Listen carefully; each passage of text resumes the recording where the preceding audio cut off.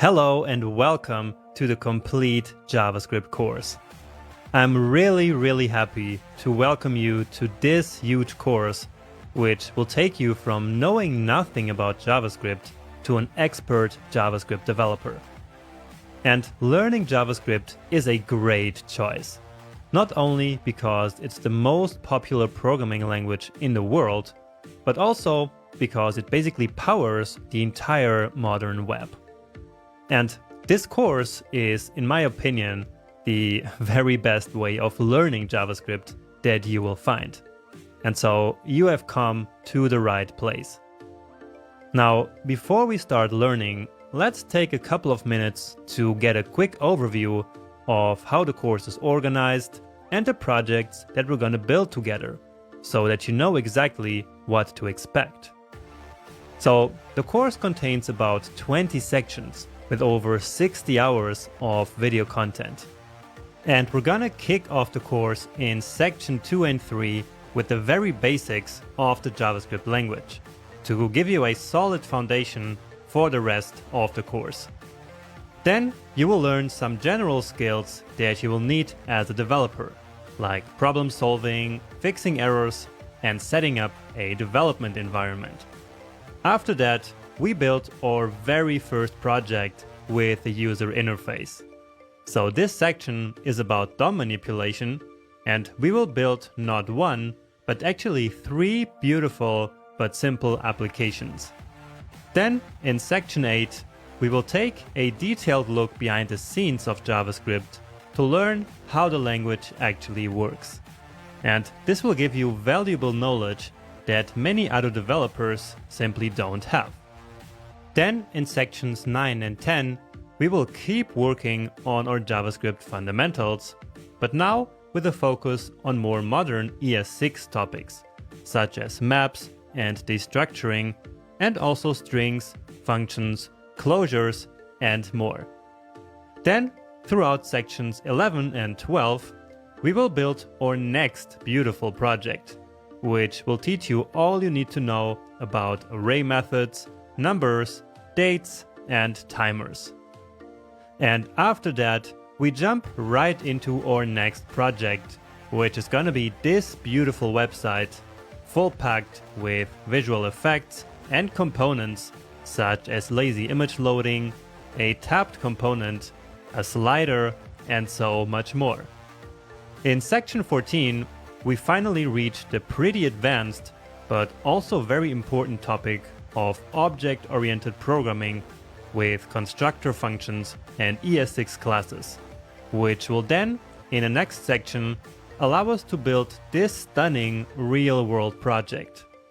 And besides object-oriented programming, this project will also teach you how to incorporate a map and how to actually plan and structure a project, which is also super important. After that, you're gonna learn all about asynchronous JavaScript, which is used for things like loading data from external web servers with Ajax.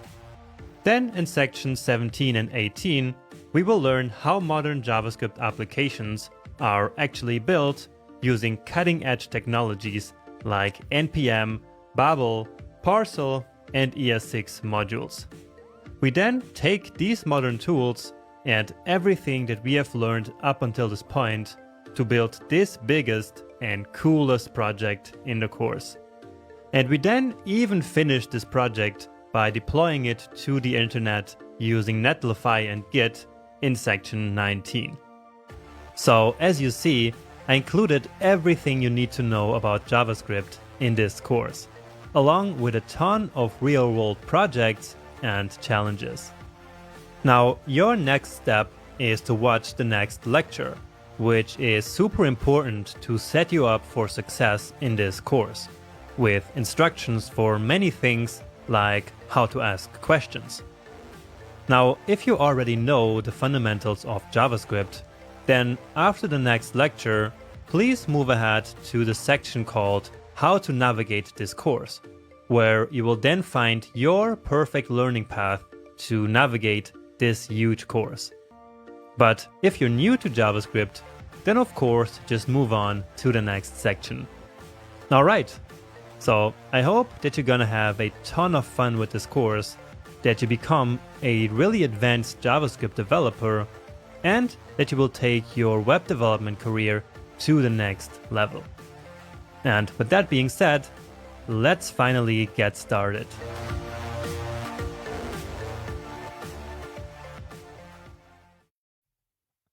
Now, before you start, here are 10 quick considerations on how to take this course. And I promise they are super short and super important. So please don't skip this video. And first of all, there are many different types of students in this course. Some have never programmed in their life. Others have experience with other languages, but not with JavaScript. And even others have some experience with JavaScript, but want to become even more advanced. And this course is for all of you. Everyone is welcome. So please don't write a bad review right away if the course is too easy or too hard or progressing too slow or too fast for you. I built this course with everyone in mind. Now, to make the course perfect for you, you can always rewatch lectures, jump to other more advanced sections, watch the course with slower or faster playback speed, or ask questions in the Q&A section. Of course, you can give a 1-star review if the course is absolutely terrible, but please at least wait a couple of sections to get a good idea of the course. Now, about actually taking the course, you need to code along with me. And this is crucial. You will learn exactly 0 JavaScript skills by just sitting and watching me code. So you have to code yourself, even if you're just typing the same code as I am typing in the video. It doesn't matter as long as you're coding. Next, try all the coding challenges. Do the best that you can, but if you get stuck for too long, then simply watch the solution. And I can't stress this enough. You have to try the coding challenges, because otherwise you will miss half of the learning opportunity in this course. And please don't beat yourself up if you can't figure out the solution. This is completely normal, trust me. And figuring out the solution is actually not even the main point of these challenges. So if that happens, just rewatch the lectures that were covered, try to understand them better, and move on. If you want the course material to stick, then take notes. Notes on code syntax, notes on theory concepts, and really notes on everything. You can't take too many notes. And everyone has their own style, so just find yours. Now, if this is your first time ever programming, then please don't get overwhelmed. It's 100% normal that you will not understand everything at the beginning. Just keep going through the first few sections, even if you don't understand everything at first. You soon will, believe me. But please just don't think, I guess coding is not for me. That thought is simply not allowed here, okay? So keep in mind that everyone has different learning speeds. I have seen tens of thousands of students progressing through my courses. So believe me, this is completely normal. In the first couple of sections of the course, don't bother understanding exactly why things work the way they do in JavaScript. Also, in the beginning, don't stress about efficient code or fast code or clean code. That's all super important, don't get me wrong, but in the first few sections, while still learning, we just want to make things work. We will understand the why later in the course, and of course, make the code clean as well. The sections in the course build on one another. So before moving on from a section, make sure that you understand exactly what was covered. So take a break, review the code that we wrote, review your notes, and review the projects that we built. And maybe even write some code yourself in order to practice. Only then you're ready to move on. If you ever have an error in your code or a question, always start by trying to solve it yourself, because this is absolutely essential for your progress.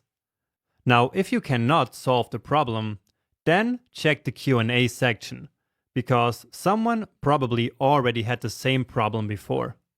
And if that doesn't help either, then just ask a new question.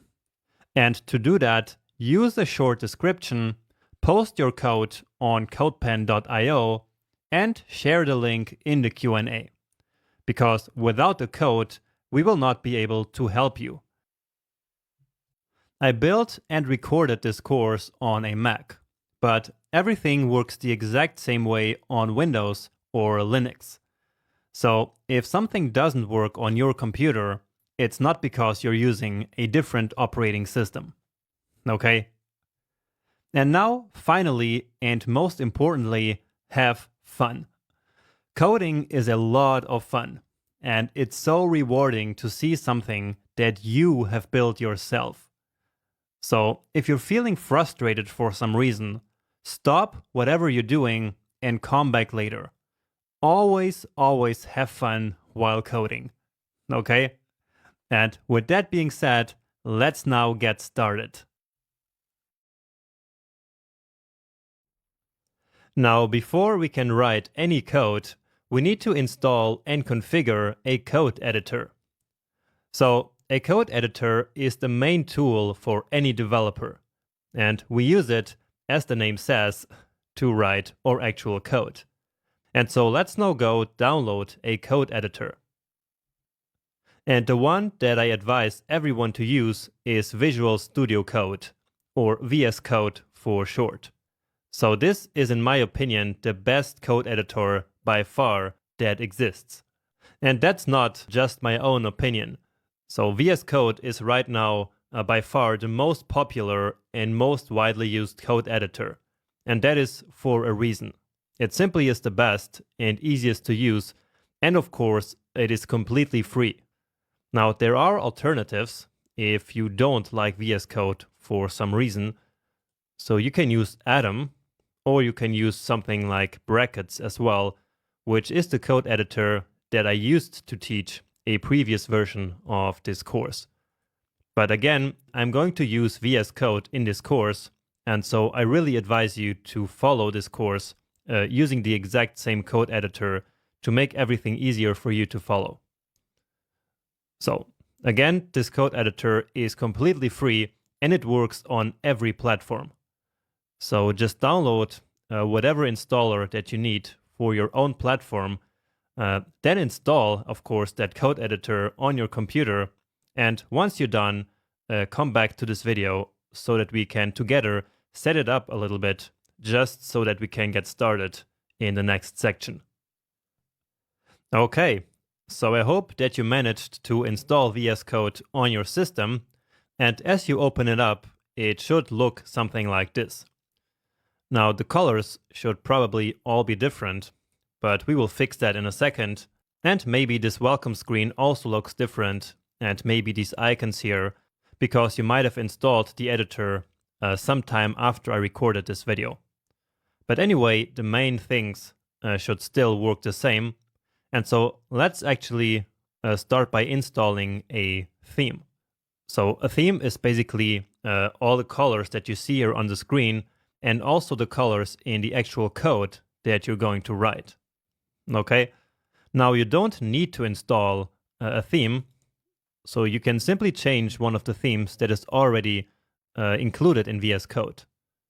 So just click down here on this icon and then color theme. And then here you can try one of these out. And so if you like one of them, you can simply keep that one. But as you see, the theme that I have is this Monokai Pro. And this one was not included by default by VS Code. And so if you want to install the same theme as I have, then simply come here to this Extensions tab and then search for Monokai Pro. Okay, then it's this first one here, and then you can simply probably somewhere here click on download. Now, this theme is actually a paid theme that you can buy for about $10 or so. However, you can actually also use the theme for free forever. It will then just ask you every couple of days for you to buy it. But for me, that has never been a big problem. Now, I just wanted to quickly mention that I'm not in any way affiliated with the theme and that this is not an advertisement. So this is simply the theme that I love and that I use every single day. But of course, you can use a different theme or a theme that you have already been using yourself. But if you like the theme, then you can support the creator, or you can use the theme for free, or you can of course also use another theme.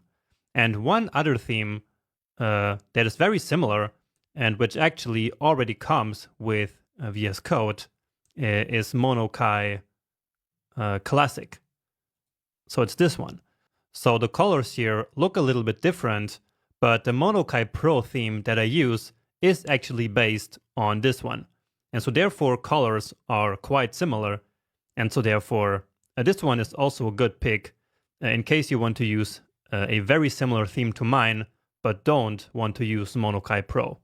But I'm gonna set it back to Monokai Pro now. And so that's it about the theme. And so let's now move on and also talk about VS Code settings. And so here I'm going to show you a couple of settings that I'm using in the course videos and that you should probably use as well to make it easier for you to follow the videos and also to code on your own later on. So the first setting is this autosave setting that you should set to on focus change. Okay? And so what this will do is that whenever you leave the code editor or you go to some other file, then it will automatically save that file without you having to do anything. And so that's very helpful. Now, if this isn't showing up here for you, up here you can simply search for everything. So you can simply search autosave like this. And then again, change it to on focus change. Then you could also change the font size, but that's not really important for you. Then another one is this multi-cursor modifier. And this one sounds a bit weird, but you can simply set it to Control-Command, or you can leave it at Alt. So just when you need it, just know which of the two you selected. But for now, again, this is not important. I will only start using it a bit later. Then I also have the word wrap turned on, but again, that's not that important. Okay, so I think those are actually the most important ones. There's just another one that you need to change, and that is called format on save. All right, so just turn this one here on, which says that a formatter must be available, and by now it is not. But in one of the next sections, we will actually install a formatter to automatically format our code. And by then, this setting here must be turned on. Okay, and that's actually it for this lecture already.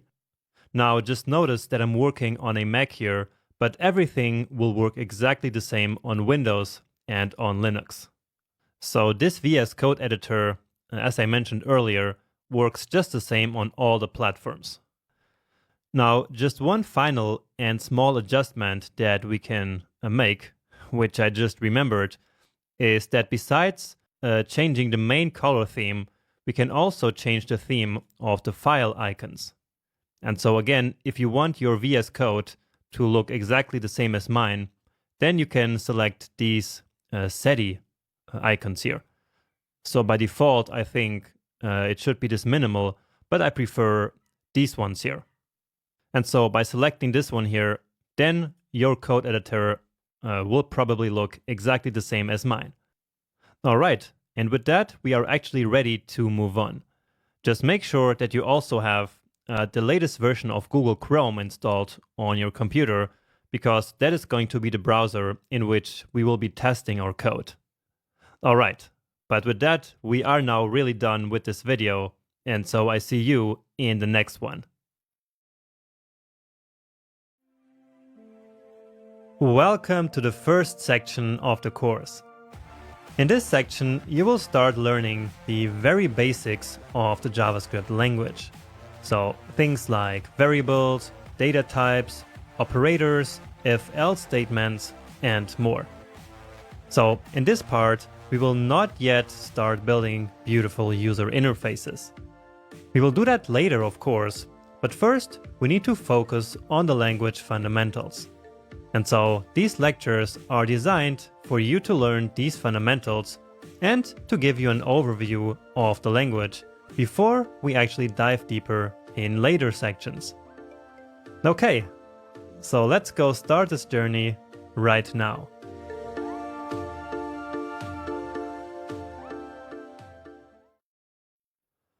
So let's now write our very first line of JavaScript code. And for now, we will do that in the browser developer tools. So just to get started as quick as possible. We will then switch to the code editor that we just installed before in the next video. So make sure to open up Google Chrome, and then there are 3 ways in which we can open up the Chrome developer tools. First, we can hit Command-Option-J on the keyboard, and that's on Mac. So on Windows, that's going to be Control-Alt-J. And so this will then open up this console that we see here.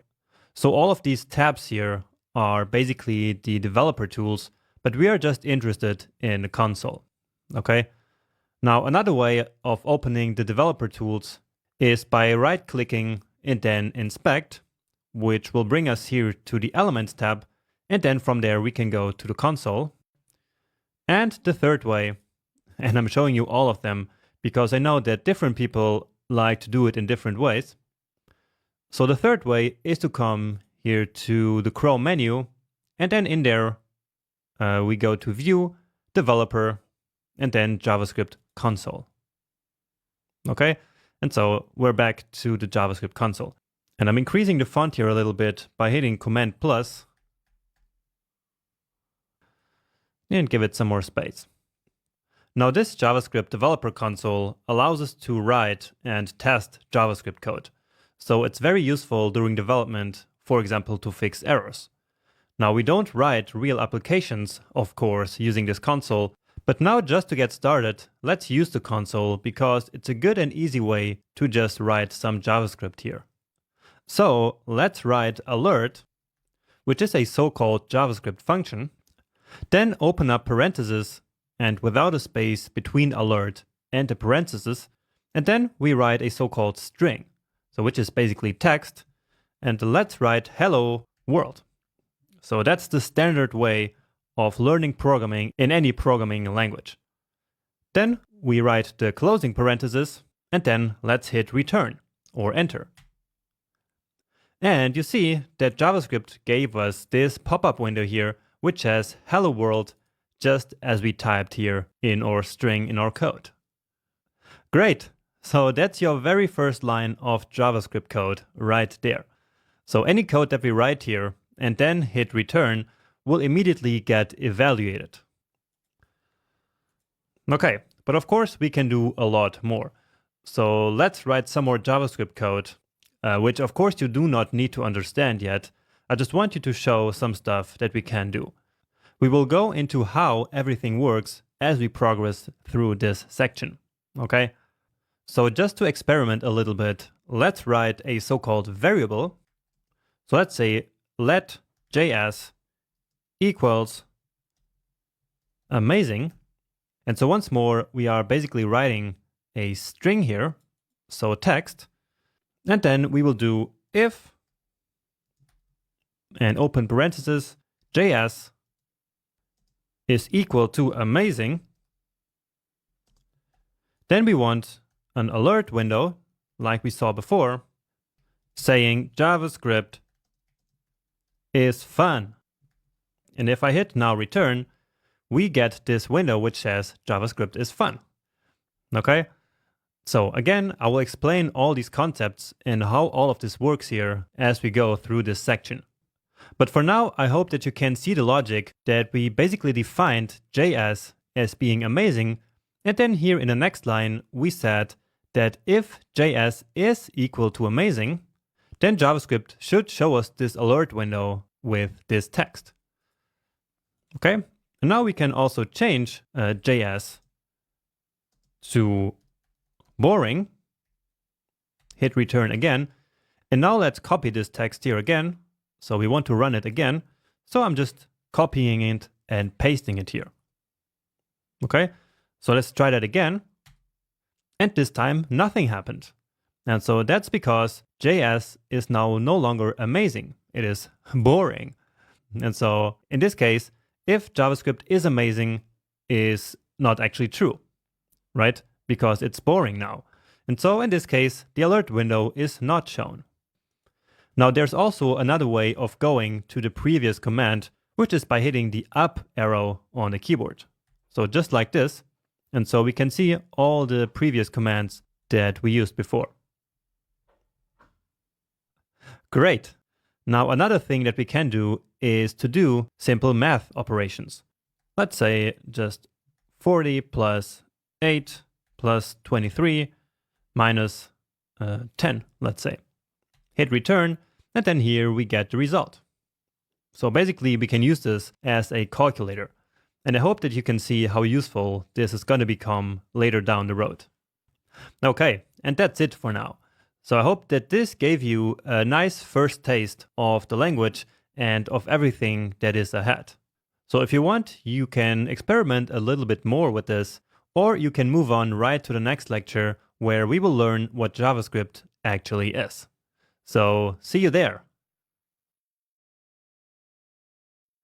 So you've already written a line or two of JavaScript.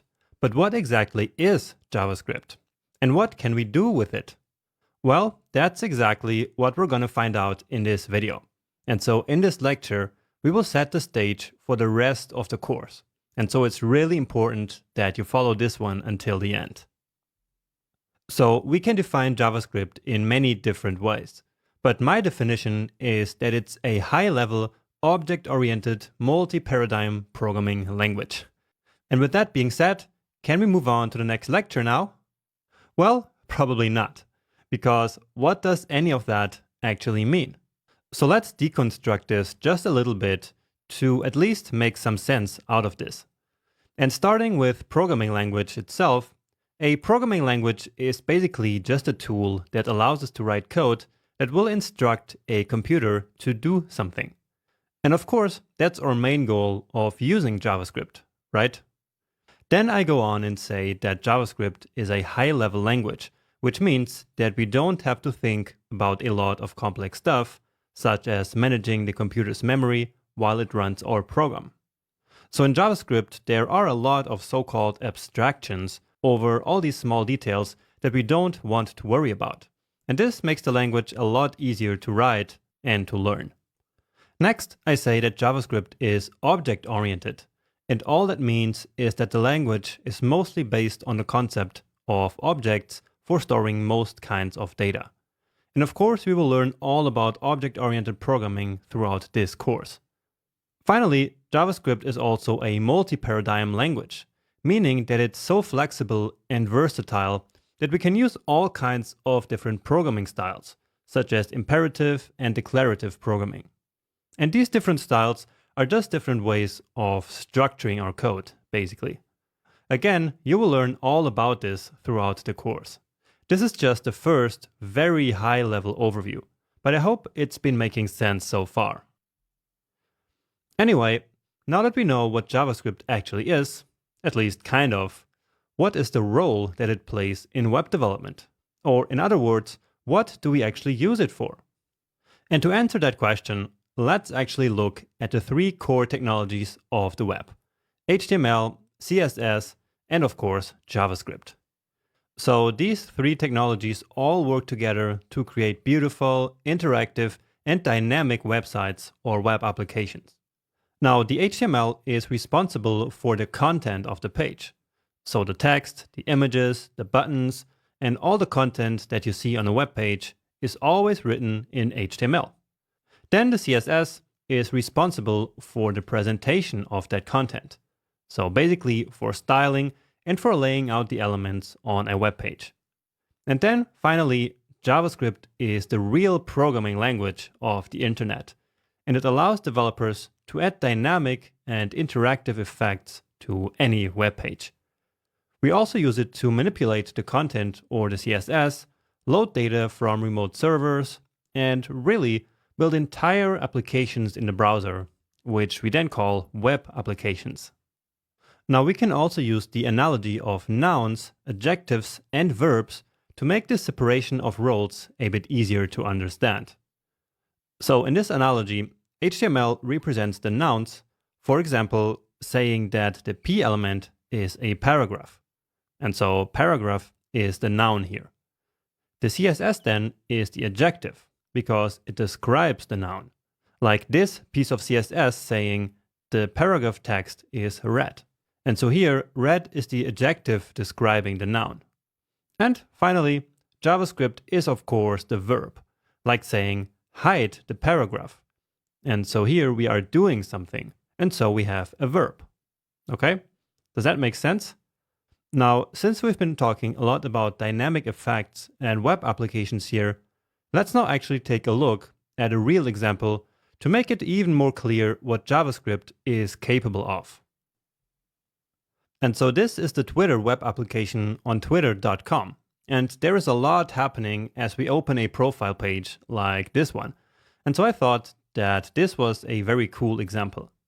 So right off the bat, you see that there are these two rotating spinners on the page, meaning that JavaScript is probably loading some data from the Twitter service in the background. Then, as the data arrives, JavaScript hides these spinners and instead shows the loaded content. So this is a very cool example of manipulating styles and content, right? But there's also some simpler dynamic effects on this page, like JavaScript showing the tweet box whenever we hit the tweet button, and then hides it as we click outside of that box. And finally, JavaScript also displays this really nice user information as we hover our mouse over any user on Twitter. And it probably also loads this data on the fly. So a lot of cool stuff going on here, and it's all powered by JavaScript. How cool is that? And in fact, by the end of the course, you will actually know how to use all of these techniques that we just saw here. And so I hope that this makes you even more excited about all the content ahead. All right, now that we saw what JavaScript is really capable of, let's quickly recap and also look at other cool stuff that we can build with the power of JavaScript. So as you already know, JavaScript allows us to add dynamic effects to pages. And in fact, to build entire web applications in the browser. And these applications feel almost like the apps that we use on our computers and phones every single day. So we can say that JavaScript is what made modern web development, and really the whole modern web itself, possible in the first place. Now, if you're already somewhat familiar with the web development industry, you probably heard of modern JavaScript libraries and frameworks such as React, Angular, or Vue, right? And if you didn't, that's absolutely no problem. All you need to know is that these are basically tools that make writing modern, large-scale web applications a lot easier and faster. Now, what matters here is that all these frameworks and libraries are still 100% based on JavaScript. And what this means is that you should become really, really good at JavaScript before learning and using any of these frameworks, and not just jump into your first framework after you know how to write like 10 lines of JavaScript, okay? Also, your library of choice might not always be as popular as it is today. And the best way to be prepared is, you guessed it, becoming really good at JavaScript. Because then you can easily learn whatever is popular next. So no matter what anyone tells you, learning JavaScript properly is the single best investment that you can make in your web development career right now. Now, the JavaScript language and the web browser are actually two separate things.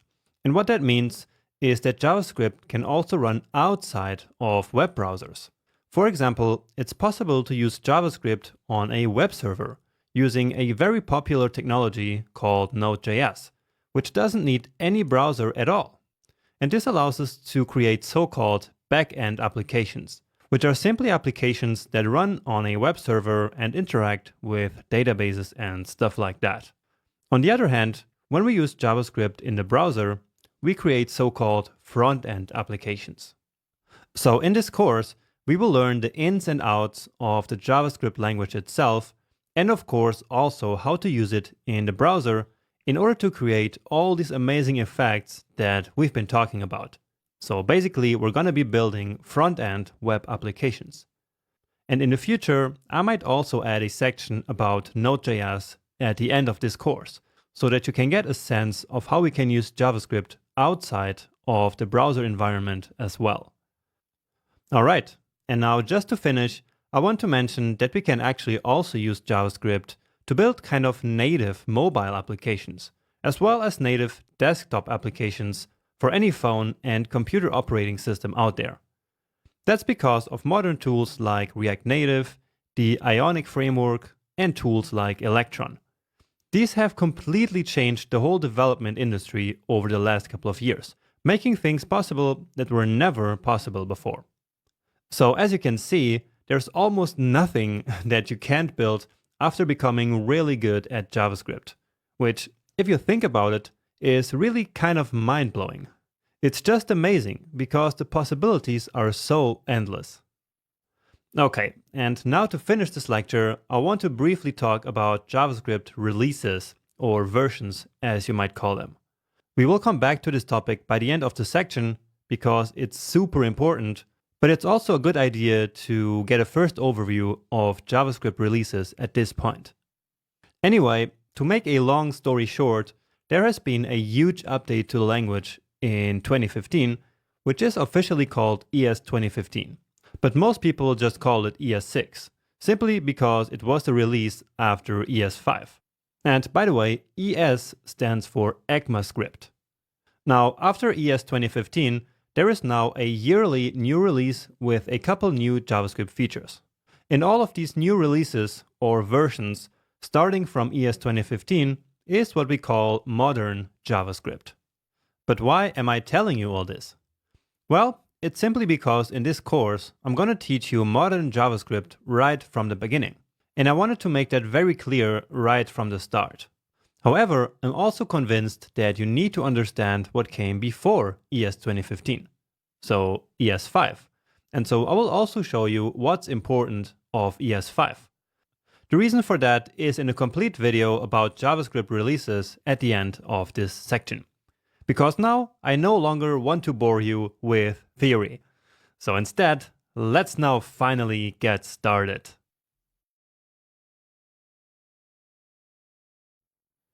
Alright, now that we know what JavaScript actually is, let's now learn how to write code in a special JavaScript file and then how to run the code in the browser.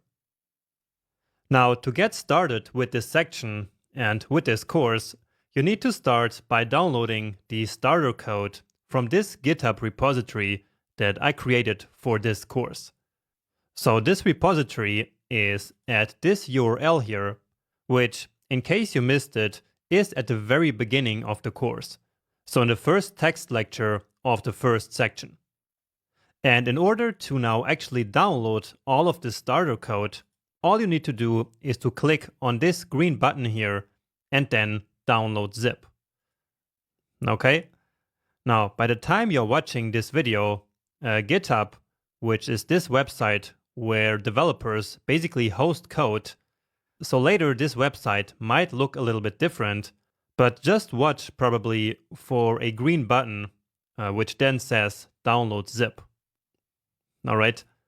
Now, if you're on a smaller screen, or maybe on mobile, then this green button will actually not be visible here. So in that case, just scroll down a little bit here to the FAQ section, and then here you have this link. So you can also download all the code by simply clicking this link here.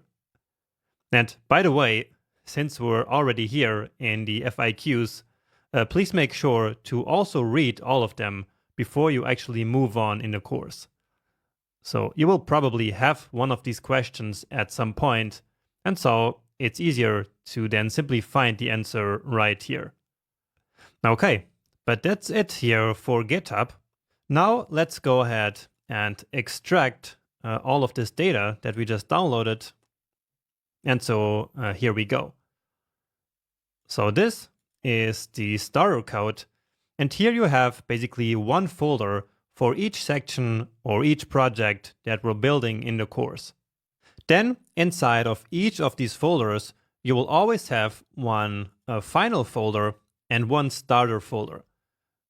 So you see that happens in all of these folders here. Now, the final folder is basically the final version of the code as it looks by the end of the section or by the end of the project. And so in case something goes wrong in your code while you're following the section, please then compare your code with the final code that is included for each of these sections. And that will then allow you to find and fix any mistake that you might have made in your code so that you can keep going in the section. But anyway, what we're most interested in the beginning is the starter code. So each of these folders has the starter code, and that's basically the starting point of each of these sections or projects. So let's now actually drag this folder here onto the desktop. And then I'm going to open it up here separately. And in my case here, since I'm actually the one writing the code first, it doesn't make a lot of sense to have these two folders here. So I will actually go ahead and take the index out, but you should not do that. So you should use this starter folder here as your project folder in VS Code. Okay, but again, I will now delete these two because I don't need them here to build this course, basically. But anyway, let's now open up a new VS Code window. So new window, and then here we click on Open Folder. And then we are already in the desktop. Let's just make the window a bit bigger here. And then I will select my project folder here. So in my case, that's going to be this folder. But again, you should now use that starter folder that's in here as your project folder. So I think that's the best way for you to approach this. So with that project folder selected, hit Open. And then here we see the index.html file that we already had in our starter code. And this is an HTML file because usually JavaScript is attached to web pages, at least when we're building front-end applications, as we learned in the last video. So to start, we always need an HTML document like this, because our JavaScript needs to be attached to an HTML document. Now in HTML, there is a script tag where we can write JavaScript. So let's do that here in the head, right beneath this style. And if you're completely new to HTML and have no idea how it works, there is a very short crash course on HTML and CSS in section 5 of this course, I believe. So if you want, you can take that just to learn about the very basics of HTML and CSS in like 30 minutes or so. Anyway, let's now create this script tag here in which we will write our JavaScript now. Because in the first video, we wrote JavaScript in the console, remember? But that's not how real development works. So instead, of course, we write the code in files. So let's just write for now the same code that we wrote in the first video. So let JS equal amazing.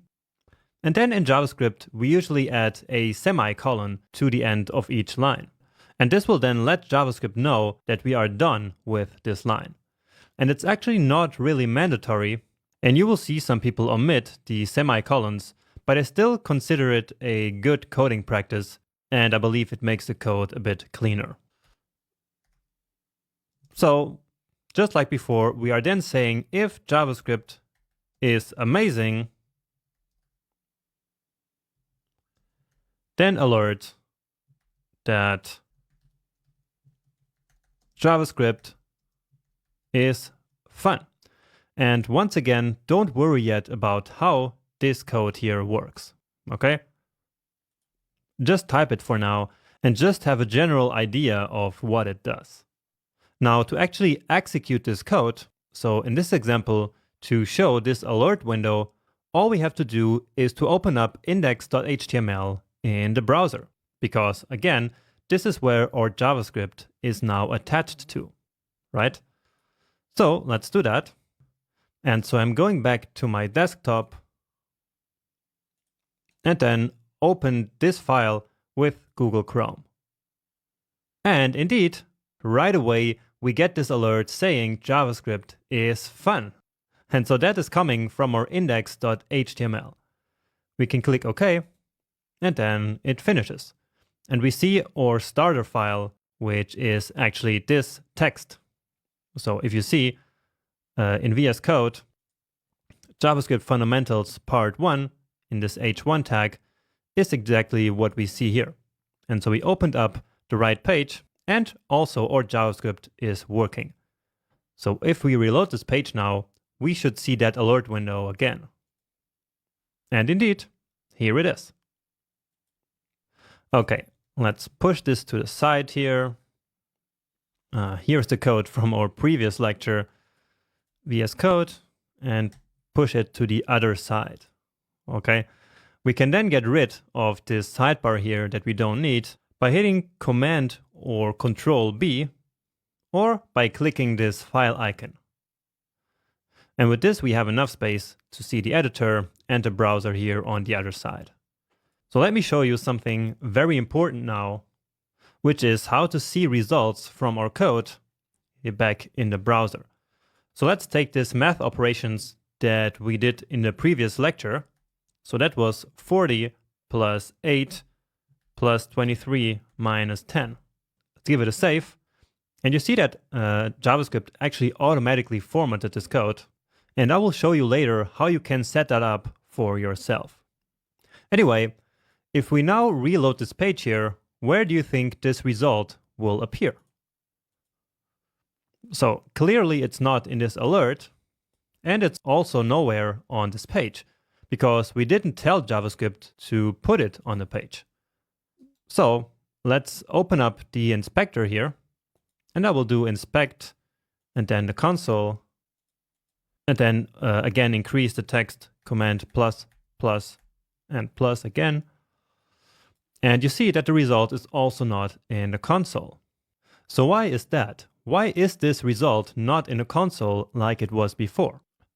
Well, it's because the console is just an environment that was built to execute small pieces of code and then show results immediately.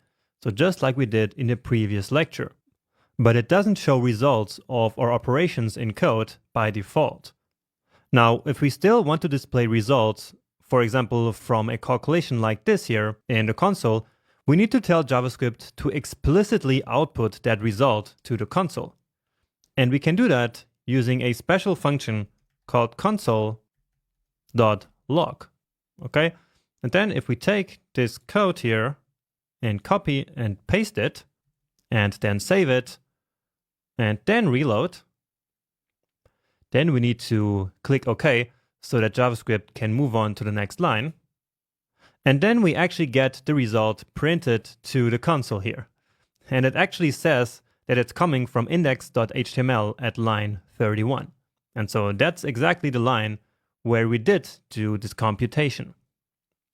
Okay, but let's recap here, because I know that this is confusing for many beginners. So in the last lecture, we were already in the console. And so then there was no need for using console.log. We also needed no script tag when we were in the console, right? But now we are actually in a script and no longer in the console. And so now we need to explicitly say console.log whenever we want to access the developer console like we did here. Okay? So basically, this is like building a bridge between our script here and the developer console on the other side that lives in the browser. And now to finish this lecture, let's actually take this JavaScript code out of the HTML file and put it into its own separate JavaScript file. So what we have right now, this script here, is called an inline script. And the only advantage of an inline script is that we don't have to load another file. But on the other hand, it's pretty bad for separating the website content from the JavaScript logic. And so usually we use external JavaScript files, as I just mentioned. Okay, so let's come back to the sidebar here and create a new file, which I'm going to call script.js. And that's a pretty standard name for a JavaScript script. Okay, so let's take that back. Come here, copy this code, and paste it here. And then once more, VS Code actually formatted the code here nicely. If it didn't on your computer, then just do that manually, and I will show you later how to set that up. Okay, and now we can get rid of this script here. Great, now we have a better separation of concerns between presentation and logic, and this also makes it easier to maintain code in the long run. All there is to do now is to link this JavaScript file to the HTML file, because right now our HTML has no way of knowing where the code is actually located. So if we execute this code by reloading the browser, now nothing will happen. Again, because this HTML file right now does not know where to find the JavaScript code. So let's do that connection, and we usually do that at the end of the body tag, okay? And actually we will use script again. All right, but now this time we're not going to put any code inside this script element, but instead we are going to specify the source attribute. So here all we need to do is to then specify the name of the script and the location. Now in this case, this script, so this script.js file is in the same folder as index.html. So all we have to do here is to just write the file name like this. We don't have to specify the entire path to the file. Okay, so if we save this now and reload, then you see that it's back to working. So we have this pop-up here again, and then our result of this computation. Now, if you didn't get the alert window or this output here, then that means that your script file is probably not correctly linked to the HTML file. So in that case, please make 100% sure that the script file is in the exact same folder as the HTML file. Also make sure that you correctly spelled script src, just as I have it here in my HTML. And finally, also make sure that you have no errors in your JavaScript code. So these are some common mistakes that I see people make, which then leads to their script not being correctly linked. Okay, but anyway, at this point, we no longer need index.html open here. And here we have only our code logic. The rest of the presentation is gone. And so this is much cleaner and much easier to work with. Great. So now you know how to link a JavaScript file to an HTML file and then how to run it all in the browser. And that means that you're now finally able to really start learning the JavaScript language. So see you in the next lecture where we're going to start doing just that. Welcome back. Let's now start to really learn the JavaScript language, starting with values and variables. And let's start by getting rid of some of the code that we have here. So this one here isn't doing anything. And let's also delete this one so that we don't get that annoying pop-up all the time. So in this section, I will be using persons as examples. For example, a person's name, a person's age, or a job. All right. But anyway, let's talk about values now. So a value is basically a piece of data. So it's the most fundamental unit of information that we have in programming. For example, this text, Jonas, is a value. All right, so this here is a value. And again, if we want to actually see this in the console, let's say console.log, and then open up the parentheses, and then close them here, and then the semicolons. So if I save and reload, then of course we get Jonas, okay? And so Jonas here is the value.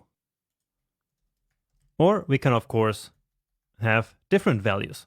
For example here, 23 is the value, right? And so now we see 23 in the console.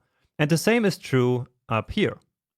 So in this line of code, where the values are actually 40 and 8 and 23 and 10. So all these four are different values. And then these mathematical operators here join them together to form just one value. And that value is then 61. Okay? And so a value is basically the smallest unit of information that we have in JavaScript. Now, one extremely useful thing that we can do with values is to store them into variables. And so this way we can reuse them over and over again. For example, we can say let, and then the name of the variable, and then assign a value like Jonas to this variable. Okay? And so what we did here is called declaring a variable. Okay? And so this will actually create a real variable in your computer's memory and will store this value inside of that variable. And actually that is exactly what we did up here right in the beginning. So here we declared a variable called JS and assigned the value of amazing to that variable, right? And so now it hopefully makes sense to you what we did back then. So I like to imagine a variable like being a box. So in the real world, a box can hold some object, for example, a book, and we can then write a label on the box to describe what's in it. And then we can find the object later when we need it by using that label. And variables actually work in the exact same way. So here, basically, we have a box called first name. And into that box, we put the value of Jonas. And now if we want to use this value, all we have to do is to basically use this label. Or in other words, this variable name. So first name in this case. And so let's use it actually. And for that, once again, I will use console.log. And you will see me using console.log throughout this entire course, actually. So whenever we need to output something from our code to the browser, we always use console.log like this. And so here, now, instead of passing a literal value like we did here and here and here, now we can pass in, so we can write here the variable name. So first name. Okay? And if I save it and reload it, let's see what happens. Indeed, we get Jonas. So from line number 8, and so that's right here. And that means that indeed our variable declaration up here worked. And if we now change this to Bob, let's say, then here we should get Bob, right? And indeed, now it's Bob. Let's put it back. And of course, we can now use this variable name many times. So let's just copy and paste this here a couple of times and give it a save. And so now we have it 3 times. And that means that whenever JavaScript sees this variable name here, it will basically replace it with the original value that we assigned to the variable. So again, that's Jonas. And this is extremely useful because now if I want to change the first name to something else, I only have to do it in one place. So just here. So let's change it here to Matilda. And if I save it now and reload, of course, it will change in all the 3 places. So this is one of the big advantages of variables. Without variables, I would now have to manually change the value everywhere to Matilda. But like this, everywhere where I reference this variable, it will automatically get changed to Matilda. So that's one of the most important things to keep in mind about variables. Great. And now that we know what a variable is, let's just very quickly talk about conventions and rules for naming variables, because we shouldn't just give random names to variables. So first, the way that I named this variable here is called camel case. Camel case means that whenever I have multiple words in a variable name, I write the first word with a lowercase and then all the next words with uppercase, like this. So if it was just first, we would write it like this. But if we had more than one word, like first name, person, then you see that all the subsequent words are written with this uppercase letter. And this is kind of a standard in the JavaScript world. But of course, there are other ways of naming variables. For example, we could write first name with an underscore like this. And this is very popular in other languages like Ruby. Or like this, okay? And you can use whatever you like most. Just keep in mind that it's kind of a standard in JavaScript to write variable names like this. So usually whenever you see other people's code, the variables will usually be written using the camel case notation. So that's kind of a convention of how to name variables in JavaScript, but there are also some actual hard rules in JavaScript about how we can name variables. For example, we cannot write something like this, like 3 years, and set it to the value of 3. So this is an illegal variable name, and VS Code actually warns us right away here. And again, that's because this variable name starts with a number. And if we tried to load this in JavaScript, we would get this error. So that's an invalid or unexpected token here. And it's important to actually start reading these error messages right from the beginning of the course. So we see that this is a so-called syntax error, which means that we did a mistake in writing our code. So that's a mistake in the code's syntax. And we can also see the line where the error occurred, so line 13, so that we can then go ahead and fix it. And notice how this error was shown in the console, even though we didn't use console.log in this case. Okay, so we don't need to use console.log for the console to show errors. All the errors that we make will always end up in the console, and also here with this, error icon. Now anyway, back to our naming conventions here. So we already learned that variable names cannot start with a number.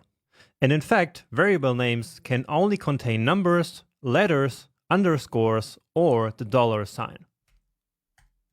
So for example, if we try to write Jonas and Matilda equals JM, we would once again get a syntax error, right?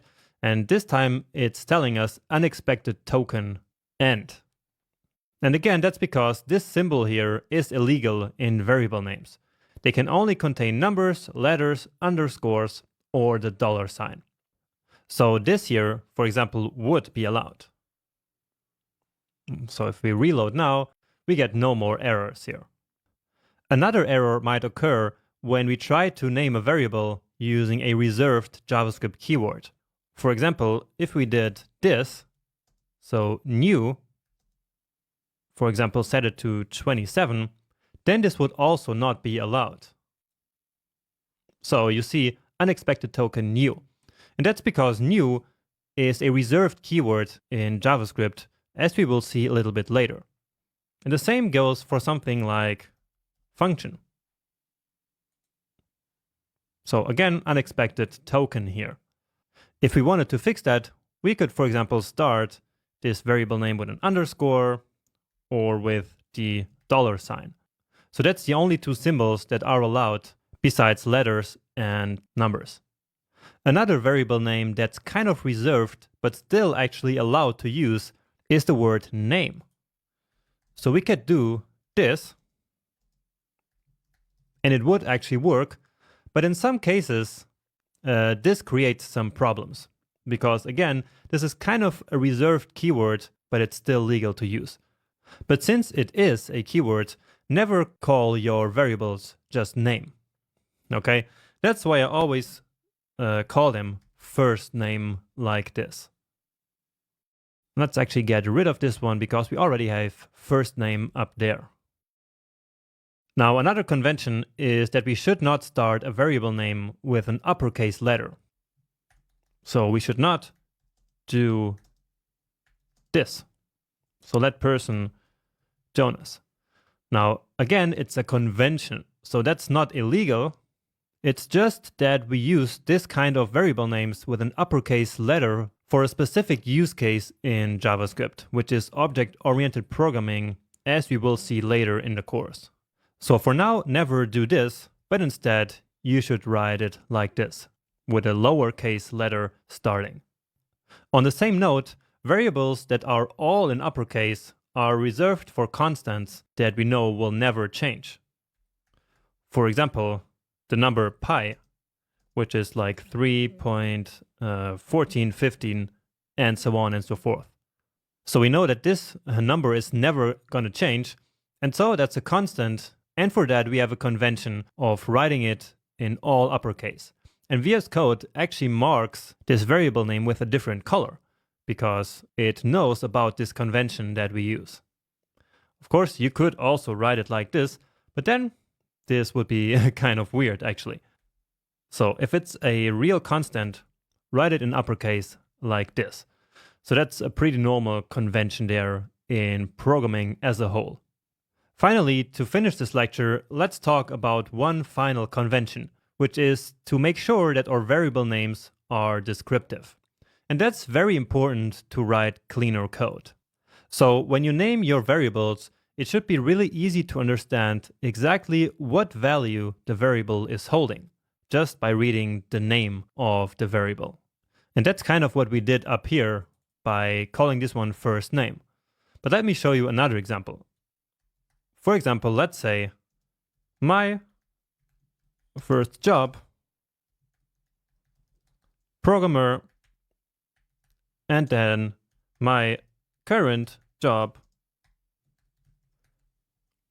teacher. So this is much, much better than writing this. So job 1, programmer,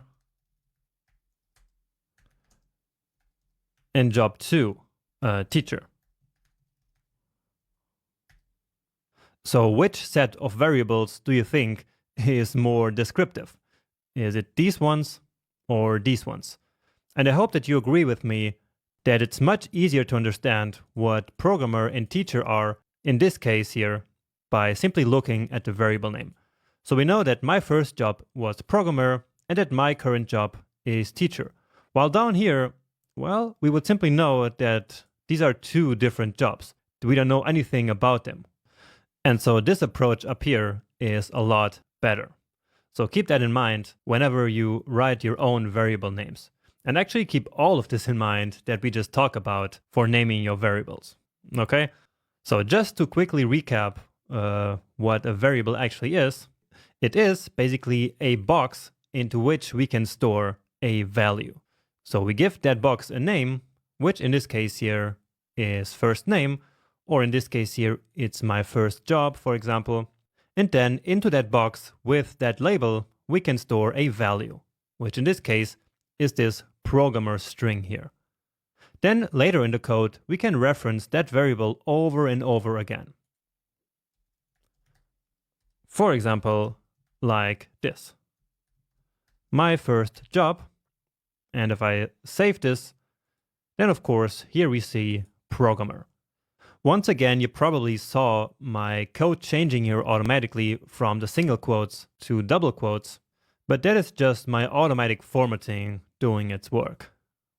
And now if we wanted to change this here, let's say coder, then it would change across the entire program, and now we get coder here. And that's what variables are all about. They're one of the most important things of programming, and so make sure to really understand them before you move on. So in the last lecture, we talked about values and variables. Now, in every programming language, values can have different types, depending on the type of data that we want them to hold. And we already saw strings and numbers, but there are actually more data types. So let's now take a look at all the types that we have in JavaScript. And first of all, in JavaScript, every value is either an object, which looks something like this, or a primitive value. So a value is only a primitive when it's not an object. And we will learn all about objects later, but for now, let's really focus on primitive data types. So there are 7 primitive data types: number, string, Boolean, undefined, null, symbol, and big int. So let's look at them one by one. First, we have the number data type. And numbers are always so-called floating point numbers, which means that they always have decimals, even if we don't see them or don't define them. For example, the 23 value that we have here is exactly like having 23.0, but they are both simply the number data type. In many other programming languages, you will find different data types for integers and for decimals, but not in JavaScript. All numbers are simply of the type number. Okay? Next up, we have strings, which are simply a sequence of characters. And so they are just used for text, as we already learned. And always put them in quotes, no matter if double quotes or single quotes. Otherwise, JavaScript will actually confuse them with variable names. The Boolean data type is essentially a logical type that can only take one of the logical values true or false. In other words, a Boolean is always either true or false. Alright? We use Boolean values to take decisions with code, as we will see later. And these are the 3 most important data types that we will deal with the most. But there are still 4 more, which might be a bit more confusing. So first, undefined is the value taken by a variable that is not yet defined. And the variable that's not yet defined is simply just a variable that we declared, but without assigning a value. For example, like this children variable here. So basically, we can say that undefined means empty value. Then there's also null, which is actually pretty similar because it also means empty value, but it's used in different circumstances. But for now, don't worry about the details. I just want you to know that null also exists for now, okay? Anyway, next we have symbol, which was introduced in ES 2015. And this data type is not really useful for us. It simply defines a value that is unique and cannot be changed. And we will talk about this briefly by the end of the course. Finally, starting in ES 2020, there is also big int, which is for integers that are too large to be represented by the number type. So basically, it's another type for numbers, and we will talk about this one in another section. So these are the 7 primitive data types in JavaScript. But there is another fundamental thing to know about types, which is the fact that JavaScript has a feature called dynamic typing. This means that when you create a new variable, you do not have to manually define the data type of the value that it contains. In many other programming languages, you actually have to do that, but not in JavaScript. Instead, JavaScript automatically determines the data type of a value when it's stored into a variable. And this distinction between value and variable is pretty important, because in JavaScript, it's the value that has a type, not the variable. So variables simply store values that have a type. Many people don't know about this detail or just don't care, but this is how it actually works. Now, another important application of dynamic typing is that later in our code, we can assign a new value with a different data type to the same variable without a problem. For example, variable x can initially be a number and then later a string. That's not a problem at all. And this can of course be very useful, but it can also be the source of some difficult to find bugs, which means errors in our code. Alright, so let's now actually see these things in action. But before we talk about data types, let's quickly talk about code commenting. So in programming, we use comments to literally comment code or to deactivate code without deleting it. For example, here, I could write a single line comment using // and then I can describe what this code is doing. For example, here I can say variable name conventions. And JavaScript will completely ignore anything that is a comment. So anything that comes after // like this. Okay? And this can be really useful to kind of divide our code into different sections and to explain what different pieces of code are actually doing in our code. So that's a very useful application of comments, but another one is to simply comment out code that we don't want to be executed for some reason. For example, let's say we don't want this code here to be executed, but we also don't want to delete it. So we can simply comment it out like this. And so if I save it, and then when I reload, this 61 should be gone. So you see, that's because JavaScript is now ignoring this code. It's just a comment. But since we didn't delete it, we can of course bring it back. So we can just delete it, and then it's back to normal. Now in VS Code, we can also automatically create comments using the command / shortcut. So that's command or control / to turn on and then again to turn off. So that's single line comments, but we can go even further and also create multi-line comments. And to do that, we do it like this. We start a multi-line comment using / and then asterisk, and then we end it with the asterisk or star and then the /. And whatever comes here is then normal code. Okay? And with this, I effectively got rid of this first code that we typed in the first lecture, but without deleting it. And so I can keep it here basically as a reference. All right? And so that's what I'm going to do in every lecture now. I will always kind of get rid of the previous code by using a multi-line comment like this. But now let's get back to the topic of this lecture, which is data types. So in the previous lecture, we already saw numbers and strings, right? So here we have a value, which is a number, and here we have a value, which is a string. So nothing new, right? That's what we learned at the beginning of the video. But we also talked about Booleans, right? And so a Boolean is a value that can only be true or false. And so if I write true, that is then automatically a Boolean value, which is in this case true. Okay? And actually I can also log that to the console. And then here you get true. And you can see that it's not a string because strings are printed in white. And this value is printed in this pink.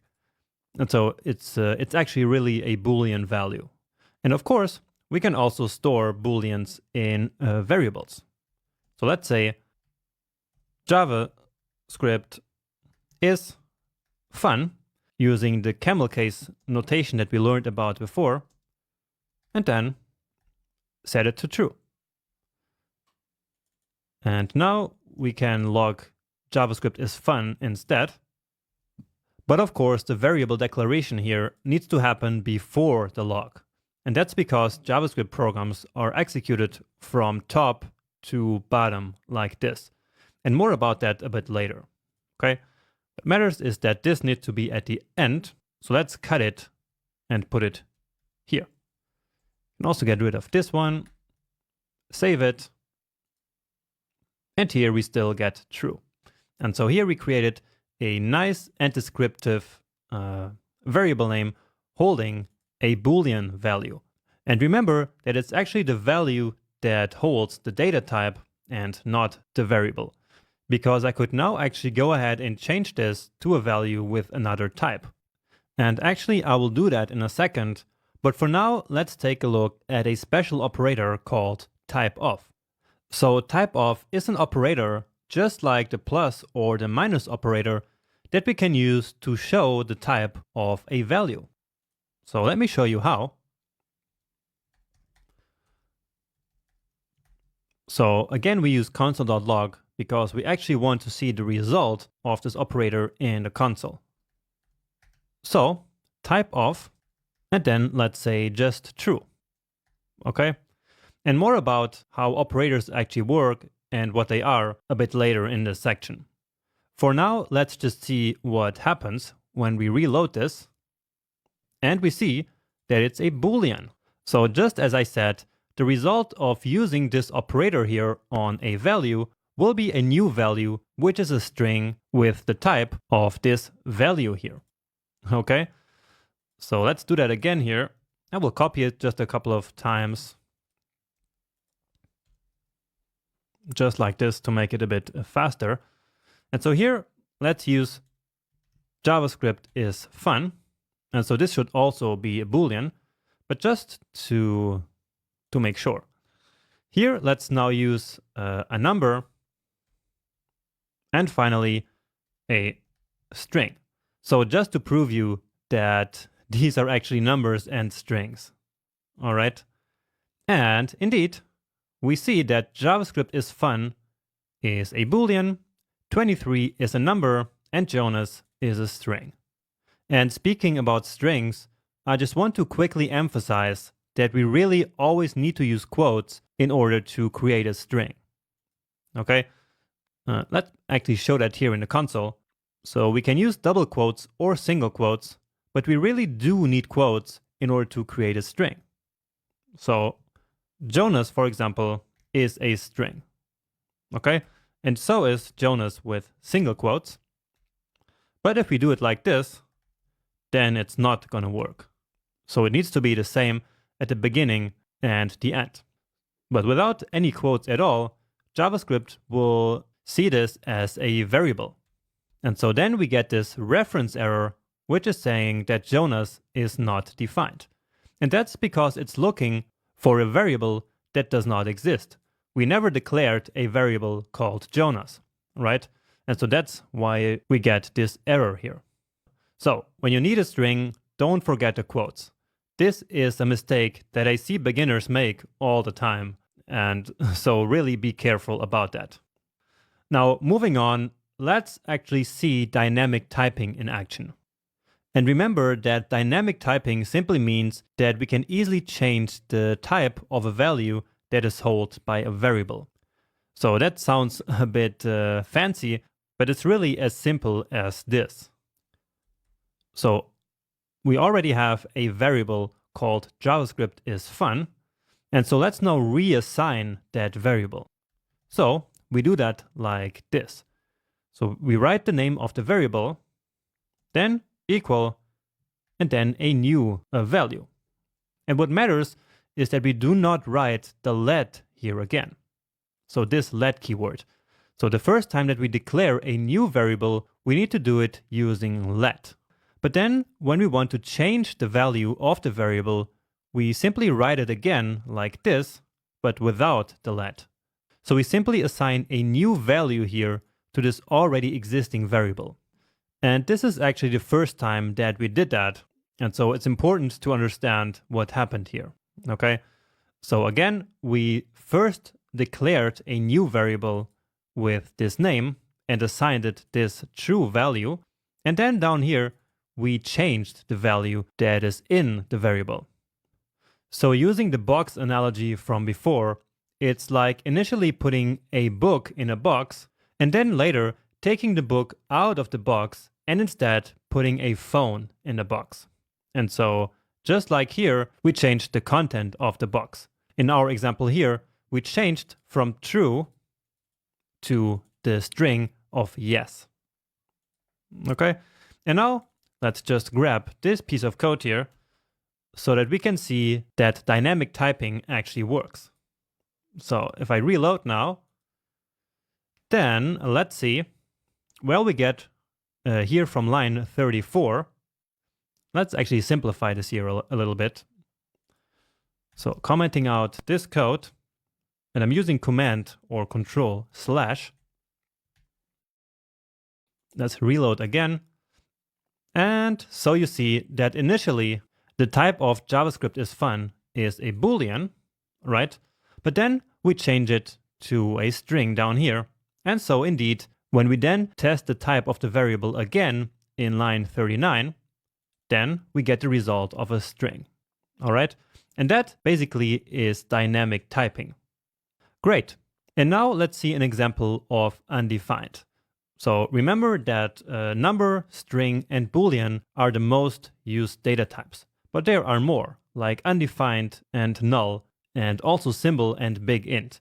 But in this lecture, I'm only going to talk about the three most important ones, and then also undefined and null. So remember that undefined is the value taken by a variable that is not yet defined. So basically undefined means an empty value. So it's perfectly legal in JavaScript to do this. So to define a variable without a value.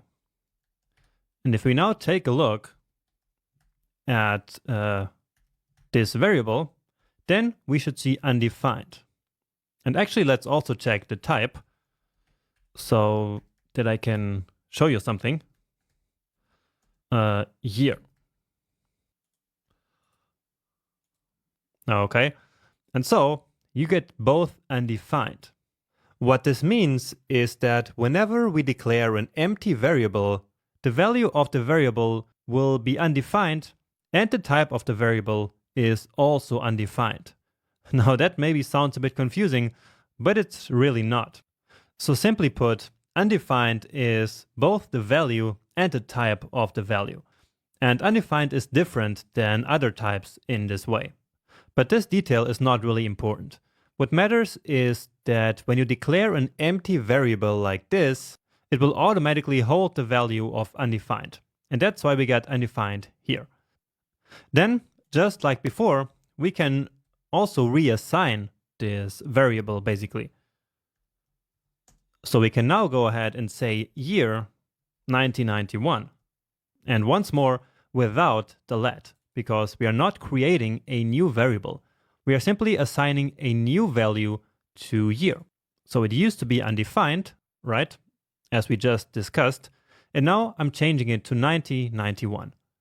And so if I test for the type now again, it should now be a number, right? So let's check that. And indeed, we can again see the effect of dynamic typing. Great. And now finally, just to quickly finish, I want to show you an error that exists in the typeof operator. So all I'm going to do here is to quickly say console.log typeof null. So remember that null is just another data type and it's similar to undefined. And it's also similar in the fact that both the value and the type of the value are null. Okay? Now about this bug, JavaScript says that the type of null is an object. And this doesn't make any sense at all. And so this is regarded as a bug or an error in JavaScript. However, this bug is never corrected for legacy reasons. But null is of course not an object. This should return null just as typeof undefined returns undefined. So just keep that in mind when working with typeof, but we will also come back to this later in the course to make sure that you don't create any accidental bugs because of this weird behavior. Okay, and that's all I had to tell you about data types in JavaScript. Let's now take a look at the three different ways of declaring variables in JavaScript. So up until this point, we have always used the let keyword to declare variables. However, there are also const and var. Now, let and const were introduced in ES6, and so they are modern JavaScript, while the var keyword is the old way of declaring variables. So let's learn how they are different and which one to use in which situations. And let's again start by getting rid of this code. Actually, all I will do is move this to the end. And in the future, I will just do this before recording the next video. So anyway, we use the let keyword to declare variables that can change later. So basically during the execution of our program. And that's exactly what we did here. So we used let to declare JavaScript is fun, and then we changed that later from true to yes. Right? For example, or another example I would say is, let's set the age to 30 at one point of the program, and then in another point of the program, we can change it to something else. For example, when the person turns 31. And then the age, of course, changes from 30 to 31. And so it's perfectly okay to declare a variable with let at one point in the program and then later assign a new value to it. In technical terms, we call this reassigning a value to a variable, or also we say that we mutate the age variable in this case. So it was 30 and now it's 31. And so we mutated the variable. Okay, so that's a term that you will hear all the time in the JavaScript world. So when we need to mutate a variable, that's the perfect use case for using let. And that also counts for the case that we want to declare empty variables. So for example, as we did here, where we declared an empty year and then later reassigned that variable to 1991. And sometimes we actually do this in practice. For example, when we want to declare all the variables at the top of a file, but only assign actual values to them later in the program, for example, based on some condition. Now, on the other hand, we use the const keyword to declare variables that are not supposed to change at any point in the future. So the value in a const variable cannot be changed. For example, let's say the birth year. 1991, for example. If we then tried to reassign that, let's say to 1990, it should not work. So let's test that. And indeed, we get a type error. So assignment to constant variable. And so that's exactly what the const keyword does. It creates a variable that we cannot reassign, or in technical terms, an immutable variable. So a variable that cannot be mutated. Okay? And the birth year is a perfect example for that, because in fact, the birth year of a person can never change, while the age, of course, can change. And so that's why we used let for the age and const for the birth year. Okay? That makes sense? Now, the fact that variables created with const are immutable also means that we cannot declare empty const variables. For example, this is not legal. So let's comment out this one here, again with command or control slash, so that it doesn't get in our way here. And then reload. And then we get an error, missing initializer in const declaration. And so this error message means that when using const, we need basically an initial value. All right, so just like here. Now, with these two different ways of declaring variables, you will probably ask, should I use let or should I use const to declare a new variable? Well, as a best practice for writing clean code, I always recommend to use const by default and let only when you are really sure that the variable needs to change at some point in the future. For example, when you have a variable that's really never supposed to change, like this birth year, you should always use const. Also, if you are sure that the age variable is never changing inside your program, you should declare it using const as well. The reason for this is that it's a good practice to have as little variable mutations or variable changes as possible, because changing variables introduces a potential to create bugs, so basically errors in your code. So again, by default, always just use const, and let when you're sure that the value of the variable needs to change at some point in your code.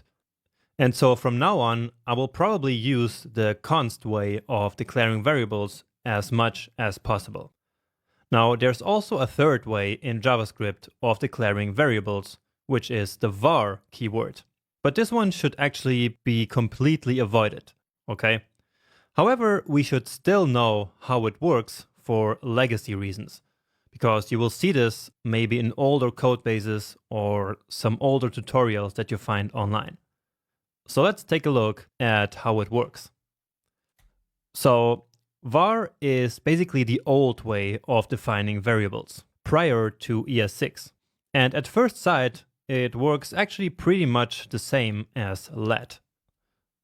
So we can write var job equals programmer, and then just like with let, we can change the value of the variable later. Just like this. Let's take this one out and let's just reload. And we didn't get any errors, which means that it's basically allowed to mutate this job variable when we use var, right? Now, although it looks like var and let are very similar, below the surface they're actually pretty different. And actually there are also many differences between let, const, and var. So between all three of them. And you will learn all about these differences later in section 7, because this is actually really important stuff. And I know that I keep saying that you will learn some topics later in the course, but the truth is that learning is really not linear. It cannot happen in a linear way. So you sometimes need more advanced things right now, even without understanding them. But that's no problem, because you will understand them eventually. So right now, it would really not be useful for you to know that let is block scoped and that var is function scoped, right? Because you don't even know what a block or what a function really is. And so we will learn about these differences in section 7. For now, what matters is that you should basically never use var, okay? Now, just to finish, some people will probably point out that we actually don't even have to declare variables at all, because it's actually not mandatory. We can just write something like this. Last name equals Schmettmann, in my case. And then we can just use this variable name, in this case by logging it to the console, and JavaScript will happily execute this script even without us declaring the variable, right? We didn't use let, nor const, nor var in this case, but it still worked.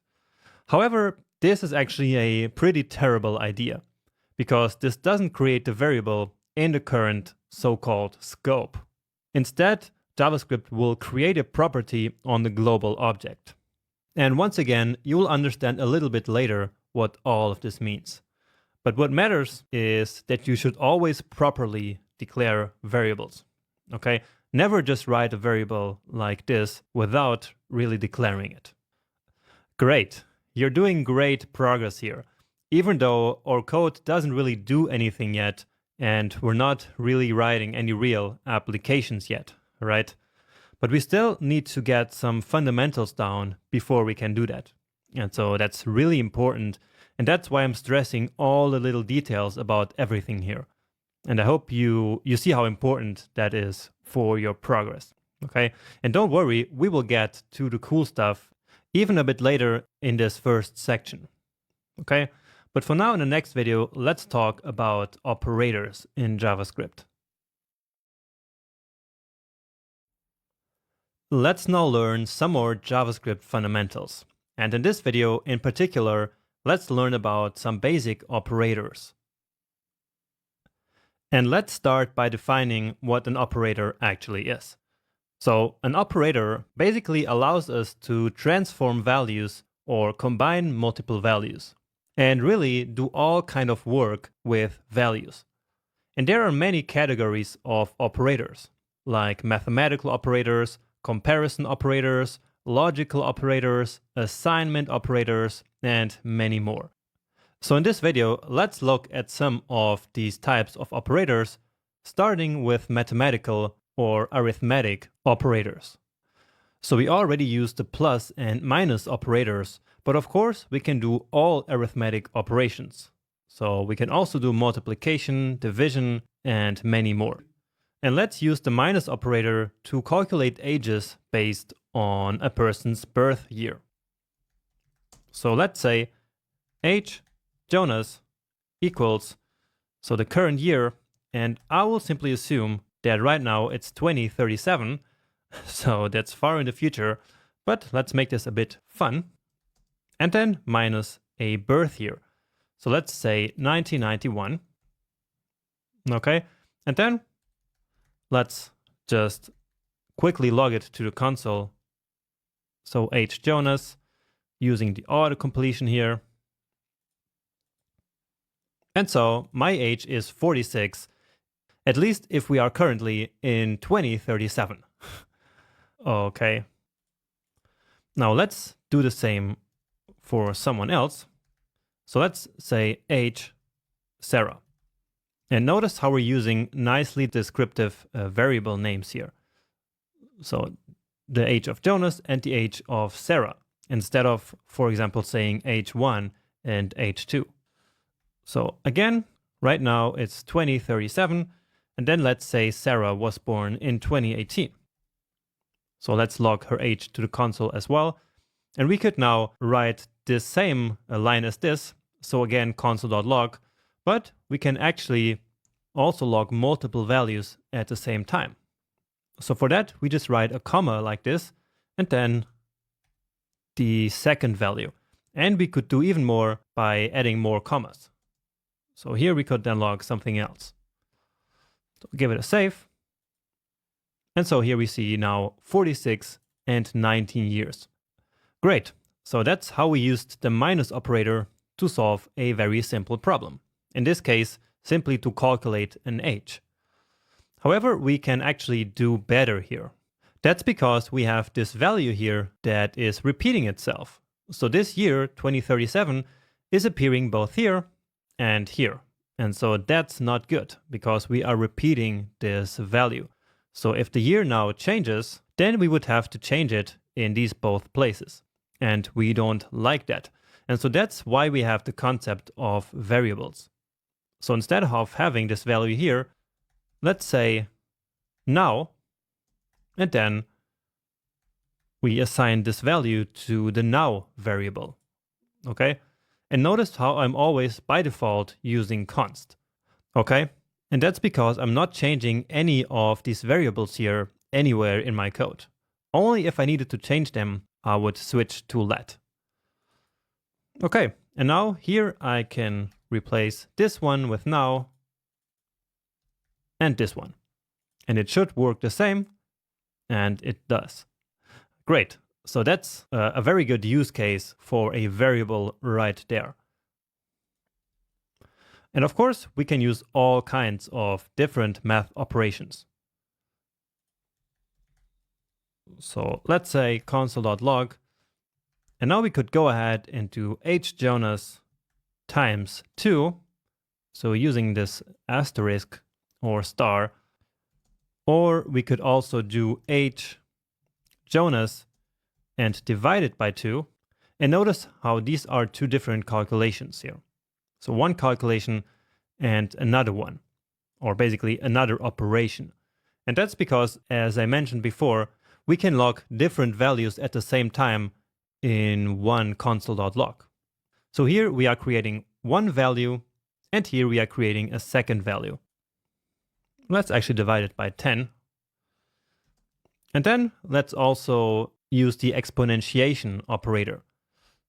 So for example, 2 to the power of 3. Okay, and here we can use a comment to explain what this means.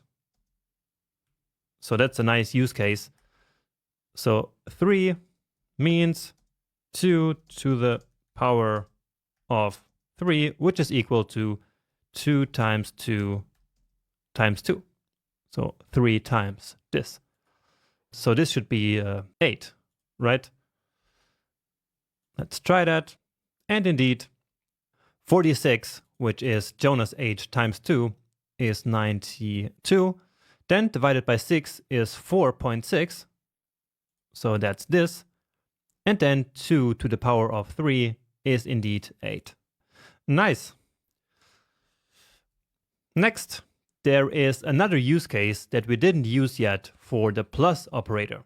And that's because we can use the plus operator to join strings, or in other words, to concatenate different strings. So let's create 2 variables. First name equals Jonas, and the last name equals Schmettmann. And now I can concatenate these 2 strings using plus. So let's log that to the console. So first name plus last name. And let's see. And indeed, we have now one big string with both of the names together. So both of the strings that we declared earlier. But what if we wanted a space in between there? Well, that's not too hard. All we need to do is to create another string, which is just a space, and then concatenate it here with these 2. And we can actually do that right here. So we want this string, first name, which is just Jonas. Remember, the JavaScript engine will simply replace this string with this one. Then we create an empty string, or actually a string with a space, and then we add that one to last name. So that's going to be Jonas plus a space plus Schmettmann. Let's see.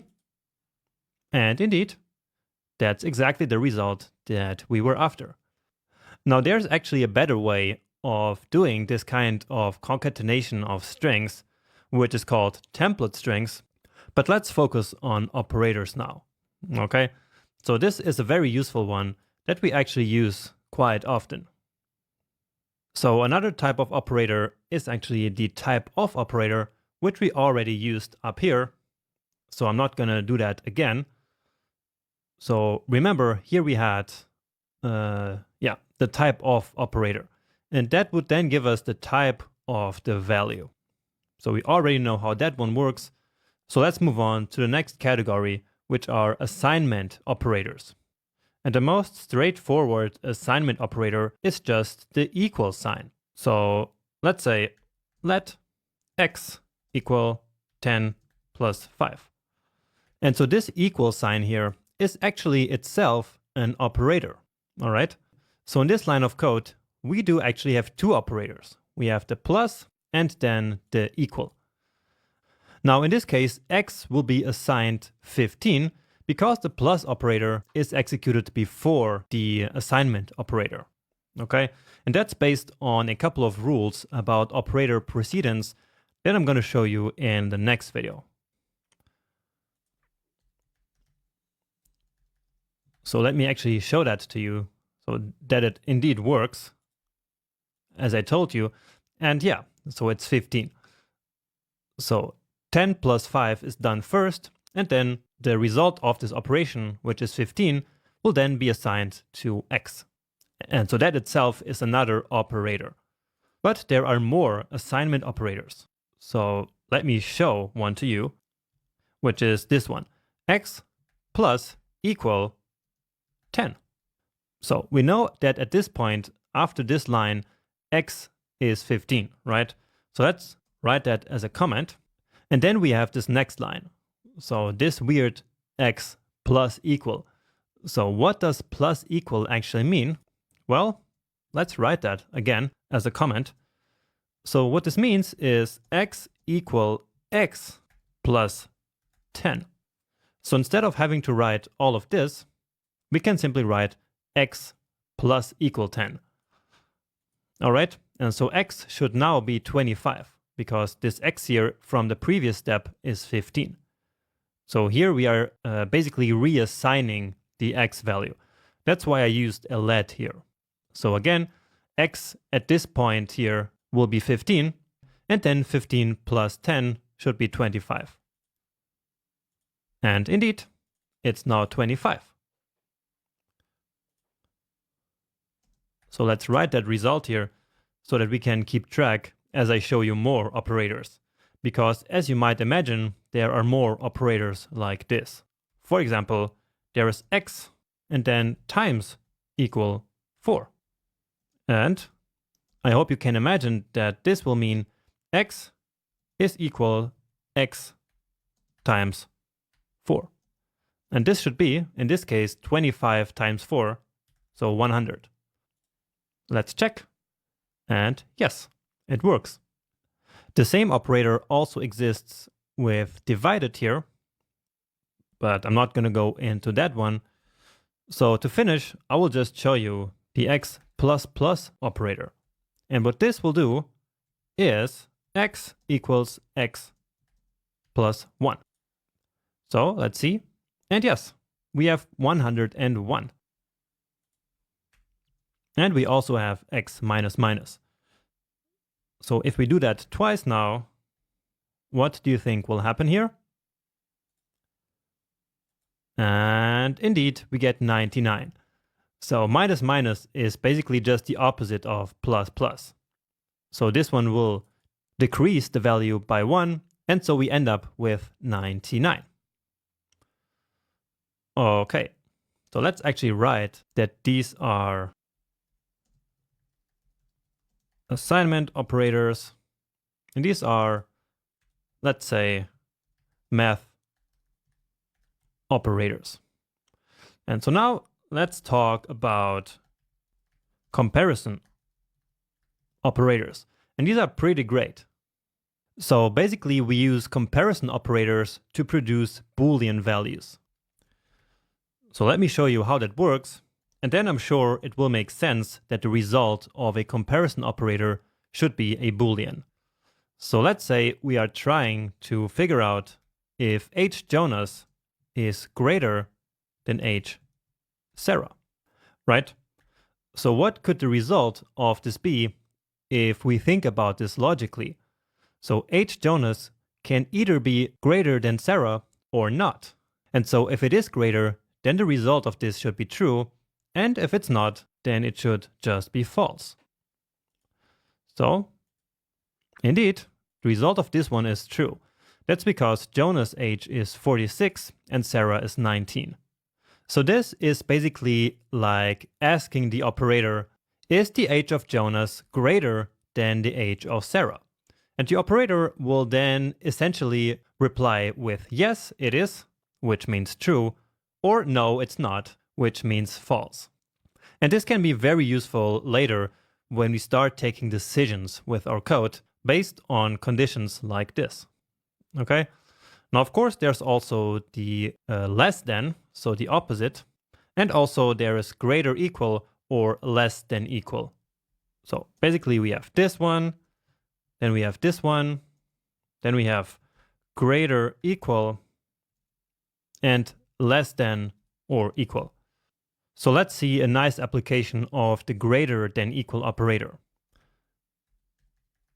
So let's say we wanted to test if Sarah is of full age. So that means that she must be at least 18 years old. And at least means that she is greater than 18 or exactly 18. And so we can use the appropriate operator for that. So greater or equal 18. Okay, so 18 should already be included, and that's why we have this equal here. So this should be true. And yes, it is. So if we make her 1 year younger, so let's say she was born in 2019, then her age is 18, as you see here, and she is still of full age. So it's still true here, and that's because we included 18 here in the range, basically by using this equal sign. But now if we made her born in 2020, she would be 17, and then this should turn out to be false. So let's check that. And yes, now it's false. Great. Now keep in mind that in real development, we would actually store these results here. So for example, the result of this comparison operator, or this one here, we would store these results in variables and not just always log their results to the console, okay? But in this case, I just want you to show how all of this works. And so we need the console because really all we want to do is to see the results because we're still learning, okay? We could also just do all of this right here in the console immediately, but then we would kind of lose the record of what we're learning and it would be not so easy to scroll up and down, okay? But of course, we could just do this, right? We could just write age Sarah greater or equal 18 and we would still get the same result. And this works because the console actually has access to all the variables that is running in the current browser tab, right? So all the variables that we have here, like first name, for example, they are all right here. We can even auto-complete them, okay? But then again, if we would reload this page now, then all we just did would be lost. And of course, we could also simply, as I said, just store these results if we needed them later in our code. So is full age, and then we could do this. And so this variable would be the one holding the Boolean value then. And actually, as you see here in this pop-up, VS Code is so smart that it figures out automatically that this variable here is going to be a Boolean because of the code that we wrote here, which of course has a Boolean as a result. Okay, so now just to finish, let's say that we don't want the intermediate age variables and do this kind of comparison here all in one go. So this here. So let me show that to you in the code. So again, imagine we have a lot of code and we don't want to calculate these ages here separately. So we could just do now minus 1991 and then test if it's greater than now minus 2020. Or let's actually put it back to 2019 as we had before, or actually 2018, I think. So this now is basically just the same as this here. We simply are doing it now all in one step. So this code is the same as this, as it's highlighted here, and this is the same as this one. And so this whole line of code is essentially the same as doing this. Now the big question here is, how does JavaScript know if it should do the math first or if it should do the comparison first, right? Because we could think that the first thing to do is to calculate this, so basically 46, and then JavaScript could compare that 46 to now right away, right? That's what would happen if the operation would simply proceed from left to right. But we will see that it doesn't. So we will see that this actually works just fine, right?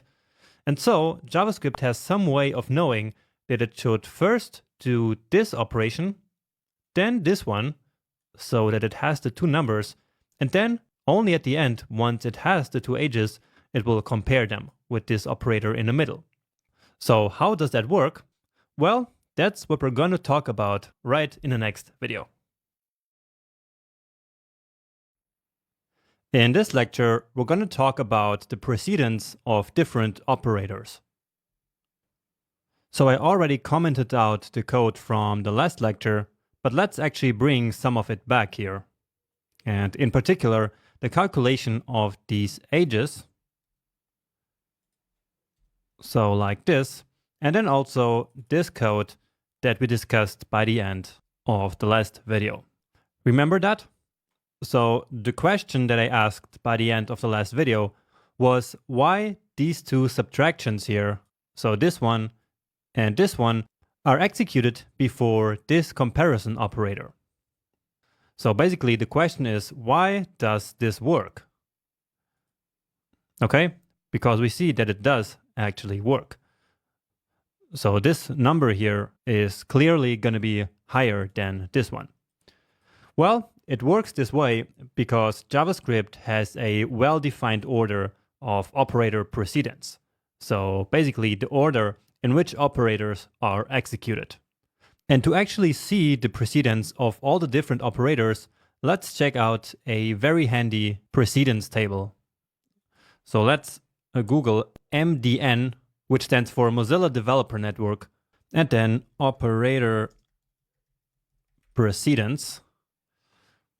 And so the one you're looking for is this one. So the one that starts with developer.mozilla.org. So MDN is a very well-known and widely used documentation site, and we will actually use MDN a lot throughout the course. And in one of the future sections, I will show you a bit better how to use this site. But for now, we're looking for a table that is here on this page, and it's this one. So here we can see that grouping using parentheses here has the highest precedence of 21. And then we have all the operators that we already saw. So here plus, minus, plus, plus. So they have a precedence of 17. Then we have a bunch of other stuff here that we don't know yet. But here is also type of that we already do know.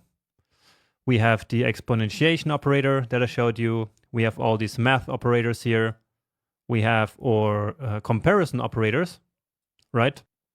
We have some other equality operators here and a bunch of other operators. And this is actually a nice reference where you can see all the operators that exist in JavaScript in one handy table. But let's now stay in the context of our current example, which is this one here. And let's understand what exactly happens here in terms of operator precedence. So we already know that these two calculations here are done before the comparison. And so let's actually see that in the table. So here we have the comparison. So this greater than, and you see that it has a lower precedence than the subtraction here. So this has 14 and this has 12, right? And of course, you don't need to know any of these precedence numbers. Okay, don't worry about that. It doesn't matter. No one knows these. You just have to have a general idea of which operators are executed first. So usually all the math operators are executed before the comparison operators, for example, because that makes sense. And so with this, we explain why this kind of comparison that we have here works. Now in this table, we can also see which operators are executed from left to right and which one from right to left. Like, for example, the exponentiation operator is executed from right to left, while most operators, especially the mathematical ones, are executed left to right. For example, let's say we wanted to calculate 25 minus 10 minus 5. And so this one should be 10, right? So let's check that. And indeed, we get 10. But if it was right to left, then it would be 5 minus 10 minus 25, which would then be something completely different. So this is an example of left to right operation, but assignment, for example, is a good example of right to left execution. So let's see where we actually have assignment here. So it should be one of the lowest ones, and indeed it is. So it's number 3. And so, as I said, this one is right to left. And so let me show you a nice example of why this is important.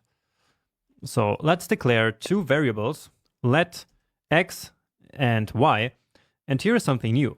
So we can define two variables at the same time, like this.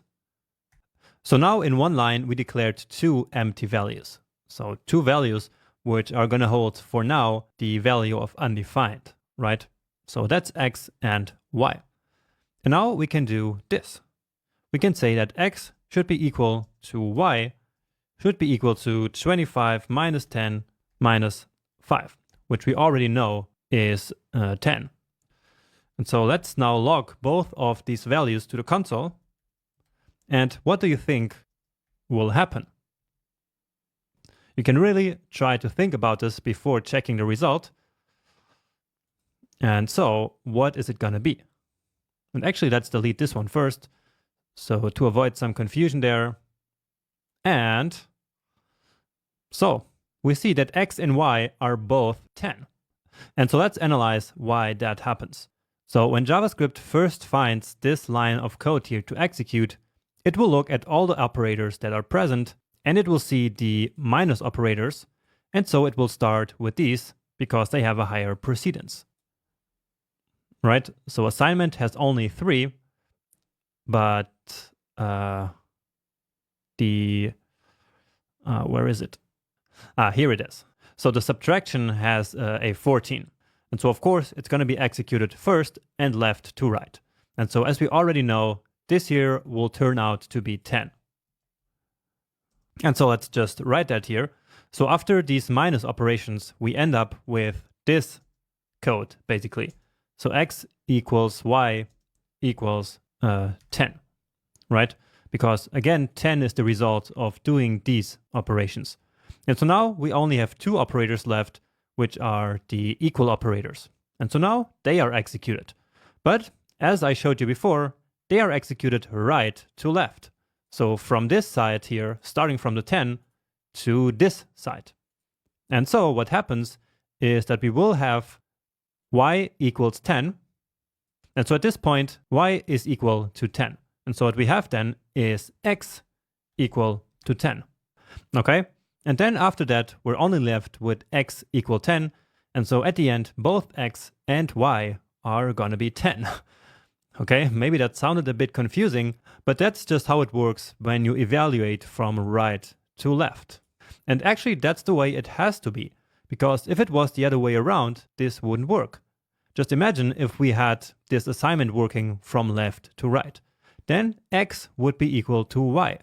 And y is undefined at this point, remember? Because we declared it here as an empty variable.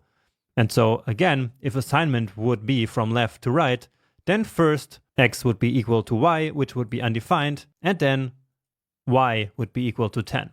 And so that's not the result that we expect here. And so once more, the way this works is actually very logical and makes a lot of sense. So I hope that made sense. And now to finish, let's just check out the one with the highest precedence, which is this grouping. So basically using parentheses.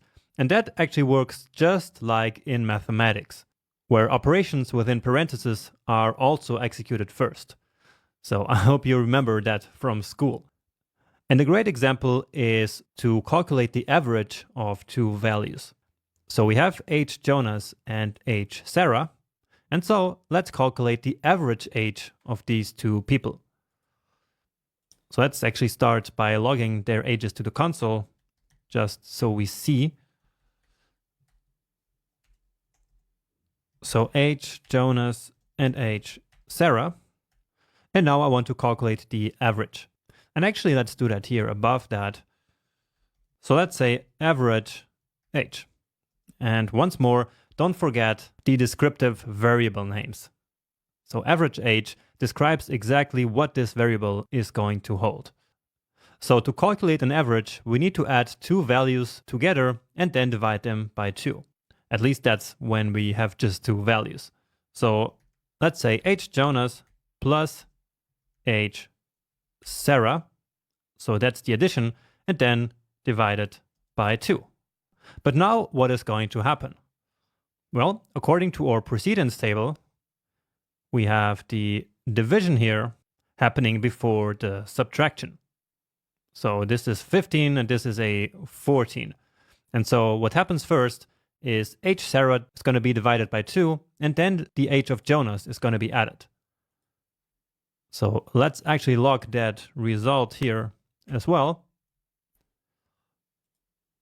And so here the average age is now 55.5, which really doesn't make any sense, because how can the average be larger than one of the 2 ages, right?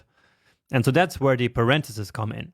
So by using parentheses, once more, just like in mathematics, we can make it so that this operation here is executed first.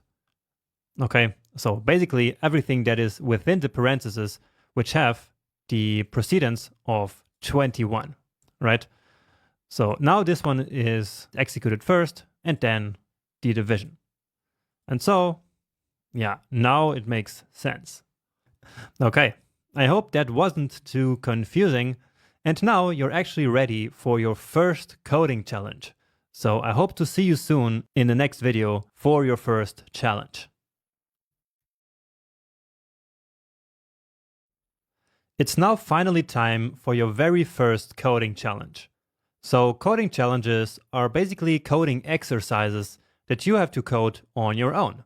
And they are super important for you to test and reinforce all the skills that you just learned before. That's why there are dozens of coding challenges in this course, because students love them and they are one of the best ways of learning. And so this is the coding challenge number 1 of the section, or coding exercise if you prefer to call it that. Now, all of these coding challenges are also in a separate PDF file that is available somewhere in the course. So you can also get this text from there. You don't have to read the video, okay? Now, anyway, the exercise is this. Mark and John are trying to compare their body mass indexes. And the BMI is calculated using this formula. So BMI is equal to mass divided by the height squared. Okay, and so squared is the exponentiation operator that we talked about before with the 2. Okay, and so that is also the same to mass equals height times height. Okay, so this part is the same as this one. So you can choose to calculate the BMI either way. Now what matters is that the mass needs to be in kilograms and the height needs to be in meters. So it's not going to work with the US measures like feet and pound. But that's why I have the test data here already with the correct measurements. Anyway, here is what I want you to do for this challenge. 1, you should store Mark's and John's mass and height in variables. And you should do this for test data 1, so this data here, and then also for test data 2. All right. Then, using these variables, calculate both their BMIs using the formula that I just showed you. And again, you can use either one. It's going to work the same way. Of course, to then check these values if they make sense, you can log them to the console, just like we have been doing up until this point. Then, finally, I want you to create a Boolean variable called mark_higher_BMI, which will contain the information whether Mark has a higher BMI than John. Okay? And this is actually similar to something that we did before, so I hope that you can make this one work just fine.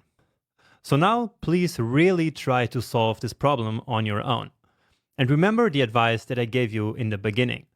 Don't try to make this perfect for now. What matters is really just to make it work. It doesn't matter if you write clean code or perfect code or efficient code. Just make it work for now, all right? So pause the video now and I see you in a second with the solution. All right, I hope you managed to complete all the 3 points of this challenge. And so here is how I would have implemented it. So I'm starting with number 1, of course. And so let's say const mass mark equals 78. Okay, so that's just what is written here.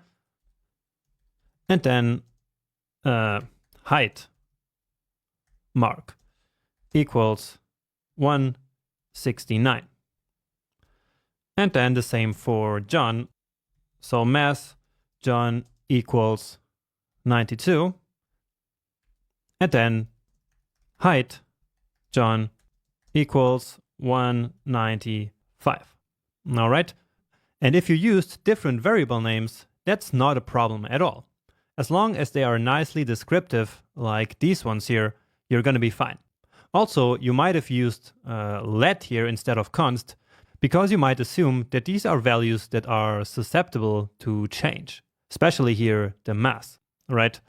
However, I still decided to use const because I already know that I'm not going to change these values here throughout the program. And so just as we learned before, I prefer to always use const by default. And I advise you to actually do the same. Okay? Anyway, let's now calculate the actual BMIs. So const BMI mark equals mass mark divided, and let's check out the formula again, divided by the height squared. So that's going to be height mark squared. And then the BMI John, so that's mass John. And this time let's actually use the other formula. So this one here. So we're going to use height John times height John again. Okay, and now let's log both of them to the console here. So BMI mark and BMI John. And now we have an error here. Oh, of course, I missed the .log. Okay, try it again. And here we go. So we see that BMI mark is higher than John's BMI. Okay, so I hope you got the same numbers here than I did. And if not, I guess you should probably check your code, unless I have some mistake here. Let me check that actually. But I think everything is good. Okay, so if something is wrong, then please just let me know. All right. Now, if you implemented this in a different way, for example, you might not have created these separate variables here, then that's not a problem at all. Okay, you could have logged these calculations straight to the console. No problem at all. Again, what matters here is that you make this work and that in the end you get these same results here. Anyway, let's now also do step 3 and create a variable called mark higher BMI. So let's just grab this here and const. And so what we're trying to figure out is if the BMI of Mark is higher than the BMI of John, right? And so that's what comparison operators are for. Because remember that this one here will return either true or false. In our example, if BMI Mark is larger than the one of John, then the result of this whole operator here will be true. And otherwise, it's going to be false. Okay? So that's exactly what we did before in this example with the ages, if I remember correctly. So where's that? Yeah, it's right here. In this case, it was the isFullAge variable, right? Okay. Anyway, let's log it here to the console as well. And so we expect this one to be true, right? Because Mark's BMI is 27 and John's is 24. And so Mark's is larger, and so the result of this should be true. So let's check that. And indeed, we get true. Nice. So we basically solved it. Now I just want to do the same here for test data too. So I will just copy this. So copy, and then I will simply comment out these first ones. So now I'm replacing these with 95, 188. And then here for John, we have 85 and 176. And the rest, of course, is the same. And that's the beauty of using variables, because now all we have to do is to change these values in one place, and then the changes will be propagated to the rest of the code here, which references these variables. Cool. So let's reload. And now BMI of John is 27, so it's larger than 26.8. It's actually very close, but still, BMI Mark is now lower than BMI John. So here we ask the question, basically, is BMI Mark larger than BMI John? And in this case, it's not, so it's false. And so that's exactly the result that we get here. All right, so this one is solved, and I hope you solved it as well. Again, it does not matter at all if you did it in a different way, as long as the results were the same. So basically, as long as you actually made it work. So hopefully that was a lot of fun, and you could practice your skills a little bit, which is really something essential to learn programming properly. Without repetition and reinforcing your knowledge, it's impossible really to learn how to code. Anyway, see you now in the next video, where we're going to continue learning the fundamentals of the beautiful JavaScript language. Strings are a very important part of programming. And so let's now learn about an easy way to build strings using something called template literals. And let's start by creating some new variables here about a person, and in this case, about me, so that we can then concatenate them into one big string.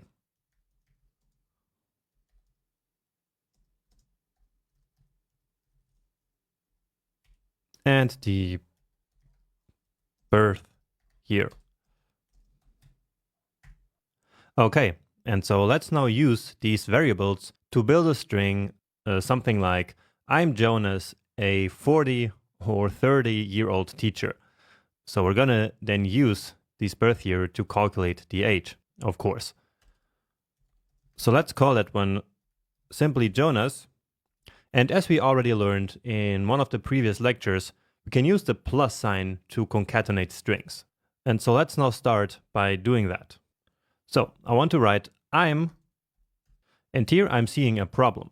So when I want to use this single quote here for writing something like I'm or isn't, so basically when I need this symbol here, then I need to write the string itself using double quotes, okay? Because otherwise the single quote that I'm using here for I'm will finish the string.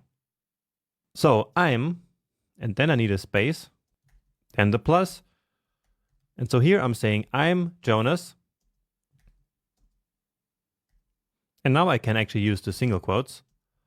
So what matters is that in each string, we start and finish with the same symbol, right?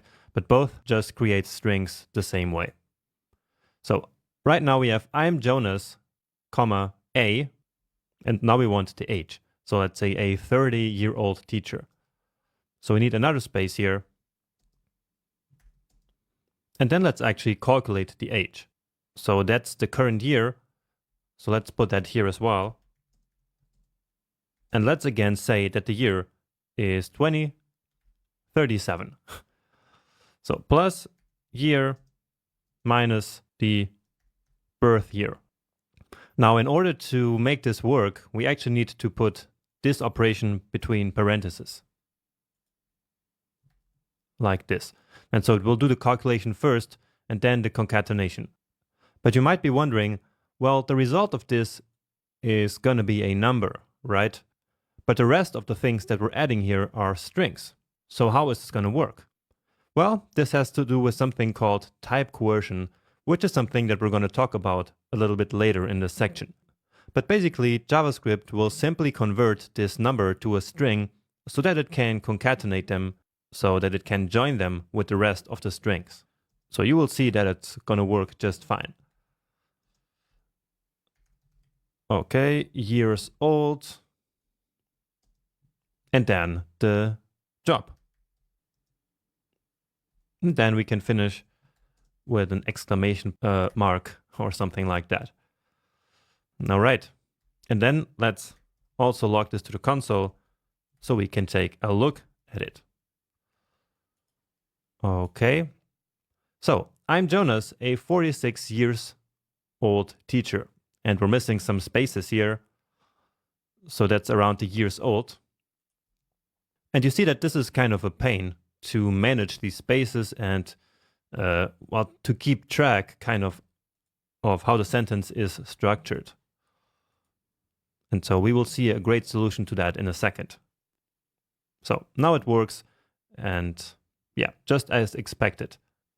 So as I was saying, for a complex string like this one, this can be kind of a pain. And so that's why, starting with ES6, we have a much better tool for doing this kind of stuff now, which is called template literals. So with template literals, we can write a string in a more normal way and then basically insert the variables directly into the string, and then they will simply be replaced. So basically, a template literal can assemble multiple pieces into one final string. So let me show you how that works. So let's call this one Jonas new.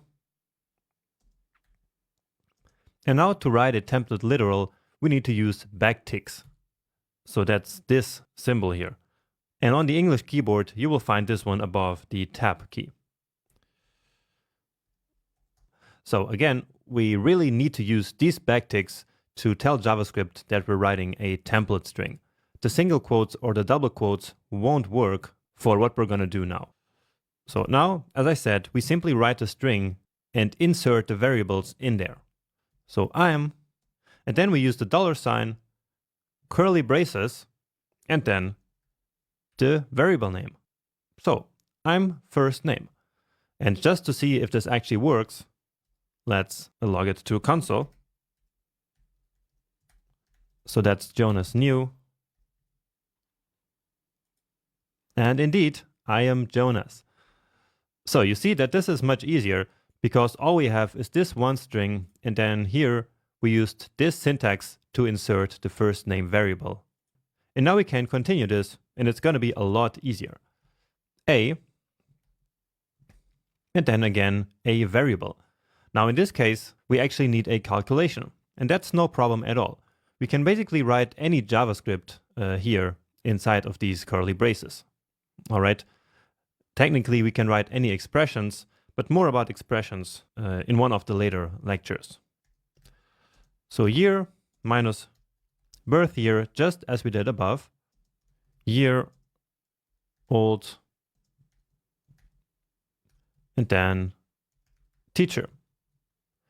So no plus signs, no thinking where we should put the spaces like we did here. And so this is a lot easier. Let's reload. Oh, and indeed, there is a bug here. So of course, that's not teacher. That's actually the value of the variable job that we're interested in here. But once again, we found this bug because we simply read the error message. So get into this habit of always reading the error message to try to figure out where you are wrong. All right. And now, of course, it works. And I hope that you can see that this is a way easier way of writing this string. This really kind of assembles the string using the pieces that we give it. For example, this variable here, or this value that is produced by the minus operator. Great. So now you know how template strings work in JavaScript, and in particular in ES6. And actually, it's one of the most used ES6 features. It's really amazing and really useful in many situations. Now, I just wanted to let you know that we can actually also use backticks to write all strings. So strings where we do not insert any of these kind of placeholders here, like this. So let me just demonstrate that to you. So we can use backticks for any regular string.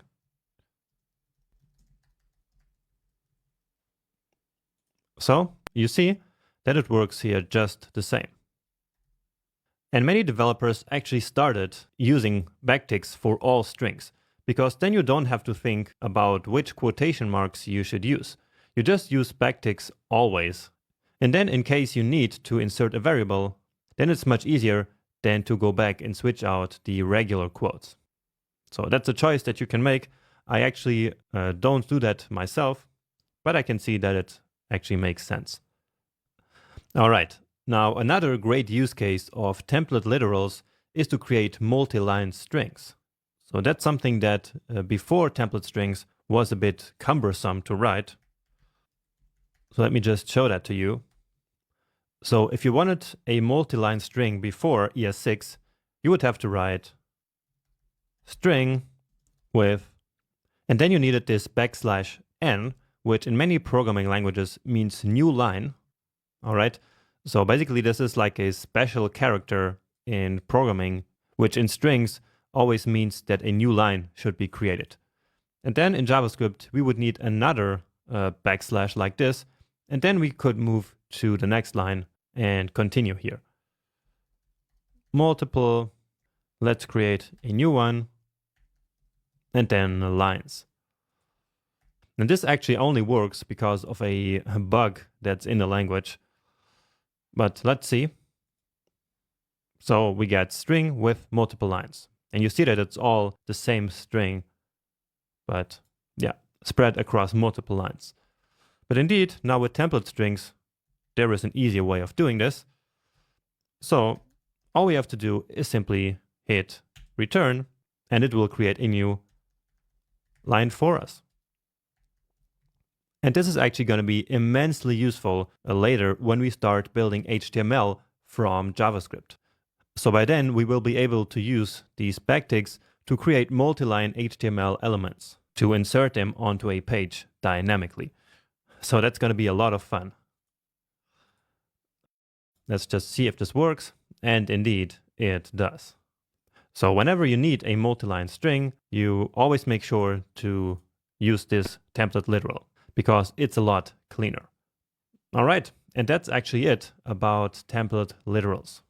In the next lecture, we will finally start to make our code a lot more fun and take it to the next level by taking decisions. Welcome back. Let's now make coding even more fun and actually take decisions with our code to make it look a lot more real. So let's say that we want to write a program which checks whether a person is allowed to start taking a driver's license or not.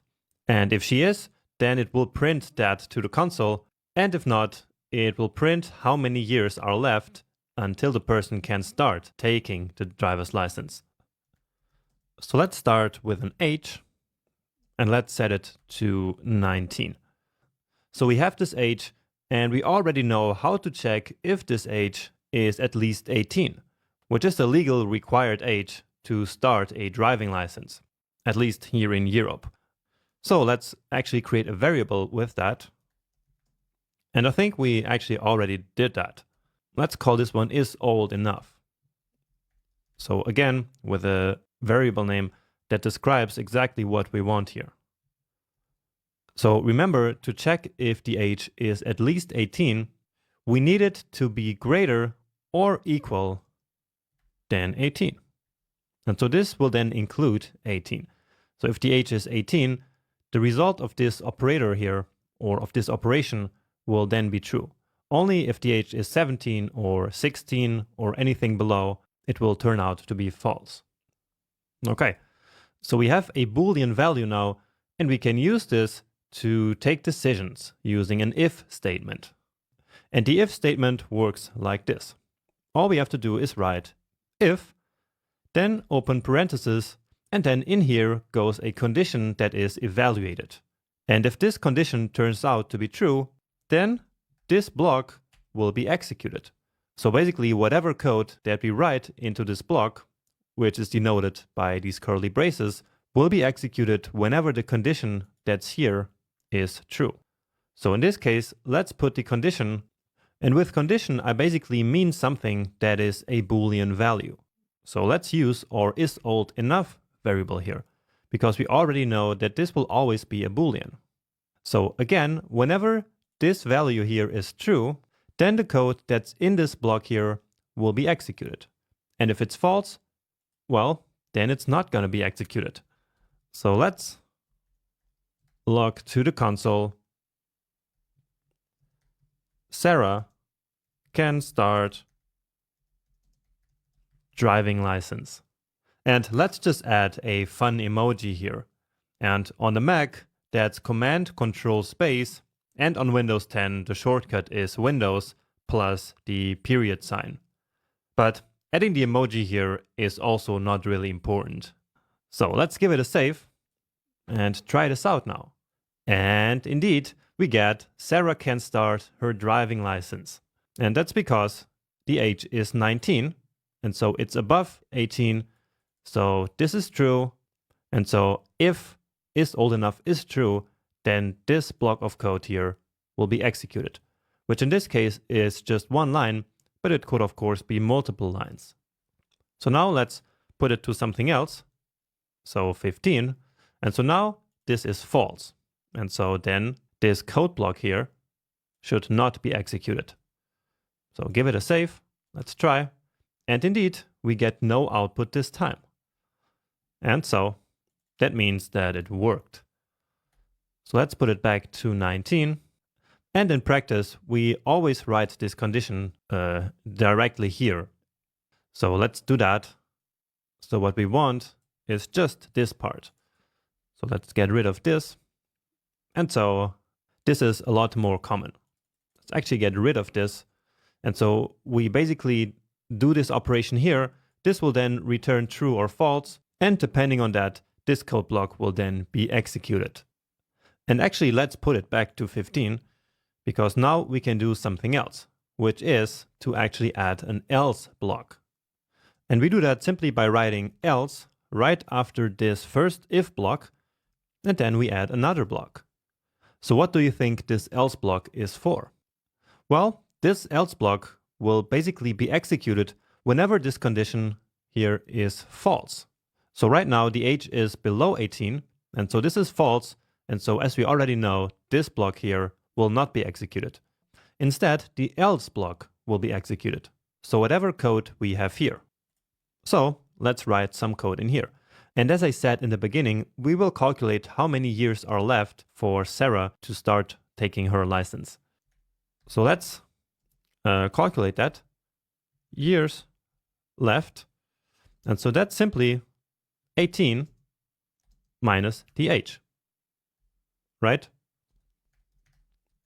And then we can log a nice string to the console which contains this variable. And as we learned in the last lecture, the best way of doing that is to use a template literal. So backticks, and then we say Sarah is too young. Wait another, and then we insert or placeholder here, basically. So years left, and then years. Okay. So the result of this should be 18 minus 15, which is 3. And so we should see wait another 3 years. So let's check that. And indeed, that's exactly what we got. And so again, since this condition here, so this operation basically turned out to be false, then this block of code was executed. Great. Just keep in mind that this else block is actually optional, right? So in the beginning, we didn't have this else block and it still did work. So when there is no else block, JavaScript will then simply move on to the next line after the if statement in case that the condition is false. Great. Now you know what an if-else statement is and how it works. And this is actually one of the most important things in programming. We take decisions with code all the time, which is essentially what we did here, so that we can execute certain parts of our program based on certain conditions. Okay? Now what we have here, this if-else statement, which is the official name of this kind of construction here, is called a control structure. So basically this structure here is called an if-else control structure. And it is called a control structure because this structure actually allows us to have more control over the way that our code is executed. For example, in this if-else statement, the whole code does not just execute in a linear way. So JavaScript does not execute all of this code here linearly. Instead, we can now control blocks of code that should execute and blocks that should not execute. And so again, that gives us a lot more control over how our code works And that's why this is called a control structure. Okay, and there are other control structures that we're going to go into a bit later. All right, so I hope that you can see how this really takes our code to the next level. Now, just to make sure that you really understood this concept, let's create another very small and simple example here. And this time, let's actually create a variable conditionally and not just always use console.log. So let's create a birth year variable. I think we don't have it in this lecture yet. That's right. And so now what we want to do is to create a variable called century, which will basically contain the century in which this person was born. So in this case, it was the 20th century. But for example, if the person was born in, like, let's say 2015, then it would be the 21st century. So to do that, we can of course write an if-else statement. So we can say if the birth year is below or equal to 2000, then let century equal 20. And so that then means the 20th century. And if not, then let century be 21. So we're assuming that the person is not born in like the 19th century. So we're not accounting for something like this, for example. So instead, we always have the 20th or the 21st century. Now, to actually make this work, we need to define the century variable outside of the if or else blocks. We will go deeply into why that is, but for now, what you need to know is that this is because a variable that we define inside of any code block, which is what this here is. So this is a code block, and this is a code block, and any variable that we declare inside of one of these blocks will not be accessible outside of the block. So let me just show that to you very quickly. So if I try to read century now, then I will get an error here. You see, century is not defined. And so what we need to do is to define century outside and simply leave it empty. And then in here, we can then conditionally reassign it. Okay? And so now let's see how this works. And indeed, now we get the century 20. So 1998 is below 2000, and so this person was born in the 20th century. Now let's say 2012, and so that should now be 21st century. And indeed, that's exactly the result. So I hope that this example too made sense to you. Now, don't worry about the fact that we had to declare the century variable outside of the blocks. What matters here is that you understand the logic of the if-else statement. Okay, and I hope that was clear enough. But anyway, let's quickly recap. We can take decisions using code using the if-else statement. And for that, we write if, and then we open up parentheses, and in there we need a condition. And a condition is essentially any code that returns a true or a false value. And so this is a perfect example of that, because this operator here will return true or false, right? And so we can use this operator to create a condition, essentially. Then, if the condition is true, this block will be executed. So all the code that is in there, no matter how many lines of code there are. Now, if the condition turns out to be false, then this else block will be executed instead. So JavaScript will then skip this first block and go to the second block, which is this one.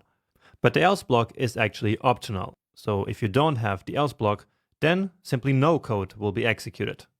And this, in a nutshell, is how the if-else statement works.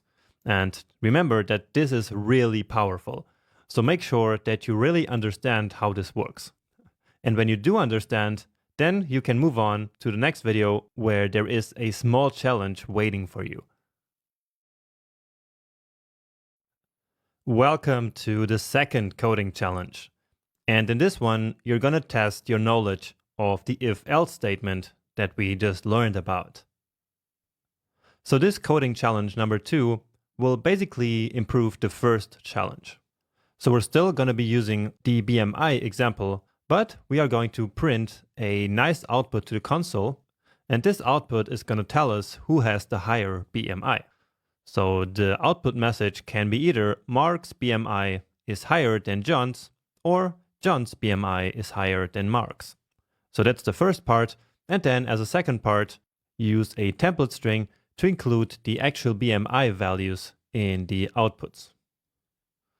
Okay, and as you can guess, you should probably use an if-else statement to complete this challenge, right?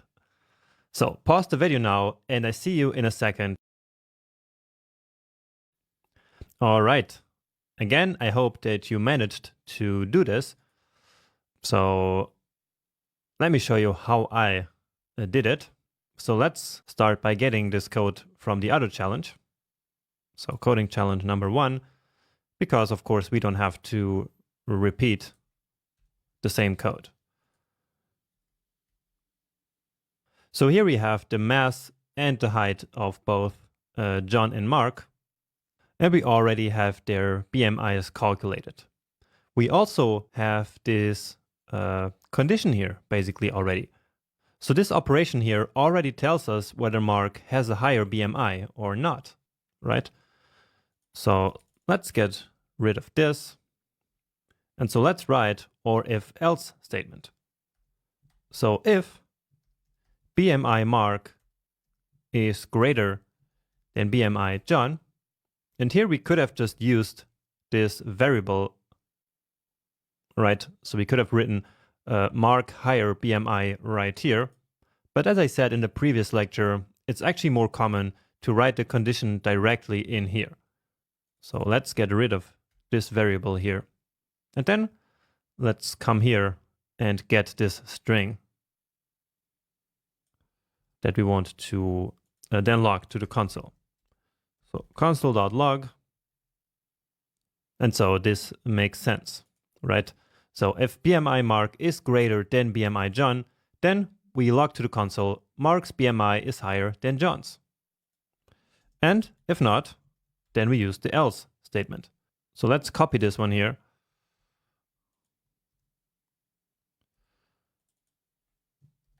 So in this case, John's BMI is higher than Mark's. And actually, let's log both of them to the console here first, just so we see if our if-else statement is working as expected. So BMI Mark and BMI John. And as you see here, the VS Code auto-completion is pretty smart. Give it a save. Let's try that. And we see John's BMI is higher than Mark's. So this one is Mark's, this one is John's, and indeed, John's BMI is higher. And so basically, this condition here turned out to be false, and the else block was executed. So let's try the same now with this first set of data here. And I'm commenting them out again using command/ or control/ on Windows. So I need to comment out this one.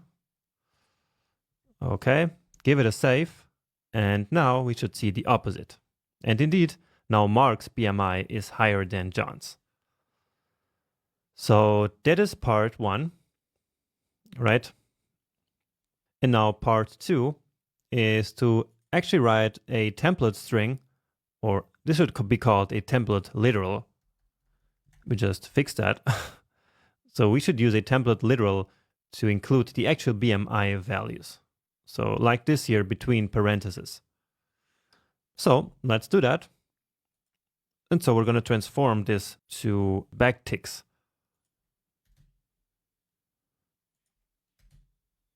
So that's the first thing. And then let's see the template again.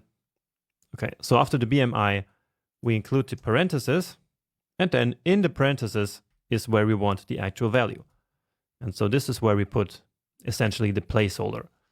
So here we will put BMI mark.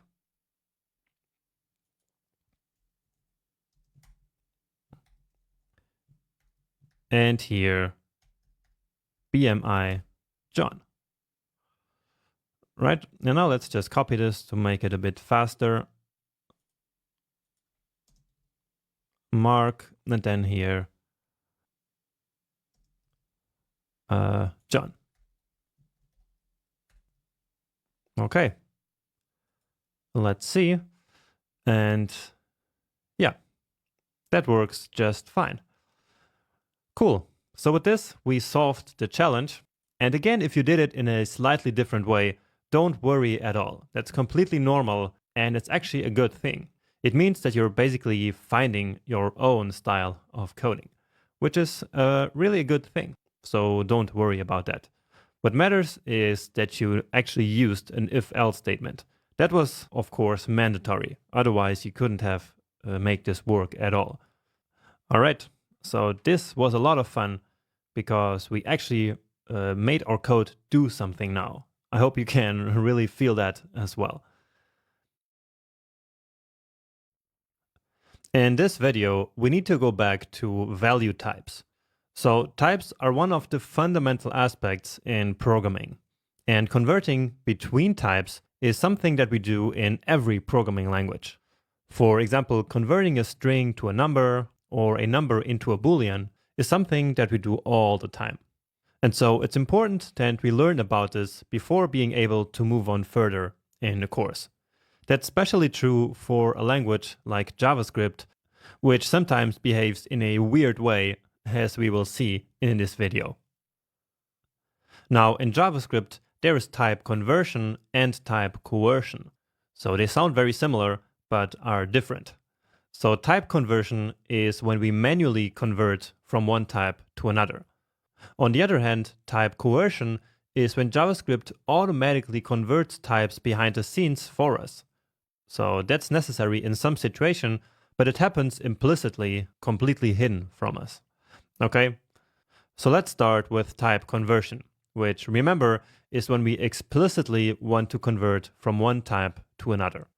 So let's say that we have an input field on a web page for the user to input their birth year. And these inputs from input fields usually come as strings.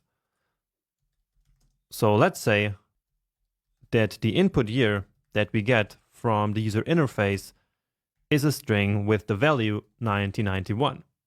But now, if we want to do some calculations with this, this won't really work. So let me show that to you.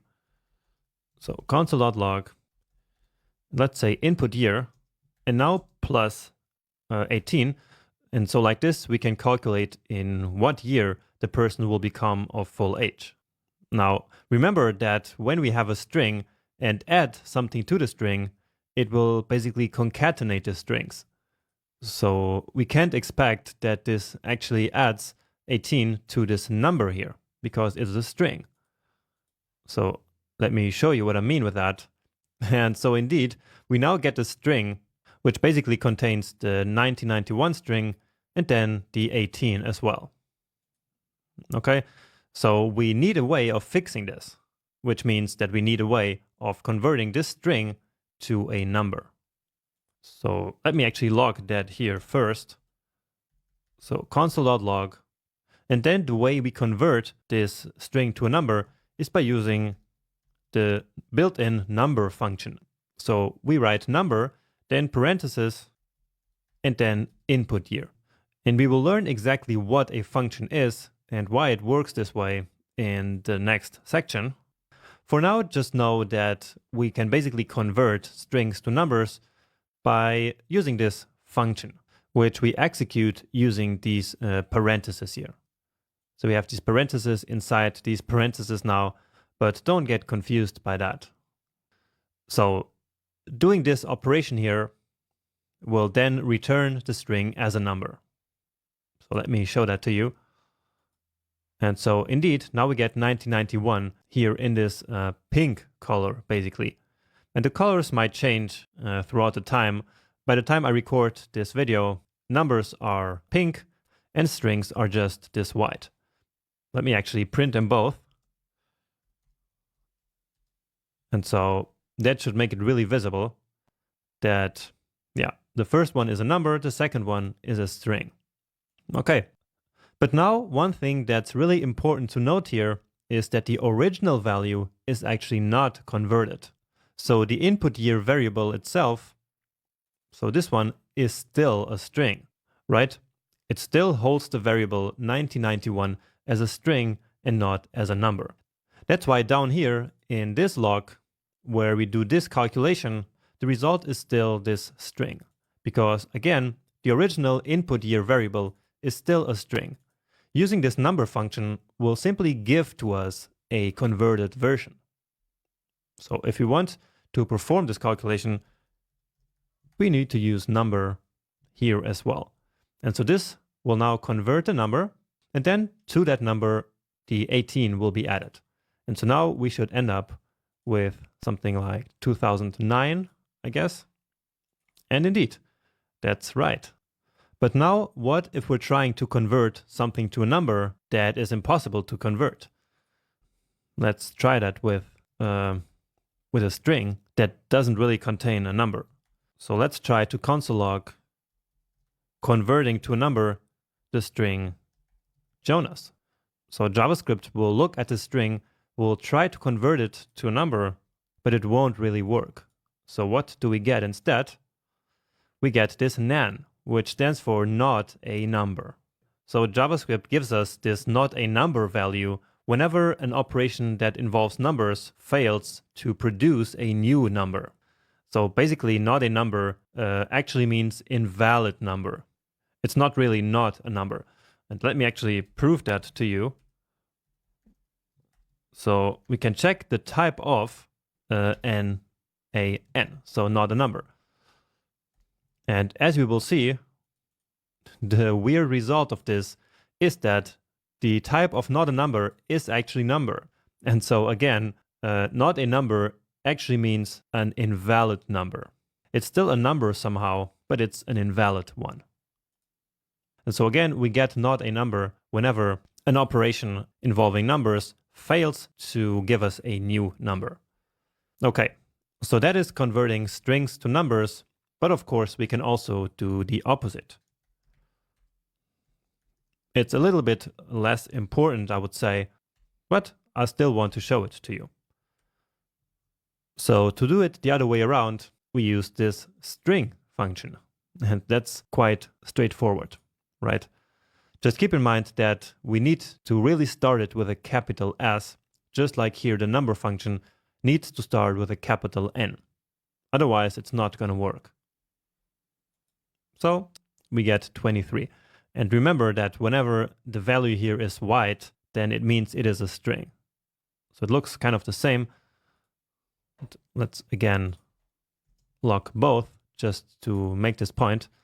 So the pink one is the value that actually has the number type, and this one has the string type. Okay, so again, this one is not as important, but I still wanted to mention it. Now, JavaScript can only convert to 3 types. So we can convert to a number, to a string, or to a Boolean. But we cannot, for example, convert something to undefined or to null. That doesn't make a lot of sense. Now here we only converted to numbers and to strings, but not to Booleans. And that's because Booleans behave in a special way. And for that reason, there is a separate lecture coming up on so-called Truthy and Falsy values. Great, so that is type conversion, where we do manually convert from one type to another. However, in practice, we rarely have to do it manually, because JavaScript actually does type coercion automatically for us in many situations. So let's talk about that now. And let's just separate this here with some comments. So type conversion, and then type coercion. So basically, type coercion happens whenever an operator is dealing with 2 values that have different types. So in that case, JavaScript will then, behind the scenes, convert one of the values to match the other value, so that in the end, the operation can be executed.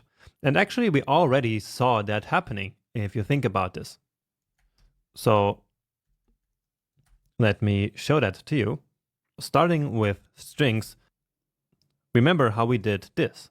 I am, and then a number, let's say 23, and then another plus years old. So we already know that this is going to produce a string that says I am 23 years old. But how does that actually work? Because 23 is a number, so we have different types here, right? We have a string, a number, and another string. So let's check, and indeed that is what happens. And it works this way because of type coercion. So in JavaScript, the plus operator that we used here triggers a coercion to strings. And so whenever there is an operation between a string and a number, the number will be converted to a string. So thanks to type coercion, writing this would be exactly the same as writing this. Right? Because again, the plus operator will convert numbers to strings. And the same actually happens in template literals. It also takes all the number values and also converts them to strings. Now, if JavaScript did not have automatic type coercion, like many other languages don't, then we would have to manually do this like we just learned before. Then we would have to do string 23, and then this would be the only way that this would work. But luckily for us, JavaScript has type coercion, and so this will happen completely automatically behind the scenes.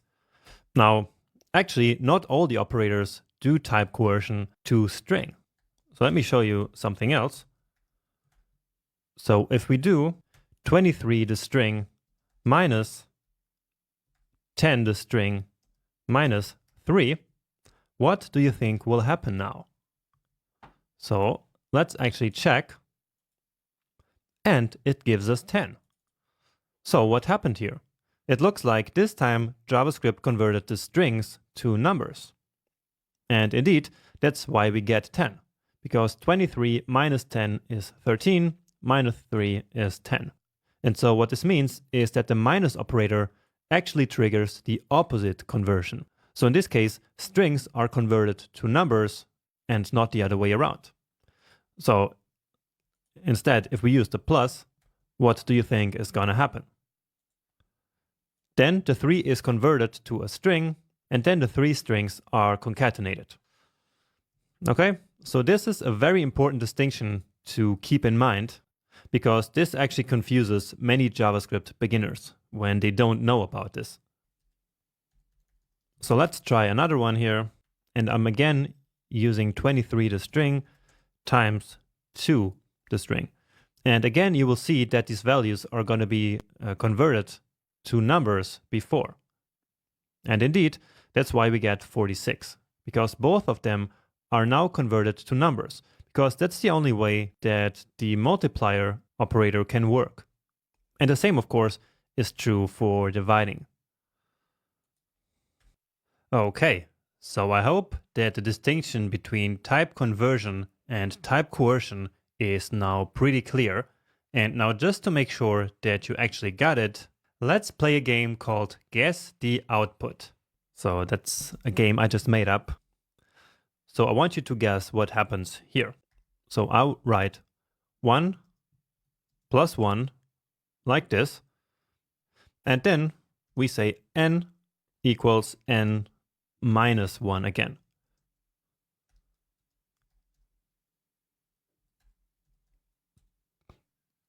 So what do you think n will look like when we log it to the console? So essentially we start with 1 the string, then we add 1, and then we subtract 1. So take a moment to think what this should look like, and then let's take a look at the solution. And it is 10. So that's a bit counterintuitive, but according to the rules that we just learned before, it actually makes sense.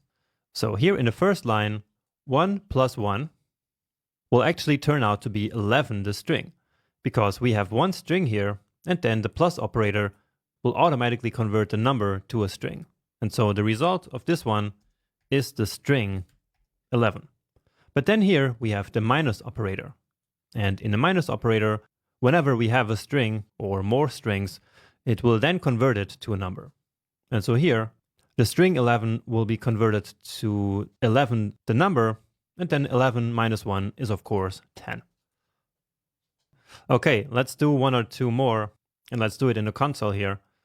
And we can actually clear the console of all this clutter here by clicking on Clear Console. Okay, so let's do 2 plus 3 plus 4 plus 5, the string. And now you actually can't really guess because we can already see the solution there. Okay, so let's try to understand what happened here. So we start here with 2 plus 3, which makes 5. Then 5 plus 4 makes 9. And then we end up with 9 plus 5, the string. And then, as you already know, since we have a string, the plus operator will convert the other operand, which is 9, also to a string. And then we end up with 9, 5 as a string. Okay, and another one. 10 minus 4 minus 3. And keep in mind that these are strings. And then minus the real number 2. But then plus 5, the string. So again, this looks very weird, but the logic is kind of the same as before. So we have two values that are subtracted, and so JavaScript will convert them both to numbers. And so the result of this is 6. Then 6 minus 3 is 3. Then 3 minus 2 is 1. And then we end up with the same situation as before. So this 1 will be converted to a string, and then we end up with a string 15. Okay, and with that, I think this should be pretty clear now. And you might be wondering why we're talking so much about this, but it's really important that you know about this right from the start so that you can write your code with all of this in mind. Now, many people actually don't like type coercion and think that it's a bad practice to rely on type coercion. One reason for that is that type coercion can, in fact, introduce many unexpected bugs into our program. However, this only happens when we don't really know what we're doing. So when we don't know about the stuff that I just showed you. Because if you know, then it's way easier to avoid these errors. So in my opinion, coercion is actually a great mechanism that is going to allow us to write a lot less code and also to write more readable code. So really make sure to take some time to understand how type coercion works and then just embrace it in your code. So we talked about type conversion and coercion to numbers and to strings. But I didn't mention Booleans yet, right? That's because we need to learn the concept of Truthy and Falsy values first. And so that's what we're going to do now. So let's get right into it. So Falsy values are values that are not exactly false, but will become false when we try to convert them into a Boolean. And in JavaScript, there are only 5 Falsy values. And let me actually write them down here for you. So 5 Falsy values. And they are 0, the empty string, undefined, null, and not a number. And that's it. Of course, false itself is already false. So we don't need to include it in the list of Falsy values. So again, all of these 5 values will be converted to false when we attempt to convert them to a Boolean. They're not exactly false initially, but they will become when converted to a Boolean. So that's the definition of Falsy values. Everything else are so-called Truthy values, so values that will be converted to true. For example, any number that is not 0 or any string that is not an empty string will be converted to true when we attempt to convert them to a Boolean. And so let's actually see that in practice. So just like with numbers and strings, we can use the Boolean function, Boolean, and then 0. And we know that this one is a Falsy value, right? So let's copy this and do this a couple times for some different things. let's do the same with undefined. Let's do it now with a string. And it's not an empty string. And now let's also do this with this empty object. And we will learn about objects in the next section. So this here is simply an empty object. So let's see what the result of this is going to be. And we see that indeed converting the 0 here to a Boolean resulted in false. And the same for undefined. It's also false. But then the string Jonas is true. And so that's why we say that any string that is not an empty string is a truthy value. And the same actually applies to this empty object here. It's also a truthy value. But if we tried to convert an empty string, well, I think then you can already know what the result will be. And it's going to be false. Again, because it's a falsy value, as we see up here in this list. So that's what truthy and falsy values are. And this is how we could convert them to Booleans. But in practice, I actually never did this in my life. I never used this function here in practice. This was just to show you the concept of truthy and falsy values. So in practice, the conversion to Boolean is always implicit, not explicit. Or in other words, is always type coercion that JavaScript does automatically behind the scenes. But when exactly does JavaScript do type coercion to Booleans? Well, it happens in two scenarios. First, when using logical operators, and second, in a logical context, like for example in the condition of an if-else statement. And we're going to talk about logical operators in a future lecture, so let's now go back to the if-else statement and see how type coercion works in the if-else condition. So let's say that we have a money variable. And in the beginning, we don't have any money. So we set it to 0 here. And now we can use what we just learned to test if the person has currently any money or not, right? So let me actually write it first, and then I'm going to explain to you how it works. So if money, then let's log to the console something like don't spend it all. And notice how I used the double quotes because in here I have a single quote for the don't. And then we can also do an else block.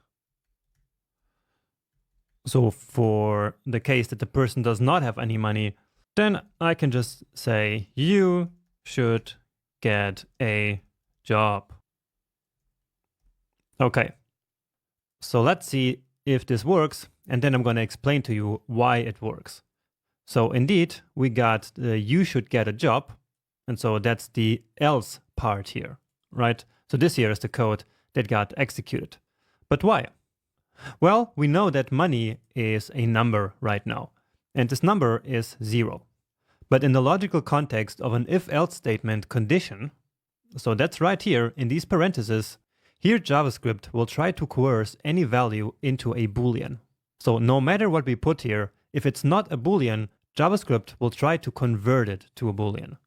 And that happens using the truthy and falsy value rules that we just discussed in the beginning.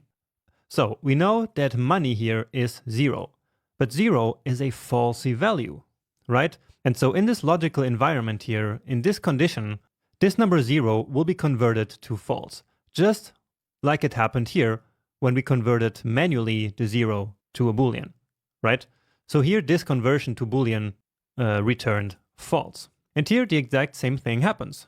Money is 0, and so 0 is converted to false because it's a falsy value. And as a result, the else block here is executed, and so on the console we see you should get a job. Now if we change this to something else, and it doesn't matter what number, let's say 100, then 100 is a truthy value. And so this means that this condition will be true, and so the if block will be executed. Want to see? Yes, indeed. Now it says don't spend it all. Great, I hope that made sense. And we can test this in another situation to make really sure that you understand it. So another use case for these truthy and falsy values is to check if a variable is actually defined or not. And this might seem like a weird use case, but you will see later in the course that it actually makes a lot of sense sometimes to test if something actually exists or not. So let's define a variable here as height, and then we can simply do this. If height, then let's run this code. Yay, height is defined. But if not, well, then just say height is undefined. Okay, so let's see the result, and again I will explain you why it works this way. And maybe you can already guess why it works this way. So can you try to explain it to yourself maybe? That would be a good idea to make sure you actually got the concept. But anyway, we know that height is undefined in this moment, right? Because we didn't assign it any value yet. And we know from our little list here that undefined is a falsy value. And therefore, just like before in the money here, this height variable here in this logical context will automatically be converted to a Boolean. And since height is undefined and undefined is a falsy value, height right here will be false. Therefore, this block here will be executed. But now, if we assign something to it, no matter what it is, then we will get the other result. So now it's true, and so now this block here is executed. However, with this, we can actually run into a problem. So let's say that the height is 0 for some reason. And that's a perfectly valid number. But watch what happens when we run this code. Now we get again, height is undefined. So, why is that? And I hope you know the answer by now. Well, it's because 0 is also a falsy value. And so this one will also trigger this else block. But in this case, that's actually not what we want. So this is kind of a bug. It's an error in our application. Because here in this if-else statement, we didn't account for this scenario. We only accounted for the scenario that the height is either defined or not. But we didn't think of the height being 0, right? And so right now we get height is undefined, even though that's not true. So this is just to illustrate an example that there can be problems using this approach. However, we can fix this using logical operators, which is going to be very interesting, and we will talk about that a little bit later in this section. But first, in the next lecture, we need to talk about equality operators. So stay tuned for that. So far, we have only used comparison operators to take decisions with if-else statements, right? But let's suppose we want to check if two values are actually equal, instead of one being greater or less than the other. And for that, we have different equality operators. So let's start again with an age variable and set it equal to 18. And I'm using age all the time because it's so easy to make simple calculations with it. So let's now create an if statement which will log to the console that the person just became an adult only if the age is exactly 18. So we can use an if statement, as we already know. And now to check if the age is exactly 18, we use the triple equal. Okay, and that's it. Let's now write the block of this if statement and then execute it, and then I will explain what happened here a little bit better. Now, whenever our if block only has one line, we actually don't need the curly braces. Okay, so we don't need to create this block if we only have one line. So we can omit this and only write this one line of code. In this case, you just became an adult. So let's test this. And indeed, the result is that we see this string logged to the console. And if the value would be something else, for example 19, then age is no longer equal to 18, and so we shouldn't see this result. And indeed. But let's put it back to 18. Okay, so how does this equality operator here actually work? Well, just like the comparison operators, this operator will return a true or a false value, so a Boolean value. Only that in this case, true will only be the result of this operator in case that both sides are exactly the same. All right, let's actually show that result to you. And actually we can do that right here in the console. So if I say 18 equal to 18, this will be true. But if I say 18 equal to 19, it will be false. And so that's exactly what we used here as a condition in this if block. So don't confuse the assignment, which is just the single equal, with the comparison operator, which is this triple equal. Now, besides this triple equal, we also have a double equal. So the difference is that this one here with the 3 equals is called the strict equality operator. It's strict because it does not perform type coercion, and so it only returns true when both values are exactly the same.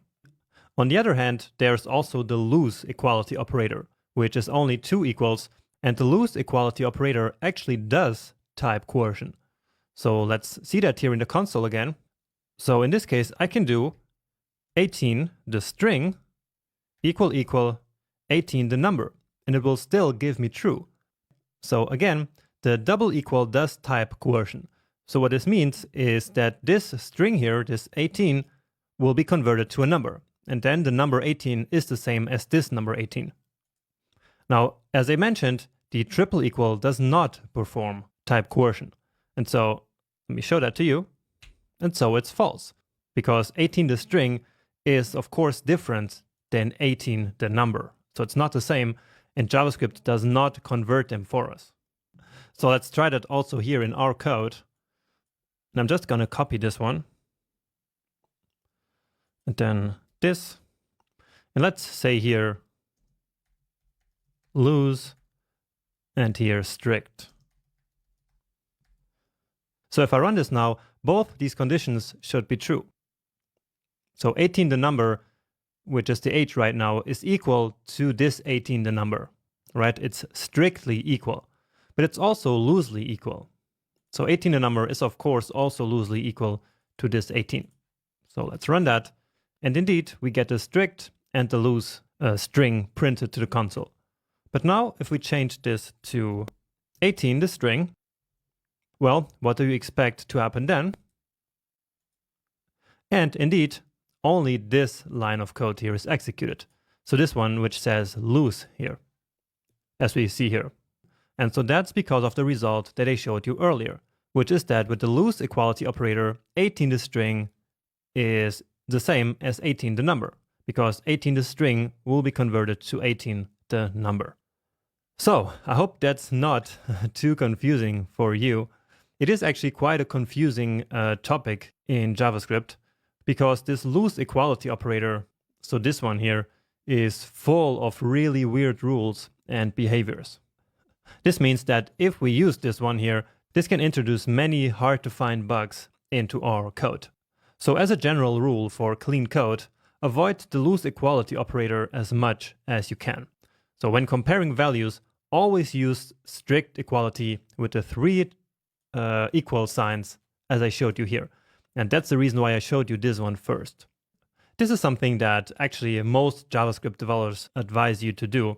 So it's a good rule for sure, even if we actually need type conversion.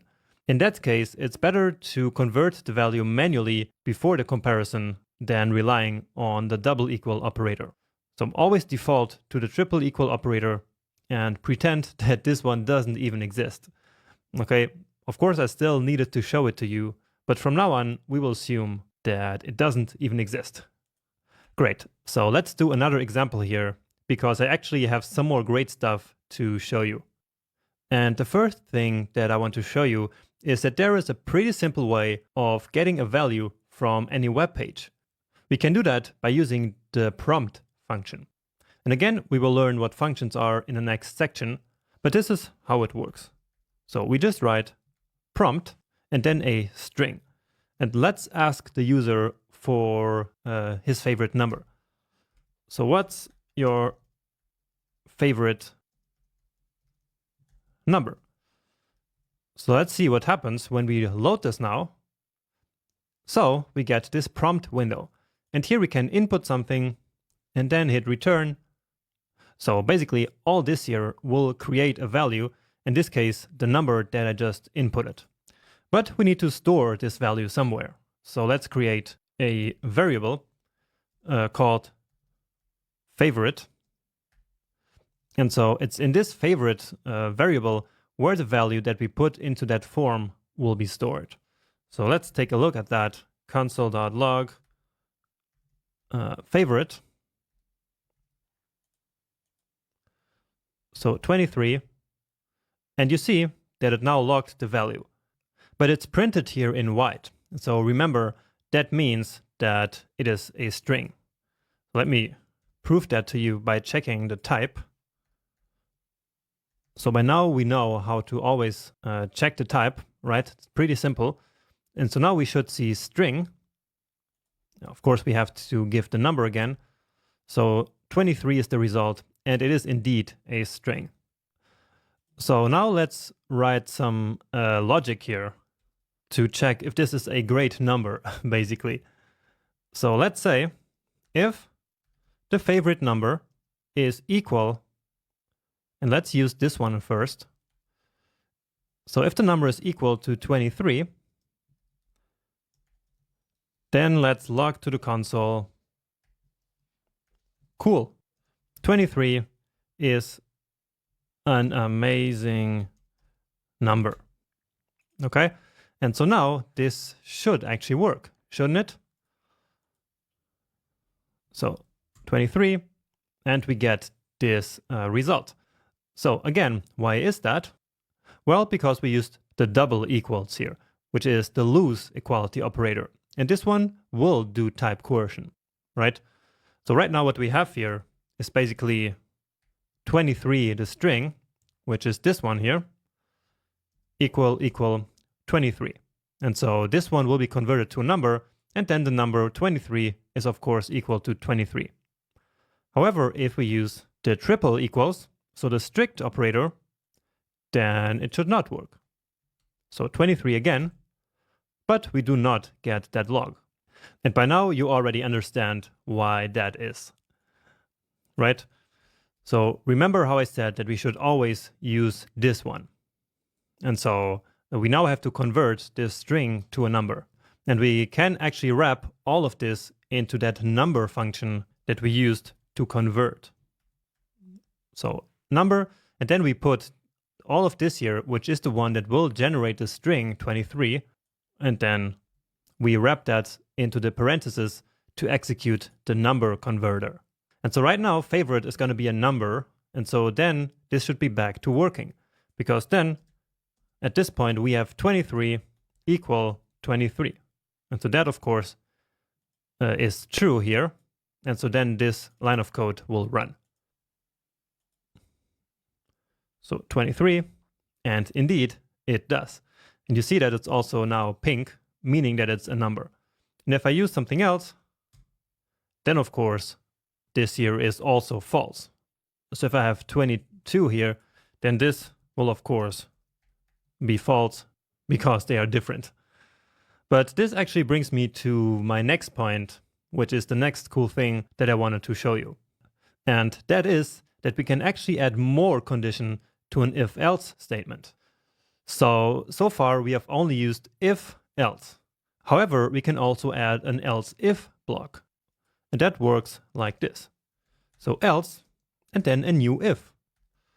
So let's now do favorite equal to 7.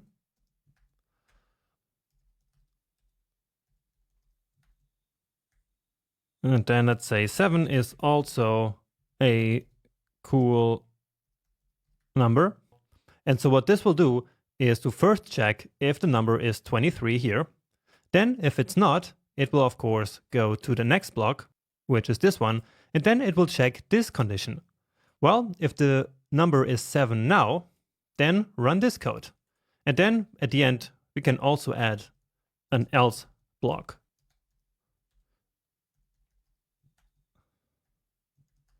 So let's say number is not 23 or 7. So let's test that. So if I put 7 now, we get 7 is also a cool number. And so that's our else if block here. So this second one here running. But now if I do something else that is neither 23 nor 7, then we go to that last else block here. Okay, and we can actually keep adding more and more. So we can do this as long as we want. So we can do else if favorite triple equal 9, for example. Let's simply grab this one here. Say 9 is also a cool number. And then number is not 23 or 7 or 9, just to make it really complete. And so now if we use the 9, then 9 is also a cool number. So we now have a way of not going immediately into the else block once the initial condition is false. So if this one is false, it doesn't immediately go into the else block. There are now other conditions that can be checked one after the other. First, we check for 23, but if it's not 23, we check if it's 7. If it's not 7, we check if it's 9, and if it's not 9, well, then the final else block will be executed. Okay? I hope that makes sense. And we actually use this from time to time. Okay, and now to finish, there's also an operator for different. So we talked about equal, but of course, there must also be an operator which does the opposite. And so that's the different operator. And so let's now check if the favorite is different from 23. So we use the exclamation mark and then the double equal, which is the strict version. And then there's also the loose version, which is this one. So with just one equal. But just as before, always use the strict version. So if the number is not 23, we can log something like saying, why not the 23?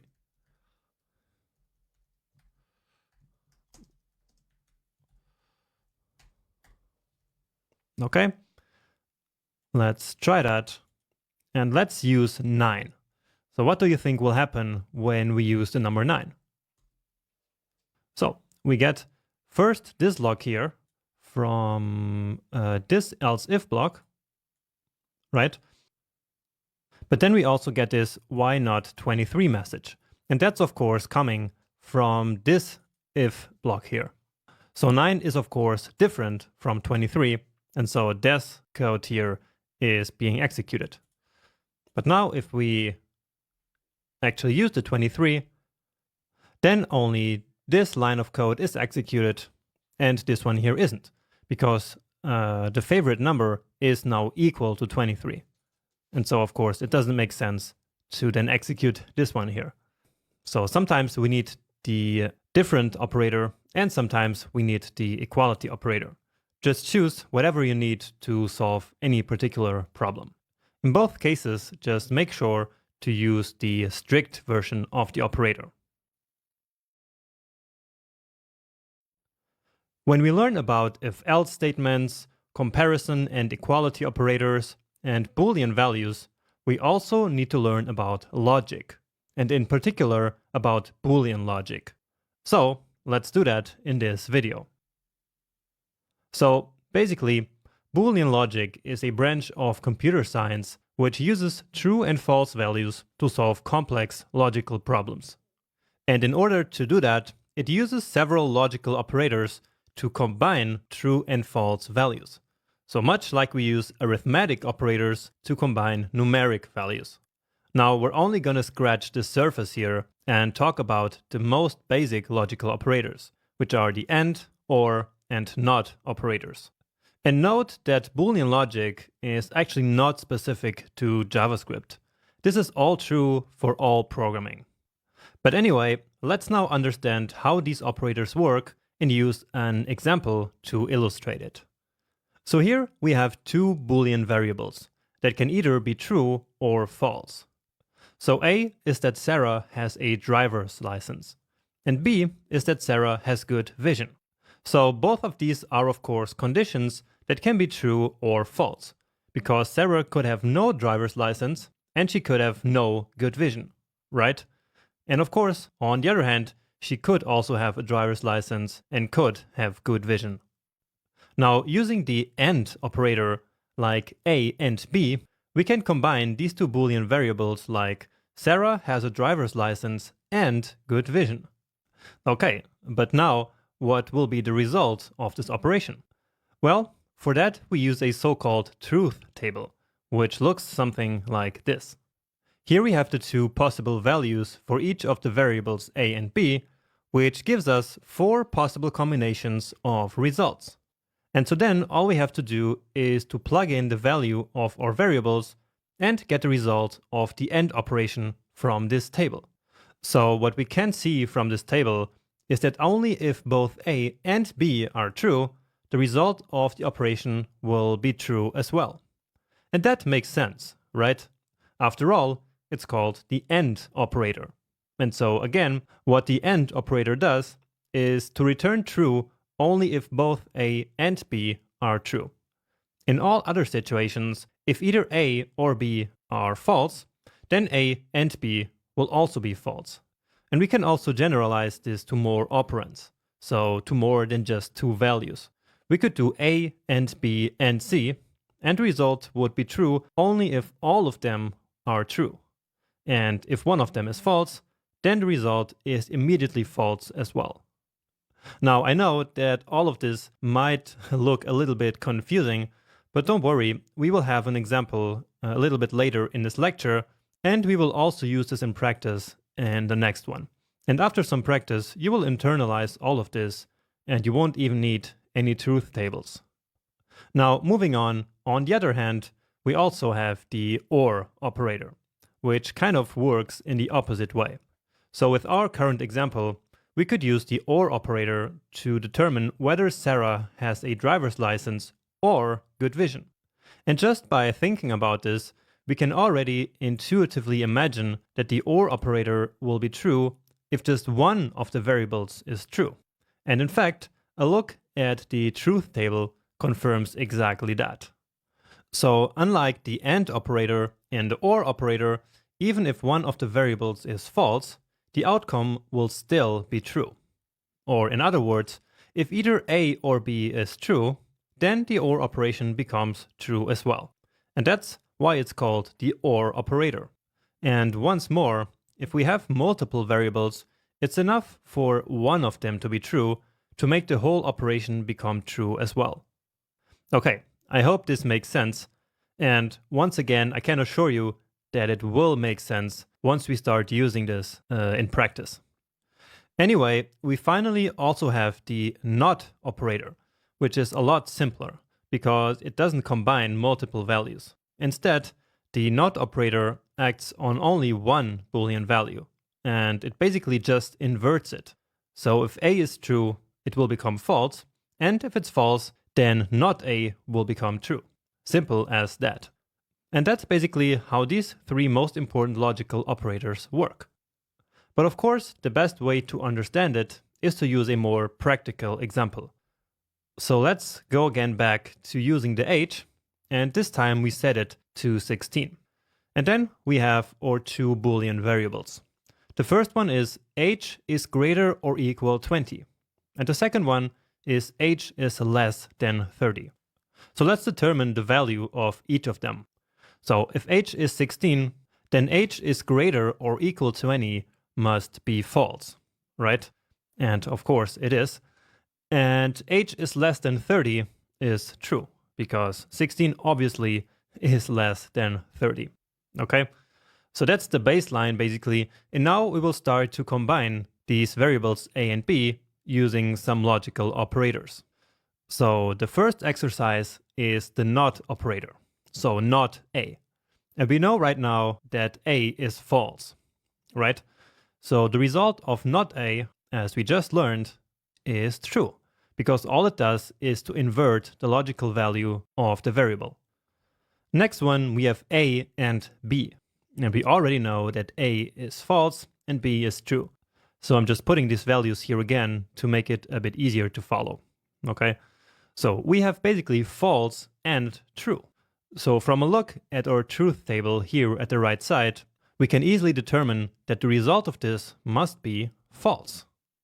And so that's exactly what we learned before. So when we have the AND operator, it's enough for one of the operands to be false to make the result of the operation also false. Now we have A or B, and so let's check out the truth table in this case. And so in this case, we actually get true. And so this shows that it is enough for one variable to be true for the whole expression to be true as well. Next up, let's check not A and B. And we already know that not A is true and B is true. And so this time, for the first time, we are combining multiple operators here. And yeah, we already know that true and true will of course be true as well. And now another one combining two operators. So A, or, and B. And just as a side note, the not operator actually has precedence over the or and operators. So basically the values are inverted first and only then they are combined using and or. So we know that A is false and B is true. So not B must be false, right? Then false or false is also false. And actually that's the only way in which the or operator can be false, if all of them are false, basically. So I hope that made sense to you. And so in the next lecture, we will actually use these operators in code. And then it will make even more sense to you. So by then, we probably won't even need the truth tables anymore, because it will become quite intuitive how both of these operators actually work. But anyway, let's now move on, and I see you in the next video. Let's now return to our code and learn how logical operators work in JavaScript. And let's actually use the Boolean variables from the last lecture. So the one about having a driver's license and having good vision. So we are going to create a variable for each of them. And the first one will be has driver's license. And let's start by setting it to true. And remember that this one was variable A. And then let's create has good vision. And also let's initialize it with true. So these were the two A and B variables that we used in the last lecture as an example. And so it's a good idea to use these here as well. Okay, but now let's get started with the and or operators. So let's log to the console of using the and operator on these two variables. So has driver's license, and now the and operator in JavaScript is this one. So with this we can combine two logical values. So has driver's license and has good vision. So let's see what the result will be. So this one is true, right? And this one is true as well. So the result of true and true should be true, right? So let's see. And yes, so that works. But now, of course, we will change one of them to false. So remember, the result of true and false will be false, because it's enough for one variable to be false for the result of the operation to be false. And so here we can now confirm that, and indeed, that is the result. But now let's see what it would look like with the or operator. So I just copied this and paste it here. And now instead of and, we use or, and that looks like this. So again, true or false. What do you think it will be? Remember from the last lecture. And the result is true. So it's enough for one of the variables to be true for the whole operation to become true. So I hope that's nothing new at this point. And of course, finally, we can also use the not operator to basically invert one of the values. And the not operator in JavaScript is the exclamation mark. So not has driver's license will become, so it will change from true to false. All right, and now, since we know how all of this works, we can use these variables to take a decision. So let's say that we want to determine whether Sarah should drive or not. So let's create a new Boolean variable and use the others to determine that. So let's say should drive. And our model is that Sarah should drive if she has a driver's license and at the same time has good vision. Okay? And so, as I mentioned in the last lecture, we can now use these Boolean variables and this Boolean logic to model complex situations. And this one is actually pretty simple, but we will take it up a notch by the end of this lecture. So, remember, our model is that she has a driver's license and that she has good vision. Okay? And now we can use this variable to finally take the decision. So let's then use this Boolean variable here and say, if she should drive, then log to the console, Sarah is able to drive. And if not, just log someone else should drive. Okay, and actually, we can put the condition right here in the if condition. So this was just to show you a little bit the thought process. But as I mentioned earlier, we usually create the condition right here in the if statement. So give it a save, and now let's run it. And the result is someone else should drive. So that is because has good vision is false. And so our condition of has driver's license and has good vision is not true, because it's only true in case that both of them are true, as you already know by now. So this one is false right now, and so therefore the else block will be executed. But of course we can change it once more. And so right now, both of them are true. So has driver's license, true, and has good vision, true. So true and true is true. And so Sarah is able to drive. Let's check that. And indeed. Great. And with this one working now perfectly, let's take it to the next level and add another Boolean variable here. So let's now also add is tired. And let's set it to true as well. So we can say that this is our variable C. So to use more than two variables with, for example, the AND operator, let's just go ahead and copy this one. So if you want to say has driver's license or has good vision or is tired, all we have to do is to add another or operator here, just like we would add another plus or another minus operator. And the result of this should, of course, be true because, well, all of them are true. And indeed, it is. And if we set them all to AND,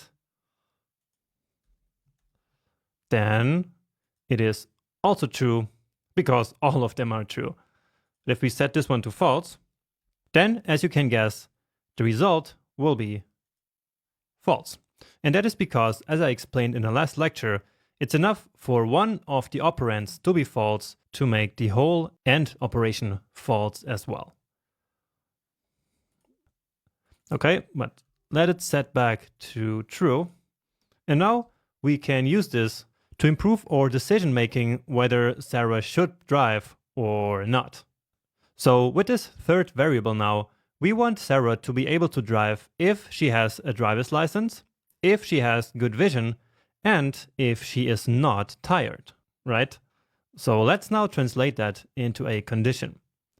And I will just copy this one and then comment all of it out using Command or Control/, just like many times before.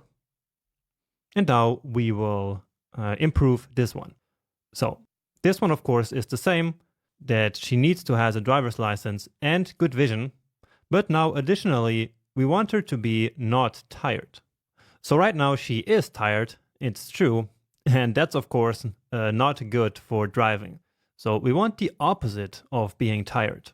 And so, therefore, we need to invert it. So do you remember how that works? All we need to do is to use the not operator. So not is tired. All right. So let's read this again. Sarah is able to drive if she has a driver's license. So if this one is true, if she has good vision.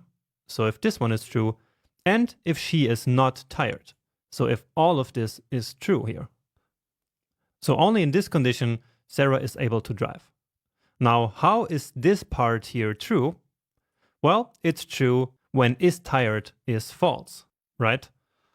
So what do you think will happen in this situation right now? Well, let's test and then analyze. So we get the result, someone else should drive. So why is that? Well, this one is true, this one is true, as we see up here, and then is tired is also true. However, not is tired is false. So this part here is false. And so true and false is, of course, false. And so therefore we get the else block, someone else should drive. Now to fix this, we need to change is tired to false. All right. And so right now is tired is false, and therefore not is tired will become true. And then we have true and true and true. And then in this situation, Sarah will be able to drive. Yes, indeed, it works now. So as you see, with these three Boolean operators, we can model all kinds of complex decisions like this one. Now, I know that this was probably a bit confusing, but please don't worry too much because it's all very confusing for everyone when they first learn how to program. Okay, just take some time after this video and analyze again exactly what happens here, maybe also together with the last video, to really make sure that you understand what is going on here. But of course, the best way to retain any knowledge is by practicing and reinforcing it. And so let's do that now in the next coding challenge. I hope you're excited for your next coding challenge. So let's jump right in. And this time we have a different coding challenge. So this time we have two gymnastics teams called the Dolphins and the Koalas. And they compete against each other 3 times. Then the team with the highest average score is the winner and wins a trophy. So here are your tasks. First, you should calculate the average score for each of the teams using the test data below. So this test data right here. Okay. Then compare the team's average scores to determine the winner of the competition and also print it to the console. Now there might be a draw between the teams, which means that they have the same average score. So you need to test for that situation as well. So this is the basic challenge, and I think this will be great to test the knowledge that you gained over the last couple of videos. Now, if you want to take it to the next level and make it a bit more difficult, you can try out the bonus 1 and bonus 2. So let's take a look at these. So bonus 1 is to include a requirement for a minimum score of 100. So what this means is that a team only wins if it has a higher score than the other team and at the same time a score of at least 100 points. And to help you solving this one, I'm giving you the hint of using a logical operator to test for the minimum score of 100 points. Also, you will probably need multiple else-if blocks. All right. Now, the second bonus here is that the minimum score also applies to a draw. So a draw only happens when both teams have the same score and both have a score greater or equal 100 points. And otherwise, no team at all wins the trophy. All right. And then here you have actually the test data for bonus 1 and for bonus 2.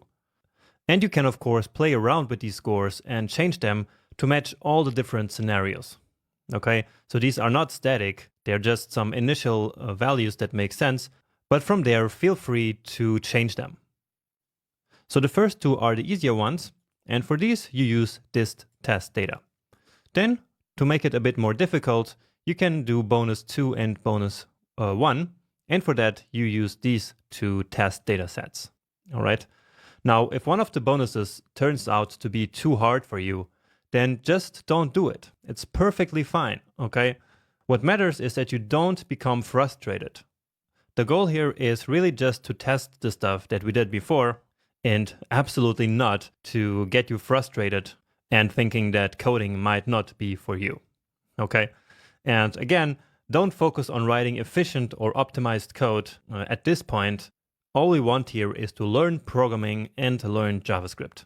So just make it work, and yeah, that's it for instructions about this challenge. So pause the video now, and I see you in a second. Okay, hopefully you managed to complete at least point 1 and point 2, and so let's start by solving these two. So number 1 is calculating the average of both teams. So let's create one variable for each. So score dolphins. And so to calculate the average, we simply add up all the 3 scores and then divide it by 3. So we already did something similar before.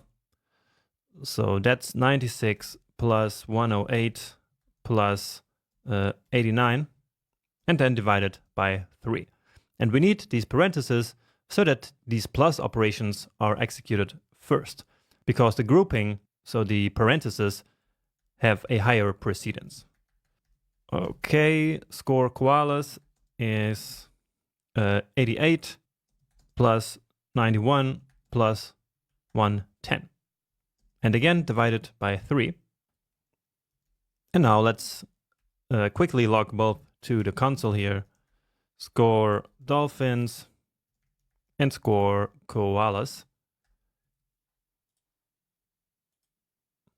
Okay, so they're pretty close, but the dolphins have a little bit higher of an average. And so that's what we're working on in point 2, where we're going to compare the average of both teams. So we are going to use an if statement, or if else probably. So score dolphins, if it's greater than score koalas, then log to the console, dolphins win the trophy. And we can get fancy here with some emoji. Let's see if we got one. Ah, that's the one I'm looking for. But of course, once more, you don't need to worry about this part. Let's just copy this for the next one. So else, and actually we are going to use an else if because of the draw. But let's talk about that one later. So if the score of the koalas is greater than score dolphins, then we're going to print the opposite, so that koalas win the trophy. And finally, else if score dolphins is equal to score koalas, then we can simply say that no one wins the trophy, or actually both win the trophy. Okay, so let's test that. And indeed, we get that the dolphins win the trophy. And that's because, as we know, this value is greater. And so actually this first condition here turns out to be true right away. And so this block of code here gets executed. Now let's just quickly increase the score of the koalas here. Let's say 100, just to see if the second part also works. And indeed, now the koalas win the trophy. Okay, but let's put it back here. And here you could have actually done it in another way. So you could have done score dolphins less than score koalas. So basically write the same as here, but instead of the greater, you would have used the less than. So that's the exact same thing, and both are equally valid. Then here in the last part, actually we wouldn't even have needed this part, so that the score of dolphins is equal to score of koalas, because that's actually the only scenario that's left given these previous two conditions. So basically, if none of these here were true, really the only thing possible would be that they had the same score. And so a simple else block would have been enough here. But anyway, this works just fine too. And so again, what matters is that you made it work, even if you did some things differently. For example, you could have stored the conditions in separate Boolean variables, or you could have structured the if-else statement in some different way. But if you got the same result that we just saw here, then congratulations. That's a great work. Well done, really. So maybe you even made it to bonus number 1 and 2. And so let me solve them here now as well. So let's start by calculating the average.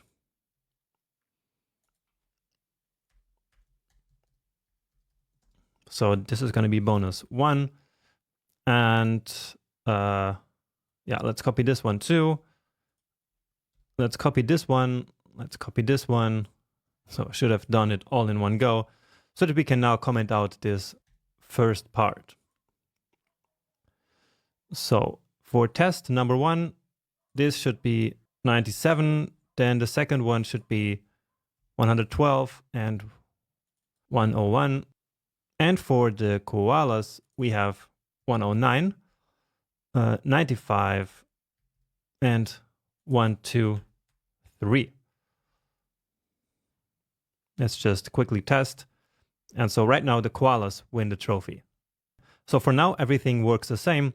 But now we need to include this important condition here, which is that with this rule, a team only wins if it has a higher score than the other team, which we already have, and at the same time a score of at least 100 points.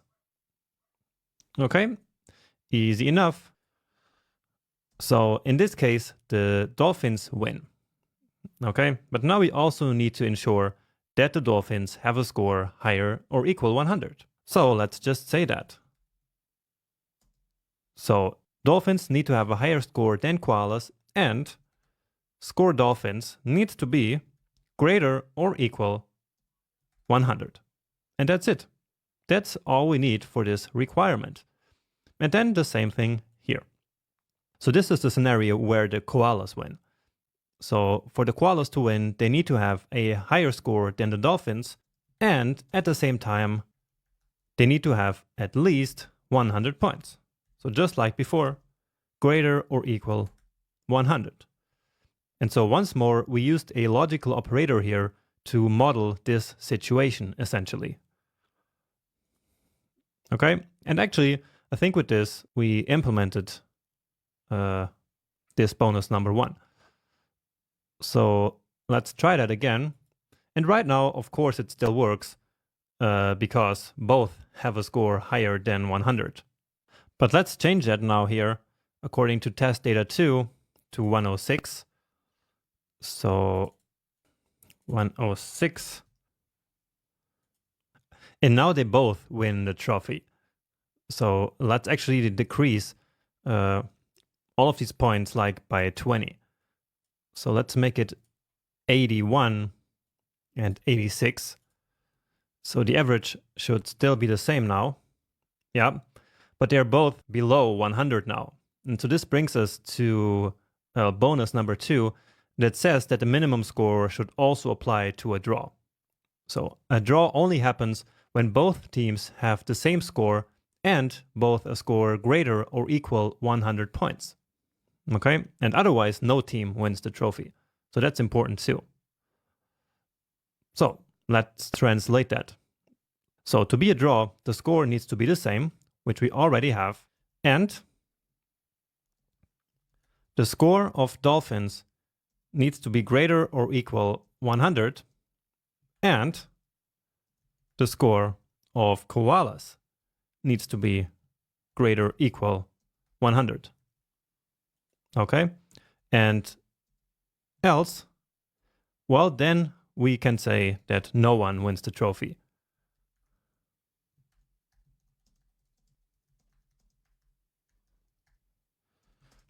And let's just add some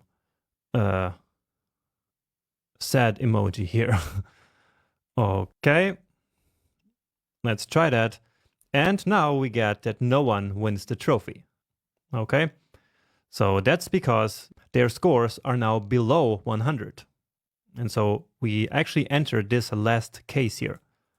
But if we go back to the averages that we had before, so 106 and 101, let's see.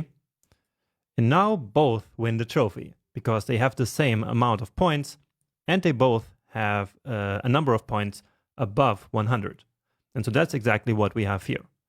So same points, dolphins have over or at least 100 points, and koalas have at least 100 points. And so in this case, both win the trophy. Finally, let's also test the scenario in which both have below, but the dolphins have a little bit more. Let's put this one here at 80. And so now we see that the dolphins have 96 points and the koalas have 84, but still no one wins the trophy. And that's because the dolphins have more than the koalas. So this part of the requirement is true, but they do not have over 100. So this part here is false, okay?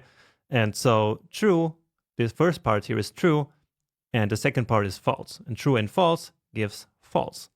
And so then all of these are skipped because they're also obviously false. And so we go straight to this last block. And so no one wins the trophy, which is exactly what we were expecting as a result here. Okay. Now, if you didn't manage to do this here, again, don't worry, because I know that this is a little bit complicated already. And so in case you managed to successfully complete this challenge, then a huge congratulations to you. Well done. But if for some reason you were not able to complete the challenge, then don't worry all too much about it. You can always go back to the lectures where we first learned about these topics, and you can, of course, after this video, also review the code a little bit more carefully to make sure 100% that you understand, especially this last example that we just worked on. Okay? But anyway, great job in completing this challenge, and now I see you in the next video. Let's learn about the switch statement, which is an alternative way of writing a complicated if-else statement when all we want to do is to compare one value to multiple different options, basically. So in this example, let's say we have a weekday variable, and for each day there is a different activity. So basically we're going to map one activity to each day. So let's say day, and I'm setting it here to Monday. Now, maybe you're wondering why I'm basically hard coding all these variables and how this would work in the real world. Well, in a real application that's used by users in the browser, usually most of the data comes from user input. And so then we wouldn't be hard coding all of this stuff. Okay? But right now, well, we are just learning how to code. And so it's absolutely no problem at all to just hard code all of these values here. Okay? Now, anyway, going back to our example here, let's now essentially map one activity to each day. So Monday, Tuesday, Wednesday, Thursday, Friday, Saturday, and Sunday. And for that, we could use an if-else statement with multiple else-if blocks, but we can also use the easier to use switch statement. So let me just write how that works, and then I'm going to explain it in a bit more detail. So what we're switching is basically the day. So this is what we're going to compare to multiple options. Then we need the curly braces to define a block. And then we can define cases. So let's say case Monday. Then this colon, and notice how it's a colon and not a semicolon like this. Then another indentation, and then here comes the code that we want to do. So as always, we log something to the console. And once more, in a real-world app, we will of course not be logging stuff to the console all the time. This is once more just so that we can learn how all this different stuff works. So let's say on Monday, I plan my course structure. And here we can actually execute multiple lines of code. And we don't need curly braces for that. So after the case and the colon, all the lines are then executed. Okay, and the syntax of this switch statement is actually a little bit unusual. So it's unlike anything else in JavaScript, but well, that's just how it is implemented, I guess. So anyway, we will execute two console.logs here. So the second one is go to coding meetup. Okay, so basically what this will do is it will compare day to Monday here in a strict equality way. So this here is basically writing day equal Monday. And if this is true, then this code here will be executed. Okay. Now, after this, we actually need this break statement. And you will see why in a second. And now let's add the next case here. So case Tuesday. So basically, we're going to do one for each day of the week here. So let's say prepare theory videos, and then another break. And I wish that preparing theory videos would only take one day, but it doesn't. Okay, so Wednesday is the next one. And actually, we can do a nice little trick, which is to run the same code for two different values. So all we have to do is specify this case, and then we can specify another case right after it. So let's say Thursday here. And so whatever we write here will then be executed for both Wednesday and Thursday. So without needing any logical operators as we would need with an if-else statement. And actually, we're going to translate this into an if-else statement after we're done here so that we can analyze the difference. So let's say Wednesday and Thursday, I write code examples.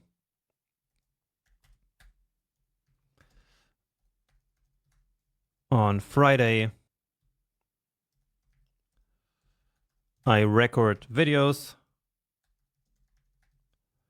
And here's a small bug. So it's a colon, as I was saying you. And then let's do Saturday. And also the same for Sunday.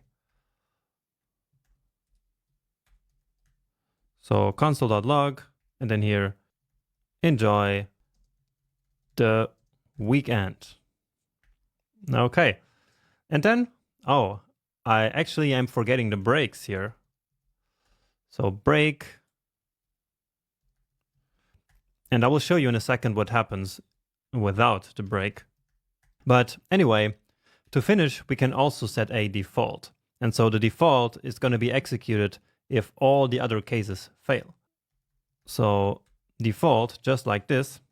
And then here we can simply say console.log, not a valid day. So basically we're using this for an invalid weekdays. It's basically like an else block at the end of a long if-else statement. Okay, so let's now check out the result. And indeed, we get these two logs here from here. So from line 379 and 380, which are exactly these two lines of code. Then if I change it to, let's say, Wednesday, like that, we get write code example. And on Thursday, it should yield the same result, because yeah, we did this here for these 2 days. Now I guess I wrote something wrong, and actually it's here, Thursday, right? But so you saw that actually, since this option here was nowhere to be found, we actually got to the default block, which is then not a valid day. But now we should get the right code examples. Now without the break here, and let me comment it out just for demonstration, if we put this back to Monday, then let's see what happens if we load. And so now we get 3 outputs. We get this one, and this one, and this one. So that's the one immediately after Tuesday. And this happens because without the break, the code simply continues executing. And it stops here because here we have the break. But if I remove this break as well, then it would continue down this structure. And so after each block here, we need to tell it to stop, essentially. And so now it's fixed and it works just fine. Okay, great. That's how the switch statement works. And remember that this actually does a strict comparison. So it does it like this. Here it does, if the day is equal to Monday, then execute this. If the day is equal to Tuesday, execute this, and so on and so forth. So this was really designed for equality and not for like comparing stuff. It is technically possible to do that with some workarounds, but that's not the goal of the switch statement. Now, just as a fun exercise and to get a better idea of how this actually works and also how the if-else statement works, I want to challenge you to write this same logic, but this time as an if-else statement, okay? And to do that, you will have to use a logical operator to translate the case of the Wednesday and Thursday case. So think about what happens. So basically, write code examples should be executed if the day is Wednesday or Thursday, right? So whenever the day is one of these two. So it's impossible to be Wednesday and Thursday because, well, 2 days cannot occur at the same time. So keep that in mind and yeah, pause the video here and really try to do this one on your own. Okay, did you do it? Well, let me just quickly show you how it's done. So remember that we're using strict comparison, so the triple equals. So if it's Monday, then do this, and I will, after finishing the structure, I will just go ahead and copy the console logs from up there. Then we need an else if. For the case it's Tuesday,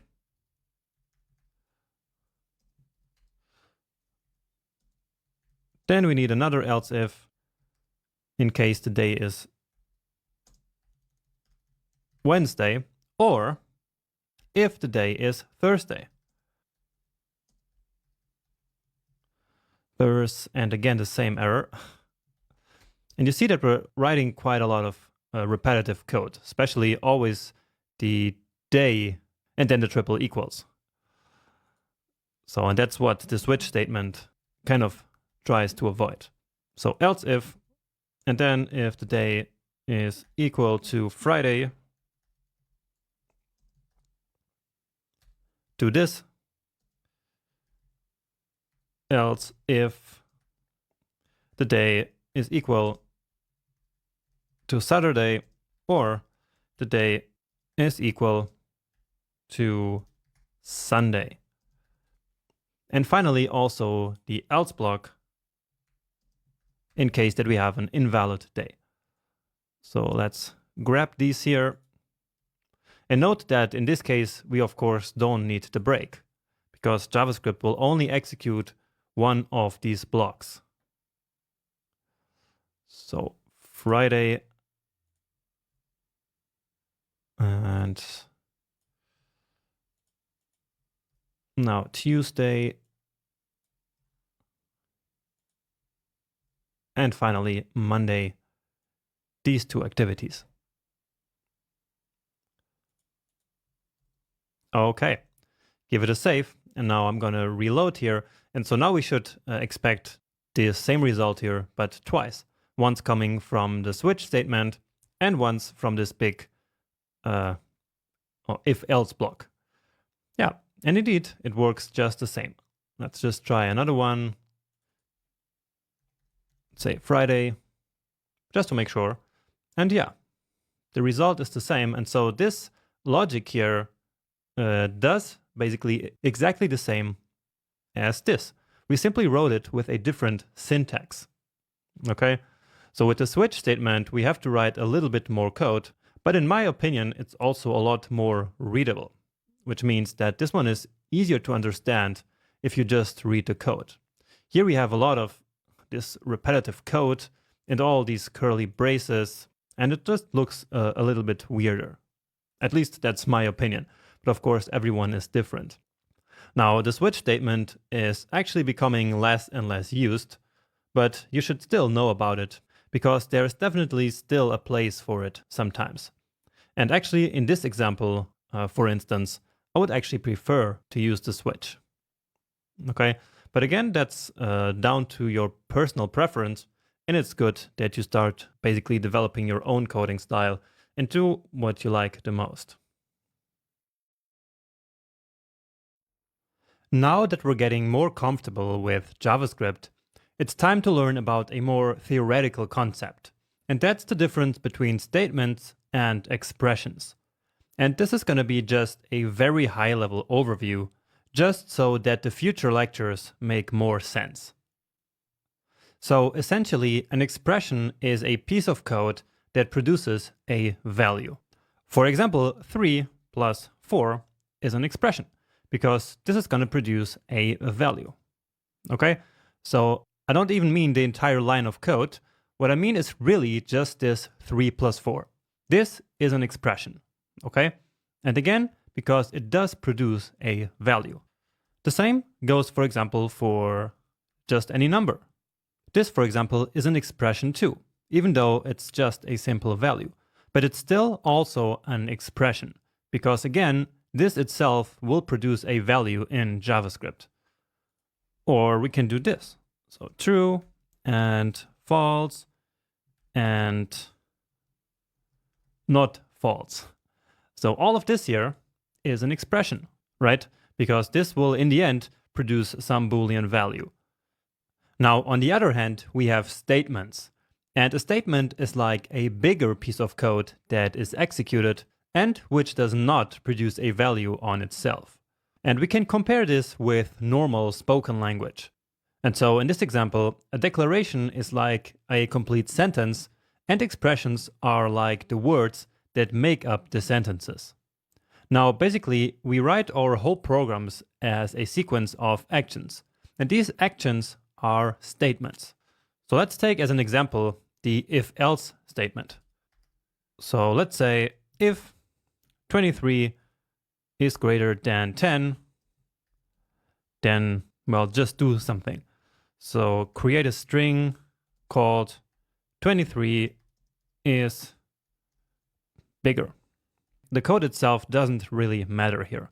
So this if-else statement is in fact a statement. And so that's the reason why I have called it the if-else statement all the time. And the same is true for the switch statement. So this statement here doesn't really produce a value, does it? All it does is, in this case, it simply declares this variable called str. But that's it. It performs some actions, in this case declaring this variable, but it doesn't produce a value. And so in that, it's different from, for example, having this here. Okay? Now the string itself, again, is an expression. So this is probably a bit confusing, but that's not a problem, okay? My goal here is not that you understand the exact rules of what an expression is and what a statement is, because in fact, it's all a bit fuzzy. So my main goal with this lecture is really that you know that statements and expressions exist, and that expressions produce values, and that statements are like full sentences that translate our actions. So the actions that we want the program to perform, okay? So really, that's all you need to know and all you need to basically memorize from this video. We don't need to go into all the details. So there's no need to start asking a bunch of questions about this in the Q&A section, all right? So this will all make even more sense as we move on. So I said that this string here is itself an expression, and then this whole line of code is a statement, because this again does not produce a value. And so basically, whenever something ends with a semicolon, that's then a statement. It's like a complete sentence, okay? Now this difference between expressions and statements is important to know because JavaScript expects statements and expressions in different places. For example, in a template literal, we can only insert expressions, but not statements. So let me just very quickly demonstrate that to you. So we can say, I'm, and then our placeholder here, basically. And so in here, we need to put an expression. So something that produces a value, which can then be put into the string that we're building here using the template literal. So let's say, just to do some calculations here, so 2037 minus 1991 years old. So again, this is an expression here. And so this one will work. However, we cannot do this. For example, we could not insert this if statement in here. That wouldn't make any sense at all. Okay, let's try that. And so we actually get right away unexpected token if. And that's because JavaScript knows that this is a statement and statements don't make sense where JavaScript expects an expression. Now, if we had a variable, for example, then if we used that here, then this would actually also be an expression because this variable will essentially just be replaced with this string. And so this produces a value. And so, of course, this is completely acceptable. Okay. And that's actually all I had to show you in this video. Again, my goal was really just to make sure that you kind of understand the difference between expressions and declarations so that moving forward, we are really both on the same page here. So we already saw two ways of writing conditionals, the regular if-else statement and the switch statement. But there is another one, and that's the conditional operator. And this one is actually really nice. So let's check it out. So the conditional operator allows us to write something similar to an if-else statement, but all in one line. So let's again start by defining an age variable. And this time I'm setting it to 23.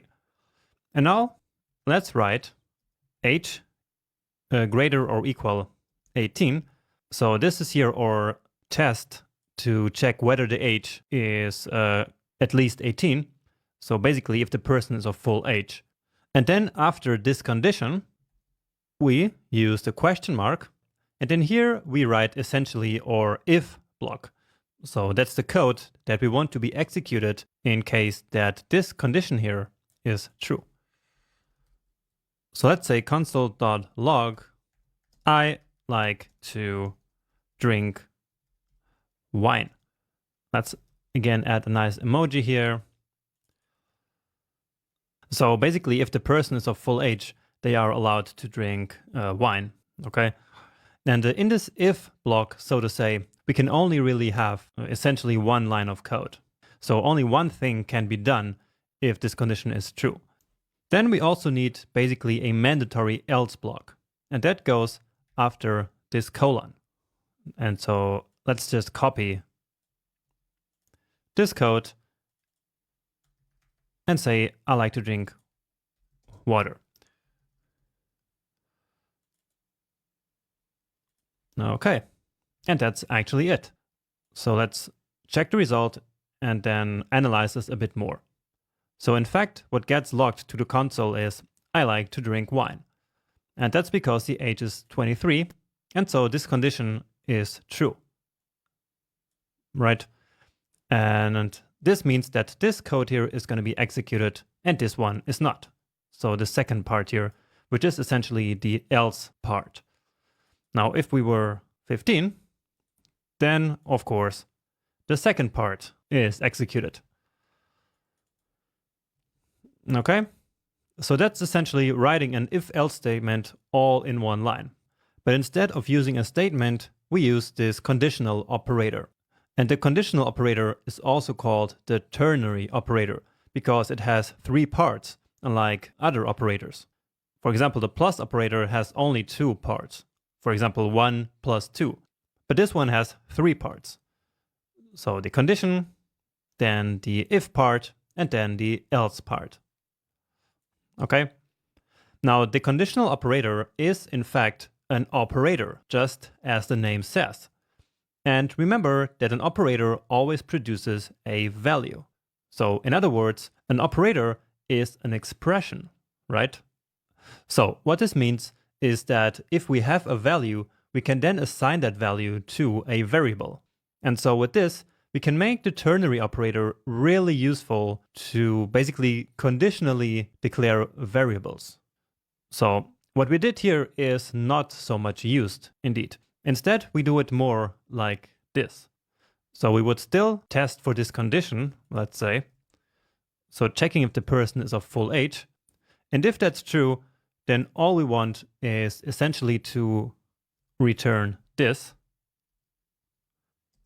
And if not, we only want this. Okay? And so again, this whole operator here is now an expression. And an expression produces a value.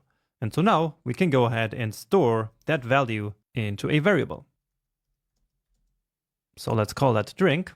And then we can log this drink to the console.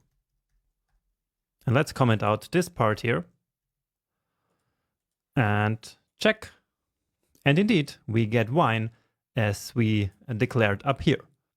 Great.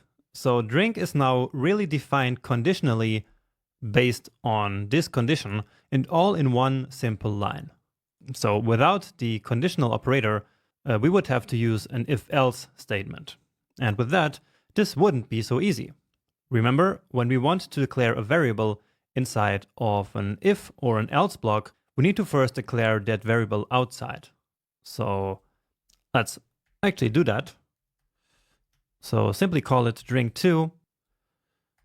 And then we would say, if the age is at least 18, then drink2 is going to be wine. Let's just grab that here. Or else, drink2 is going to be this water here. Okay, and again, we need to define the drink2 variable outside of the if and the else blocks, because any variable that we define inside of a block is not available outside. So we declare the variable here and then reassign it inside of the blocks. So just to make sure it worked, let's log this one here as well. But we really just did this for the sake of comparison. Okay, just so you can see the tremendous difference that the ternary operator introduces here in our code. So if you ask me, this one here is a lot easier to understand and a lot easier to write, right? So just changing this to something else here. And yeah, in both cases, we get a water back. So using the ternary operator, we were really able to transform this big block of code all into one small operation like this. And this is going to be useful in so many cases. And we will really take advantage of this throughout the rest of the entire course. And now we can take it even further. Because since the ternary operator is really an expression, we can now use it, for example, in a template literal. So unlike a normal if-else statement, like we tried and failed in the last lecture, remember? So that was here, where I tried to insert this if statement here, and of course it didn't work. But using the ternary operator, which produces a value, we can actually have conditionals inside of a template literal. So let's simply try that. And so I can now say, I like to drink, and then based on the age, I can say if I like to drink wine or water. So here in this placeholder, remember, I can put any expression that I want. And this here is an expression. Again, because it produces a value. So I grab it from here, paste it here, and that's it. The template literal will now use whatever result we get from this operator. So that's either going to be wine or water. And then it assembles that result into the final string. So let's check. And indeed, once more, the conditional operator works just fine. And with our age back to 23, then we got, I like to drink wine. Great. So I hope that this makes sense. I know that especially this part here can be a little bit confusing for beginners. So take a minute to really understand what happens here. And always keep in mind the concept of operator and of expression, which is something that produces a value. And thanks to that, we can then put that value here in this placeholder in the template literal. All right. Now to finish, I just wanted to mention that the ternary operator is not thought as a replacement of if-else statements. Okay, we still need if-else all the time. For example, when we have bigger blocks of code that we need to execute based on a condition. In that case, the ternary operator is not going to work. But the ternary operator is perfect when we just need to take a quick decision, for example, like this one. And that's especially true in places where JavaScript really expects an expression, just like here in this template literal. So here we could not use an if-else statement, and so the ternary operator really comes to our rescue here. So I think you can understand that this one is really, really important. So make sure that you absolutely understand how it works.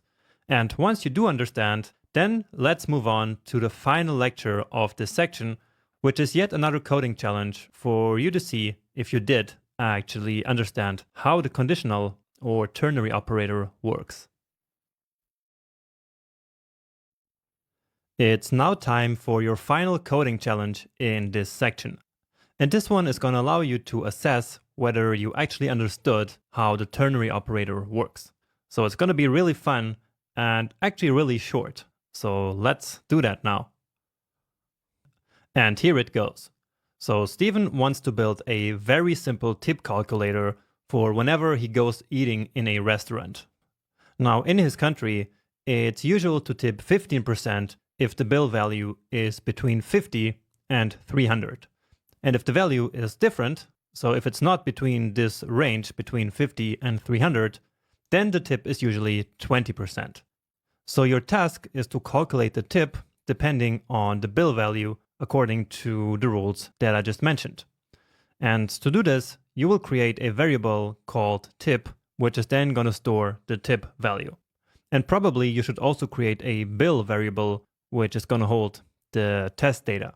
So first 275, then 40, and then 430.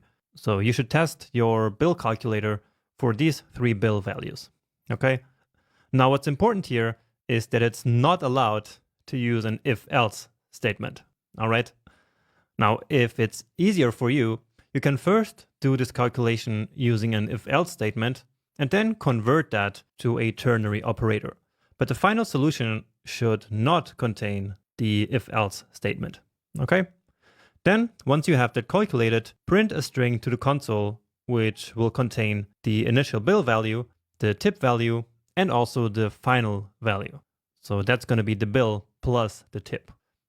And as an example, for example, when the bill is 275, the output string will be like this. Okay? So once more, I hope you managed to do this. And actually, I have 2 hints to help you solving this. But if you want to try this on your own without the hints, then just pause the video right now.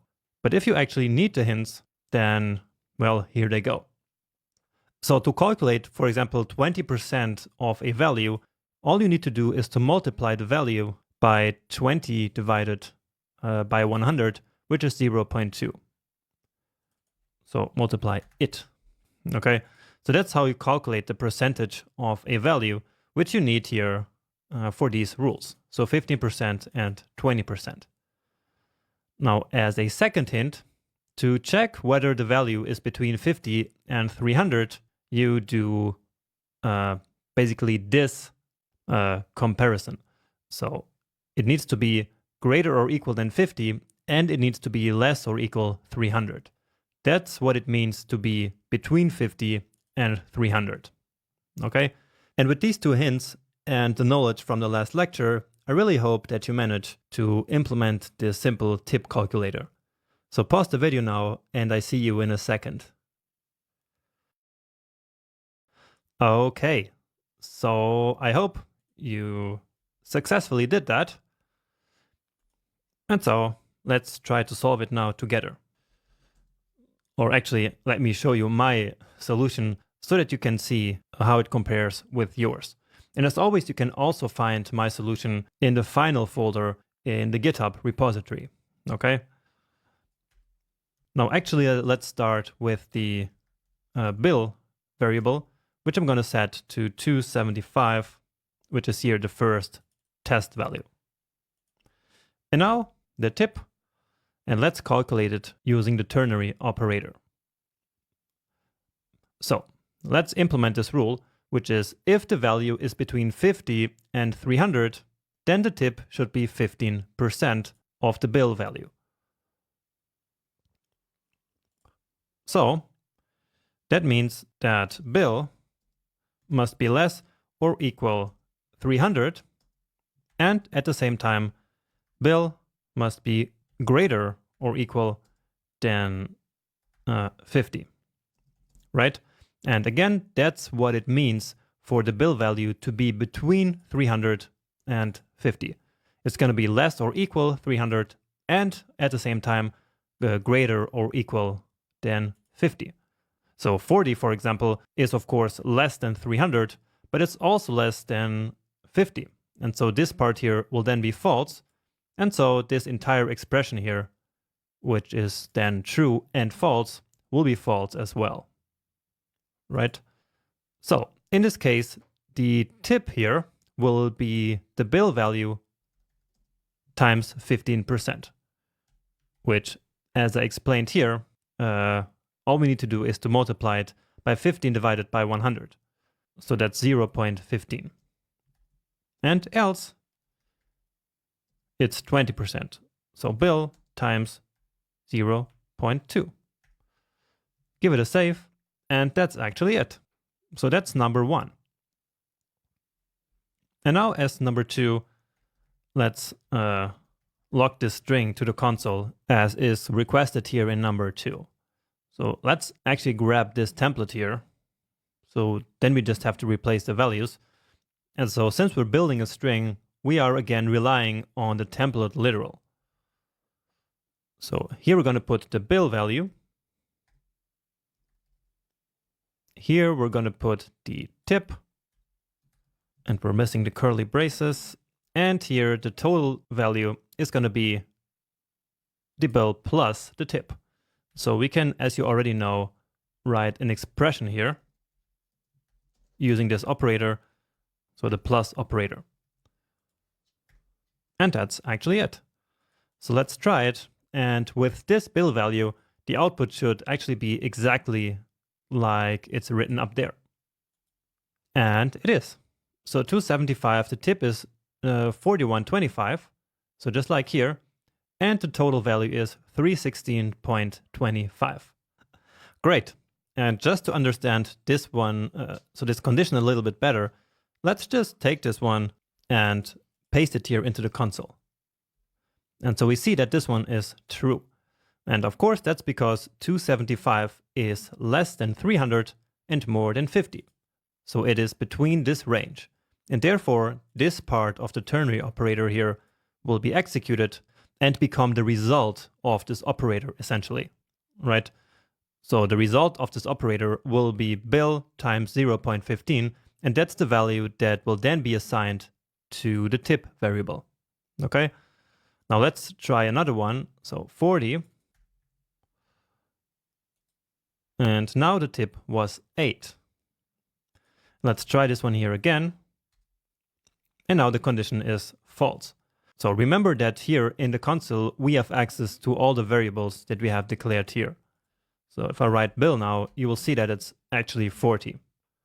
So Bill is obviously below 300, but it's also below 50. So this part is false, and true and false gives false. And so in this case, the value that's going to be assigned to tip is 40 times 0.2. And that's exactly 8. So it's what we see here. Okay, and now just for the sake of completion, let's do the last one as well. And yeah, this should have worked as well, because now this one is false again. And that's because this time 430 is above 300. And so 86 should be 430 times 0.2. Let's quickly check that. 0.2. And that's right. That's the 86 that we have up here. Great. So hopefully you did this.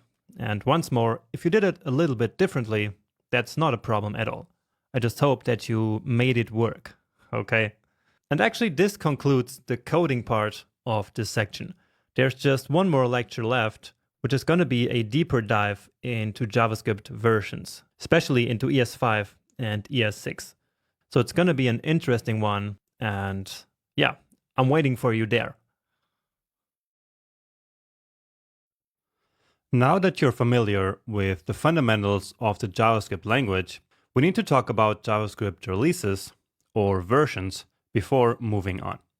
And we briefly talked about this in the intro video, but now let's go into more depth, because it's really important to know about how JavaScript releases work and how we can use them. It's important for your work as a web developer, and also because you will see these topics coming up in the developer community all the time. And so you want to be able to understand what's going on. And the best way to start understanding JavaScript versions is by looking at the history of JavaScript. So let's do that. And let's start at the beginning of the internet itself. So quickly after the internet was invented and the first web browsers were developed, developers wanted to start making websites more interactive. In other words, they needed a programming language for the browser. So in 1995, the Netscape Navigator, which by the time was the dominant browser, hired a guy named Brendan Eich to create the very first version of JavaScript in just 10 days. It was called Mocha, so not JavaScript yet, but it already had many of the fundamental features that modern JavaScript has today. So that's very impressive that he basically created this first version in really just 10 days. Then in 1996, Mocha was renamed to LiveScript, which was then again renamed to JavaScript for one simple reason: to attract developers from the hottest language at the time, which was Java. So the Java in JavaScript was really just for marketing reasons, because the language itself has basically nothing to do with Java. Now, some beginners think that this is the case, but actually no. JavaScript and Java are two completely different languages. Also in 1996, Microsoft launched the Internet Explorer, which basically copied JavaScript from Netscape. But they called it JScript for legal reasons because, well, you actually cannot just go around and copy other people's programming languages. Now, what this means is that we now had two very similar but competing languages, which of course is never a good idea in the long run. And so, with the internet growing like crazy around this time, people realized they needed to standardize JavaScript. So the language was submitted to an independent standard organization called ECMA, which in 1997 released ECMAScript 1, or ES1. This was the very first official standard for the JavaScript language. And with this, every browser could now implement the same standard JavaScript. In the real world, we usually use the term ECMAScript to refer to the standard, while JavaScript is used when we talk about the language in practice, as it's implemented in browsers. Now, fast forward to 2009, after a lot of complications and disagreements about where the language should be headed, ES5 was released with a lot of great new features. And then finally, another 6 years later, the much-awaited new version ES6 was launched in June 2015. And this was the single biggest update to the language ever. So it contained a ton of new exciting features, which we will explore throughout this entire course. This was and still is a really big deal for JavaScript and for the whole web developer community. Now, you will also see ES6 being called ES 2015, which is actually the official name, but most people just call it ES6, and so that's what I'm going to do here as well. And actually the reason for ES6 being called ES 2015 officially is that in 2015, ECMAScript changed to an annual release cycle. So right now, there's going to be a new release every single year. The reason for that is that they prefer to just add a small number of new features per year instead of shipping a huge new version every couple of years like it happened with ES6. And so this way, it's going to be much easier for everyone to keep up to date. And so according to this new annual release cycle, in 2016, ES 2016 or ES7 was released, ES 2017 in 2017, and like this, it will continue until the end of time, or something like that. Now, there is one particularity about JavaScript releases which is pretty unique for any programming language, and that is backwards compatibility all the way to ES1. So what does that actually mean? Well, basically it means that if you were to take some JavaScript code written back in 1997 and put it in a modern browser with a modern JavaScript engine today, it would still work just the same. So again, the JavaScript engine that's in our browsers today is able to understand old code written 25 years ago without having to rely on version numbers or anything like that. It just works. And it works this way because of the fundamental principle that's baked into the JavaScript language and its development, which is to not break the web. This means that there is almost never anything removed from the language, but only added in new versions. And actually, we cannot really call them new versions even, because they do not contain breaking changes like when other languages move to a new version. Instead, new versions are always just incremental updates which add new stuff. And so I like to call them releases and not versions. The ECMAScript committee who works on updating the language does all this so that old websites basically keep working forever. Just imagine they removed some important feature that made a website from 2008 work just fine. If you then wanted to visit that page, it would be broken. And that's why we, fortunately, have the don't break the web principle. Now, of course, this comes with problems, because there are tons of old bugs and weird things in the language. Remember that Brendan Eich made the very first version in just 10 days. And no one back then could even imagine what JavaScript would be used for one day. The initial goal of JavaScript was just to add some simple dynamics to pages, not to write whole web applications in the browser like we do today. But anyway, these bugs and weird quirks in the language have been giving the language a bad reputation among many programmers, who can't really take JavaScript serious because of this. But here's the thing. We can actually go around many of this weird stuff by simply learning the modern JavaScript that matters today and just ignore most of the old weird stuff. And so that's exactly what we're going to do in this course. So next time your friends start hating on JavaScript, and believe me, this actually happens, then just tell them about the amazing things that you can build with it.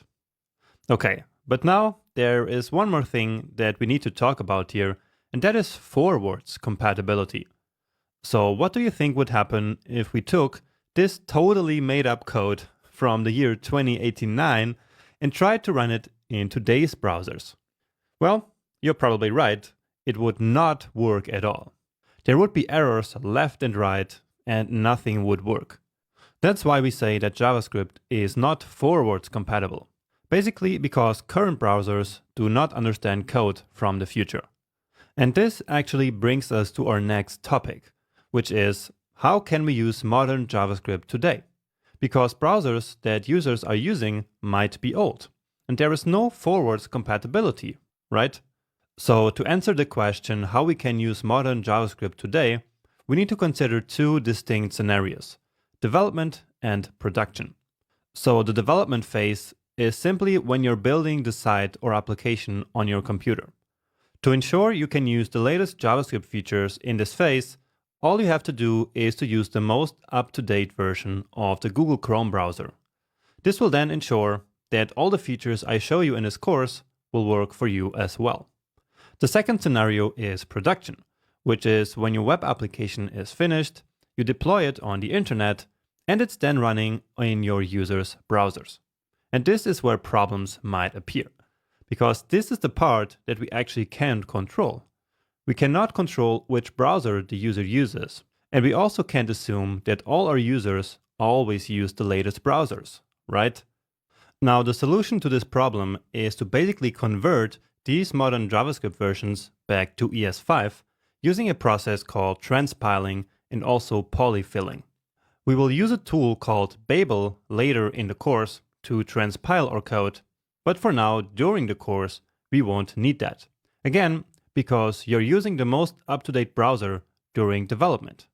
Transpiling back to ES5 is only necessary after your app is developed and you want to ship it to your users. Alright, so now let's take a look at how different JavaScript releases can be used today. So first off, ES5 is of course fully supported in all browsers today, all the way down to Internet Explorer 9 from 2011. So we can assume that ES5 is safe to be used at this point, which is the reason why we use it as a target for transpiling.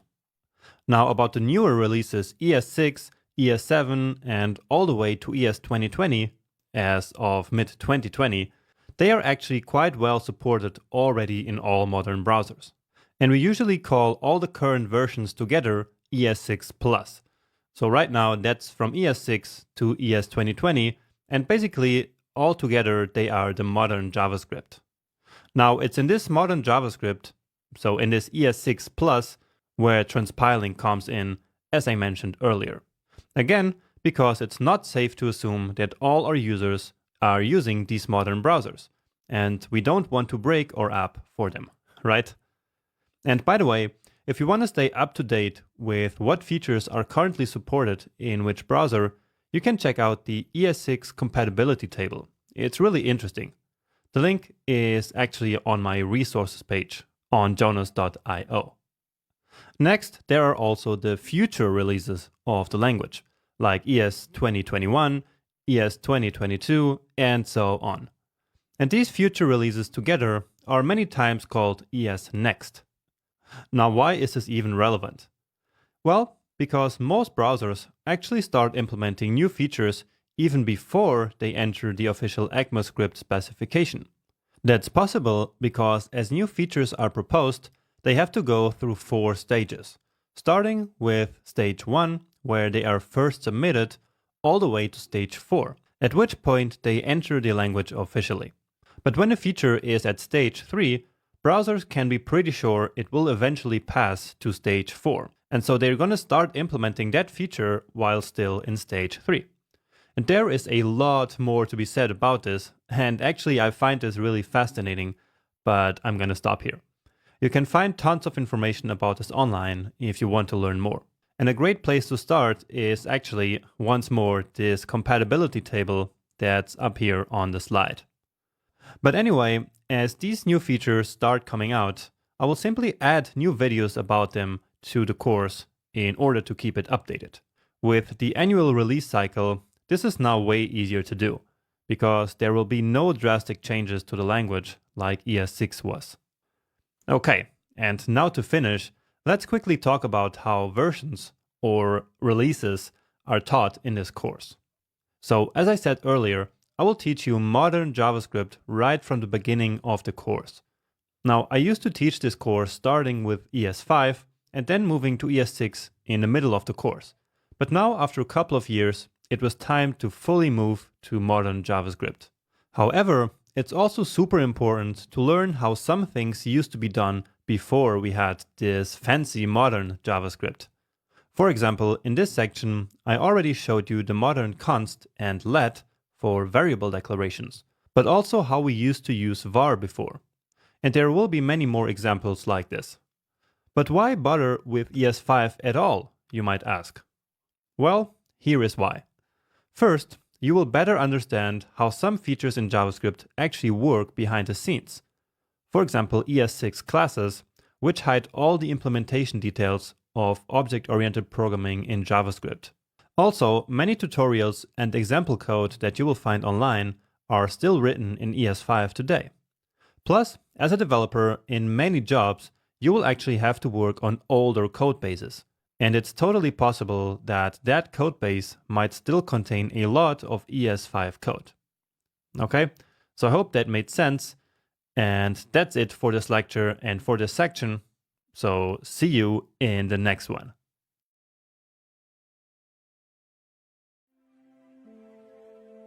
In this section, we will continue learning important JavaScript fundamentals. And so that means that we will learn the basics of functions, objects, arrays, and also loops. So after this section, you will already have a good foundation to start writing your own small programs using the power of JavaScript. And I hope that sounds super exciting, and so let's get started.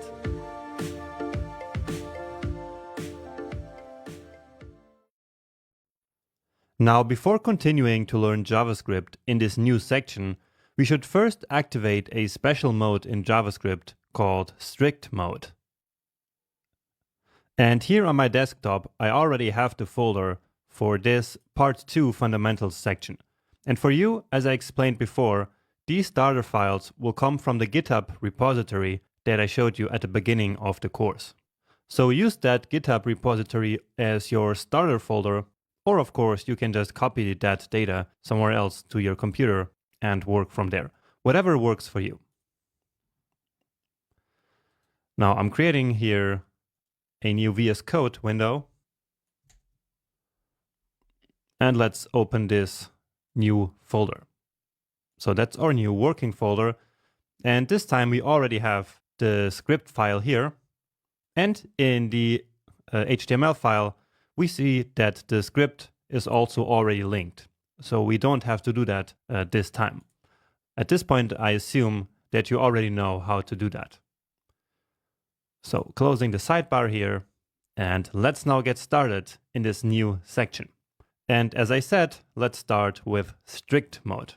So strict mode is a special mode that we can activate in JavaScript, which makes it easier for us to write secure JavaScript code. And all we have to do to activate strict mode is to write this string at the beginning of the script. So use strict. And that's it. So with this, we activated strict mode for the entire script. Now what's important is that this line of code, so this statement here basically, has to be the very first statement in the script. So if we have any code before this, then strict mode will not be activated. Comments are allowed because JavaScript will just ignore them, but no code. Okay, now we actually can also activate strict mode only for a specific function or a specific block, but I don't really see the point in doing that. And so I always just use it at the beginning of each script. And so I believe that you should do the same. So always just put strict mode in the beginning of your scripts, and like that, write more secure code. And with secure, I mean that strict mode makes it easier for us developers to avoid accidental errors. So basically, it avoids us to introduce bugs into our code. And that's because of two reasons. First, strict mode forbids us to do certain things. And second, it will actually create visible errors for us in certain situations in which, without strict mode, JavaScript would simply fail silently without letting us know that we did a mistake. Okay? So again, first, strict mode forbids us to do certain things, and second, it creates visible errors in the developer console, where in other situations, JavaScript would just fail silently. Okay, but now to make this a bit more clear, let's actually see an example of one of the most important changes that strict mode introduces. So let's create a variable here with a complicated name. Let's say has driver's license. And let's initialize it to false here. And then I also will create pass test and set that to true. And I'm using let in both of them because I want to change them later. And actually this one not. So let's just use a const here. Because remember, by default, we should always use const to avoid accidental errors. So basically, there is a certain person which right now does not have a driver's license, but they just passed a test. That's why we have pass test set to true. And now we want to write some logic so that when they pass the test, this variable here gets set to true. So we can say if pass test, right? Because this here is a Boolean value. And so this condition will be either true or false. And then let's introduce a simple bug here. Okay. So this is a kind of hard to write variable name. And so let's pretend that we are writing it wrong here. So has driver license equal to true. So what I did here was to basically omit the S. So this letter here is not in this variable that I'm trying to change here to true. And again, that is an error that I'm making here on purpose, just to show you how strict mode can help us avoid a certain kind of error. Because doing this is actually more common than you might think, okay? And now, then let's log something to the console if the person has a driver's license. And so now we're actually gonna go back to writing it correctly. So if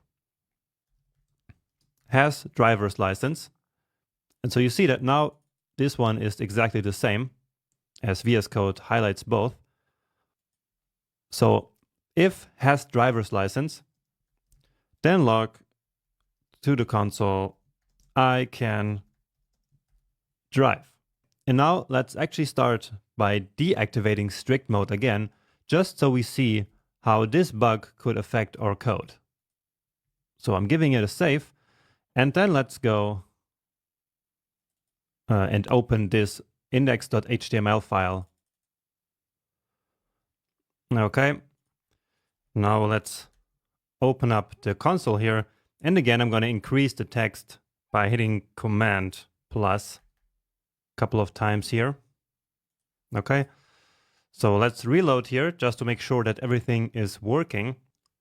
And now what we see is that it didn't log I can drive to the console, even though we attempted to set has driver's license to true here. And so we expected that driver's license being true should then log I can drive. But it didn't work. And that's because of the mistake that I just introduced here on purpose for getting this S. So without the error, it should work, right? But without it, it's not gonna work. And again, because basically here I set a new variable to true and not the original one. So this one is still false, and that's why here this logging does not happen. So now our program has a bug, which means that it has a mistake, and we would now go ahead and find that bug. But strict mode can actually help us with this. So let's turn it back on, give it a save, and now try it again. And now we actually get an error. So here we see that has driver license is not defined. So in line number 6, which is right here. And so this error message now tells us exactly what is wrong. So it tells us that this variable is not defined. And then we can see, oh, we did a mistake here. We're missing the S, right? So now it's the same variable here, here, and here, okay? And so if we try that now again, then the error is gone. And so strict mode really helped us avoiding this kind of bug that we created here. And you can experiment a little bit with this to make it really clear. Now, another thing that strict mode does is to introduce a short list of variable names that are reserved for features that might be added to the language a bit later. For example, let's try to define a variable called interface.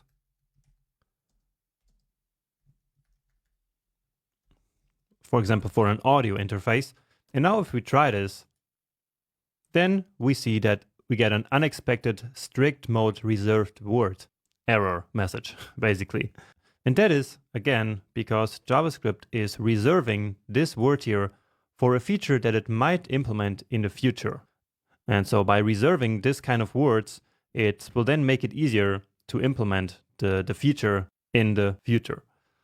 So another one is private, for example. So const private, just some number here. And so this one will also not work. And that's because in the future, there might be something called private fields in classes or in some other places, even in the language. And they might want to use this word for that. And so strict mode reserves these words so that we cannot use them for variables. It's the same logic as this one. So we cannot call a variable if.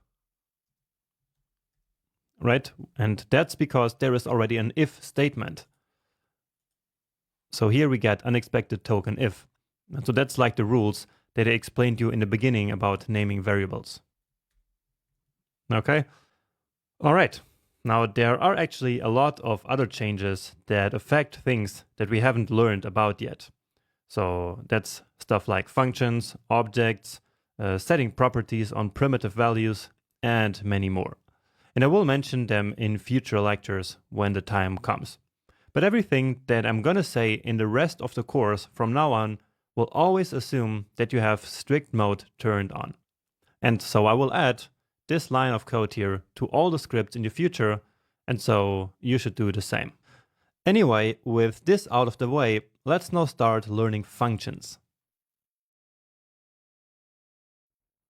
The fundamental building block of real-world JavaScript applications are functions.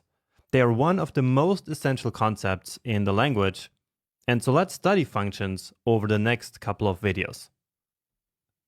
So, what actually are functions? Well, in the most simple form, a function is simply a piece of code that we can reuse over and over again in our code. So it's a little bit like a variable, but for whole chunks of code. So remember, a variable holds a value, but a function can hold one or more complete lines of code. So let's now declare our very first function. So we start with the function keyword, and then we define a function name. And let's now just create a simple logger, which is a function that will simply log something to the console. So I will call this one logger, and then we need parentheses, and we will see why in a next example. And then we use the curly braces to create the so-called function body. So all the code that is within this code block here, so within this block of curly braces, is called the function body. And it's this code that will be executed when we run this function. So let's say we needed to execute a log many times somewhere in our program. So let's simply console.log. My name is Jonas. And so somewhere in our program, we needed to reuse this line of code here multiple times. And so that's why we put it in a function. Okay? So we created the function, and now we can use it. And we can use it as many times as we want. So to use the function, we simply write the function name followed by parentheses, and that's actually it. And this process here of basically using the function is called invoking the function, running the function, or calling the function. So let me actually write these terms here. So calling, running, or invoking the function. And you will see me use these three terms here interchangeably. Okay, so they basically mean the same thing. You can think of them as like executing or using the function that we defined previously. Okay, and as I said, we can now use or call or run this function as many times as we want. And each time that we call the function like this, then the code that is in the function will get executed. All right, so in this case, what should we expect here? Let's see. And indeed, we get this my name is Jonas log 3 times because we called the function 3 times. And so this line of code here was executed 3 times. Great. So we just wrote our very first function and it's already working just fine. And I hope that this logic of reusing code makes sense to you. But let's now take it to the next level and really use some more functionalities of functions, because they can do a lot more than simply reusing a line of code like we did here. So usually when we write functions, we also pass data into a function. And additionally, a function can also return data as well, which means to give us data back that we can then use for something else in the program. So a function can not only reuse a piece of code like we did here, but it can also receive data and return data back. And so I like to think of functions as machines. So I think that's a great analogy. So for example, let's imagine a food processor. So we put food into the processor, then the processor does something to our food, which is the function body basically. And then in the end, the food processor returns the processed food, for example, a juice. And so that's exactly what we can do with functions as well. And actually, let's implement exactly this example. So again, we need to use the function keyword, and then we choose a function name. And just like with variable names, we should choose descriptive function names so that we know exactly what they do. So let's call this one a fruit processor. But in this function, we also specify something called parameters. And parameters are like variables that are specific only to this function. And they will get defined once we call the function. So let's give this fruit processor function 2 parameters, apples, and then a second one separated by a comma called oranges. And again, these two will get defined once the function is called, and they represent the input data of this function. Okay, and this will make even more sense when we then actually call this function. And let's start by logging these to the console. So apples and also oranges.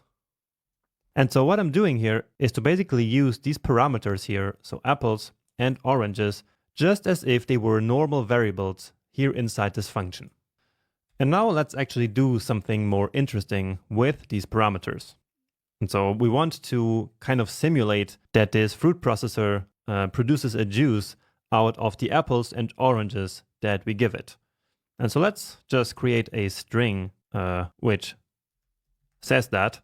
So I'm going to create a variable called juice, and then a template literal, and I'm going to say juice with, and then I'm using actually the apples parameter here. So apples, and then apples, because this apples parameter will be a number once we call this. For example, if we set apples to 3, then the string will be juice with 3 apples. And again, this will really make sense once we call this function. So oranges and oranges again. Okay, so here we build a string using the input data that we get into the function. And now comes the really cool part, because now we can use the return keyword. And with this, we can return any value from the function. And so let's actually return the juice that we just produced. And so this value that we then return can be used anywhere later in our code. So basically, this juice will become the result of executing this function. And let's actually do that.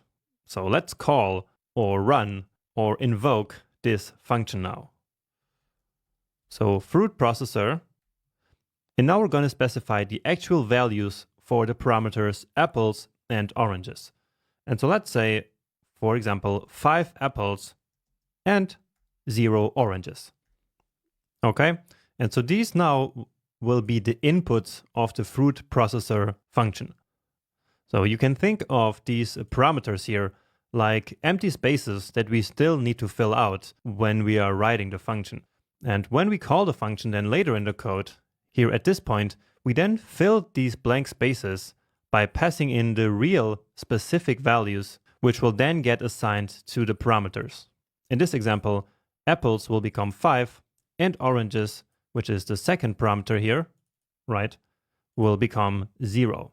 And these actual values here of the parameters are called the arguments. All right, so let's now basically run this script. And so now we get 5 and 0. So this is coming from line 26, which is this line. So it's this logging to the console of the apples, which is 5, and oranges, which is 0. And apples are 5 because that's the value that we specified here. Okay, so we specified apples as 5. And so in this function, the apple parameter, or you can think of this parameter as a variable, is now 5. And oranges is of course 0. But now you might wonder, what about the juice that we just produced here? Where is it? Well, the juice was returned from this function. So basically that means that the result of running this function here is the juice that we just returned. Basically, once this function has been executed, this code here is then replaced by the result of the function. And in this case, that's going to be the juice string that we produced. So if we want to use that value that was returned, we need to store it in a variable. So let's do that. So let's call it apple juice. And then let's log that to the console. Reload it here. And now we get juice with 5 apples and 0 oranges. So let's recap again what happened here. So we called the fruit processor function here with 2 arguments, 5 and 0. And these arguments are the specific, so the actual values of the function's parameters, which are apples and oranges. And so when the function is running now, apples in here will be 5 and oranges will be 0. Then we use these values to build this juice string here, and then we return that value from the function. And what that means is that basically the result of calling this function here will be the juice value that was just returned. Okay? And then we need to save that value somewhere. We need to capture it. And we do that by basically saving it into this apple juice variable. And then we can simply log that value to the console. Of course, we could have also directly logged it to the console. So basically without capturing the value anywhere and simply logging it. So let me just copy this one here. And so if I run this now, we should see the same string twice. And yes, indeed, now the fruit processor function was executed twice, once here and once here. The only difference is that in this case here, we did not capture the value into any variable. We simply logged the result of running this function to the console directly. Okay, so just to show you the difference. Okay, and now thanks to the power of the function, we can reuse the function with different input values and then get a different output. So let's try that, and let's create a apple and orange juice. So apple, orange, juice. And so this time we can call fruit processor, let's say with 2 apples and 4 oranges. So once again, we are defining specific values here, which are the arguments, which will get passed into the function here as these parameters. So essentially what we did here was to create a very generic function that works for any number of apples and oranges. So it's really like we're leaving apples and oranges as the blank spaces. And then when we call the function, we fill in these blank spaces using our arguments. So 2 and 4 in this example. And now we can also then log the result. So apple, orange, juice. And actually we can get rid of this console.log here because we don't really need it. All we want here is to produce this juice and then return the juice from the function. Okay, and so now we get 2 juices, one with 5 apples and 0 oranges, which is this first one, and then finally the juice with 2 apples and 4 oranges. And so that's the second one that we just produced. And of course, we could run this function as many times as we wanted.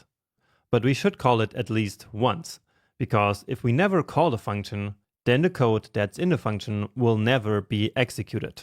And that makes sense, right? So without executing the function, it's kind of useless, because the code will never run. It will never be processed, because that only happens once we call the function like this. Or like this here also. So as you see, this function here has no parameters. And so here, when we call the function, we do not specify any arguments. We could do that. So let's just pass 23. But since there are no parameters, it will not get used. And so specifying the argument here or not will not have any effect. You see that this function here also doesn't return anything, and that's not a problem at all.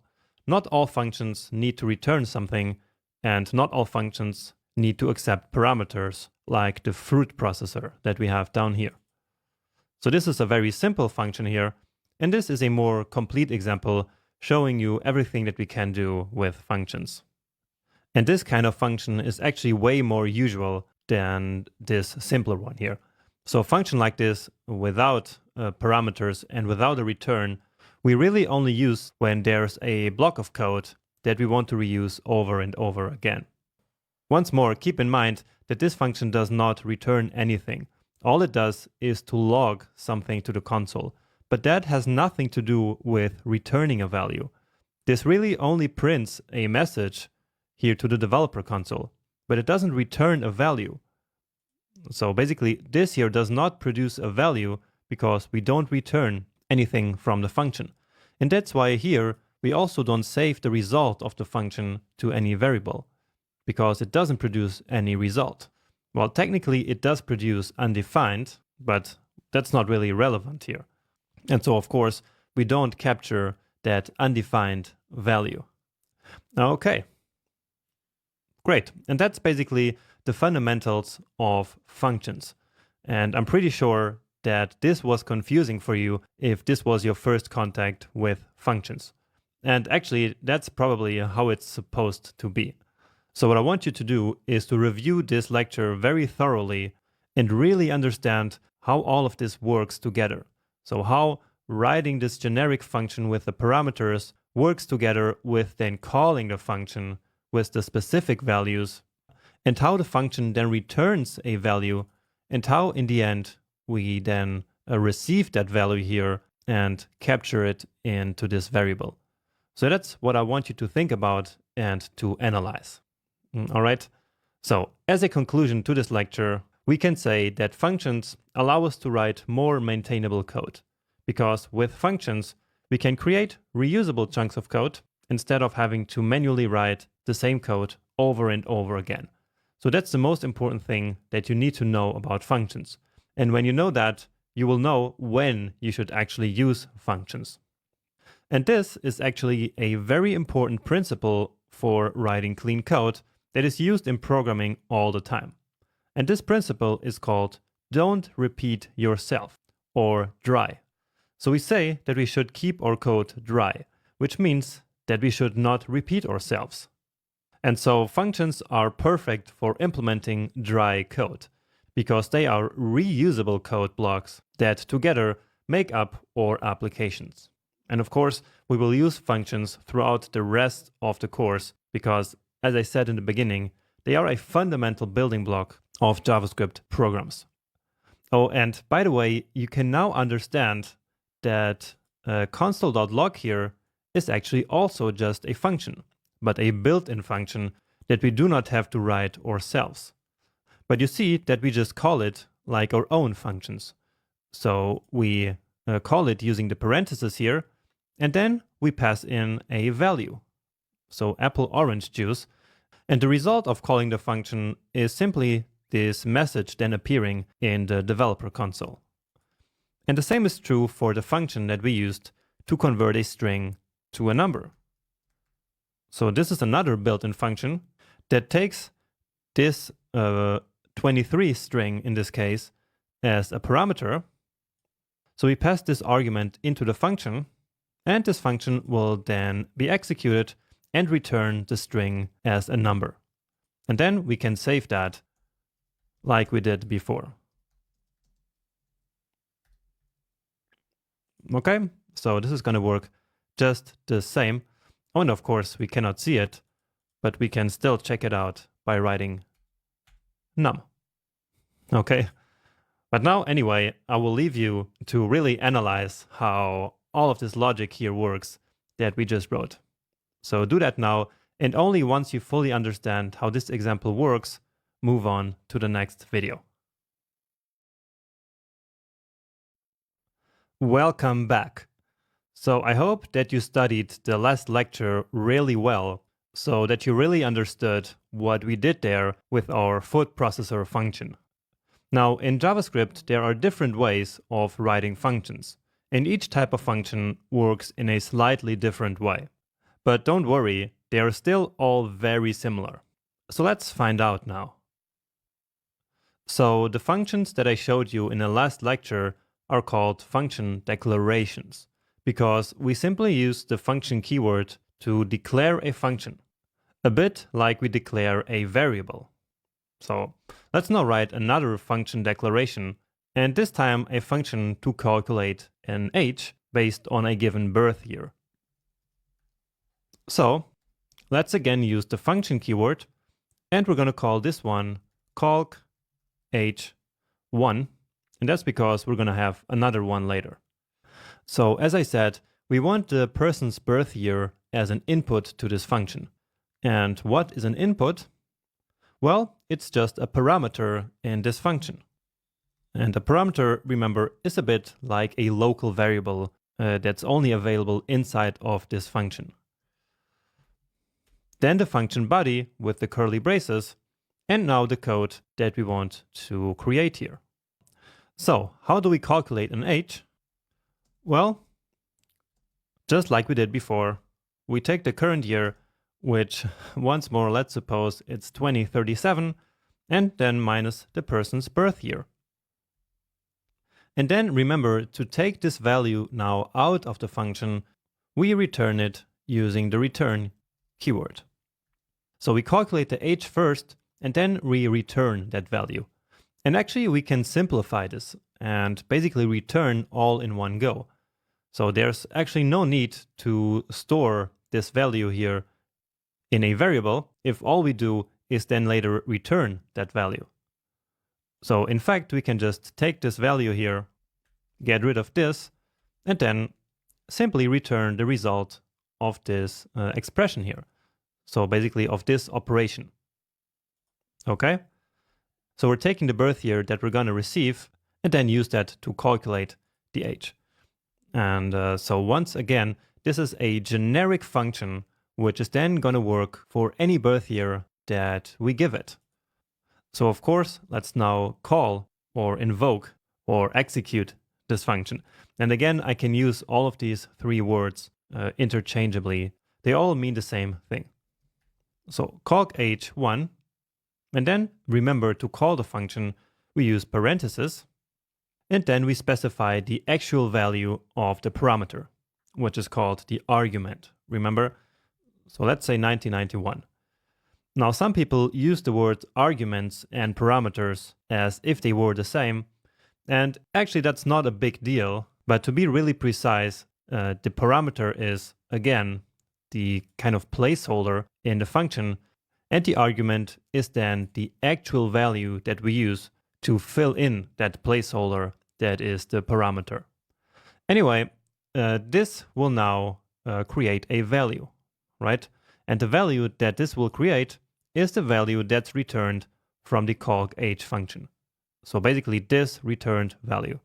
And so, once again, we need to capture or to save that value into a variable. So let's call this one h1. And just to make sure that it works, let's quickly check it out in the console. Okay. And indeed, we get 46 just like we did before. Okay. So that is a function declaration.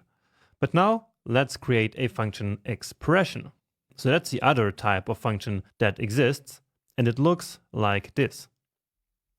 Instead of writing a function with the calc_h name, we simply write function basically without a name, and then we still define the parameter. We still define the function body, which is going to be the same as this one, because we want another calc_h function here. So we write the function like this, and then what we have to do is to store all of this here into a variable. And that variable will then be the function. So let's call it calc_h2. So again, we did write the function in a very similar way, but we didn't give it a name here. So it's a function without a name, basically, which is also called an anonymous function. So all of this here is basically an expression. And remember that an expression produces a value. And so we use that value and store it into calc_h2. And this will then be the function. And I know that sounds very confusing, but it will make sense, trust me.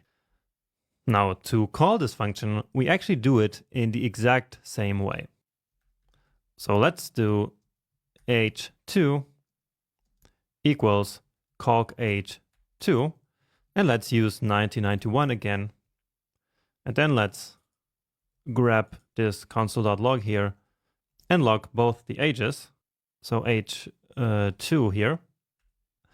Let's also add some comments here. Function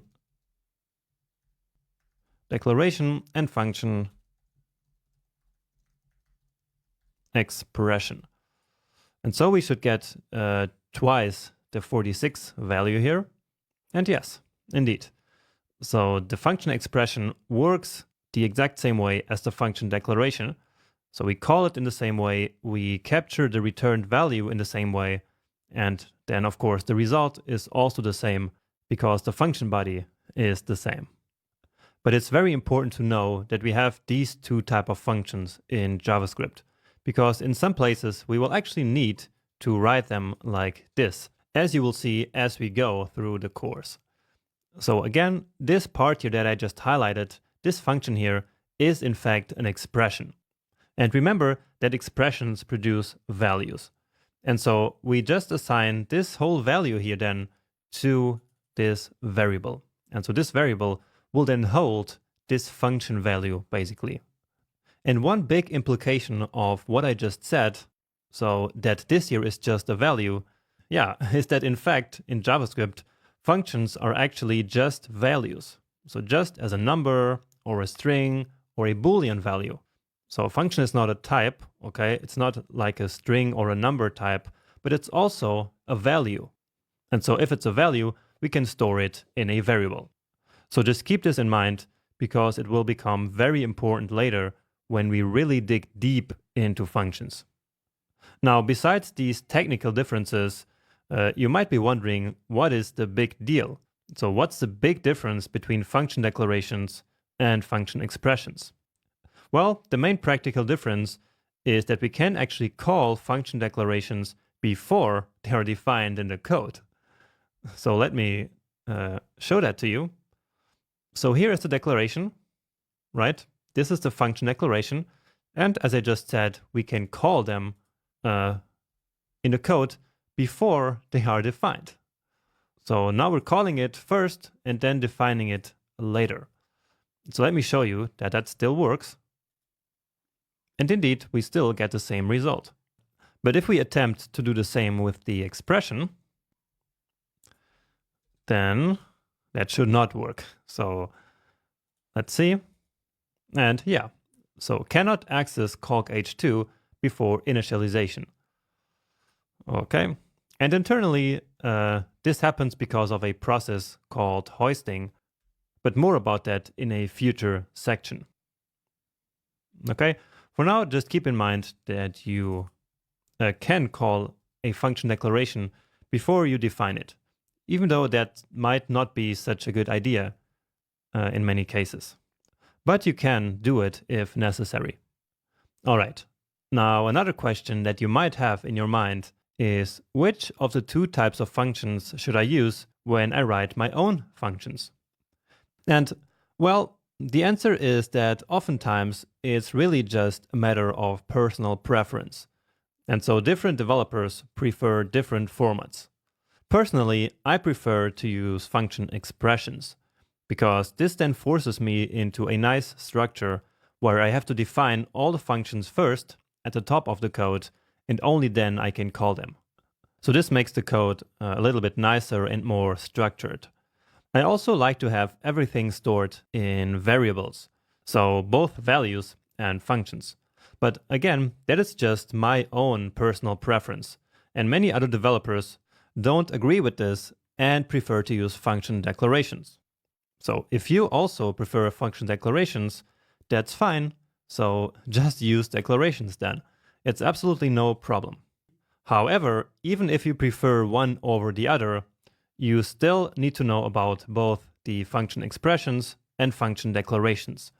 So you cannot just pick one and then forget the other one, because both have their place in JavaScript. And so it's really important that you know how to use and how to distinguish both function declarations and expressions. So we learned about function declarations and expressions in the last video, but there is actually a third type of function that was added to JavaScript in ES6, and that's the arrow function. And an arrow function is simply a special form of function expression that is shorter and therefore faster to write. So let's actually get back this function expression from before here, so from the previous lecture, just so that we have a comparison, so like a reference point. And so now let's write the arrow function. And this is how we write an arrow function. So again, we want the birth year, because we want to calculate the age again. And then we write an arrow, and that's the reason why this function is called arrow function. And then we simply write what we want to return. So in this case, that's 2037 minus the birth year. And that's it. Now to finish, we actually want to be able to use this function. So let's again store it in a variable, just like we did here with this function expression. So let's say const calc_h3 this time, and then we set that variable to this function here. Okay? So as I said, this is a special form of a function expression, because it still is a function expression actually. So it's a value, all of this, that we assign to this variable. So just like this function expression up here. But this one, as you see, is a lot easier and faster to write. The first reason for that is that we don't need the curly braces, like we have here to define a code block. And second is that the return actually happens implicitly. So this value here will automatically be returned without us having to explicitly write the return keyword. Okay? So this is excellent for simple one-liner functions. And you will see throughout the course that this is going to be extremely helpful in certain situations. And now to use this function, it of course works the exact same way as using all the other functions. So we call calc_h3 just like we called the other calc_h functions. Okay. And again, we save the returned value here to a variable, and then let's just check it out here. And so this one should be 46 again, just like we had in the previous lecture.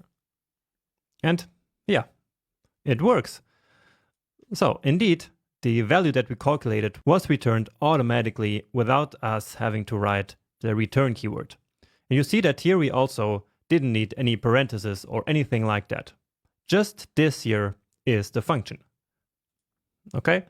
Now this is actually just the simplest form, which is when we only have exactly one parameter and only basically one line of code in which we want to return something. But it gets a little bit more complex when we add more parameters or more code. So let's now write another function, and we can get rid of this one since it was just a copy anyway.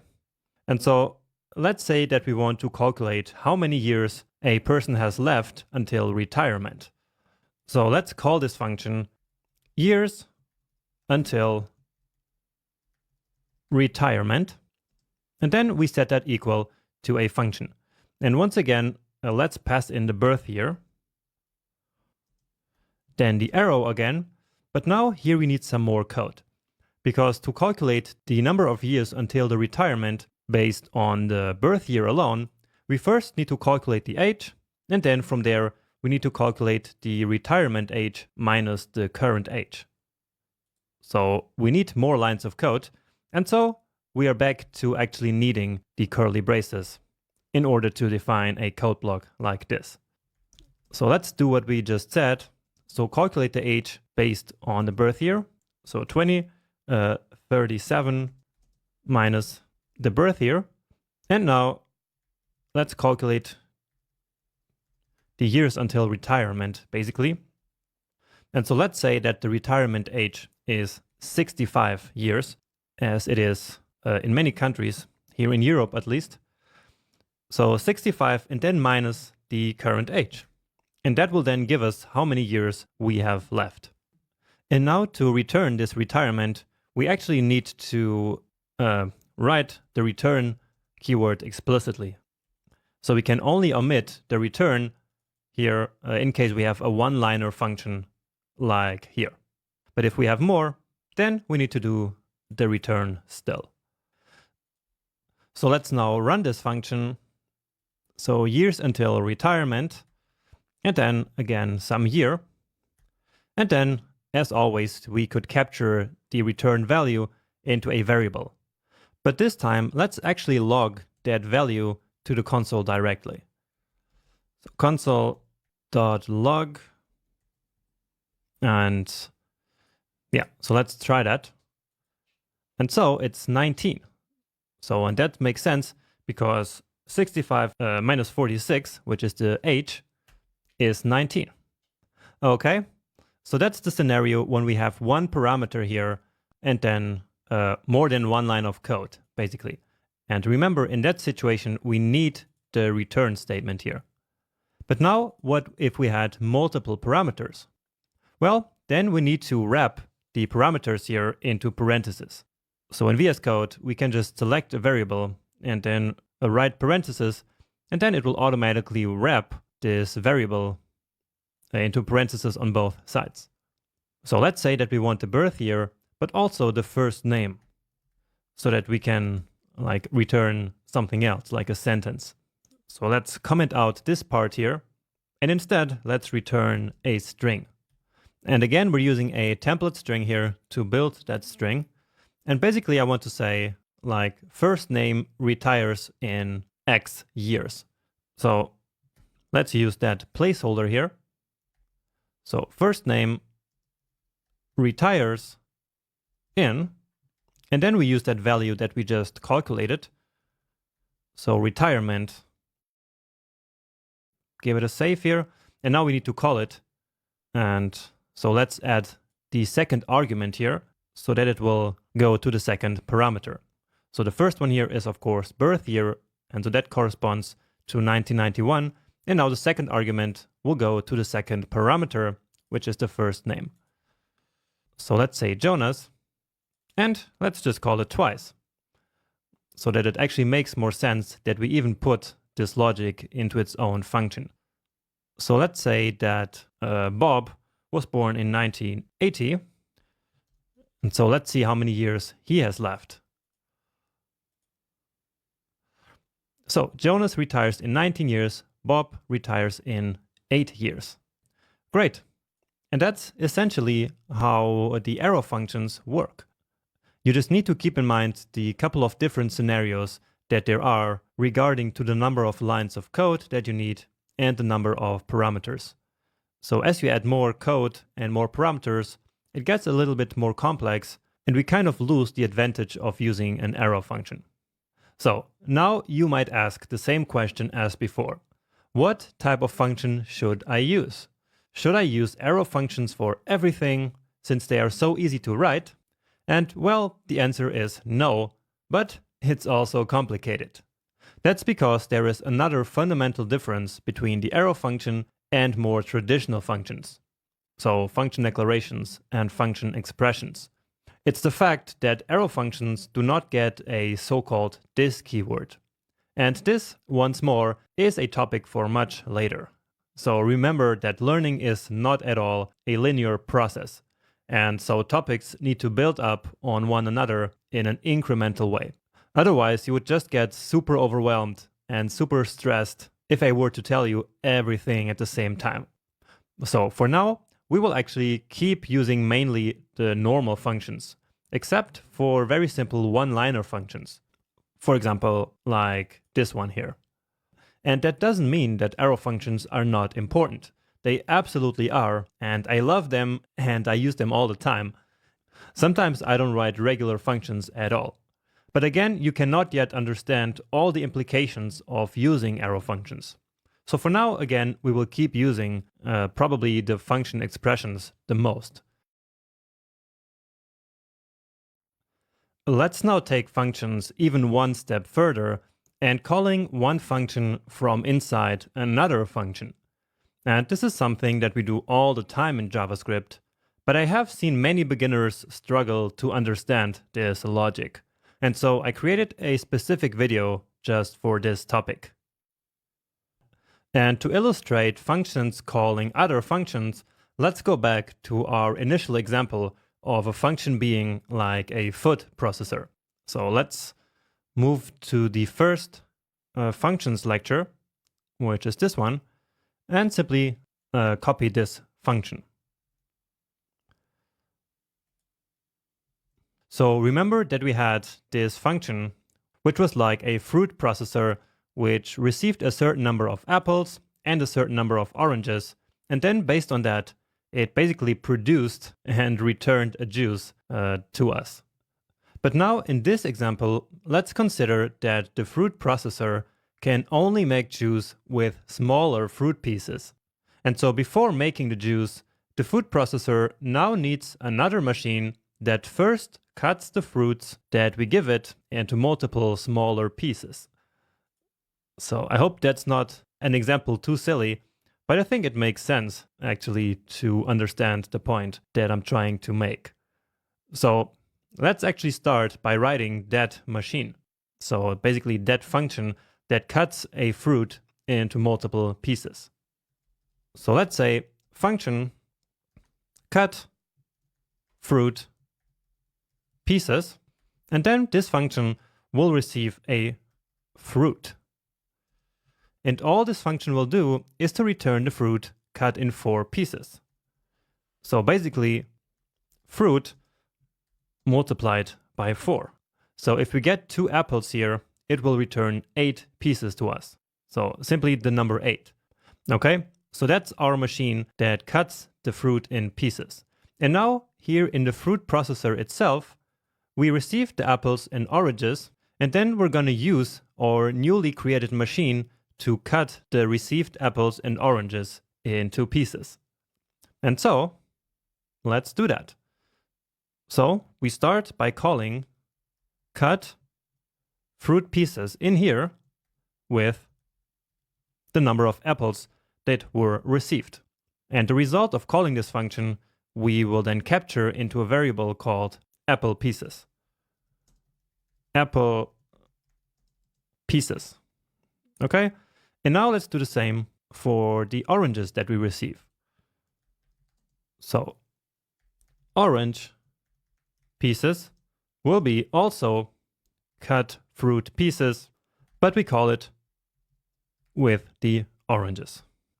Okay, and so for the first time now, we called one function inside of another function. So if we now call fruit processor with 2 and 3, then this will call the fruit processor function, which then in turn will call the cut fruit pieces function, and actually twice, so once here and once here. And so let's now actually analyze how the data flows between these functions. So down here we are calling the fruit processor function with the arguments 2 and 3. And as we already know, this will then replace the apples parameter in the function with the number 2 and the oranges parameter in the function with the number 3. So that should be nothing new at this point, right? We are simply replacing the parameter placeholders with the actual values 2 and 3. And now let's analyze what's going to happen with these apple value. So apple right now holds the number 2. And that value 2 will then be used to call the cut pieces function, right? Now as we call cut pieces, this 2 is actually the argument for the cut pieces function. And it will basically replace the fruit parameter, so the fruit placeholder, okay? So now fruit here in this cut pieces function is also 2. And I hope that these arrows here make the data flow quite obvious.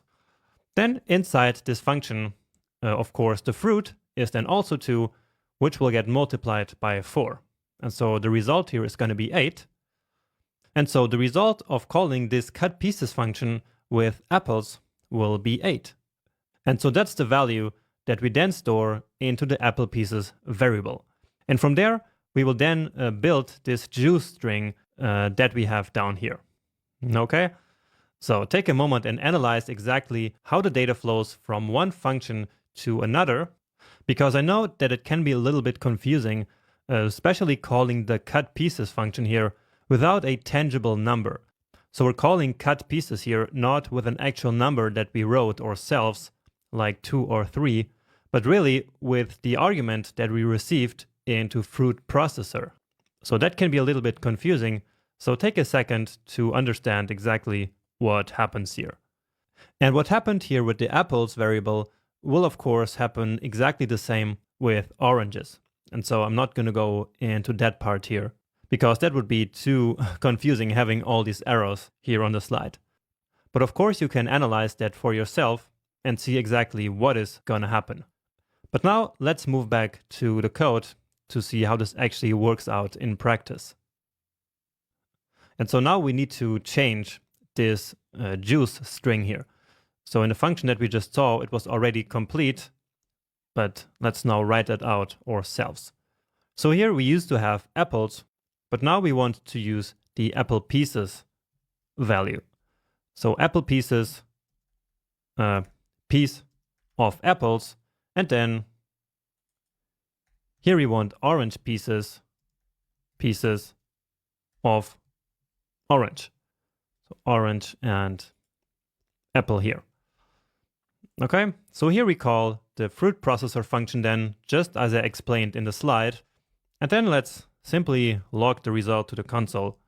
There is no need in this case to store it into a variable.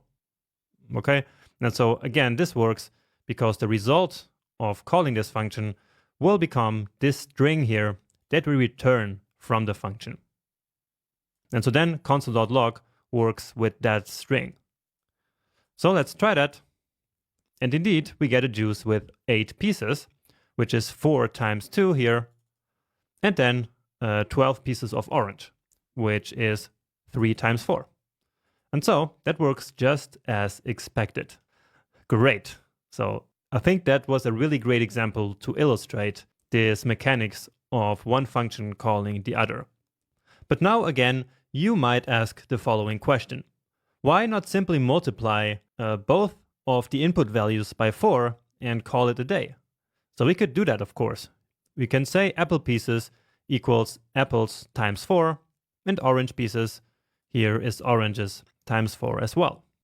Well, but we did it this way for, well, multiple reasons. First, the point that I'm making here is that it's very common for one function to call another function. So just like we did here. And second, this is also a very good example to illustrate the don't repeat yourself principle that I mentioned earlier. So the dry principle. For example, imagine that suddenly the cutting machine would cut in 3 pieces and not in 4 pieces.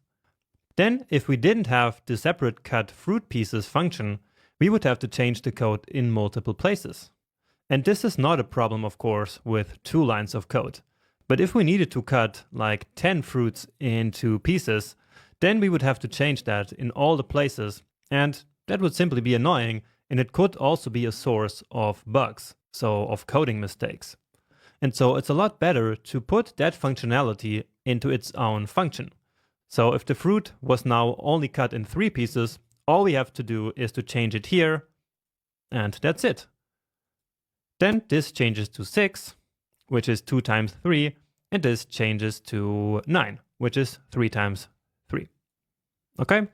So I hope that made sense to you, and that you can start internalizing this kind of logic. With time and practice, you will exactly know when you should create your own functions and when to have multiple functions, one calling another. Great. Once more, congratulations for all the progress that you're making here.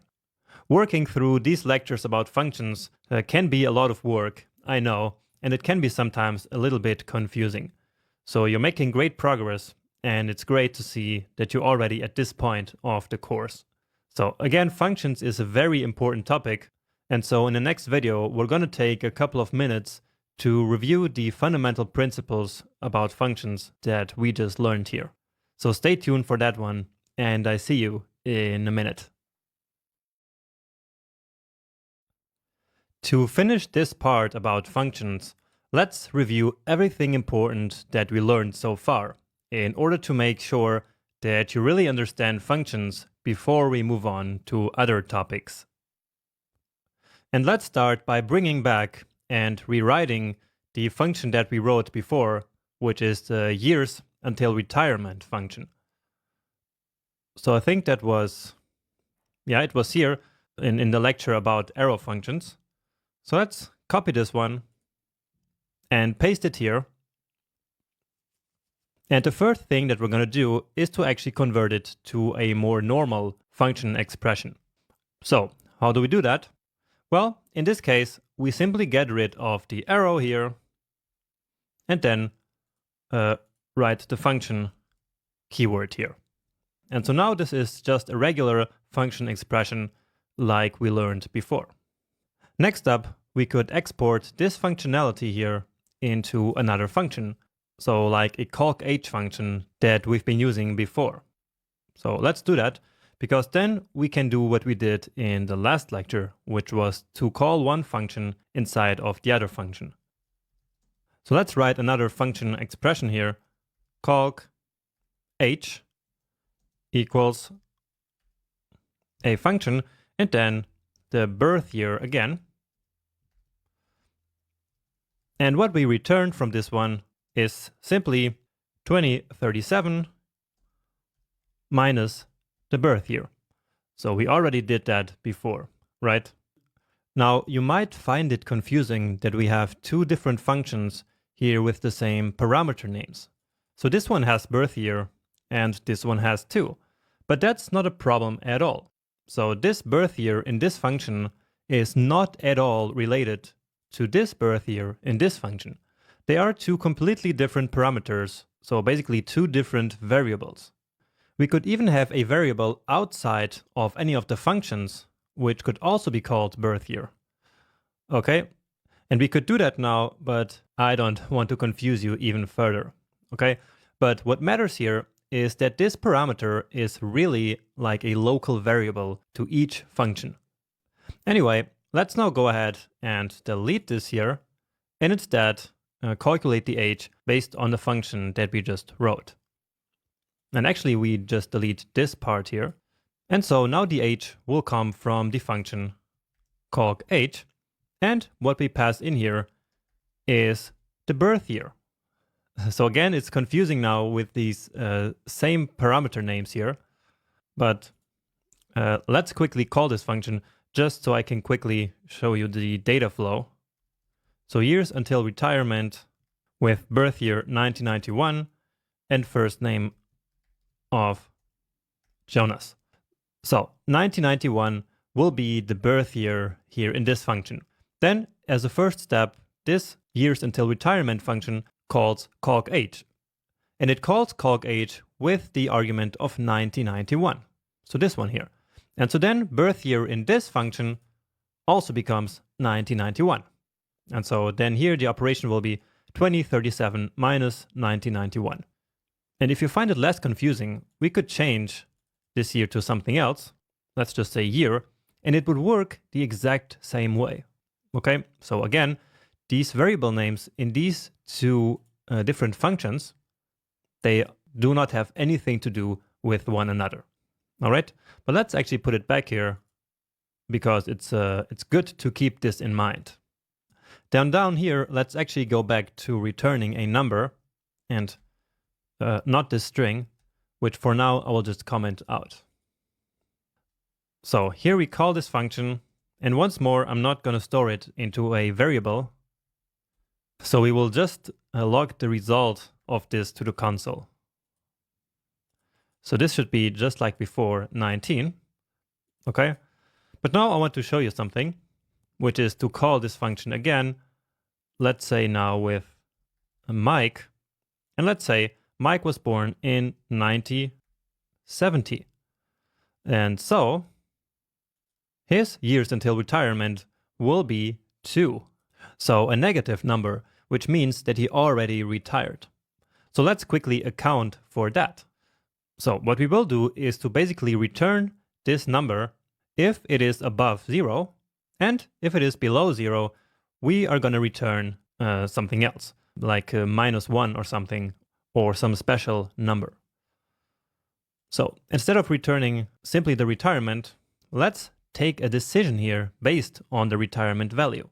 And so that's something that we learned in the last lecture. So let's use an if-else statement and say, if the retirement is greater than 0, so if there are more than 0 years left until retirement, then return this retirement value. Okay? So remember that in the if block, we can put any code that we want. And so that includes the return statement. And else, well, let's just return always -1. So -1 is kind of a standard number in programming. We could also like return like this. So a number that shows us clearly that this has no meaning. Let's just keep it at number 1, minus number 1, okay? And I'm returning actually numbers here and not a string as we had before, because that's usually what we do, especially when we actually receive a number as an input. So here in this function, we get birth year here as an input, and it's a number, and therefore it's a good practice to then also return a number. Okay, let's try this again. And I would even change it to something more drastic. So 1950. And let's see what we get now. Yeah, so it's -1 now. Great. Now, one thing that I didn't mention yet is that this return keyword here will actually immediately exit the function. So it will first return the value that we tell it to return. So in this case, the retirement value. And then after that, the function is done. So it exits immediately. And we also say that the function has returned. So let me actually demonstrate that to you. And what I will do is to take this string here. Now we can get rid of the rest. And I will put that after the return. So we will log to the console this string here that we just had. And then here, let's log simply the first name has already retired. And then we can put another emoji here, like this party emoji that I like. And yeah, what do you think will happen when we run this code now? And keep in mind that we have the return before the console.log in both cases. So in the if block here and also in the else block. So what do you think is going to happen with these console.logs? Well, let's see. And indeed, they are simply ignored. So they will not get executed because, as I said before, the return statement immediately exits or immediately returns the function. And so therefore, there's no chance that this code here is even reached. So if we want this one here to execute, we need to put it before the return. And in VS Code, I can simply hit Option or Alt up. Okay, and that will then move the line up. So we also have that here somewhere in this menu. So that's move line up and move line down. So just so you see which one is the shortcut. So I use that one all the time. I also use add cursor below all the time. And I also use add next occurrence. So that would be Command or Control D. So what this means is that we have, if we have this, for example, here selected, then we can already see all the other ones. But if we hit Command D, then it will actually select that. So you see, now we have these 4 selected. And so we now could replace all of them at the same time. For example, like this. Okay. But anyway, let's go back to what we were doing here. So I just moved the console.log before the return here. And so now there should be a chance that the console.log is actually executed before the value is returned. And so let's do the same here. So again, I'm hitting Option or Alt up. And so these 2 lines changed position. And now, yeah, now it works. So we get the string, and here we get Mike has already retired. Okay, so this was to show you some more things about functions that we had already learned, and also show you something new, which is the fact that the return statement here immediately exits the function. So we reviewed already some things here, but now it's time to really review everything that we learned so far about functions in these first couple of lectures. And here we have the 3 types of functions that we talked about. So we have first the function declaration, and one particularity about function declarations is that they can be used before they are declared in the code. Second, we have the function expressions, and they are essentially function values that are stored in a variable. And finally, we have arrow functions that are, in fact, also function expressions, but special ones. And these are great for quick one-line functions, where we don't need to explicitly use the return keyword and no curly braces either. I also said that this one has no this keyword, but more about that in one of the future lectures.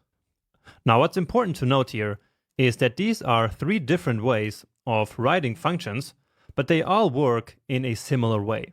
So all of them can receive input data, they transform data, and then they can output data. It's all optional, but usually that's the things that functions do. And no matter which type of function we use, we can always do these 3 things. And now let's zoom in a little bit further and take a close look at the structure of a common function, let's say. And this one here is a function statement, but it works the exact same way for all other types of functions again. So first, usually a function needs a function name. So calc age in this example. Then a function also has parameters. And these parameters are essentially placeholders that receive input values. So as I said before, these are a little bit like local variables of a function. So variables that are defined only inside of this very function. Now, as you also already know, we use functions to reuse pieces of code. And these pieces of code are inside the function body. So this is where the function's input data is usually processed and then returned. And speaking of the return, by the end of the function, we usually have a return statement, which we use to output a value from the function. And also, as I mentioned a little bit earlier, the return statement also immediately terminates the function's execution. We also say that the function returns. Okay, and now about calling the function. We do that using parentheses. So we write the name of the function like we did here with calc_h, and then with the parentheses, we call the function. Because without the parentheses, the function is really just a value. But then with the parentheses, we actually call the function. And we can also say that we run the function, or invoke the function, or execute the function, and all of these terms kind of mean the same thing. Now in this case, since the function actually has parameters, we then call the function with arguments. And these arguments are the actual values of the function parameters. So we use these to input the actual data into the function. And we can also imagine this as replacing the placeholders that are the parameters. Then, once the calc_h function has finally done its job, then all this expression will basically be replaced with the returned value. So in this case, the h that was replaced here. And that h value is what we then store into this h variable. So we use this variable to basically save the returned value that was outputted from the function. Okay? Now, just one other thing that I want to make clear is that this console.log that we have in the function, so in that first line there, has nothing to do with returning a value. This simply prints a message to the developer console, but it has nothing to do with returning. So actually, the console.log is actually just another function call inside the calc_h function, because console.log is itself a function. And so the argument that we pass into the console.log function is what will get printed to the developer console. Okay, so just wanted to make sure that you really get this distinction between console.log and return. The reason why we always use console.log is because we want to see the results of our experiments in the developer console in the browser. Anyway, I think this pretty much sums up all there is to know, at least for now, about functions. So make sure that you got all of this down, and then you can move on right to the next video, where the first coding challenge of this section waits for you. And as you can probably guess, it's going to be about writing your own function for the very first time. So I hope to see you there soon. Welcome to the first coding challenge of this section. And as you can imagine, this one is going to be all about functions. And we're back to the two gymnastic teams from the previous section, the dolphins and the koalas. And now there is a new gymnastics discipline which works in a bit different way. So now in this new discipline, each team competes 3 times, and then the average of the 3 scores is calculated. So each team will get 1 average score. And then a team only wins if it has at least double the average score of the other team. And otherwise, no team wins. So sounds pretty simple, I hope. And let's take a look at your tasks now. So first, create an arrow function called calc_average, which calculates the average of 3 scores. And actually, this calc_average function should be able to calculate the average of any 3 values. So of course, the values don't have to be scores. Any random numbers will work just the same. So this is basically a generic function just to calculate the average of 3 values. Then use that function to calculate the average for both teams. And again, down here, you have the test data that you can use. Create a function called checkWinner, which takes the average score of each team as parameters. And these parameters should be called average dolphins here and average koalas. And then, based on these 2 average scores, the function will log the winner to the console together with the victory points. And that, of course, needs to happen according to the rule that I just explained before. So a team only wins if it has at least double the average score of the other team. And otherwise, no team wins. So you need to check for that condition in order to print which team wins. And in some cases, no team might win at all. So you need to account for that as well. So here in point 3, you write the check winner function. And then in number 4, you will use, so basically you will call the check winner function in order to determine the winner for both the test data 1 and test data 2. Okay, so I have some hints again, but if you want to try it on your own without the hints, then just pause the video right now. But if you need the hints, then, well, here they go. So this one is probably pretty obvious, which is to calculate the average of 3 values, add them all together, and divide by 3. But the second one here is a little bit more important and maybe more difficult for you to figure out on your own. So to check if number A is at least double number B, what you need to check is if A is greater or equal 2 times B. Okay, and so this is what you will use with the team's average scores. Okay, so it's important to keep this one in mind because of this rule that the team only wins when it has double the average score of the other team. All right. Now, please make really sure that you understood everything I showed you about functions before you attempt this challenge, because this one is not so straightforward. And so I don't want you to get frustrated. So again, please really make sure you understand functions and only then attempt to do this challenge. But if you feel that you're ready, then just pause the video now and good luck with this challenge. All right, so let me show you my solution to this challenge, which I hope, of course, you were able to do on your own. So I'm going to start with the calc_average function, as in number 1. And remember that this should be an arrow function, and it will receive 3 values so that it can calculate the average of these 3 numbers.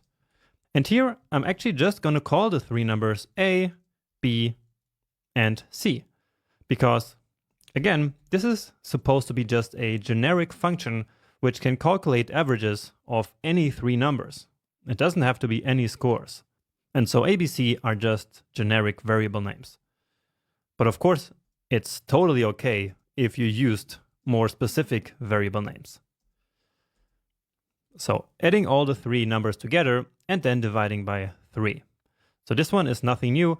This was just to basically test your knowledge of the syntax of the arrow function. So what's important to notice here is that we need the parentheses here because we have multiple parameters, but then here we only really have this line of code. And so therefore, we don't need to even write the return. This value gets automatically returned from the function. And now let's just test it out before we move any further.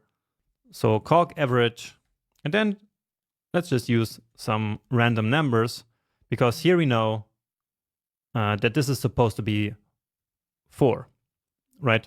So we have 3, 4, 5, and so the middle one here is the average between these 3. And indeed, it is. And so we know that our function works. And so we can move on to point number 2, which is to use the function to calculate the average for both teams. So let's say score Dolphins is equal to calc_average, and now we pass in the specific arguments for the 3 parameters A, B, and C. And so for test data 1, which is this, so let me actually write that here, test 1. So for the Dolphins, we pass in the values 44, 23, and 71. Then for the koalas, it works the same way. So score koalas equals calc_average. And now we have 65, 54, and 49. So nice reusable function right here. And so having this function, we don't need to calculate it here manually every single time. So that's really great.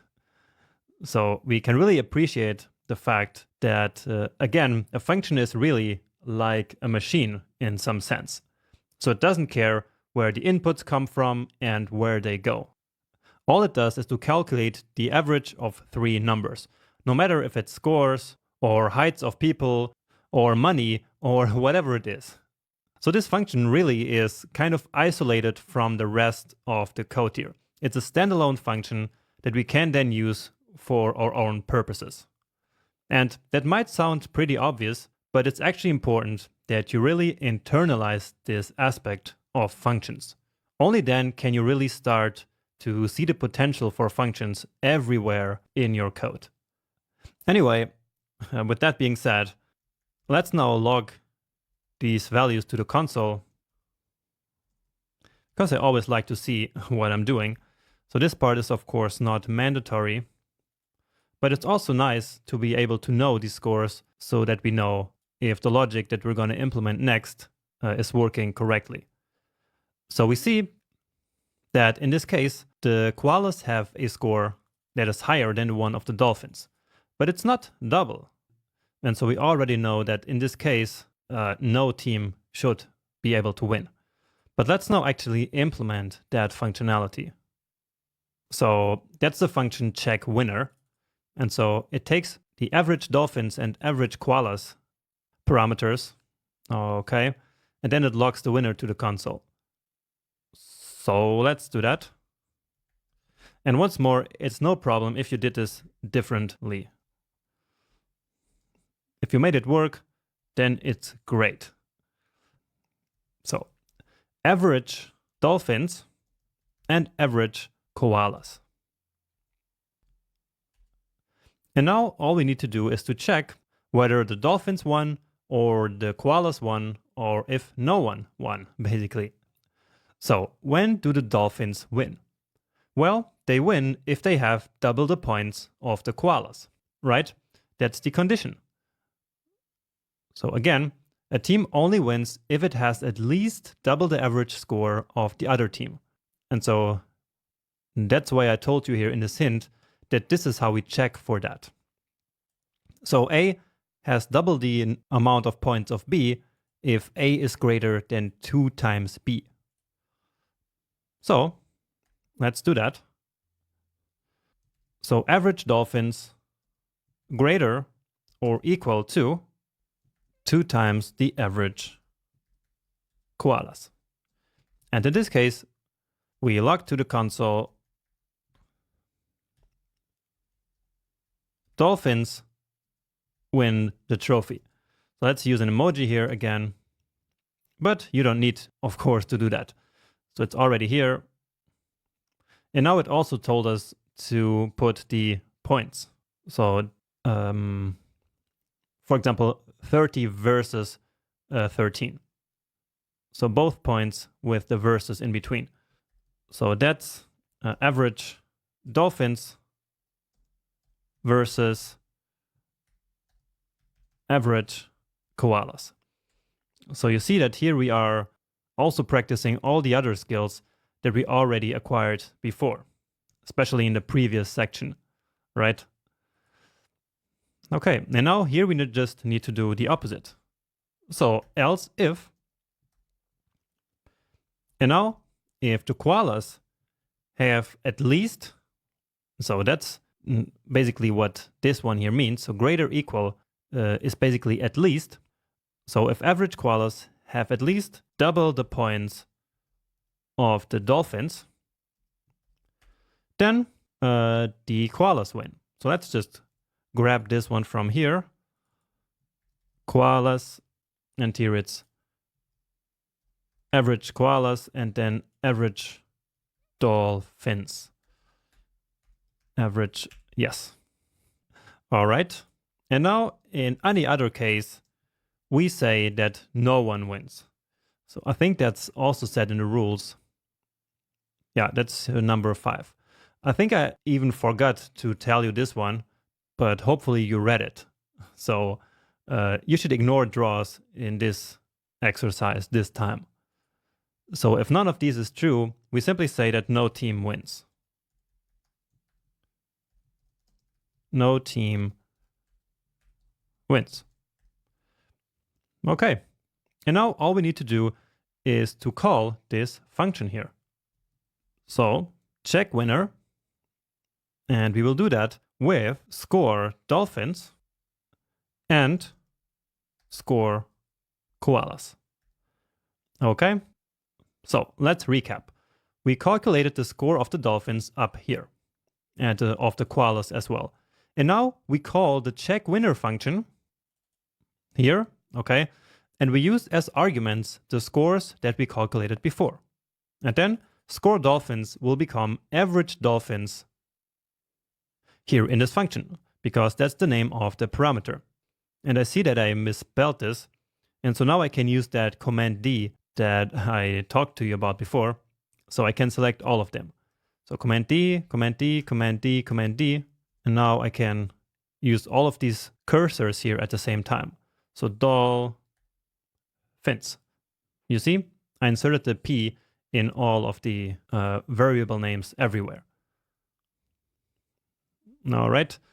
And so now this parameter name here gets used for all these calculations.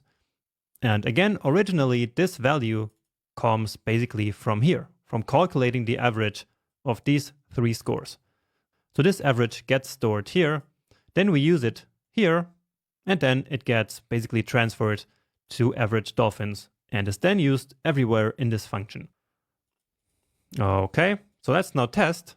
And as we expected, no team wins, because this team here, even though it has more than the dolphins, it's not double. And so therefore, they do not win. Now, of course, what is also important to mention here is that this check winner function here is also completely independent of these score values that we calculated earlier. So here we can simply call this function with completely different values. So the function doesn't care where these values come from. So where average dolphins and average koalas come from. It's a standalone function and it doesn't care at all where these values came from. We can just plug in some random numbers here and then call it. And let's use a smaller number here. Okay, so just so that the average dolphin here is actually more than double of the average koalas. So if we run this now, then we see that the dolphins win with 576 versus 111. And so that's exactly the numbers that we plugged in here. Okay, so once more, it's important to keep in mind that these functions are all independent from another. We just happen to call check winner here with these values that we calculated before. But it's not mandatory to do that. Any other values will work just as well. And so we proved that here. Anyway, now let's use test data 2. And actually what I'm going to do is to reassign these two scores here. So we calculate them first, then we call check winner, and then I'm going to recalculate them and call check winner again. So what I mean by saying that is that these need to be let variables so that we can reassign them. Remember that? Const values cannot be mutated. They cannot be changed. And so they need to be let. And then here, of course, we need to get rid of that let because we do not want to create new variables. We just want to overwrite. So we want to reassign the values that we had earlier. So this time the values are 85, 54, and 41. 85, 54, and 41, and I hope that's correct. And then for the koalas, we have 23, 34, and 27. So that's 23, 34, and 27. Let's log these actually also, and then simply call check winner again. And now with the new values of score dolphins and score koalas that we just reassigned. Okay, so let's see. And now the dolphins have an average score of 60 and the koalas of 28. And so now the Dolphins win with 60 versus 28. So that's a close call. So if the Koalas had 3 more points, then no one would win. But the Dolphins managed to do it. Great. So I hope that this all made sense to you. And I know it is probably still a bit confusing at this point. And if you did some things differently, well then, once more, that is completely okay. It just means you're developing your own coding style over time. For example, here with the average scores, of course you could have created new variables down here for the test data too. So that's just one of many things that you could have done differently, which are perfectly fine. As long as your results are the same, you're good to go. So take some time and review this lecture. Remember that you can check out my final code also in the final folder in the GitHub repo. And then you're ready to move on to our next big topic in this section, which is going to be arrays. So I hope to see you there soon. Welcome back. Let's now talk about our first data structure, and that's going to be arrays. And let's say I wanted to store my friends' names in variables so that I could use them later in my program.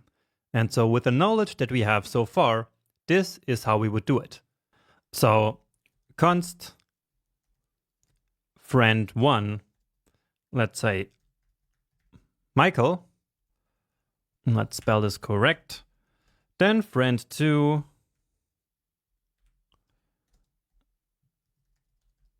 Stephen, and then friend 3, let's say Peter. Now, this isn't really fun to do, right? Because imagine that we actually wanted to represent 10 friends, and then we would have to create 10 variables. So that doesn't sound like fun. Instead, wouldn't it be great to essentially bundle all of these values together into some bigger container?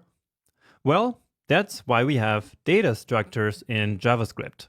And arrays are such a data structure. So an array is like a big container into which we can throw variables and then later reference them. And that's super important because programming is most of the time all about data. So we get data from somewhere, we store and process data, and then we give some data back. And that data, it has to go somewhere. So it has to be stored in some place. And for that, we use data structures just like arrays. So in case we have more than just a single value. The two most important data structures, at least in JavaScript, are arrays and objects. And so now let's learn all about arrays. So instead of doing this, let's create a variable which I'm going to call friends. And then we use the brackets to create a new array. And then in there, we can put different values separated by commas. And so let's now use the exact same friends. So Michael, comma, then Stephen, comma, and Peter. And make sure that these commas here are outside of the string. So that's an error I see people do. And so this needs to be one string. So you need to start and finish it, then the comma, and then another value, then another comma, and then another value. Okay, and now let's take a look at it in the console.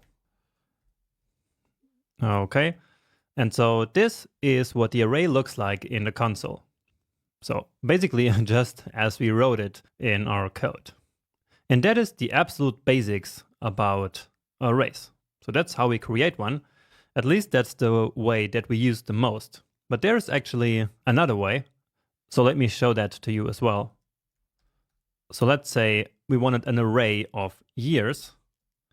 And so instead of the brackets, we could also write new array and then parentheses.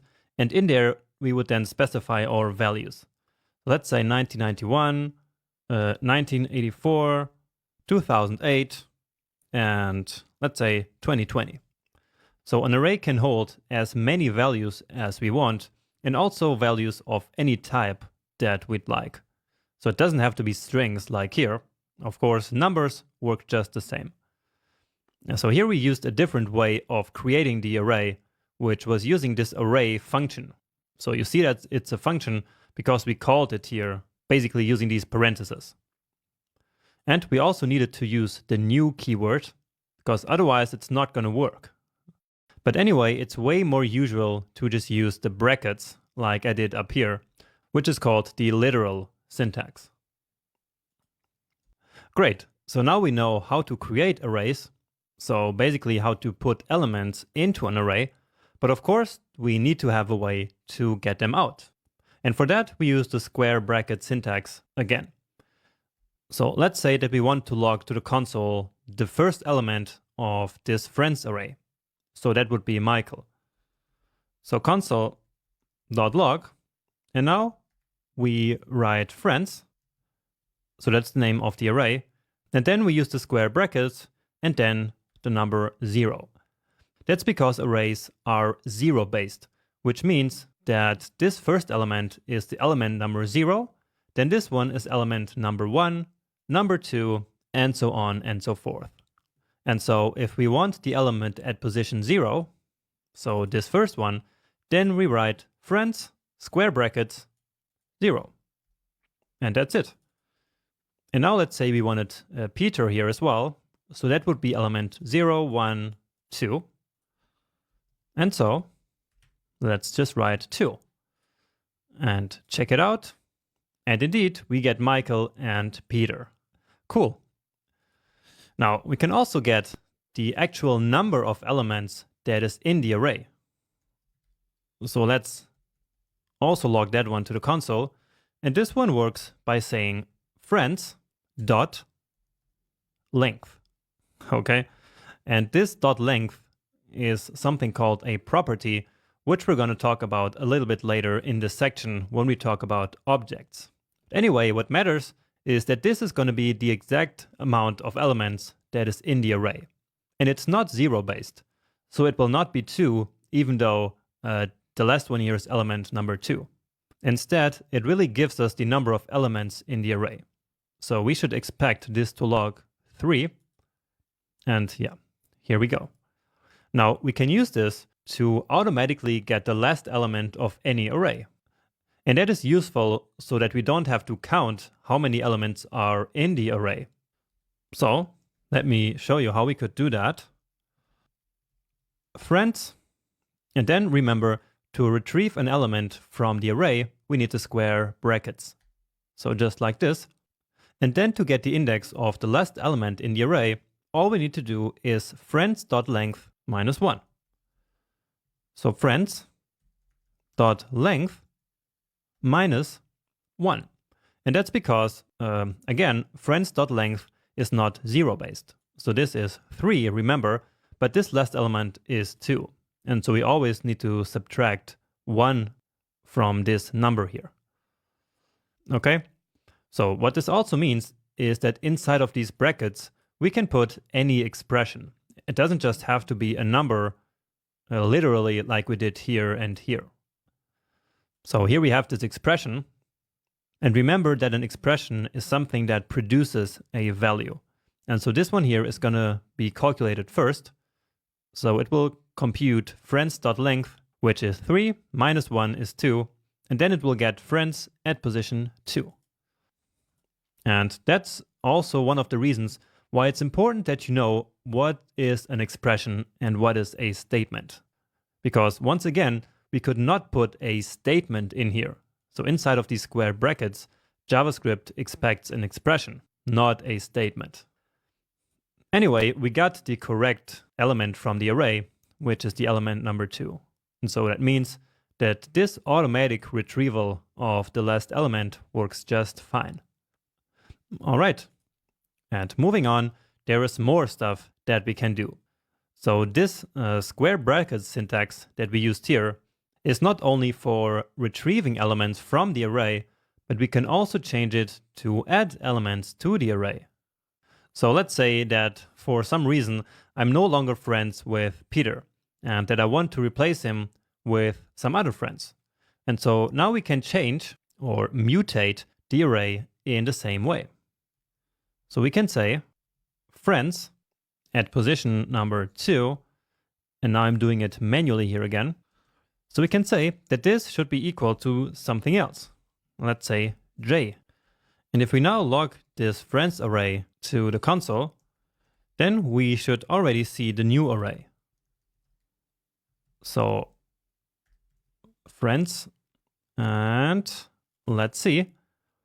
And indeed, the element number 2, so this one here, is now replaced with J. Okay, so in the beginning, when we first logged the friends array to the console, it was still in this state. So it still had Peter. And that's why here in the beginning, we still see that original state. But then as we move on through the code, at some point here, we change that array.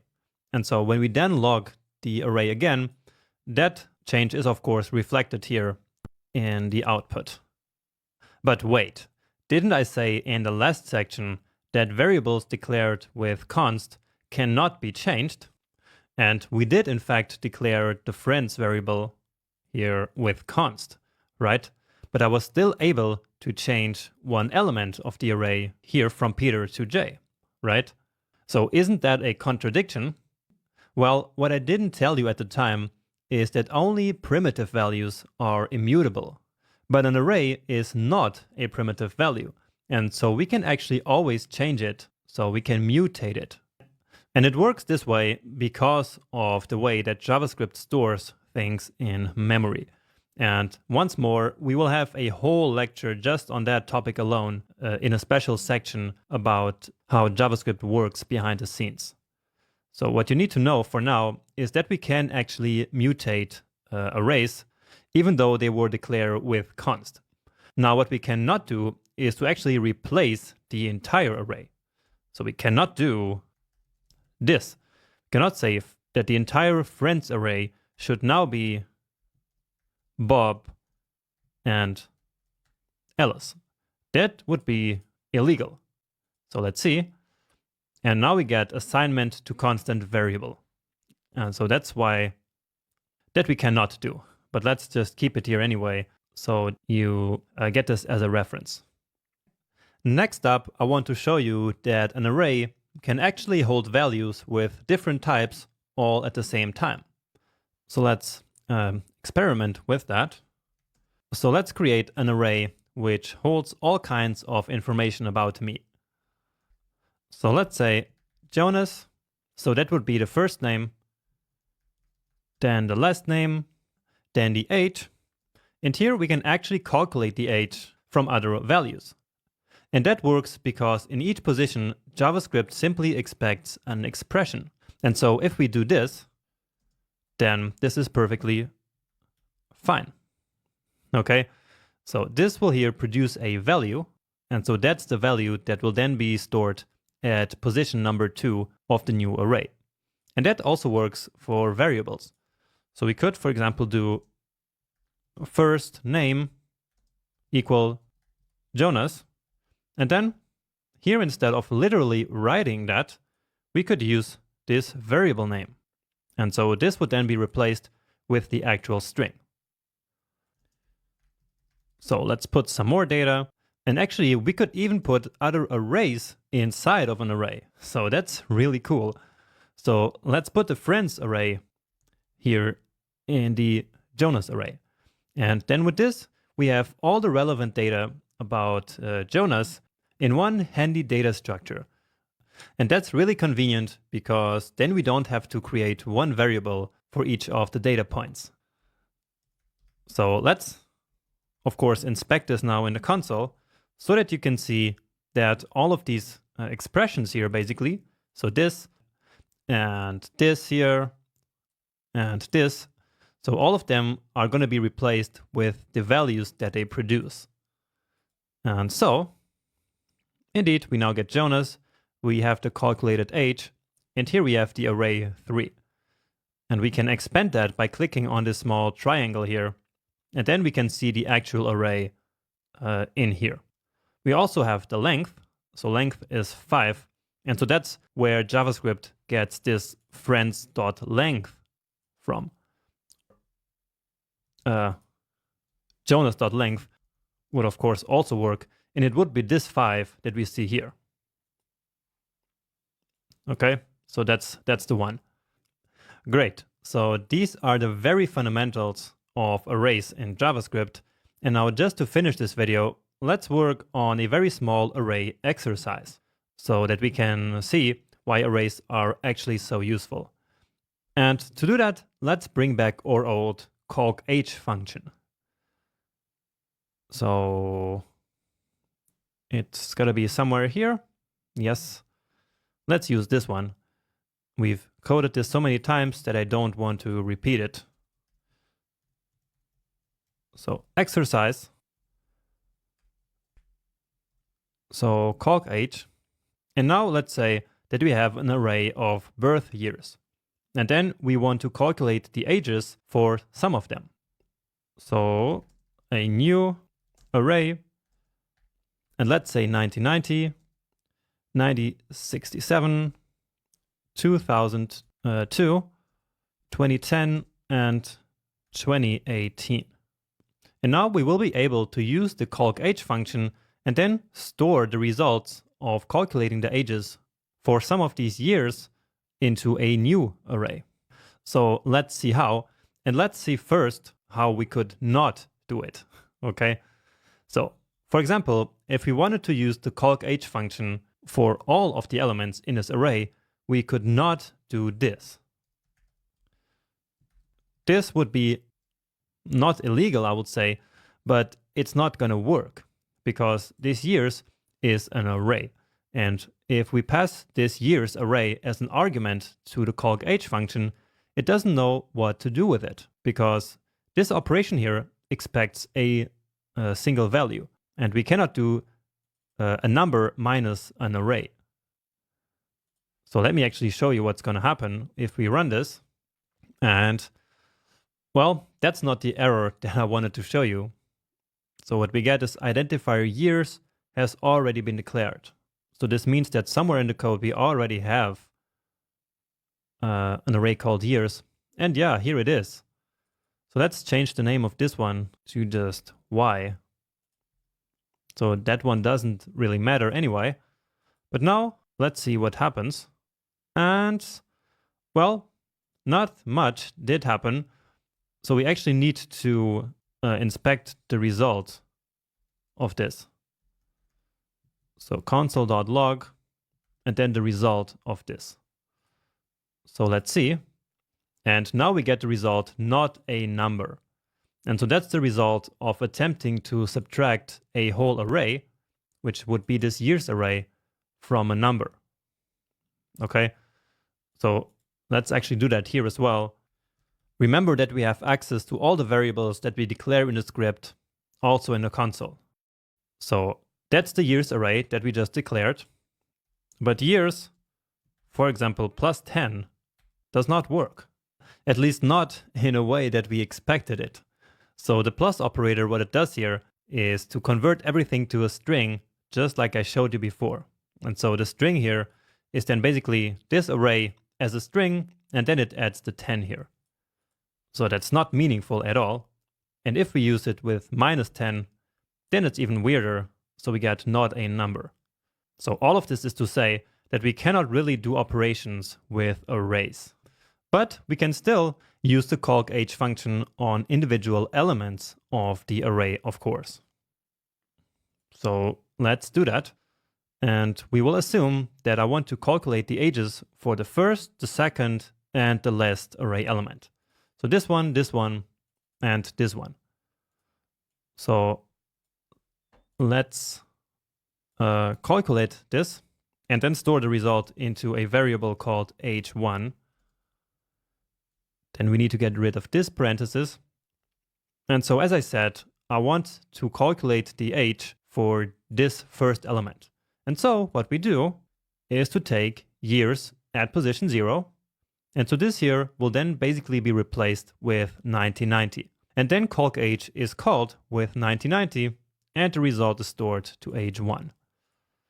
Now let's do this some more times and say age 2, age 3, and here I'm using 1. So remember, I want this, this, and the last one. But I don't want to count the number of elements in the array. And so I use that trick that I just showed you in the beginning, which is to first compute the length of the array. So years dot length, and then -1 to account for the fact that the index of the array is 0 based. And now we can quickly check out if this actually worked. So h1, h2, h3. And yeah, so we got 3 values here, which are these 3 ages. But we can take this even a little bit further. So since we started with an array, it's usually a good idea to also end up with a new array. So let's create an array, const ages. And now what should I put in here? Well, remember how I said up here that any position of the array simply needs to be an expression, so something that produces a value. And as we already know, this here produces a value as well, right? It is an expression. And so I can take this and simply put it as a position in this array. And so JavaScript will then go ahead, compute this value, and place it in the array. So basically, we can place function calls into an array just fine, because they will produce a value. And now here, we need to again do years dot length -1. And now, finally, logging it to the console, and then we're done. And indeed, we get the 3 same values that we had up here separately, now all nicely placed into this array. And this, of course, works because JavaScript will start by running these function calls, these 3 function calls here, and then place all the results in an array afterwards. Nice. And I think that should be enough for one video. I hope that you see how fun arrays can be and how useful they can be. And in the next lecture, we will make them even more useful by doing some operations with them. JavaScript has some built-in functions that we can basically apply directly on arrays. And these are called methods, and we can think of methods as array operations, basically. So let's now learn some useful array methods. And there are actually countless array methods in JavaScript. And in fact, we have a whole section dedicated to arrays alone. That's how important they are in JavaScript. But in this video, we're going to learn just some basic ones that you really need to know. And also so that you start to get used to the idea of using methods on arrays. Now let's start by bringing back the friends array from the last lecture. All right. And now let's start with a method called push. So the push method adds elements to the end of an array. And so let's say friends dot and then push, and then the element that we want to add to the end of the array. So let's say j here. So push is essentially a function, and we can see that by these parentheses. So it's a function that we call, and we call that function really attached to the friends array itself. And that's what this dot here stands for. All right. So again, push is a method, which technically is a function, and we call that function directly on the friends array. So the push function is kind of attached to the friends array. And if you're wondering why that is, we will once more learn that a little bit later in the course. But there is a good reason why this works, and it's actually pretty fascinating stuff. So I hope that you're excited to keep continuing to explore this course until you'll really learn how all of this actually works. Now, anyway, Let's now check out the friends array in the console, because this is really all we need to do to add an element to the end of the array. And indeed, now we get the original array that we had before, plus the j element. And you see that the length is now also 4. Okay, so this actually changed, so it mutated the original array, but that's no problem at all, just like I explained you in the previous lecture. Remember that? All right. Now, since push is a function here, it can also return something. So we already know that we can pass arguments into functions, and we did that here with j. Then the function can do some work, and in this case, the work that the push function does is to add the element to the array. And actually the push function does return a value. And the value that it returns is the length of the new array. So if we want to capture that data or that value, we can create a new variable for that. So let's call it new length. And let's then also log it to console.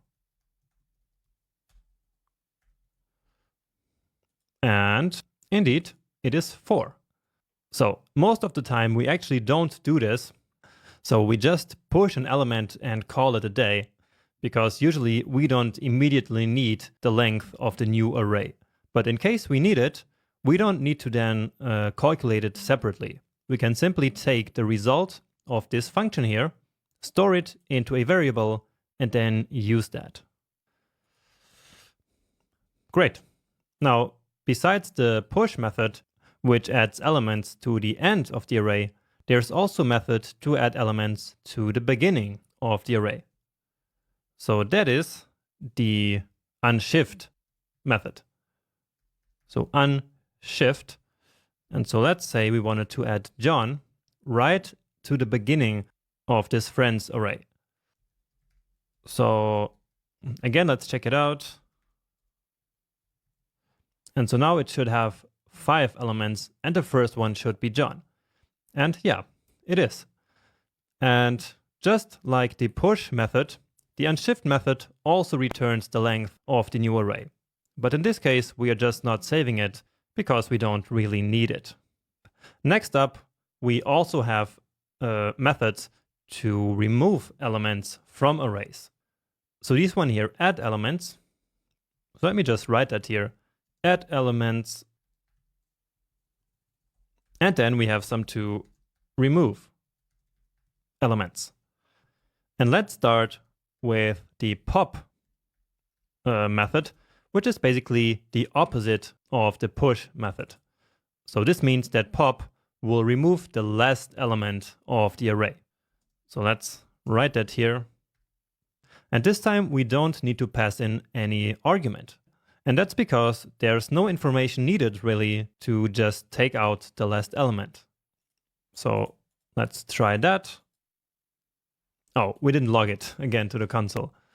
So let's just grab it from here. And now you see that j is actually gone. And if we did it twice, for example, which of course we can also do, then Peter should also be gone. And indeed, we removed j and Peter. Now again, this pop method also returns something, but this one doesn't return the length of the new array, but instead it returns the removed element. And so that can sometimes be useful. So let's call this one popped, okay? And so let's log that one to the console as well. So that is the popped element. And we could do the same for this first call. But as I said earlier, we don't always do this because it's not always that useful. But here I just want to show you that it actually works.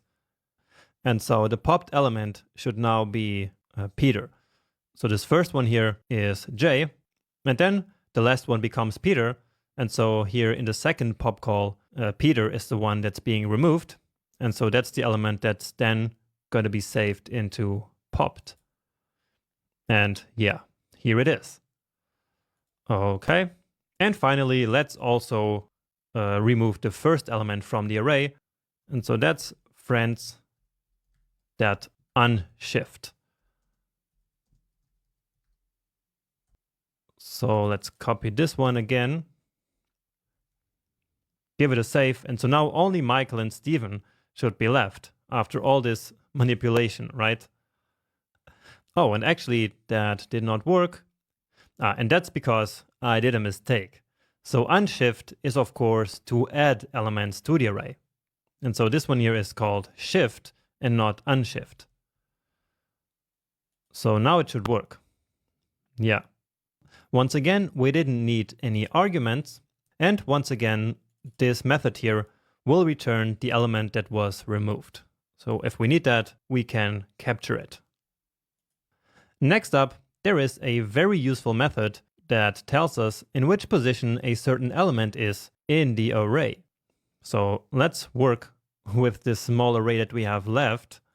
And what we want to log to the console now is friends.indexOf. And then we pass the element which we want to reference. So let's say we want Steven. And so, as I said, this should return the index at which this element is located. So we know that Steven is right now element number 1, right? So 0 and 1. And we actually can see that here in the console. So 0 is Michael, 1 is Steven. And so this indexOf function call should return the value 1. Because again, that's the index of the element Steven. And yeah, there we go. Now, if we try the same thing for an element that is not in there, let's say Bob, we will get -1. All right. And now finally, to finish this, this lecture, there is a very similar method to the indexOf, but which is a bit more modern and, in my opinion, also more useful. So this one is an ES6 method, and it's called includes. So includes, instead of returning the index of the element, will simply return true if the element is in the array and false if it's not. So let's check that. So friends.includes, and now we can actually do the same as up here. So let me just copy that. And the difference here is, again, the includes method. So let's see what we get now. And as expected with Steven, it is true, because indeed we have one element here, Steven, but Bob is false because, well, there is no element called Bob. And this method actually uses strict equality for this check. So let's say that we pushed some value here to this array. So friends.push, which, remember, will add a value to the end of the array. So if we added 23, and then if we checked for 23 the string, it would not work. So it would say false, right? And that's because it is testing with strict equality, which means that it does not do type coercion. And since 23 the string is different from 23 the number, it gives us false. But if I test it directly for the number, then it should be true. And yes, it is. So we added it here to the array, and so then, of course, the array includes it. That makes sense. And so we can use the includes method to write conditionals. So that's one of the very useful applications of this method. For example, just to test it out very quickly, let's say friends.includes Peter. And then, if so, we can log to the console. You have a friend called Peter. Okay? So we already know that this here returns a Boolean, and we also already know how the if statement works. And so only if this is true, so if the array does include a string with Peter, only then this code is executed. And so right now, of course, nothing happens. But if I ask for Stephen, then here let's say Stephen as well, then I get, you have a friend called Stephen. So that's probably the most used case of the includes method. All right, and that's all I had to show you for this lecture. And as I said in the beginning, there are many more useful methods for manipulating arrays. But for now, I just wanted to show you the most basic ones. And next up, there's yet another coding challenge waiting for you. All right, here goes coding challenge number 2, which is going to be all about arrays. And in this one, we're going to go back to the tip calculator that we built in the previous section. And we're still using the same rules as before. So we tip 15% of the bill value if it's between 50 and 300, and if the value is different, so outside of this range, the tip is 20%. And so here are your tasks.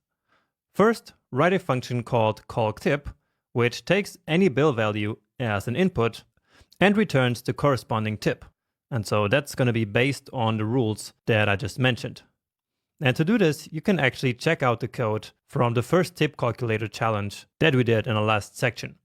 So you can copy the code there, or if you want, you can also code this from scratch just to remember how to do it. And now in number 2, we're finally going to use arrays. So here we're going to create an array called builds, which will contain the test data that we have down here. So these are the 3 bill values for which we want to calculate the tips. And so that's what we do in point number 3. So here we create an array called tips, which will contain the tip value for each of the 3 builds. And this is where we're going to use the calctip function that we created before.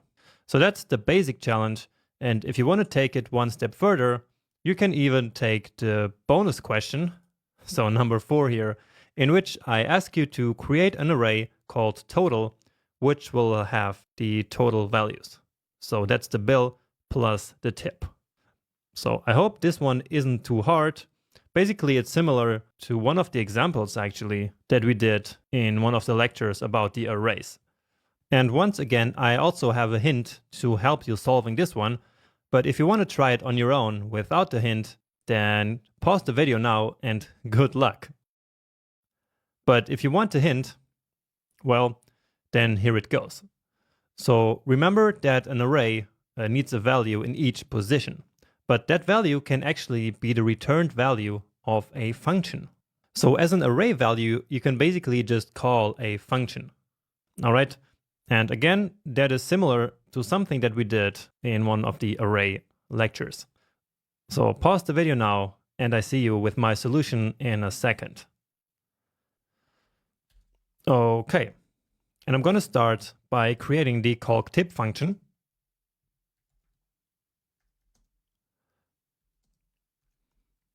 And I'm going to start doing it with a function expression. So this one will receive a bill as an input, I think. Yeah, so calctip takes any bill as an input. So let's simply call it bill. And then what we want to return is the tip. And here I'm going to write the exact same code as we did in the other challenge. So there's no need to explain it all again. It would just be a waste of time. So if the bill value is between 50 and 300, so less or equal than 300, and here we're using the ternary operator, then return the bill value times 0.15, so that's 15%, and otherwise it should be 20%. Okay? So the result of this ternary operator here will be one of these values. So either bill times 0.15 or times 0.2. And so that's going to be the result of this operator. And so that's what this function will return. If you prefer the arrow function, we can also do that. So const calc tip equal bill.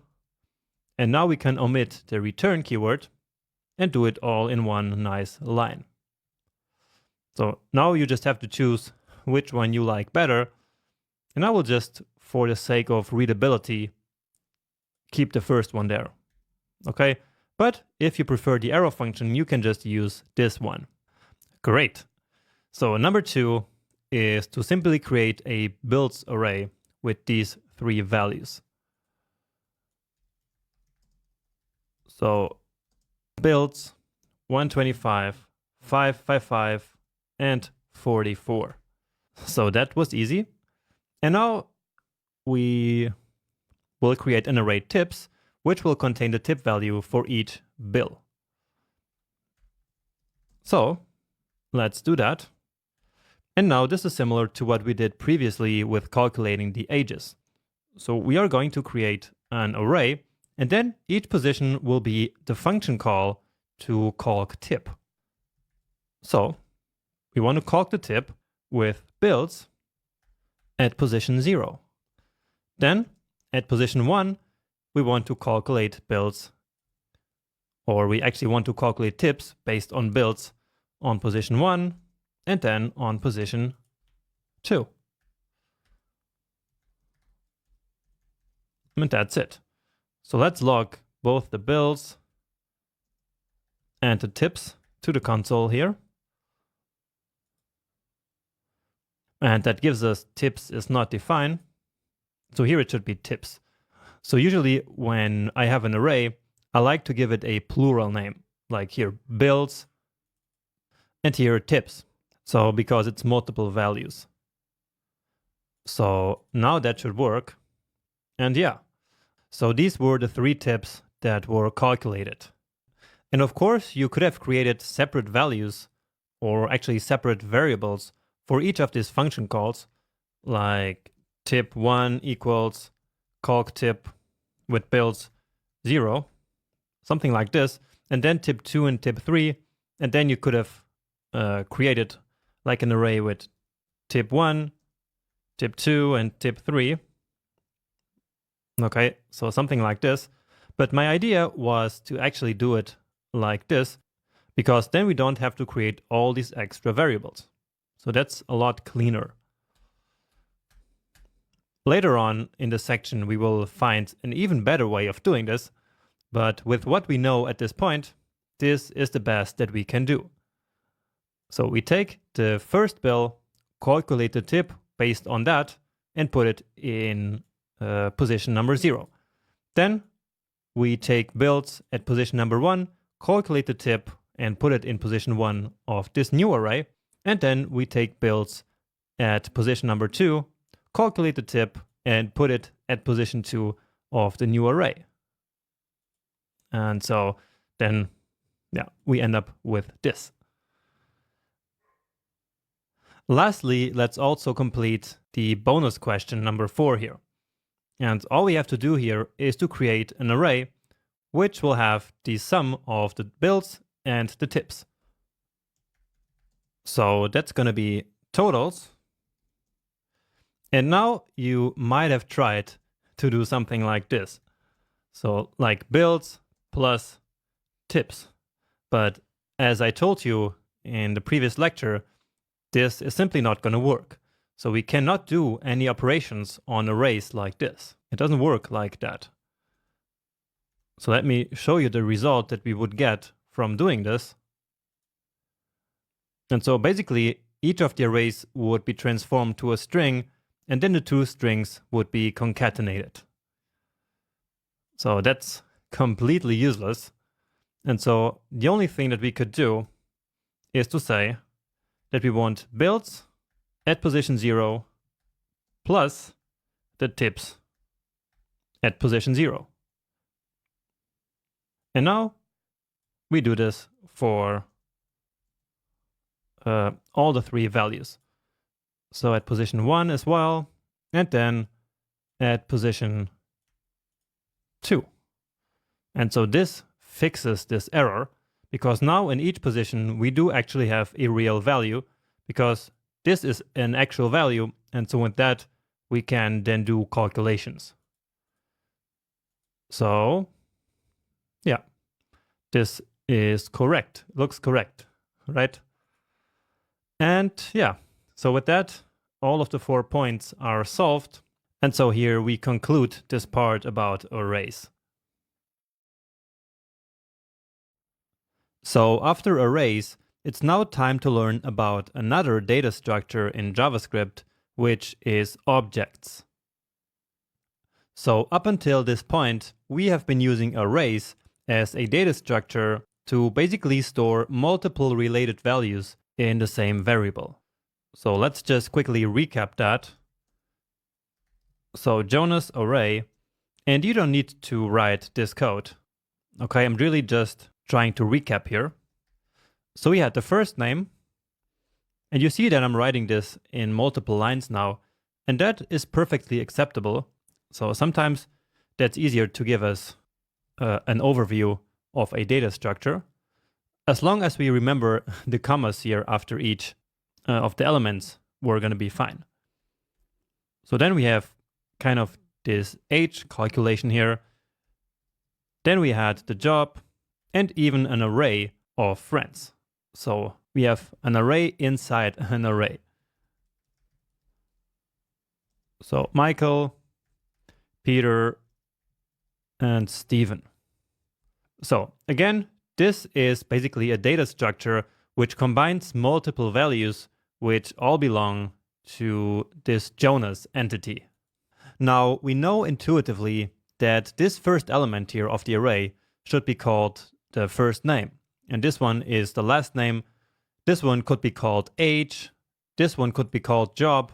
And this one could be called the friends. But in arrays, there's no way of giving these elements a name. And so we can't reference them by a name, but only by their order number in which they appear in the array. And so to solve that problem, we have another data structure in JavaScript, which is objects. So in objects, we actually define key value pairs. And so then we can give each of these values here a name. So let's see how. So again, we're defining a variable. And so I'm calling this one Jonas now. And then this is the actual object.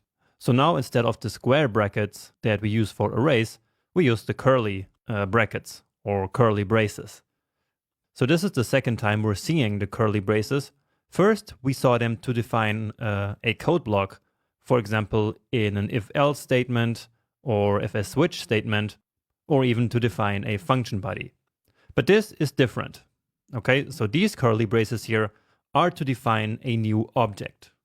And so let's now fill up this object with key value pairs.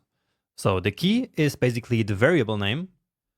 So let's say first name, then a colon, and then the value. And the value can be of any type that we want here. Then to define another key value pair, we just separate them with commas, just like in the array. So last name, and then colon, remember, Schmettmann, then the age, and once more, we can put any expression here. So this will be calculated and then will be assigned to age. Then the job, which is teacher, and finally the friends. And let's just copy this array from here. Okay, and so with this we have now an object which contains 5 key value pairs. So again, these are the 5 keys, and then each key has a value. And so essentially with this, we were able to assign a name to each of these values that we had. So that's something that was impossible in arrays, but now it is possible. Now each of these keys is also called a property.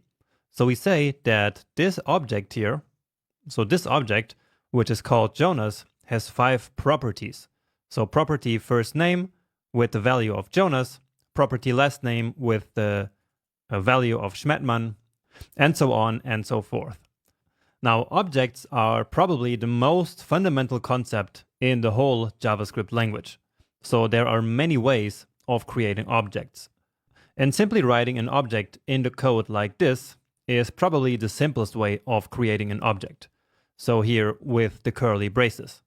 So there are multiple ways of creating objects, but again, using the curly braces like this is the easiest one, and it's called the object literal syntax, because we are literally writing down the entire object content. So to recap, just like arrays, we use objects to essentially group together different variables that really belong together, such as the properties of Jonas that we've been working with. Now, the big difference between objects and arrays is that in objects, the order of these values does not matter at all when we want to retrieve them. And that's important to keep in mind. So in arrays, the order in which we specify the elements matters a lot, because that's how we access these elements, right?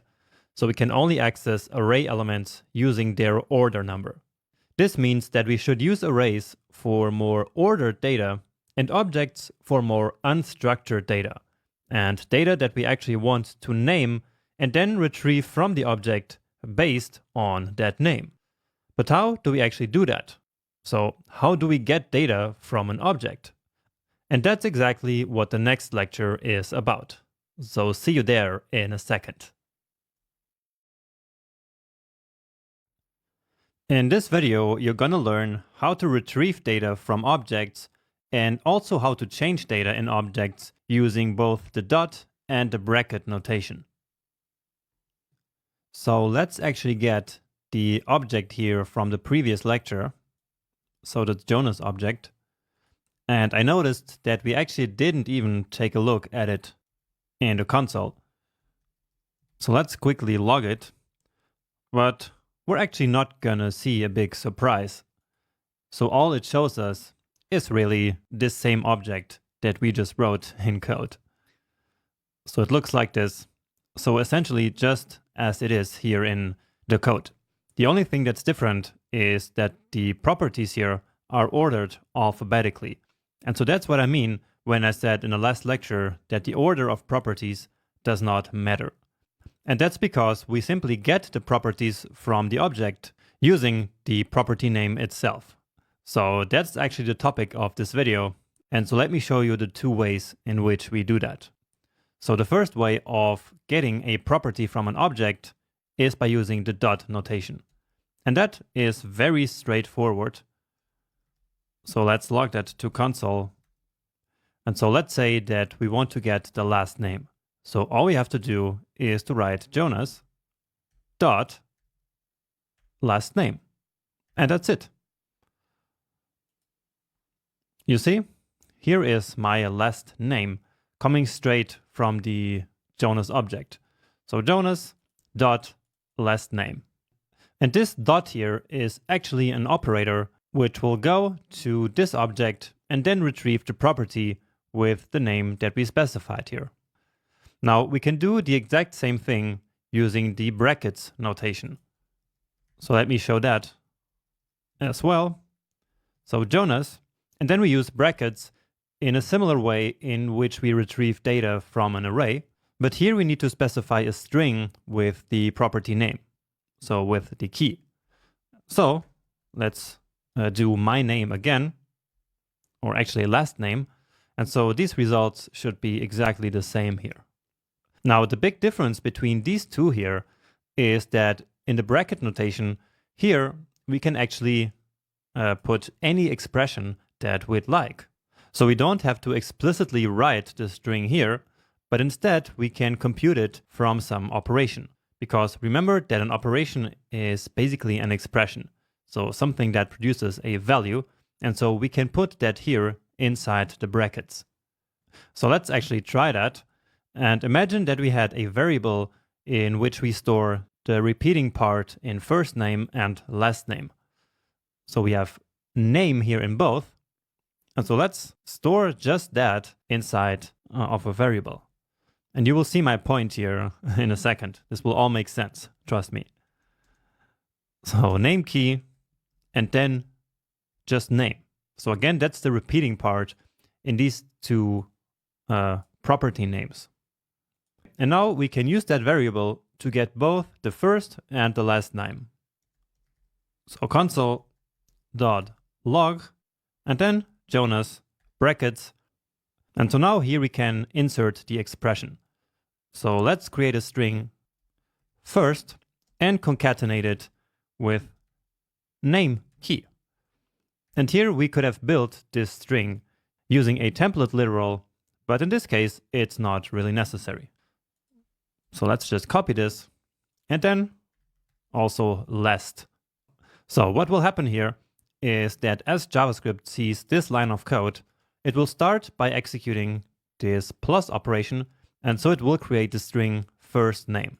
And then it will go to the Jonas object and retrieve that property.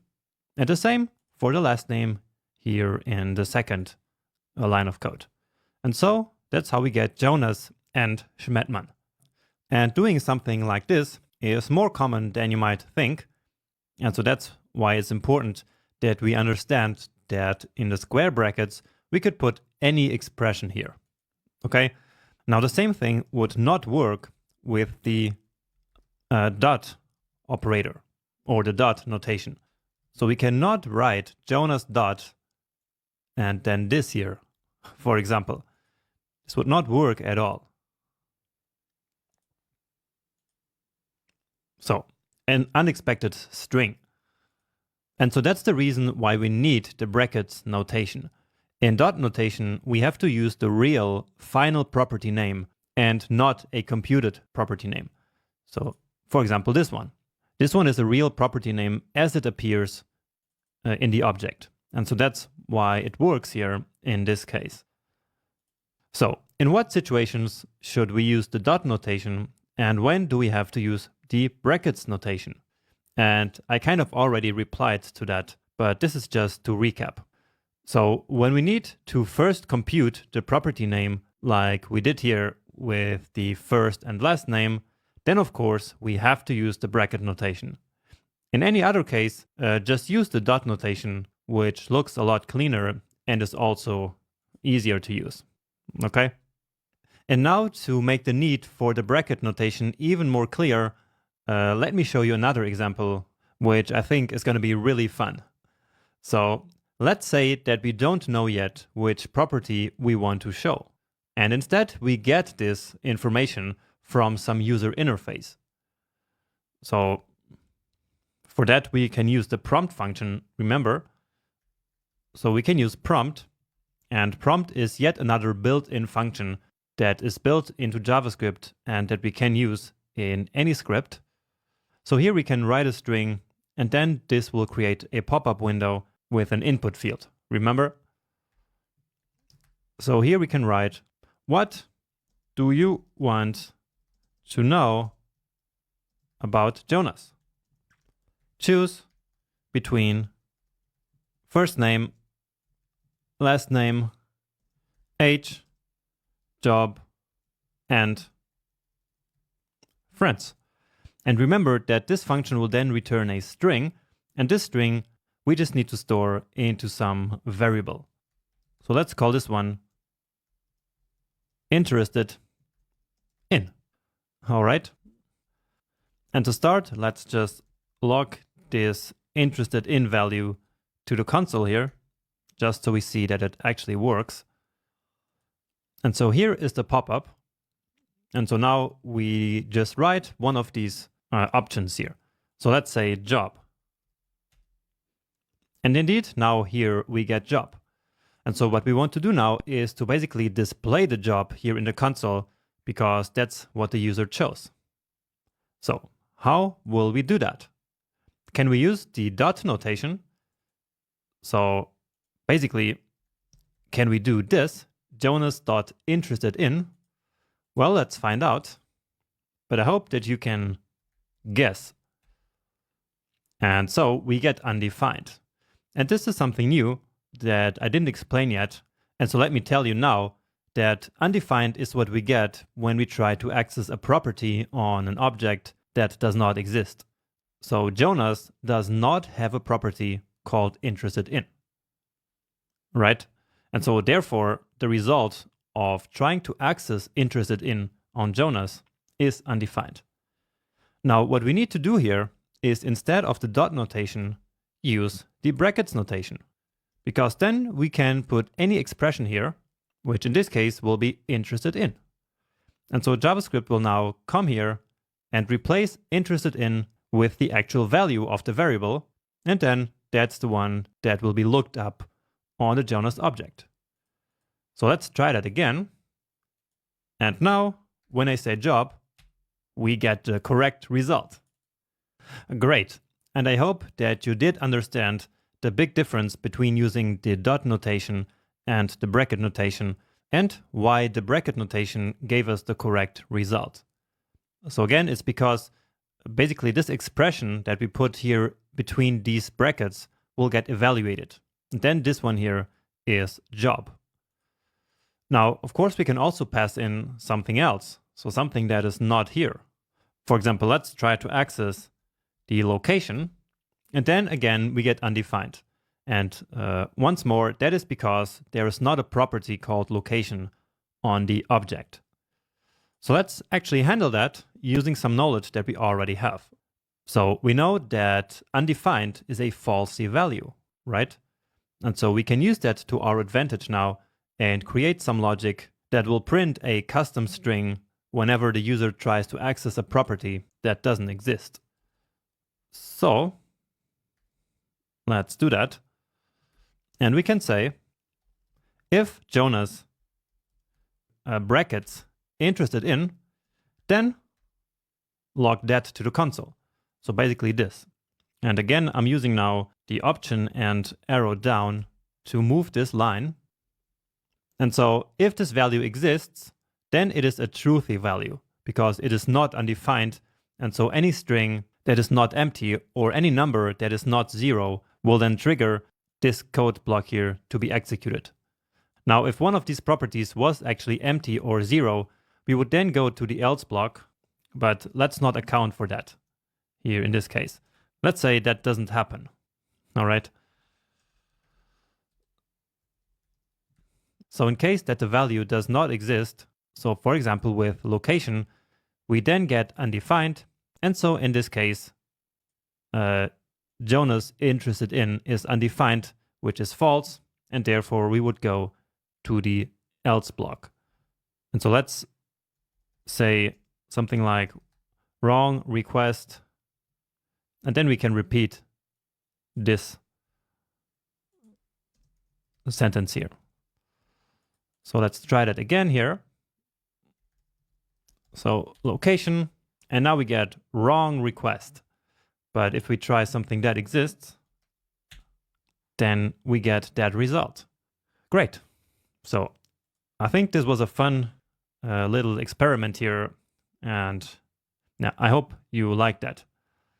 And now that you know how to retrieve elements from an object, let's also learn how to use both the dot and the brackets notation to add new properties to the object. So that's pretty straightforward. So all we have to do is Jonas dot, and now let's actually use location and set it equal to something. So to some value. So I'm located in Portugal, and so that's how we use the dot notation. And then we can also, of course, use the brackets notation just the same. So let's say my Twitter handle here, which is @Jonas Schmettmann with just one N. And you should definitely check that out. And now just to see that it worked, let's log it to the console one final time. And okay, it's asking us for the field name again. But anyway, now we have the location and the Twitter here as well in the object. And of course, here we could put any expression just like before. So it works in the exact same way. All right. And that's how we use the brackets and the dot notation. Now, finally, I have one small challenge for you that you can just do right now here at the end of this video. And so what I want you to do is to write a sentence like this one that I'm going to show you now, but in a dynamic way. So let's just write challenge here. And so I want you to write, Jonas has 3 friends, and his best friend is called Michael.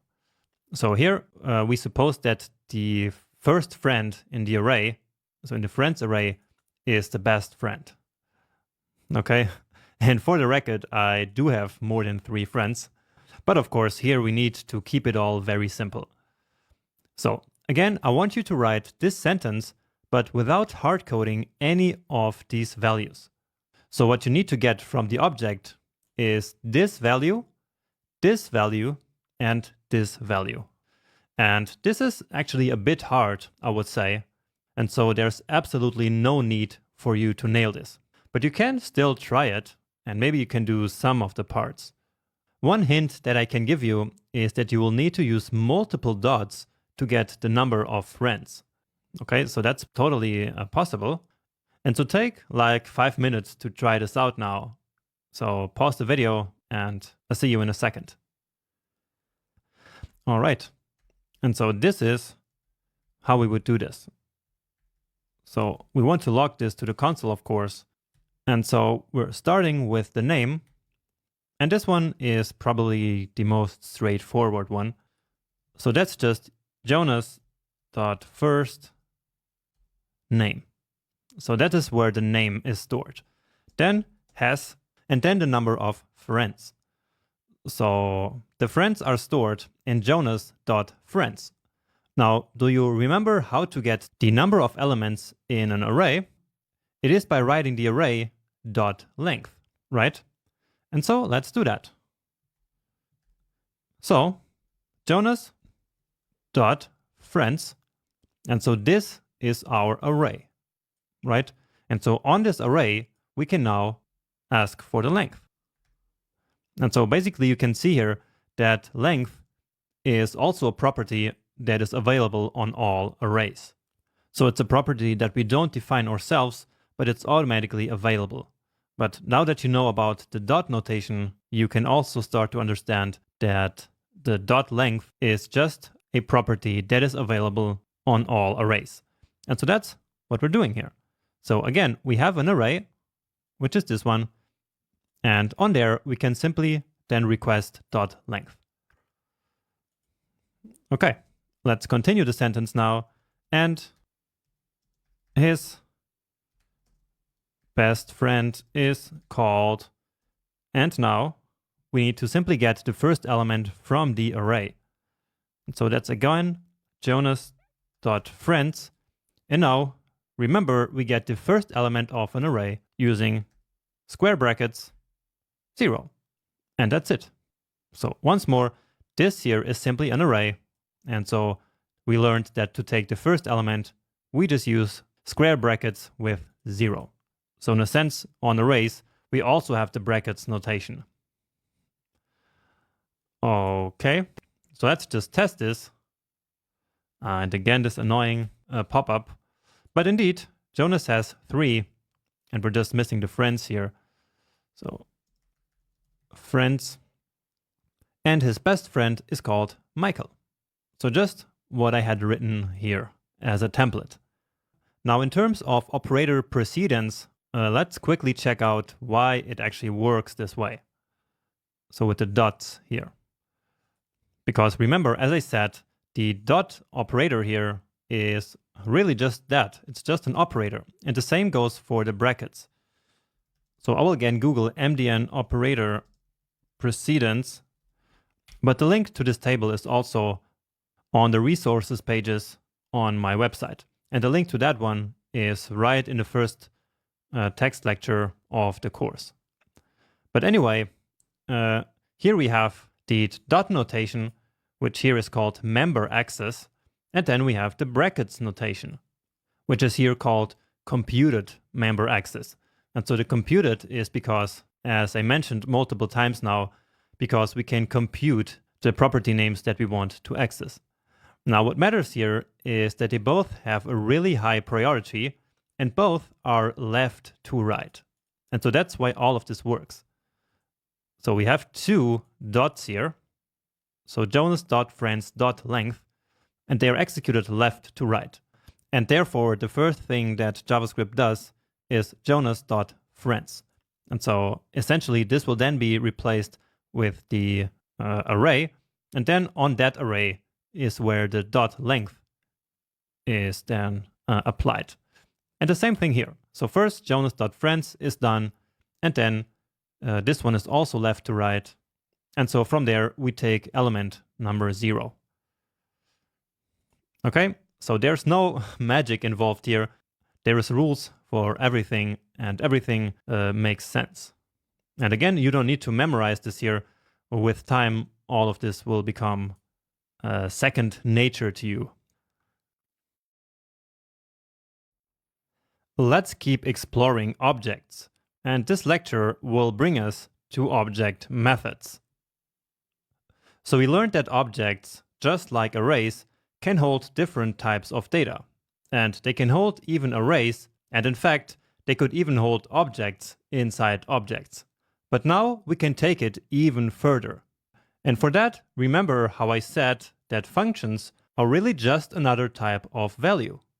And if a function is just a value, then that means that we can create a key-value pair in which the value is a function. And that then means that we can, in fact, add functions to objects. And so let's now see how. And once more, I will get back this object here, but we will change it up a little bit this time around. So here, let's simplify and just put the birth here. So just 1991. And I also want to add a Boolean here. As driver's license. Just to show you that we can hold all kinds of different data types in one object. But now let's also add a function here as a key value pair. So to do that, all we have to do is to add another key here. And the function that we want to add is again the calc_age function.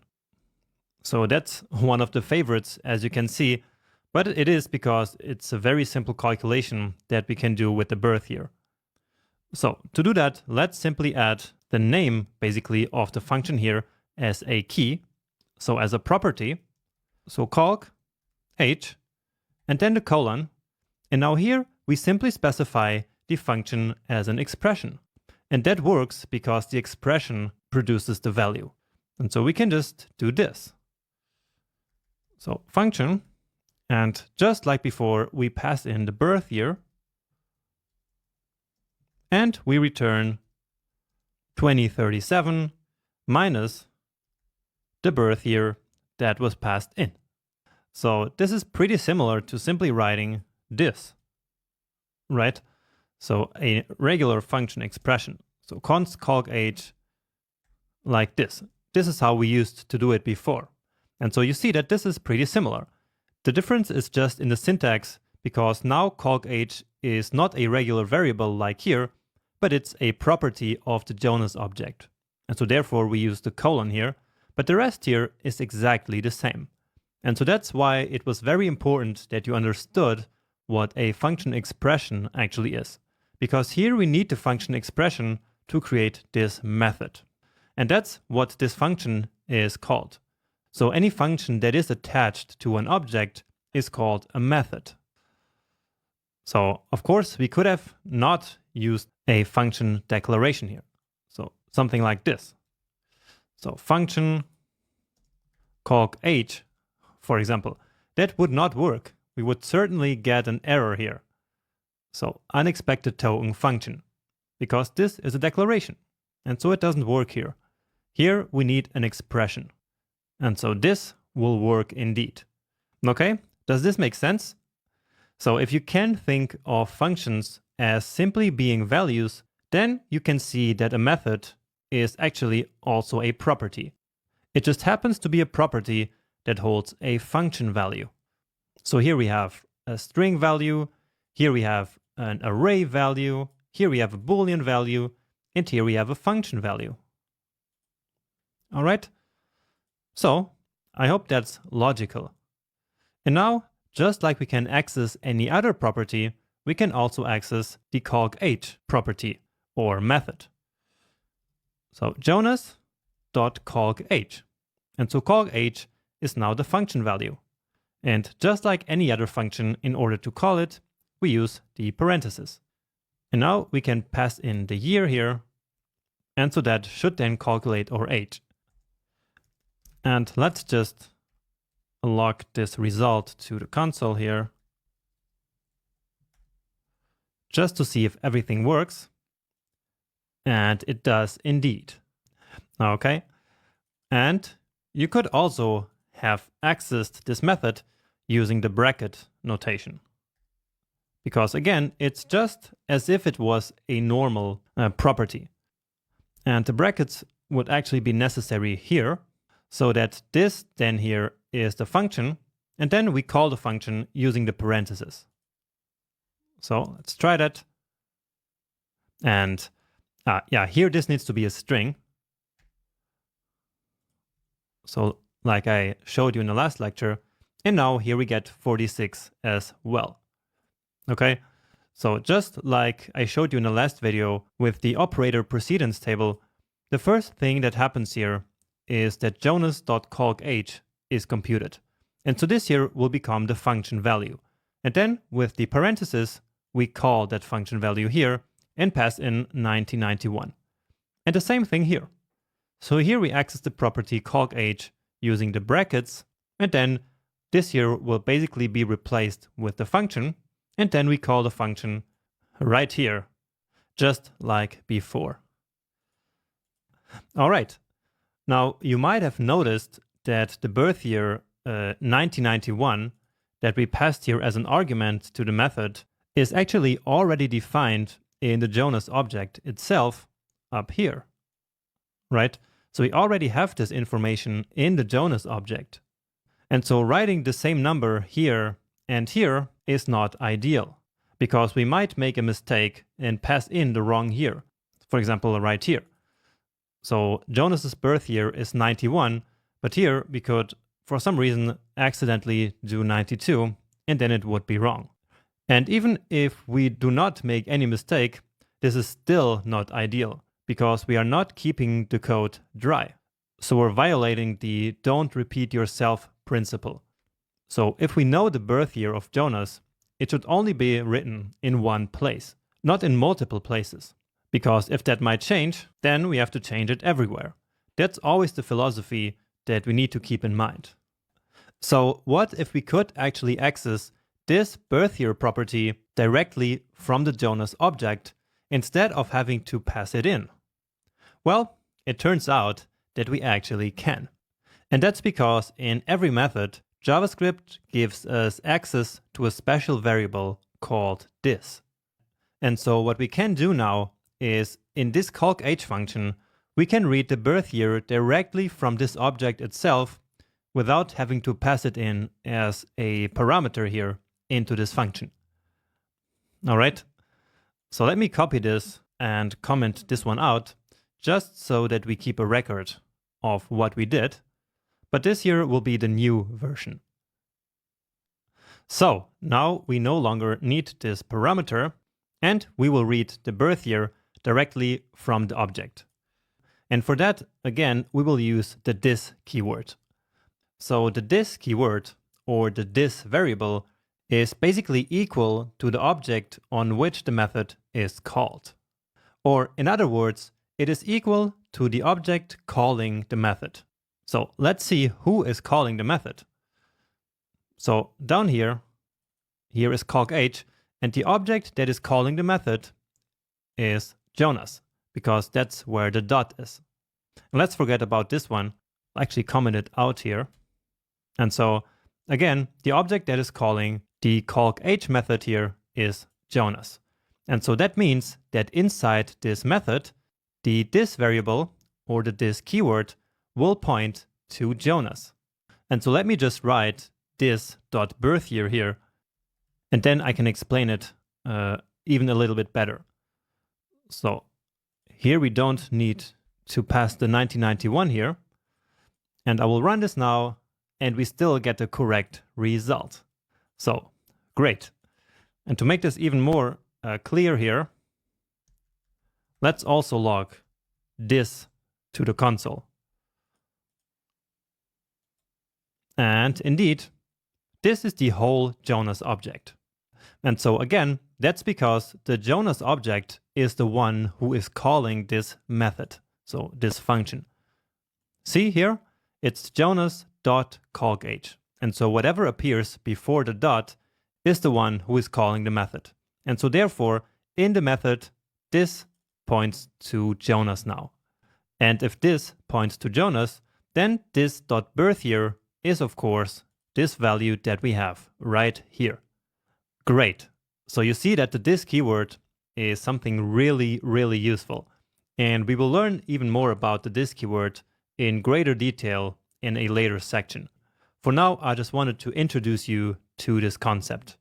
And I know this can be a bit confusing, so really make sure to maybe pause the video and really analyze what's happening here. Maybe you can even rewind a little bit and hear my explanation again.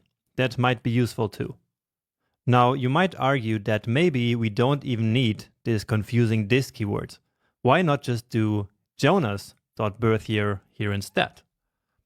Well, because that would actually still violate the don't repeat yourself principle.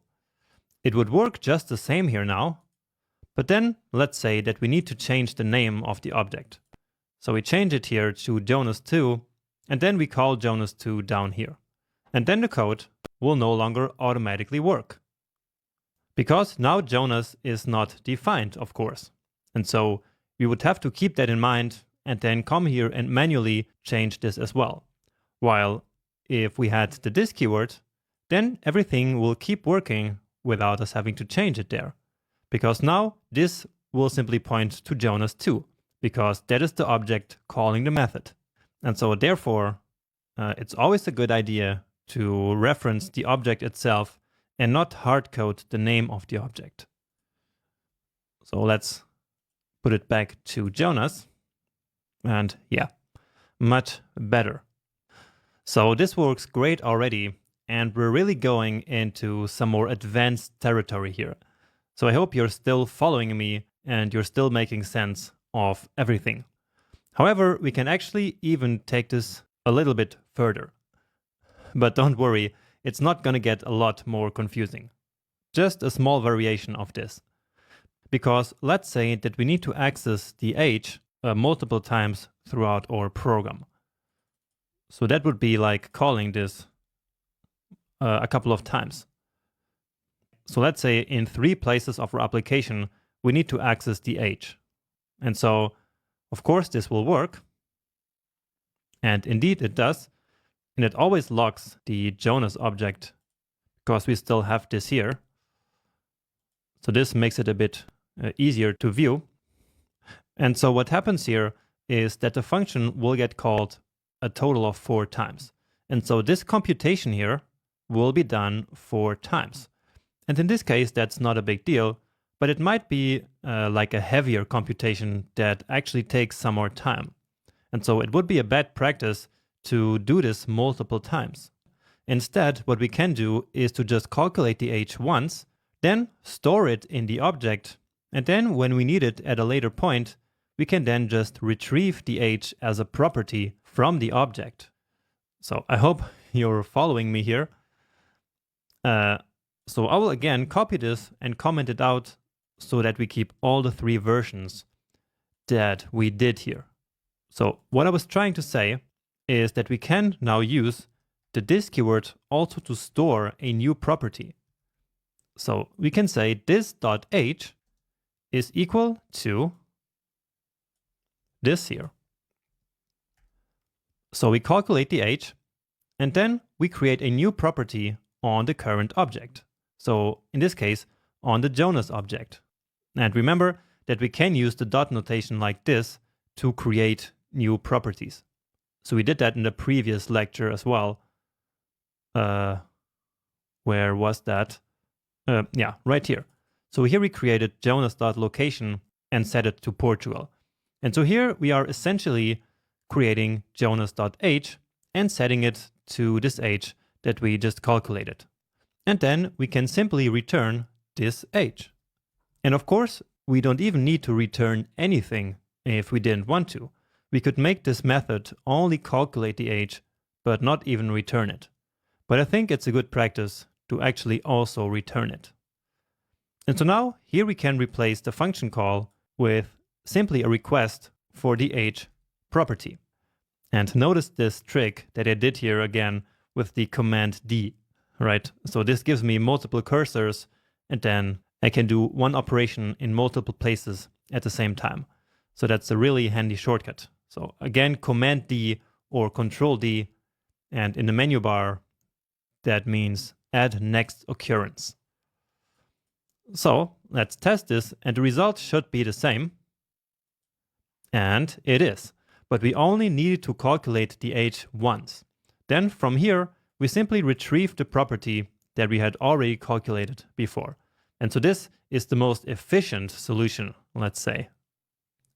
All right, and now I actually have another small challenge for you that you can do just in this video. So I want you to write a method called getSummary, and this method should return a string which should kind of summarize the data about Jonas, or of course any other person data that you might have used. For example, let me again, actually we can get rid of this. So let me write challenge here again, and then do an example string. So I want you to write, for example, this. Jonas is a 46-year-old teacher. And we now could actually add all the data here to the string, but that would be too much work. And I'm a bit lazy now. So let's just also say if I have a driver's license or not. So Jonas is a 40-year-old teacher, and he has a driver's license. And it says that I have a driver's license because has driver's license is true. But if it was false, then here it should say, and he has no driver's license. So it's either A or no. So figure out how you can do that. And so I hope you managed to do it. It's a bit similar to what we did in the previous lecture, but this time I want you to actually write a method on your own. So give this a try, and I see you here in a second. Okay, so let's add getSummary. And remember that you need to have a comma between the properties. And so that's true also with methods. So here we need a comma, and then just a function. And it will then get all this data, of course, from the current object. So actually, let's first call this method. So, and we're doing it inside a console.log because, of course, we want to be able to see the summary string as a message in the console. So Jonas.getSummary. Okay, so which is the object calling the method? It is Jonas. And so therefore, the this keyword inside of getSummary will be Jonas. So I hope that this one is clear at this point. So let's now build a string here. And starting with the name, it is at this dot first name is a, and now the age. So this, and now what do we do here? Should we use the age property, or should we do calc age? Well, I would say that we should do calc age because we cannot assume that calc age was already called before. Okay, and if we don't call calc age before we call getSummary, then the age property would not exist. And so it's better to actually do calc age here. And so I think we did this before.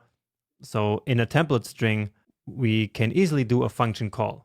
That's not a problem at all. So this.calcH will call this other method, and this will then return the h. All right. And maybe it might be strange for you to call the function also on this, but well, the rule is just exactly the same. This is Jonas in this object. And so this is essentially the same as writing it here. All right. So this will become the h. And so here, old, and now the job, Jonas.job. And he has, and now we need to decide between a and no.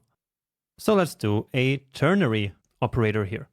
So we get this dot driver's license. And basically, if it's true, then we want the result of this operator to be a. And if not, we want it to be no. And then driver's license. Okay, makes sense? So again, here we want either a or no, depending on the state of the has driver's license property. So we get that property by calling this dot has driver's license. And here we're using the ternary operator. And so if this first part is true, then the result of the operator will be a. And otherwise, the result will be no. And so that's what will then be put into this place of the sentence. Okay. And we already called the method down here, and we logged it to the console. And so I think this should work now.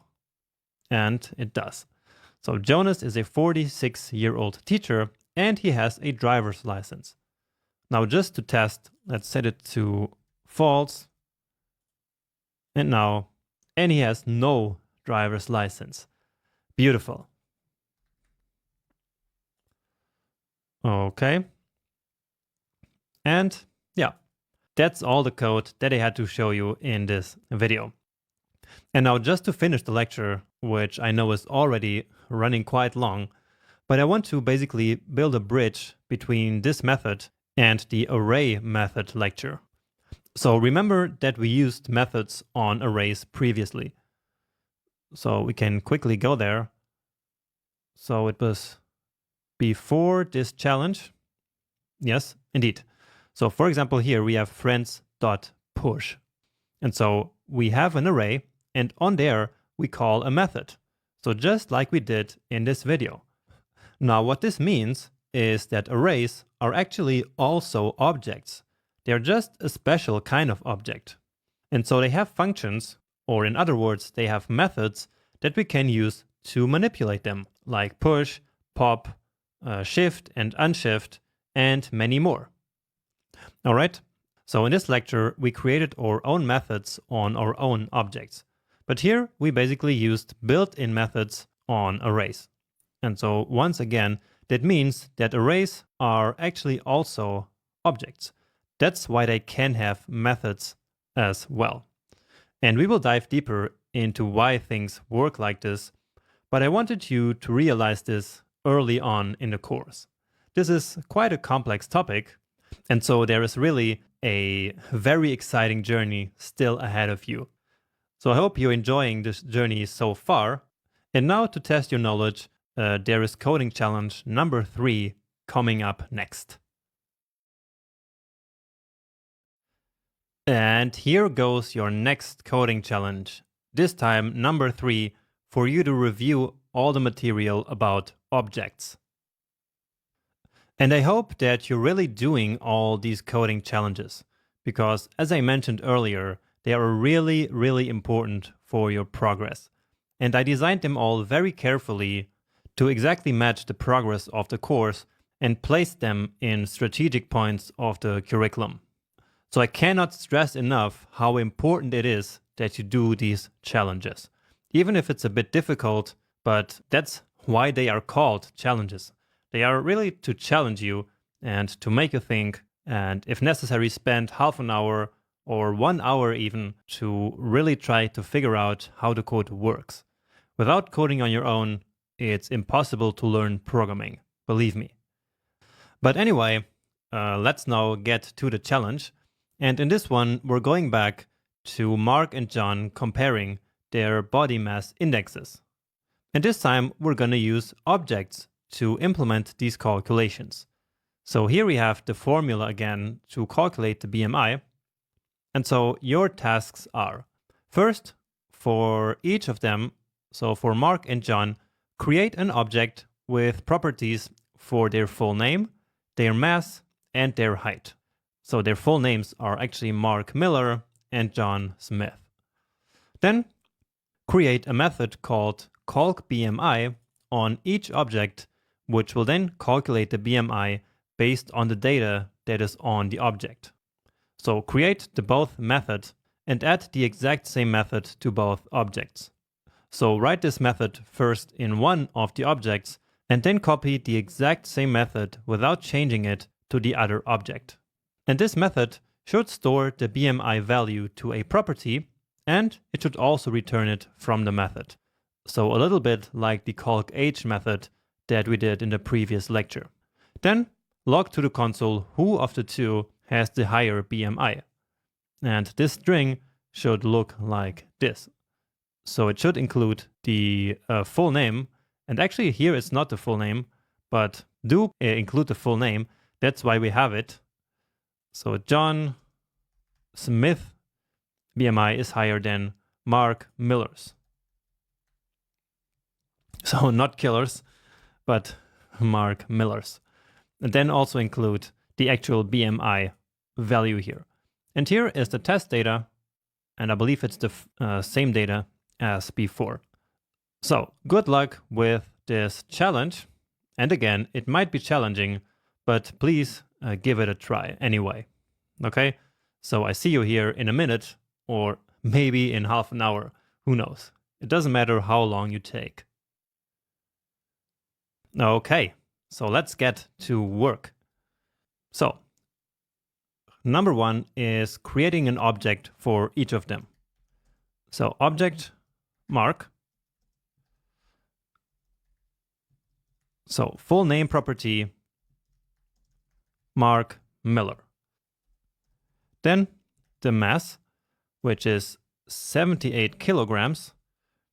And then the height, which is 1.69 meters. So that's it for now. And now I'm just gonna copy this. As always, I'm a bit lazy, and that's just how programmers are, I guess. So John Smith, and he is 92 kilos and 195 meters tall. Okay, so that is point number one. And now we will create the calcBMI method.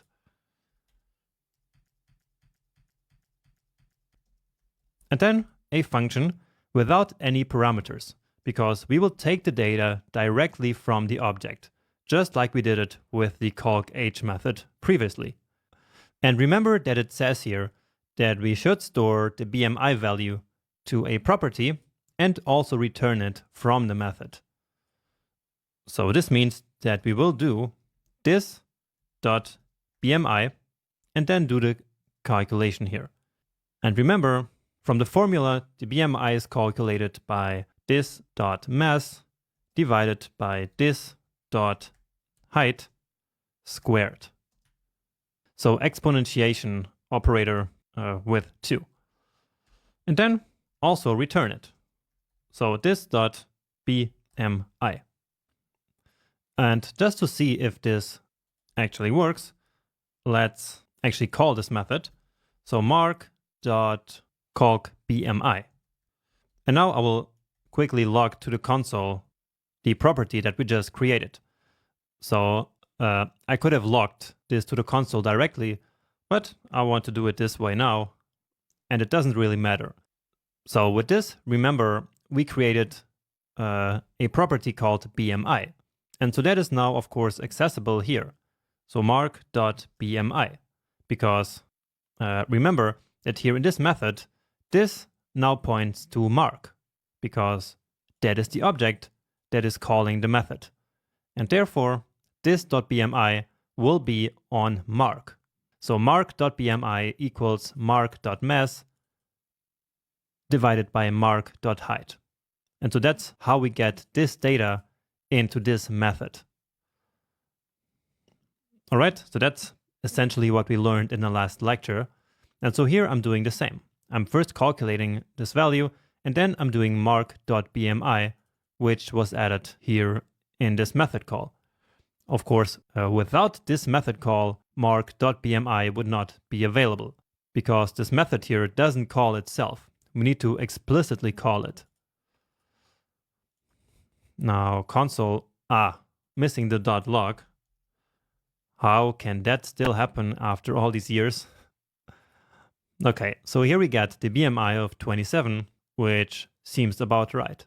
And now, as I said, we will simply go ahead and copy this method exactly the same to this John object, and it will work just the same. Believe me.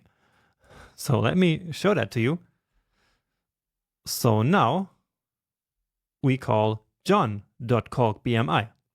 And so now the object calling calcBMI is John.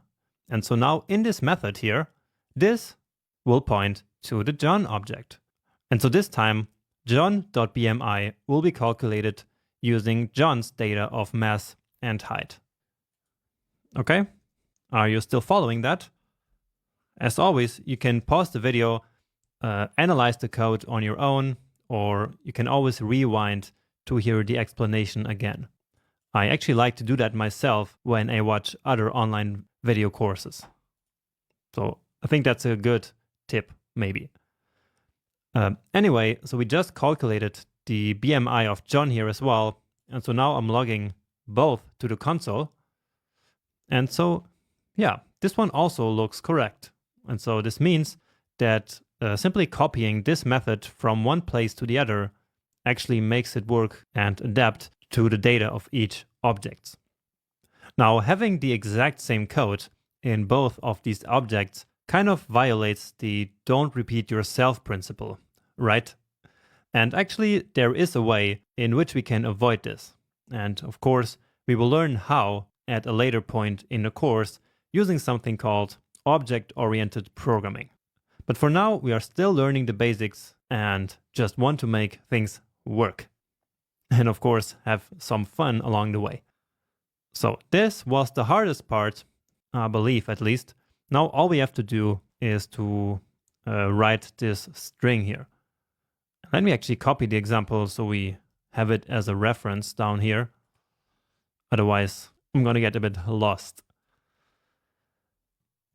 So, if mark.bmi is larger than John.bmi, then console.log.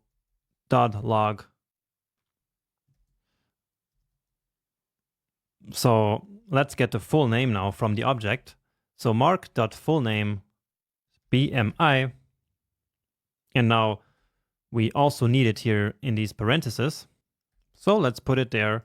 Mark.bmi is higher than, and now let me just copy it here. So, and again, I'm using Command D to select the next occurrence, and then let's just replace it with John. So Mark's BMI is higher than John's BMI. And now let's grab this again. Else, if John BMI is larger than Mark.bmi, then essentially say the opposite. So here it's going to be John. And again, Command D. And here it's going to be Mark. Okay. So 27 is higher than 24, and that 27 belongs to Mark. And so this seems to be about right. but it's not completely right. So, of course, here it should be lowercase. So BMI, and now I cannot use the Command D because then it will select this one as well. So I'm double clicking on this one, and I hope that you're finding these VS Code tips useful as well. So I'm clicking, or actually I'm double clicking on this one. Then I hold down the Command key, which in your case might be the Control key or maybe the Option key. So I know there are different configurations for this, and it might not even work for you. So please don't ask any question in that case. But for me, I just have to hit Command, and then I can double click on multiple words, and then all of them get selected. So now I have these 4 multiple cursors here again, and I can simply delete all of them and write the one that I'm interested in. So that's the lowercase BMI. And now we get the correct values. And also this conditional logic is correct as well. And so with this, we did actually solve the challenge. And with this, we also finished this introduction to JavaScript objects. And once again, I really want to congratulate you for the progress that you're making here. Great job and really well done. And I really mean it because I know how hard it is to stick to a course like this and to learn a completely new thing that is probably a bit confusing for you at this point still. Just keep in mind that that is absolutely no problem at all. And actually in the next section, I believe, I have a video about how to learn, basically. So about learning how to code. And there's a lot of great tips that I'm sharing there. So once you reach that, make sure to watch it carefully. But now anyway, I will leave you to review this lecture if you want, or to move on together with me to the next video, where we're now going to start talking about loops. When we talked about the if-else statement, I mentioned that it's a control structure, and also that there are more control structures, right? Well, one of the other control structures are loop. And so loops are our final big topic in this JavaScript fundamentals section. So loops are a fundamental aspect of every programming language, because they basically allow us to automate repetitive tasks. So tasks that we have to perform over and over again. And here I like to use the analogy of a gym. So when you go to a gym, you might, for example, lift weights, right? And let's say that you do 10 repetitions of a certain weightlifting exercise. So we could represent that by doing something like this. So lifting weights repetition 1. And then some more emojis here. Okay, so repetition 1. And remember, we want 10 repetitions. So we would have to paste this code here 10 times. And I don't know even if this are 10 times or not. But anyway, you can start to guess that this is probably not a best practice. Just imagine that we had 30 repetitions instead of just 10. And then if we wanted to, for example, change some word here in this string, then we would have to change that in all of them. So this really violates the don't repeat yourself principle, right? Because we're basically repeating the same code here 10 times, and all we're changing is just this number. So instead of doing all this, we can now create a loop and then put one of these lines of code in there, and the loop will then run that code over and over again until we tell it to stop. And so let's implement a so-called for loop now. And that's a loop which has a counter. So let's do that. And we simply write for and open parentheses. So a little bit like the if statement, and this is a for statement. And so it looks similar. Now the loop statement has 3 parts. The first part is the initial value of a counter. And in the case of this current example, the counter is the value that will start here at number 1 and go all the way to number 10. So let's call this counter rep, which stands for repetition. And so here we literally create a variable called rep. And we start it at 1 because, well, that's our first repetition. Okay? And here we need to use a let variable because this counter will later be updated by the for loop. So that's the first part of the for statement. Then we use semicolon and go to the second part.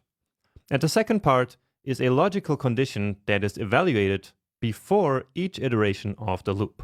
So before each time that the code in the loop is executed. So let me just write it here first, and then this will make more sense. So our condition will be rep needs to stay below or equal 10. So again, this condition that we just described here will be evaluated before each iteration of the loop. Now, if the condition is true, then the next loop iteration will run. But as soon as this condition is false, then the loop stops. And so no more code will then be executed. So basically, the loop will keep running while this condition stays true. And this is really important to realize. And let me actually write that down here for you. So for loop keeps running while condition is true. So this is the kind of notes that I hope that you are taking throughout the course. But this one is really important, and so I wanted to write it down. Okay, and so now I hope it makes sense that we have this condition. Because in each iteration of the loop, the rep counter will get increased. And so at a certain point, it will reach 10. And with 10, this condition is still true. So 10 is still less or equal than 10. But then after that, it will be 11. And so then repetition is no longer less or equal 11. And then the loop will stop. And at that point, we will have printed these 10 strings, basically. So let's continue writing this so that in the end, we actually make that work. So speaking of increasing the counter, that is actually the third part of the for statement. So another semicolon here. And now here we actually update the counter after each iteration. So that's necessary because right now the counter would just stay at 1 forever. And so this condition here would never be false. And so what we do here is to now increase the counter by 1 after each iteration. So we can say rep equal rep plus 1. But does this look familiar to you? So basically increasing the value by just 1. Remember that in the last section, we actually learned about a special operator which does just this, but in a much simpler way. So instead of writing rep equal rep plus 1, we can simply write rep plus plus. And so this will take the rep value and increase it by 1. All right. And now all we have to do is to write the code that we want to be repeated. And so let's copy this string here. Okay. And let's say 1, and then it will print this string 10 times. So let's start with that. And then afterwards, I will show you how we can actually update this number here. But for now, let's try this out. And actually, let's comment this code out so that it doesn't get in our way. So command / for that. And let's go. And indeed, we see that the string was printed 10 times. That's what this 10 here stands for. So the DevTools will not print the same string 10 times. It will simply put this 10 here. But what matters is that this logic here actually worked. So now let's actually use this counter variable that we created here to actually increase the number in the string that we're printing out. So how do you think we will do that? Well, it's actually simple. All we have to do is to replace this number here with the current value of the counter, because this variable that we defined here, So this rep variable, it's just a normal variable, and it's going to be available here inside of this code block. So let's transform this to a template string so that we can then insert that variable into the string. So we get rid of the hard-coded value, and now we basically dynamically build the string. And so here, all we need to do is to put the rep variable. And now we get exactly what we wrote here manually in the beginning, right? So that works. And so let's recap exactly what we did here. So we wanted to log our string here, so a string like this, 10 times. But of course, it could be any other repetitive operation. Again, we're just using console.log here so that we can see the result in the developer console. Anyway, in order to solve this problem of not having to repeat the same code over and over again, we used a for loop. And so we initialized the counter of the loop at 1. So right here, we created this new rep variable, and rep again stands for repetition, but it could be any other variable name, of course. And so we started at 1 because, well, we wanted to start at repetition number 1. But we could also start, of course, at repetition 5. So let's see how that looks like. And then, as you might have expected, the first repetition that's printed is the number 5. Okay, but let's put it back to 1 now. So after each iteration of the loop, we then increase this counter value by exactly 1. And this happens by the end of the iteration.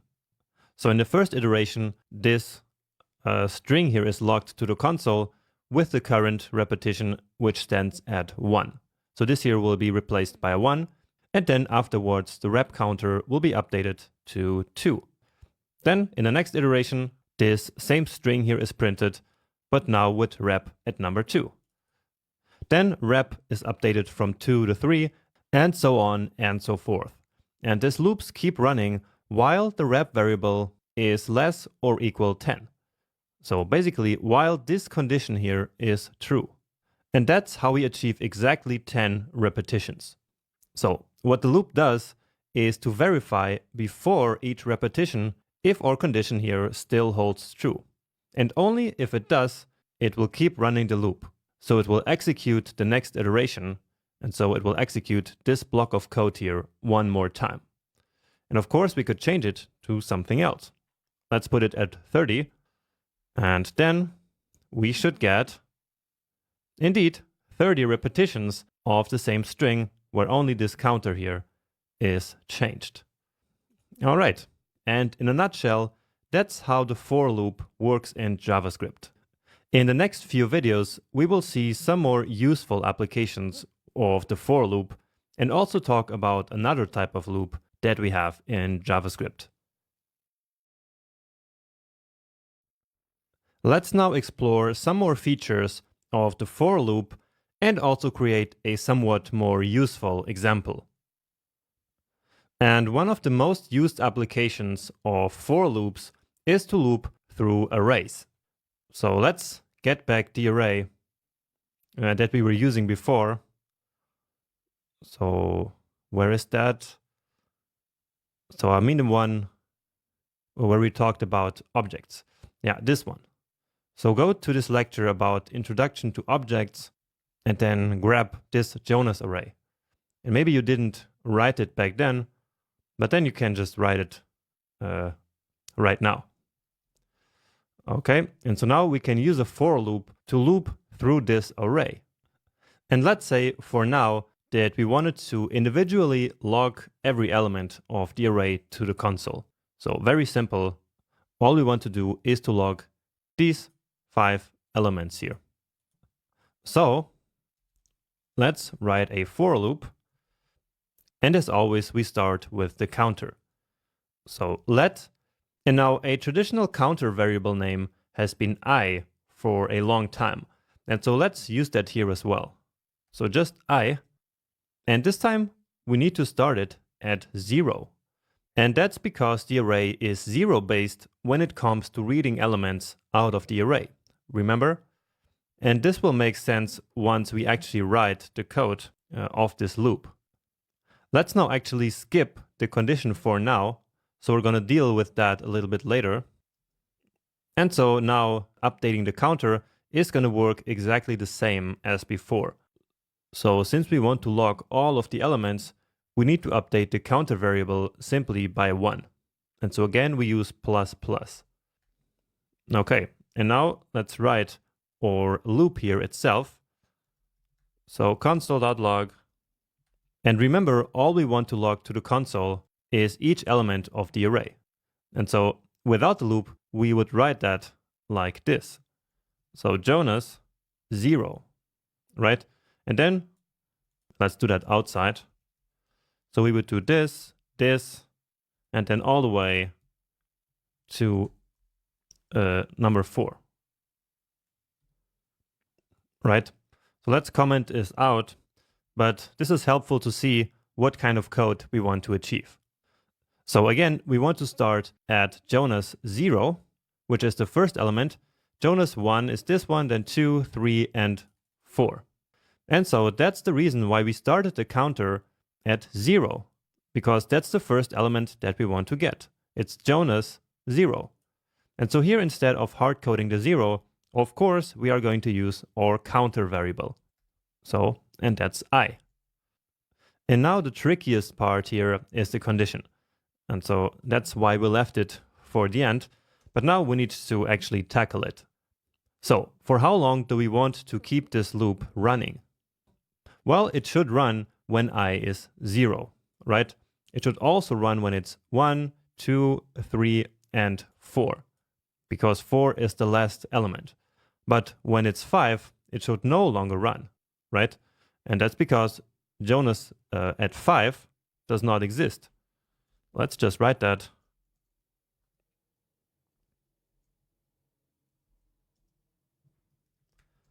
Does not exist. And so that means that the I counter variable should always stay below 5. So let's write that here. So I should stay below 5. And so with this, as soon as the counter variable is updated to 5, then the next iteration of the loop will not run anymore. So let's try this. And here it's of course not Jonas, it's Jonas array. So let's actually change the name up here in the array itself. Try that again.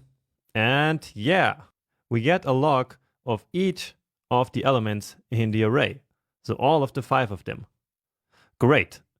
But there's actually still one problem with this, which is that we hard-coded the length of the array here with 5. So let's now say that we add another element. Let's say just true. And so if we try this now, do you think that true will be logged here as well? Well, it will not, because of course we are still telling JavaScript that I should stay below 5. And so it will not print the array at position number 5, which does now exist. So now we do have Jonas at position 5, right? And so the solution to this is to not hard code the value here, but to compute this value. So basically to get it from JavaScript itself. And how can we get this number? Well, actually this 5 is simply the length of the array, right? Not of this one anymore, but of the original one. So this array has a length of 5. And so 5 is exactly the number that we put here. And so we can simply replace the hard-coded value with a dynamically calculated one. And that's Jonas.length. Remember? So let's try that. And indeed, it still works. And if I now go back to adding something else, like true, then Jonas.length will now be 6. And that of course happens automatically, and we don't have to manually change any code in that loop. So now indeed true also appears here in our log. Great. Let's now also log something else here. Let's say the type of the variable. So type of Jonas I. And I hope that this part here makes sense. So the fact that we're using the counter variable here to retrieve all the elements of the array. So now let's say, so string, string, number, string, object. So remember how I said that an array is in fact an object, and here we have the proof of that. And then finally the last one is of course a Boolean. Okay, so I hope that this logic here made sense. And so this is, in a nutshell, how we loop arrays using the for loop. Now what we did here was only to read values from an array. But now let's also at the same time create a new array which will contain this type of each of the elements. So basically this. All right. So again, what I want to do now is to create a new array which will contain all the types for all these elements.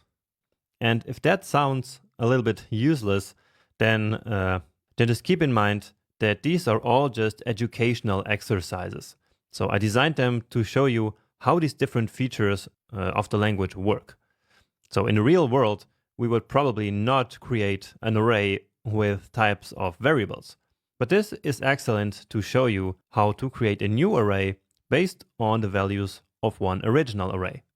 So to do that, we start by creating a new empty array outside of the loop. And let's do that here after this one. So I will call this one types. And now I think this is something we didn't do before, which is to simply create an empty array. And all we have to do is to basically create an array with the usual syntax, but without any element inside of it. And so now we have to go here to the same loop because this new array types will be based on the Jonas array. So it's going to have the same length. And so we can use the exact same loop that we used to read data from the Jonas loop also to construct this new types array. So let's say types at position I should be equal to type of Jonas at position I. And remember that this works because we can essentially do this. So we could do it again without the loop and say types 0 is equals string. So this would work, right? And so of course it also works with the index number here dynamically. And so that's exactly what we're doing here in the exact same way as we read data from the Jonas array. Right? So in iteration 0, we will have type 0 equals type of Jonas 0. Then in the next iteration, we will have types 1 equals type of Jonas 1, and then 2, 3, 4, and 5. All right. So just to see if that works, let's then log to the console this newly created, or to be more accurate, this newly filled array. So let's see. And indeed, now we get this array, which has exactly the types that we can see here as well. So string, string, number, string, object, and Boolean.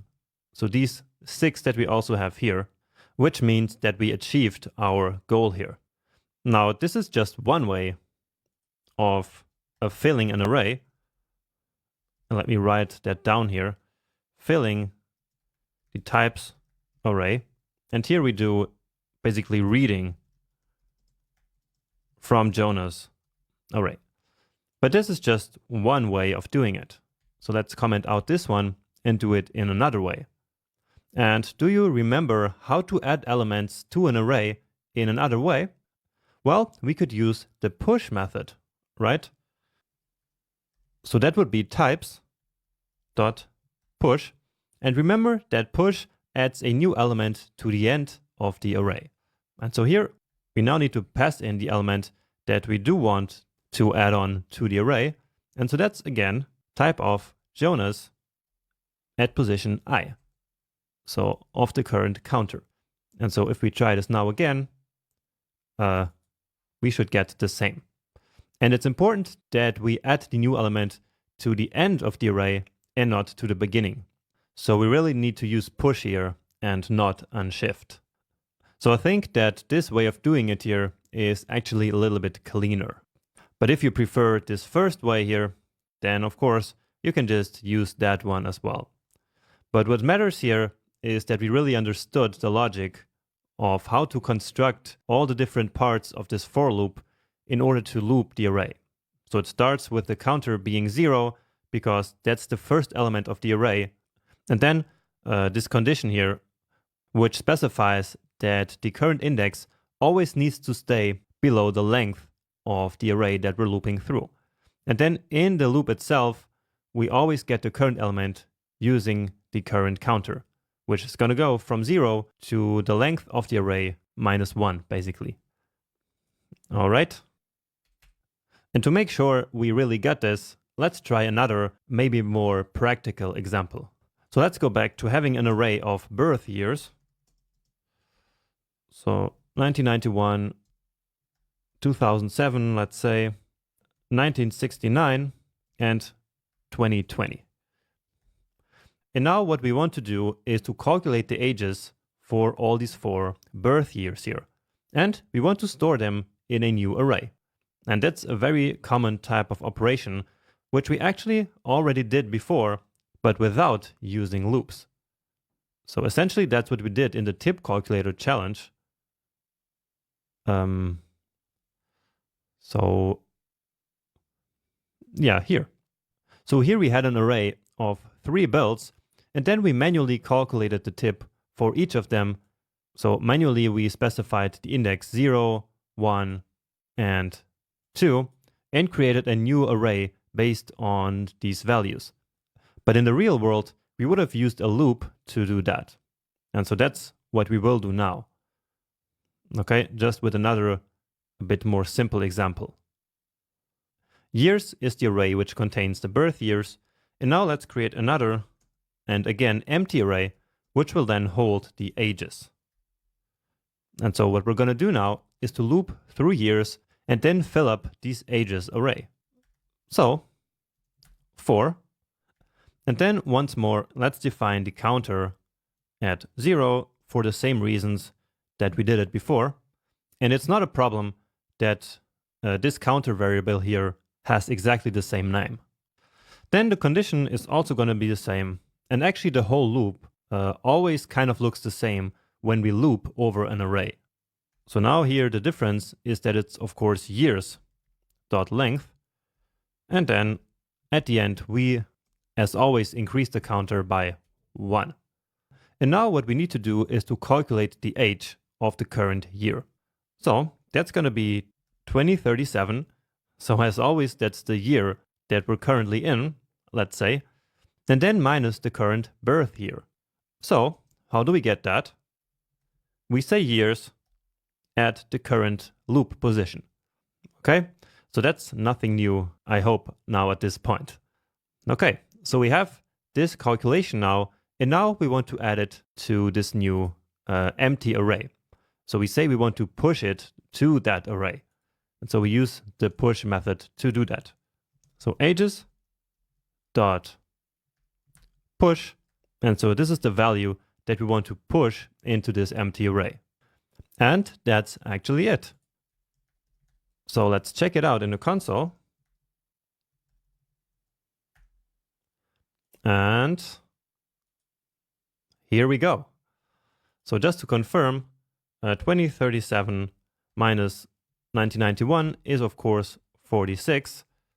And let's just do it with 27 as well, 2007, I mean. And so that's 30, which is this one.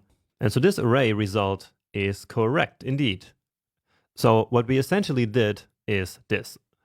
We cannot do operations between simple values and an array. So that I showed you earlier, right? We cannot do 2037 minus the years array. That will just give us not a number. And so here in this loop, we basically did it individually. So we did the calculation one by one.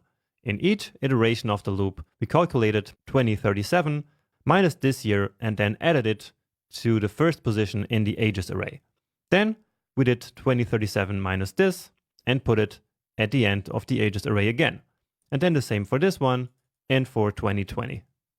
Great. So that is a very, very useful and important application of the for loop. And now to finish, let's learn about two important statements for loops. And that's the continue and the break statement. Let me just write that here. Continue and break. And let's start with continue.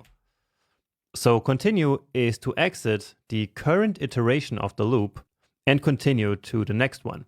On the other hand, break is used to completely terminate the whole loop. So let's see two quick examples for that. And let's go back to actually this first loop that we had here, where we looped this Jonas array. So I will just copy this because we already learned how to loop through the array. And now I'm just interested in showing you how continue and break work. So let me delete this and this as well. And now let's say that for some reason, we only wanted to print elements to the array that are strings. And the continue statement is perfect for this. Because again, with continue, we can exit the current iteration of the loop. So what we can do here is to say, if the type of the current element, so of Jonas I, is not a string, then continue. And so that's how we write the continue statement. It's really just this continue keyword. So again, what we want to do here is to only log strings to the console, which means that everything else should basically be skipped. And that's what we do here. So we say if the type of the current element, so that's this one here, so if the type of the current element is not a string, then continue, which again means that the current iteration of the loop is exited and then the next one starts immediately. So let's just write some other note here to the console just so we know what we're doing here, like only strings, because otherwise the output here is going to start to look a little bit confusing. But anyway, let's test this now. And indeed, we only get strings now. So these three are strings and all the other ones are not strings. So this number, this array, and this Boolean, so they will now not get printed because we basically skipped them. For example, that age number, which is 46 here, so the third element, does have the type number here, right? So it's not a string, and so this here will be true because, of course, number is different than string. And so this is true, and so this code here will run. And what continue will do is that it will immediately exit the current iteration. And so this line of code here will not be executed in the current iteration.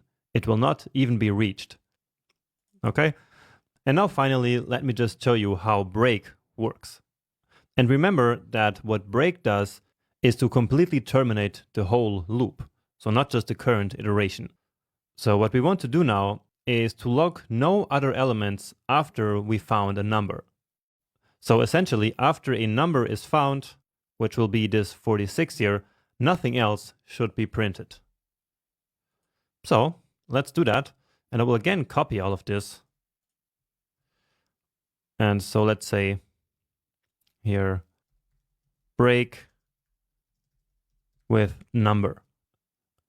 So let's translate the logic that we just said into the code.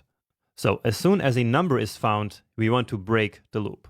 So our if condition here should be type of Jonas I, so the current element, if it's equal to a number, so now that's number, then break. Now, okay, let's see the result here. And indeed, that's exactly what we wanted. So after the first number is found, which is this 46 here, nothing else is printed. So in this iteration, where the number is found, not even this line of code is printed anymore, and then the loop is terminated completely. All right, now this might not sound very practical, but believe me, there are some important use cases for continue and break. It's just hard to create some small and isolated code examples to show you just how useful they can be. But anyway, I wanted to let you know that continue and break exist. But the most important takeaway from this lecture is definitely to understand how we can loop through arrays using this kind of logic here. Okay, so this one here is really important that you understand this snippet of code. In this lecture, we're going to do two interesting things. First, we will loop over an array backwards, and then second, we will also create a loop inside another loop. So let's have some more fun with arrays now. And so let's get back our array again here. So the Jonas array, and let's forget about this element here. And so now, as I said in the beginning of this video, let's now loop over this array backwards.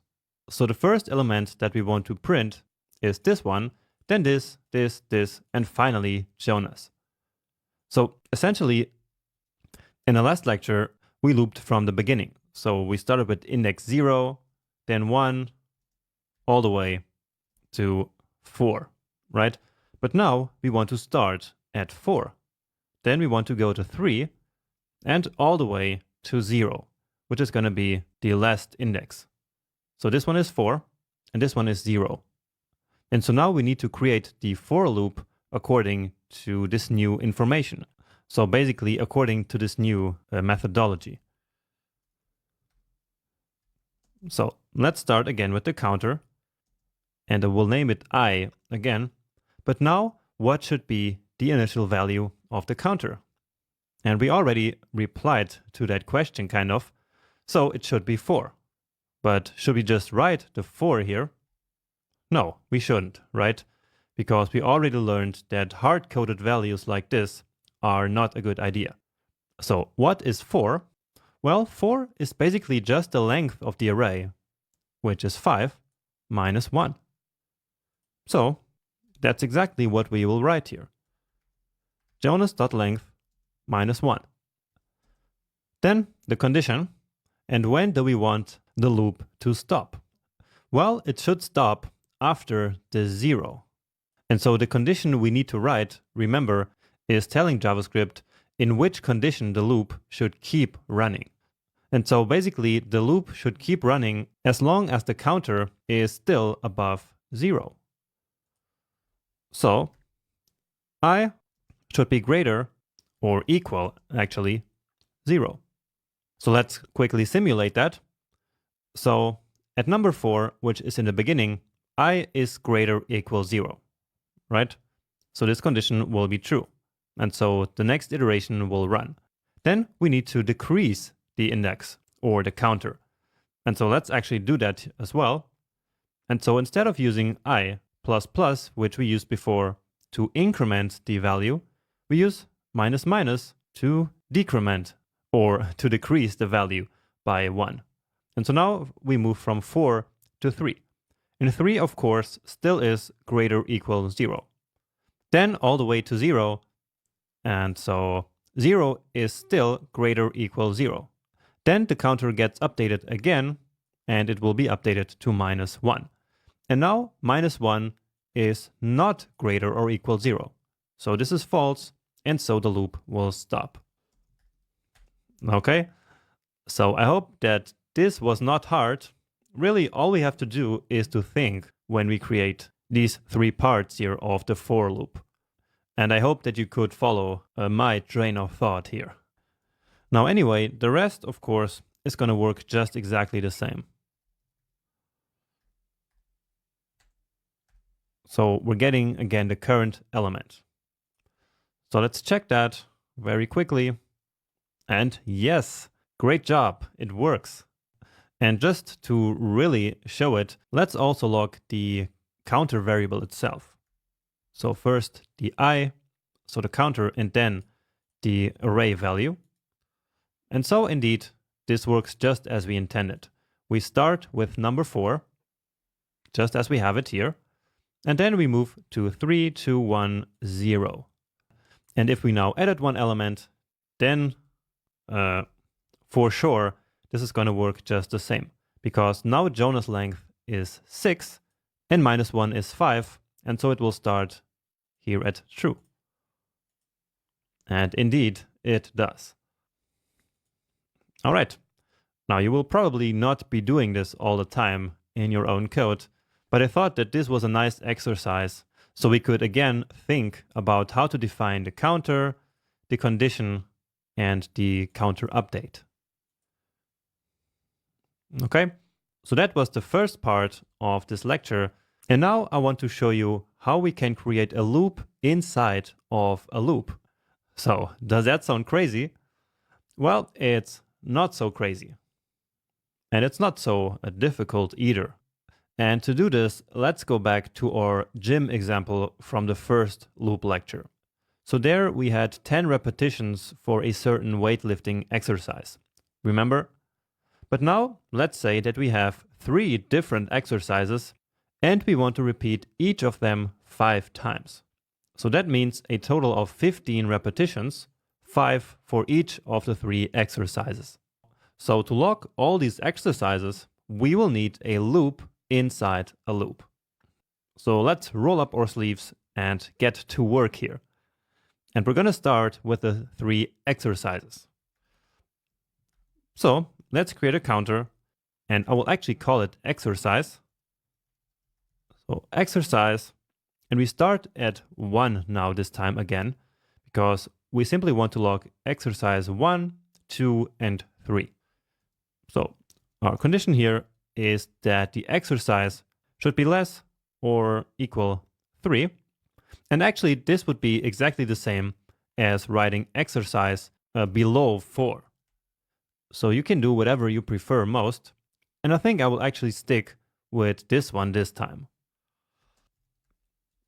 And then we need to increase the exercise after each iteration as always. So now let's log to the console something like this. Starting exercise, and actually here we want to include the exercise number. So let's instead create a template literal. And so here we use that counter variable. So let's just check this one. So we have 3 exercises, but we don't have any repetitions yet in there. And so now, again, we need to create a loop inside a loop so that in each exercise, we can have the 5 repetitions that we want. And the repetitions themselves are a loop, right? And so that's why we now need that loop inside of this loop. So let's do that. And this is going to be basically the same as we did earlier. So let's again call it rep, start at 1, and then the condition. So remember how I said that we want 5 repetitions this time. And so let's say we want to stay below 6. So again, that would be exactly the same as writing less or equal 5. But let's keep it a bit different this time and say below 6. And then rep plus plus.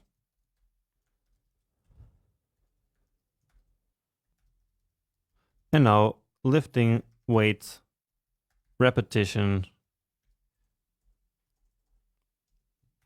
And again, I forgot to make this a template literal. So yes, this should work much better. And now this cute emoji here again. Oh, where is it?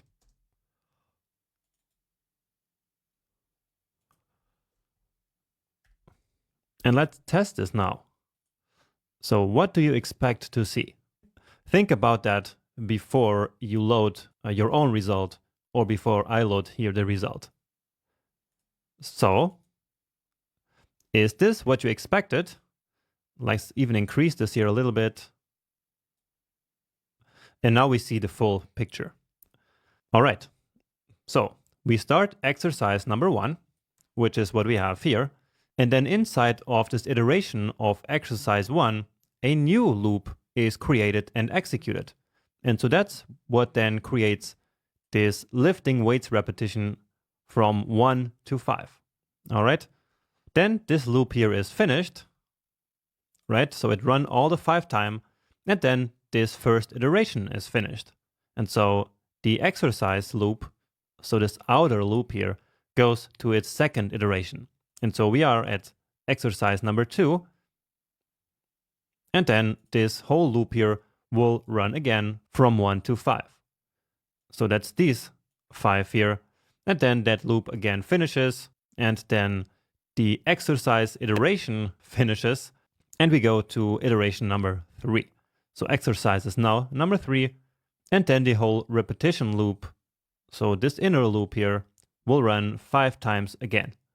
And with that, we end up with a total of basically 15 repetitions, just as I said in the beginning. So 3 times 5. Okay, and we could even include the number of the current exercise in this string that we're printing here. So let's do that as well. Exercise, and then exercise. So this is the variable that we get from the outer loop. And so this variable here is of course available inside this whole loop. And that does include all the inner code, even this inner loop. And so that's why we can access this variable here as well.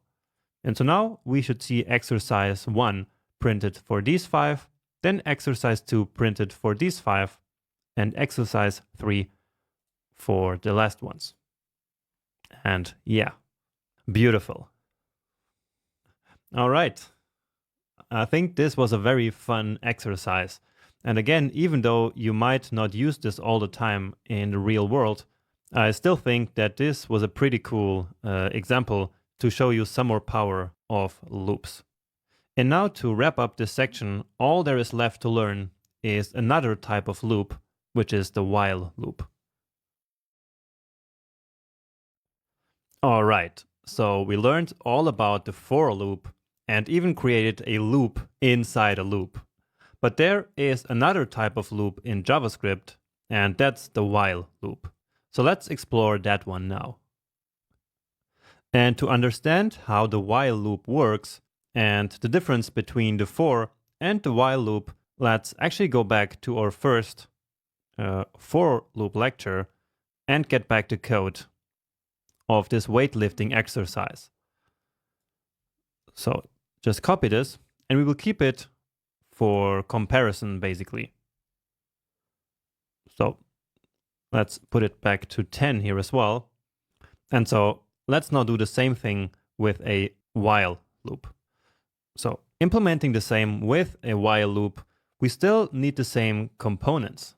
So we still need a counter so that we can then actually print the current value to the console. We still need a condition so that we know when to stop, and we still need to increase the counter somehow. Now in a while loop, it works a bit differently, because for the while loop, we can only specify a condition. So while, and then just a condition is the only thing that we can specify here.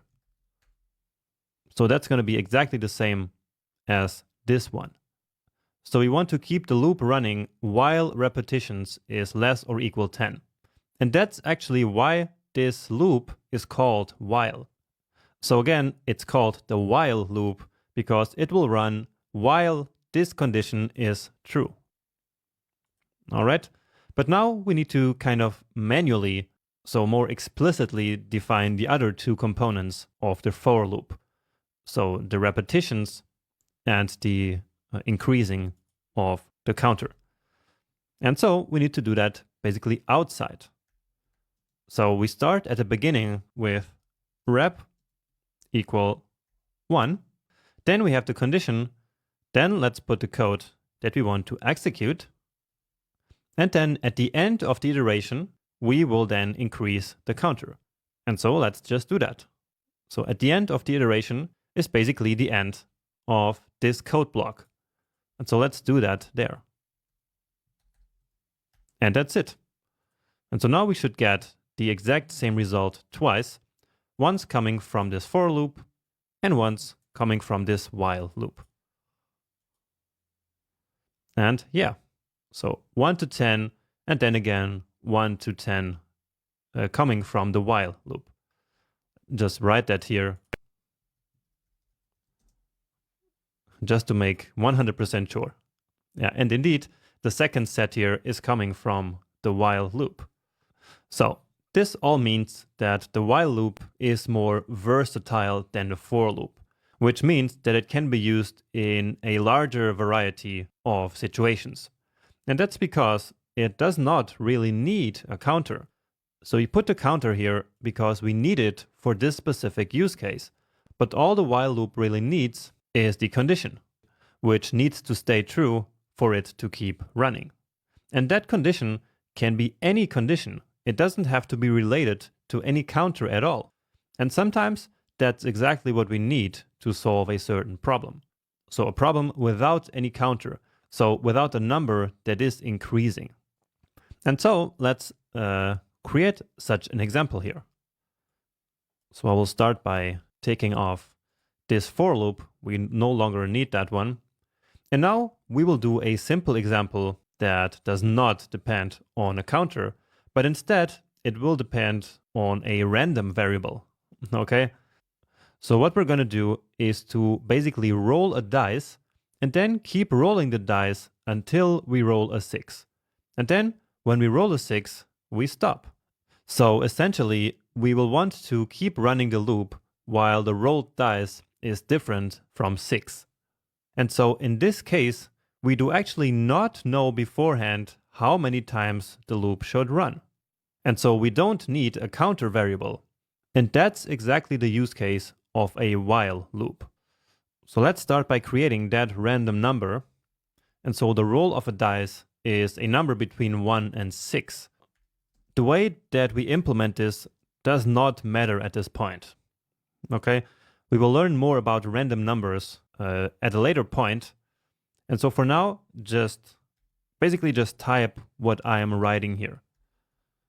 So we're using math.random, and this will create a number between 0 and 1. Then we multiply that by 6, but this is going to be a decimal number.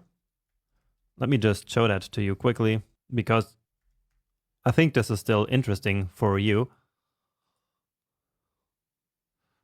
So you see that it's a decimal number, and so now we need to get rid of this decimal part. And so that we do using math.trunc.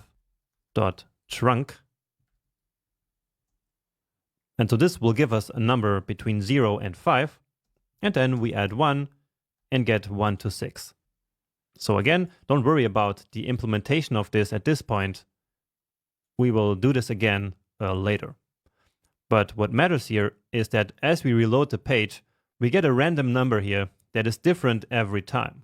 And so it will be different for you, of course. So different from what you see in the video as you keep reloading your own page.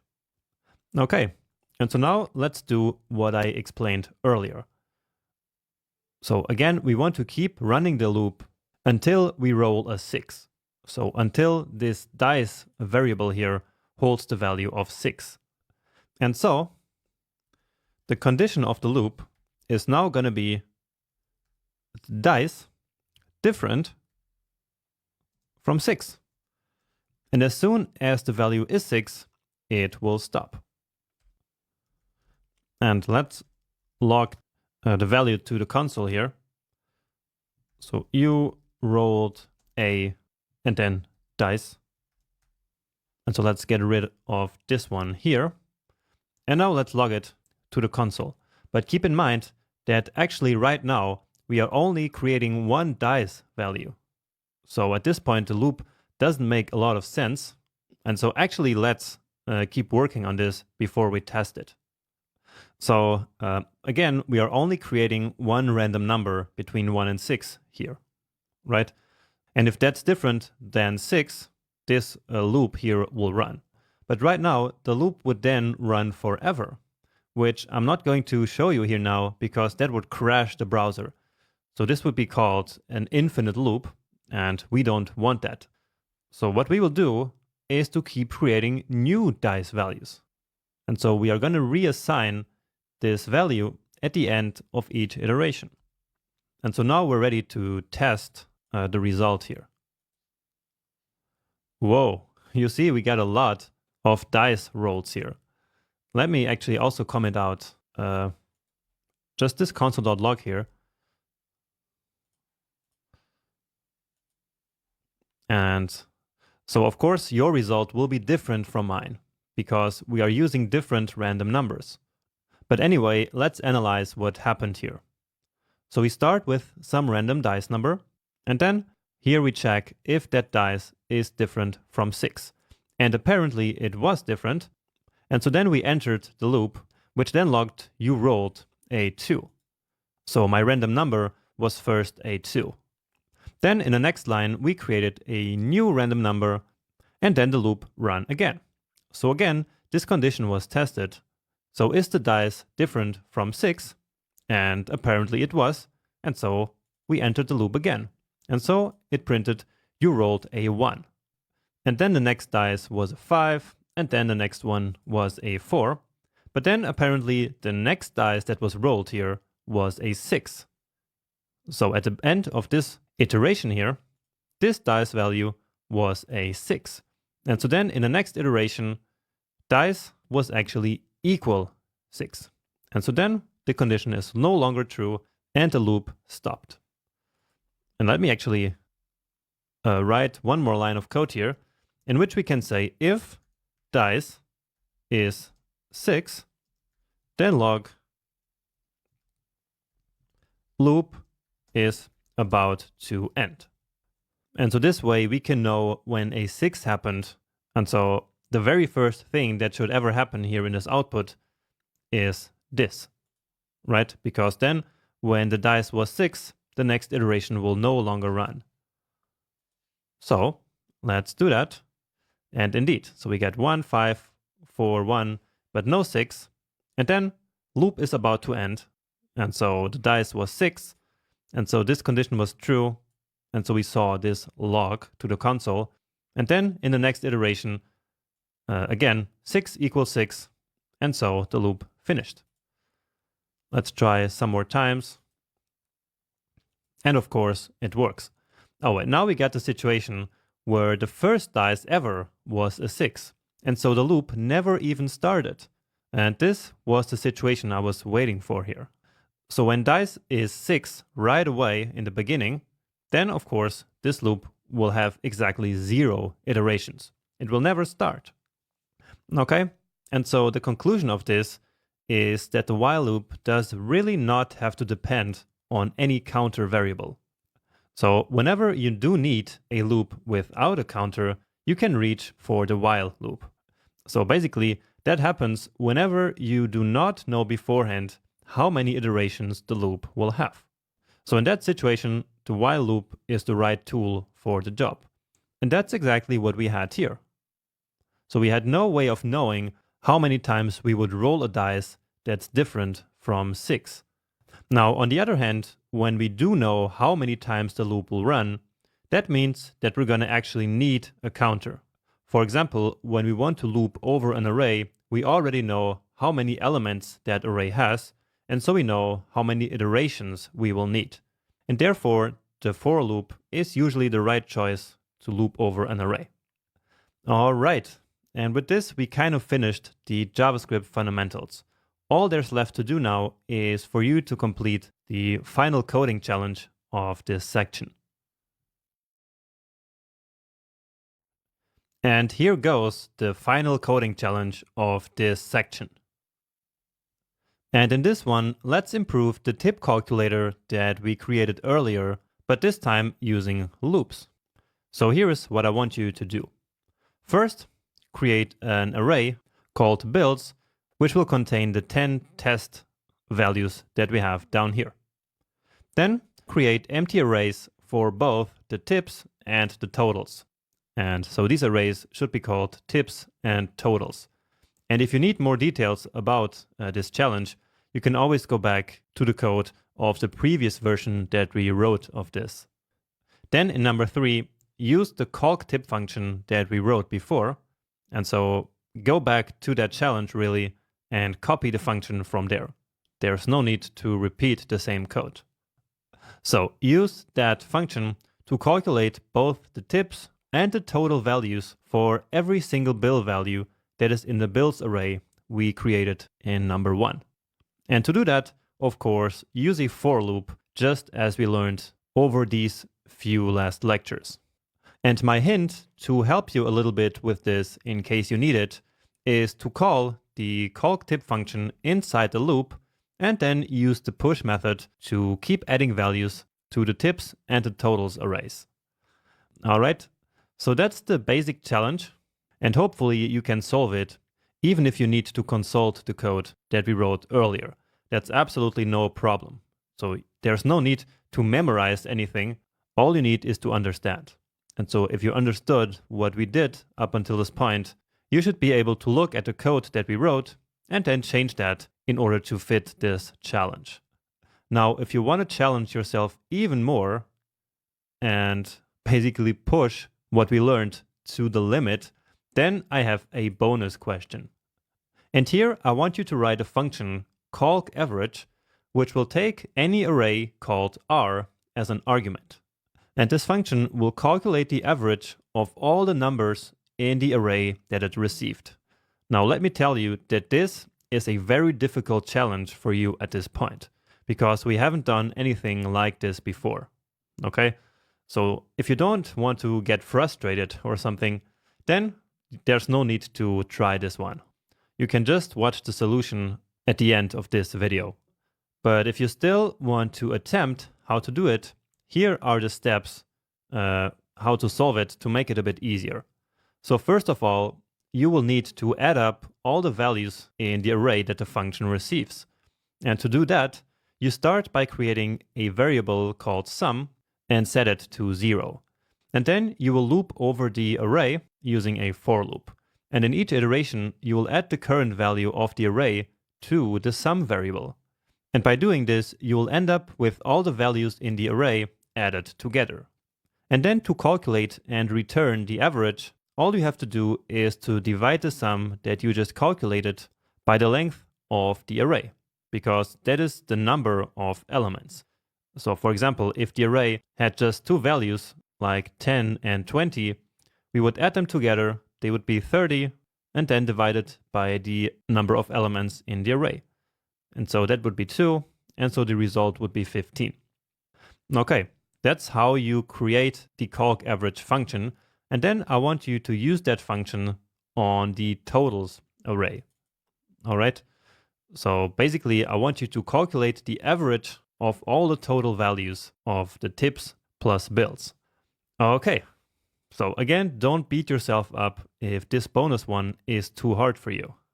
Anyway, good luck with this one, and I see you here again in a minute. Okay, and let's start by grabbing the calc tip function from earlier. So that should be here. Okay. And that's why we keep all the code in one neat file like this. Next up, we create the bills array. And this one has quite a number of values, but we can just copy them. They're already almost in the correct format. So no and, but a comma. Then we create the empty tips and totals, const tips equals an empty array, and const totals another empty array. And now is where the magic starts. So basically where we will calculate the tips and the totals. So that is question number 3. So use calctip to calculate tips and total values.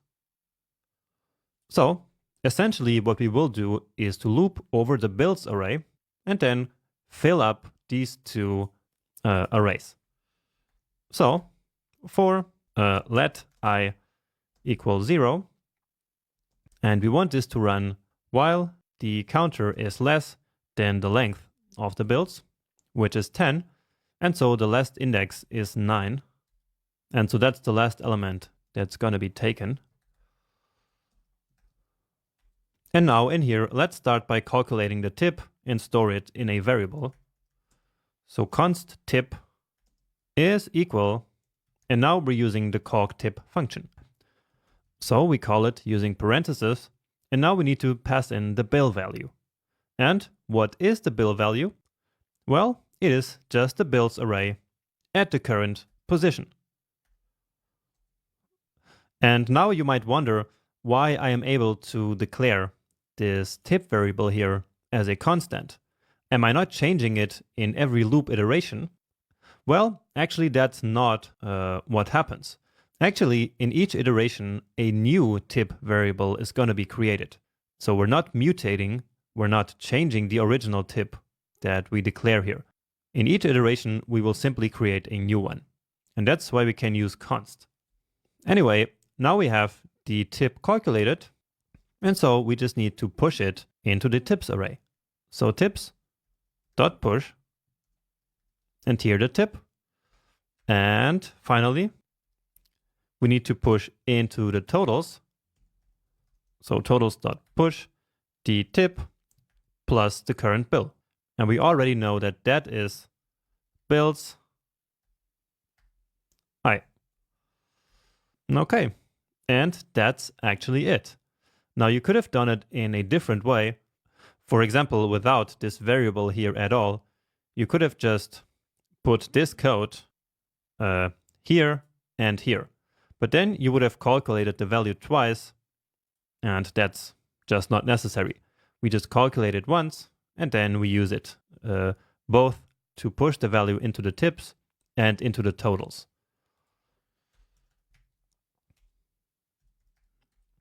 Okay, and now as always, let's check all the 3 arrays out in the console. And whoa, that's a lot of numbers.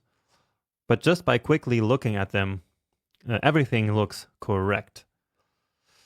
Great, that's really great. We basically just did the same as we did in the previous version of the challenge, but this time we did it using a loop instead of manually creating the array by calling calcTip with builds 0, 1, and 2. So that's what we did in the previous challenge, but this one is a lot better. Because now, no matter how many builds we have here, the loop will take care of all of them at the same time, basically. Okay, so that's the basic challenge. I hope you arrived at the same result that I did, no matter how you solved it. And now let's go for the bonus here. So we're writing a function called calcAverage.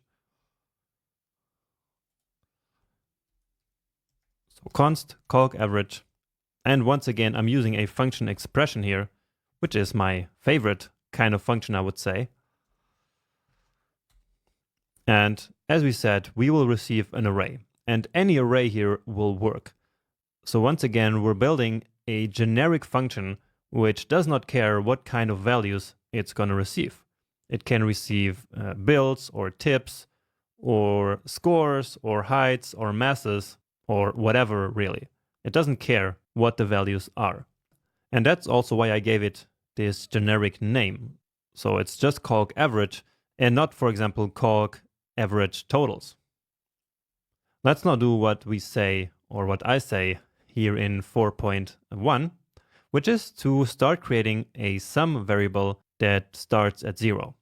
Then as we loop over the array, we will keep adding the current value to that variable. So this time it needs to be a let, because this sum will of course be updated as we loop over the array. And now all of this is pretty standard at this point. So equal 0, I should stay below the array dot length. And so this time array is simply the array that we're receiving in this function. So it's this parameter. And now, as I said, as we loop over the array, we will keep adding the current value to the sum. So what I mean is sum will be equal the current value of sum plus the array that we received as an input at the current position. And that's it. We're just missing here the increment of the counter, but that's easy to fix. And this one here could be even more condensed. So let me just copy this one and comment out the original one, because remember that we have a more shorthand operator in JavaScript, which we can use when we want to update a value. So instead of sum equals sum plus, remember we can write sum plus equal array I. So this one is exactly the same as this.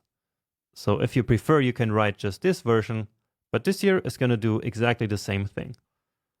Okay.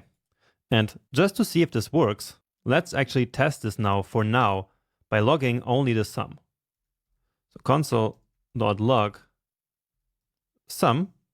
And now, again, to test it, I will just call the function CalcAverage with simply an array of sum values. So 2 plus 3 plus 6. And we know that this will be 11, right? And so now we can test this function here just to see if this first part that we just wrote works. Let's see. And yes, we get 11. And so this logic here is correct. So we got this array here into the function. Okay, and so R is now 2, 3, 6. And so that's the array that we're then looping over. Okay. So we end up with the sum, and now what we want to return is simply the sum divided by the number of elements in the array, which remember is r.length. And that's it. We can now get rid of this, but now we need to log the result to the console if we want to see it, because this function here now does not log it, it simply returns it. And remember that that is a big difference. So we know that the sum of this is 11, and 11 divided by 3 is something like close to 4. So we could change this here to 7, then the sum would be 12, and 12 divided by 3 is 4. And so then we can make sure that this function works. So it is 4, so great. This means that the function now works. And so now we can use this function to actually calculate the average total. And so here we simply use the totals value that we already created before. And that's it. So the average total value of all our builds plus tips is 275 and 19. And let's actually do the same with the tips themselves, just to get an idea of the kind of tips that were paid here. So the average tip is 42.89. Hopefully that part here was not too confusing. But if you go slowly through the code step by step, you will understand it. All right, and with this, we finished the complete JavaScript fundamentals. So we made a ton of progress here. So congratulations for making it this far. Great job, really. However, as you know, we are really just getting started here. There is so much more to learn. And actually in the next section, we will quickly configure our VS Code editor a little bit better and also set up a better development environment. So that's going to be super useful for writing code a little bit faster. And I will also teach you some developer skills that every developer should really have. But as always, before moving on, make 100% sure that you understood all these fundamentals from this section and the previous section. So if you want, you can redo the challenges, or you can come up with your own small problems or ideas to solve. And by doing that, you will reinforce all these tools even better and ultimately become a better developer faster. Then, when you're really ready, let's together move forward. Congratulations on finishing the introduction to JavaScript. So you mastered the absolute fundamentals, but there is still a lot of content ahead. In fact, there's over 50 hours of video left in this course. However, I know that this is way too much for some people. And so let's now take 5 or 10 minutes to plan your unique journey through this course, so that you can achieve your own learning goals. Now, to start, keep in mind that this is, after all, the complete JavaScript course. And so it makes sense that it covers everything and has a lot of big projects and challenges. That's the reason why this course is so long. But here is the thing. You don't need to watch the entire course to become really good at JavaScript. There are many lectures and some sections that you can safely skip and still become a great developer. Now, watching the entire course is of course the best option. So if you're planning on doing that, then just go to the next section.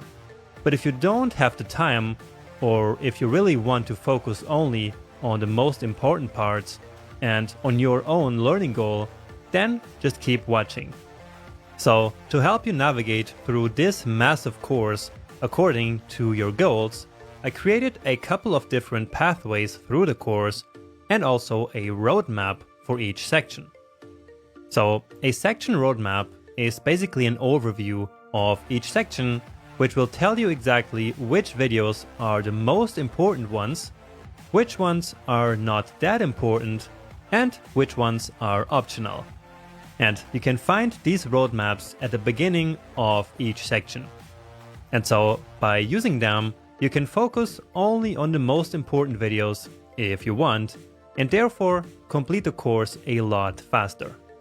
So the section roadmaps tell you which videos you may skip, but you might also want to skip entire sections. So sections that you don't need to watch in order to achieve your learning goal.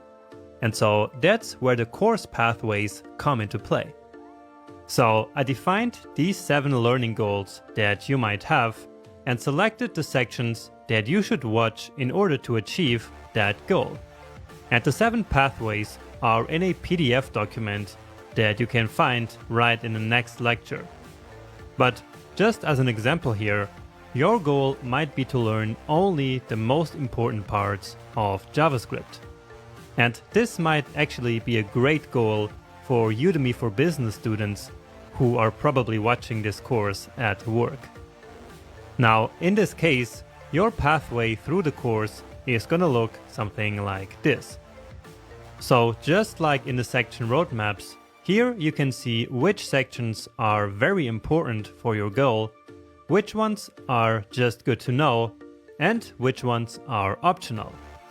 And so again, by following a pathway like this, you don't have to watch the entire course if you don't have the time.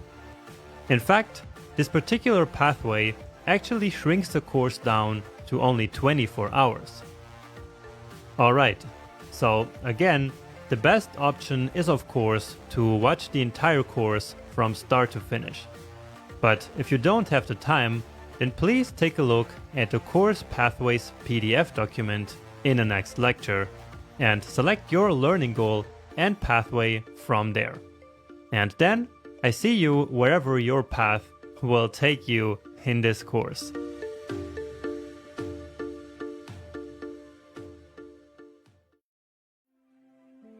So now that you're familiar with the basics of JavaScript, it's time to take a small break and take a look at some other skills that you also need to develop in order to become a great JavaScript programmer.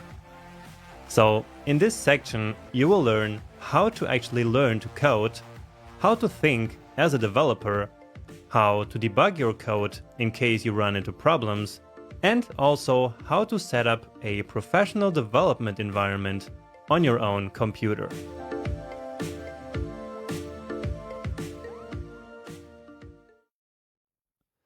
And we're gonna start this section by configuring the VS Code editor to fit our needs a little bit better. And so that will then make coding a lot easier in the rest of the course. And once more, here on my desktop, I already have the starter files for this section. So go ahead and get yours from the GitHub repository as well, even though in this lecture we're not yet gonna need them really. But let's still open VS Code, because of course we're gonna need a VS Code window if we want to configure it. All right, now here on my desktop, of course I choose the developer skills folder, which is the folder for this section. And once again, we have an HTML file, which already has the script linked to it. And then here's also the script file, which has basically nothing. All I put here to get started is activating the strict mode. Because remember that from now on, we should use strict mode in all of the scripts. And so I left it here already, so we don't forget it. But anyway, let's now start configuring VS Code, and we will start with a tool called Prettier. And Prettier is an opinionated code formatter, which means that it makes assumptions about how good code should look like. And so if we install it and use it, then this will make sure that your code is nicely formatted, and also that it will look exactly the same as my code looks in the video. So that's gonna make it easier for you to take this course. And also, of course, for you to write your own code in the future. So this tool is available as a VS Code extension. So let's click this extension button here. And then here all you have to do is to search Prettier. And it's going to be this first one. And I, of course, already have it installed. I just need to enable it. So I click here on enable. But you will have to install it and then probably reload VS Code. So I enable it. And so now it is working. So install it on your end and reload the browser and then come back here. Okay, so let's close the sidebar here again. And so installing this plugin was the first step. The second step is to now actually define Prettier as the default formatter of our code. So let's go here to Preferences, Settings, which should look something like this. And then here in the search bar, let's search for default formatter. So that's this one here you're looking for. And you see we have this huge list of available formatters. But the one that we are looking for is this esbnp.prettier VS Code. So this one should be here in case you successfully installed Prettier before. And so let's just click this here, and then we should be good to go. We just need to make sure that the format on save setting is also correctly set. So format on save. And we did this actually already at the beginning of the course. But in case you skipped that video for some reason, then just make sure that you actually tick this box here. All right. And so with that, Prettier should now actually be working. So let's just declare a variable down here and give it a couple of lines of space. And then simply x equal to something, and then give it a save. And you see that Prettier automatically did some changes to our code. So first of all, it removed all these blank lines that we had here. And it also transformed these single quotes into double quotes. Finally, it also added an empty line of code here at the end.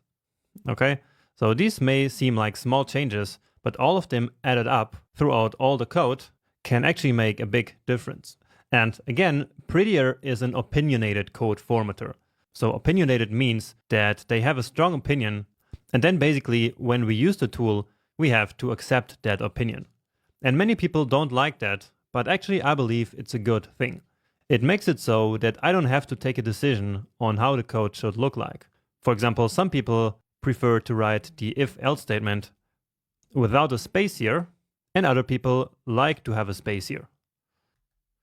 And let's just write something here. And so now, no matter what we do, Prettier will take that formatting decision away from us. So if I save this now, you see that it automatically inserted that space here, even if I don't like it.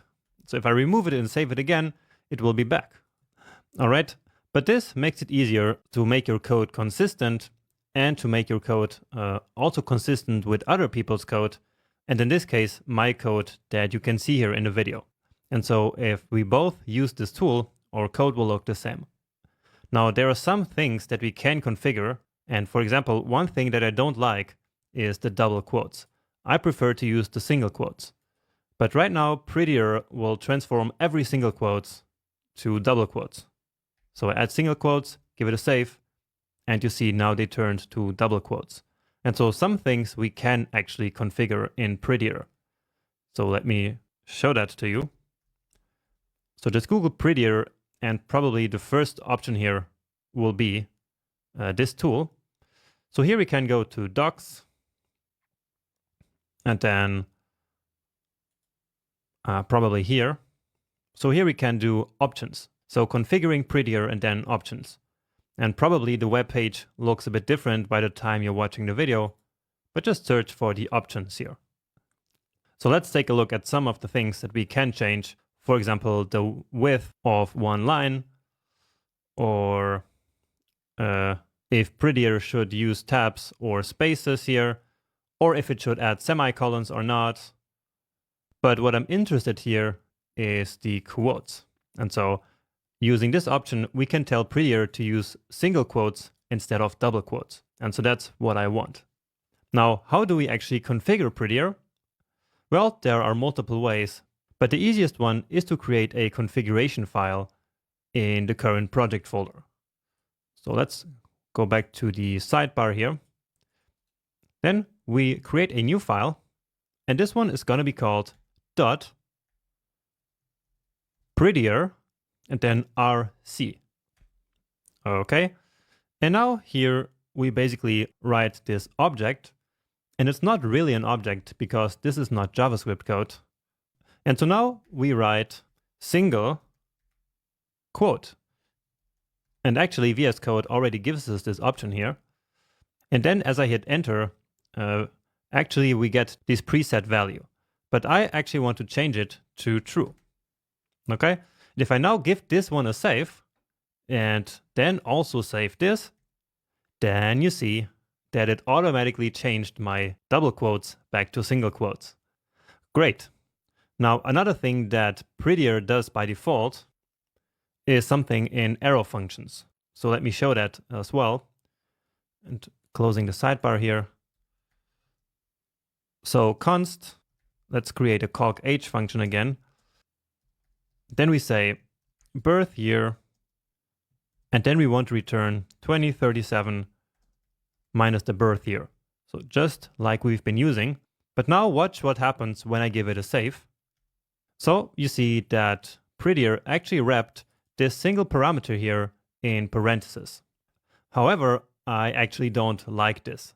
So when there's just one parameter, I like to see it without the parentheses. And so that's another thing that we can configure here. And so that one's called arrow parents. And so now we can choose between always and, well, some other options. So let's just search that here with Command F, arrow parents. So we can choose between always and avoid. And so I want avoid here. Okay? And so you can take a look at this entire list here if you want. And then you can change your own configuration to match your preferred coding style. Okay? And probably by now you don't have yet really a coding style, but it's good to know that you can change stuff that you don't like or that you don't want to see. So for me, this is the two things that I always change, and as necessary, I keep adding more stuff from time to time. So let's close it, give it a save to see if this change is now reflected here. And yeah, so as I saved it again, the parentheses here were gone. And remember that we enabled format on save. And so that's why all these formattings take effect whenever we save a file. All right. Now, if for some reason you cannot make this work, then don't worry. You can still progress in the course without having Prettier working. That's because this tool does, of course, not influence how the code itself works. It's just a visual tool that only changes how the code looks. Anyway, this was already a big step on making coding a little bit easier for us. But now I want to show you something else, which is to basically automate something very boring that we're doing all the time. And that is writing console.log. So whenever we want to log something, we have to write all of this console.log and do all this work. But in VS Code, we can configure snippets which can take that work away from us. So let me show you how. So we go here in the menu into this preferences folder or submenu, and then here we can define user snippets. So click on that, and then you can open one of these files, but the best thing to do is to just create a new global snippets file.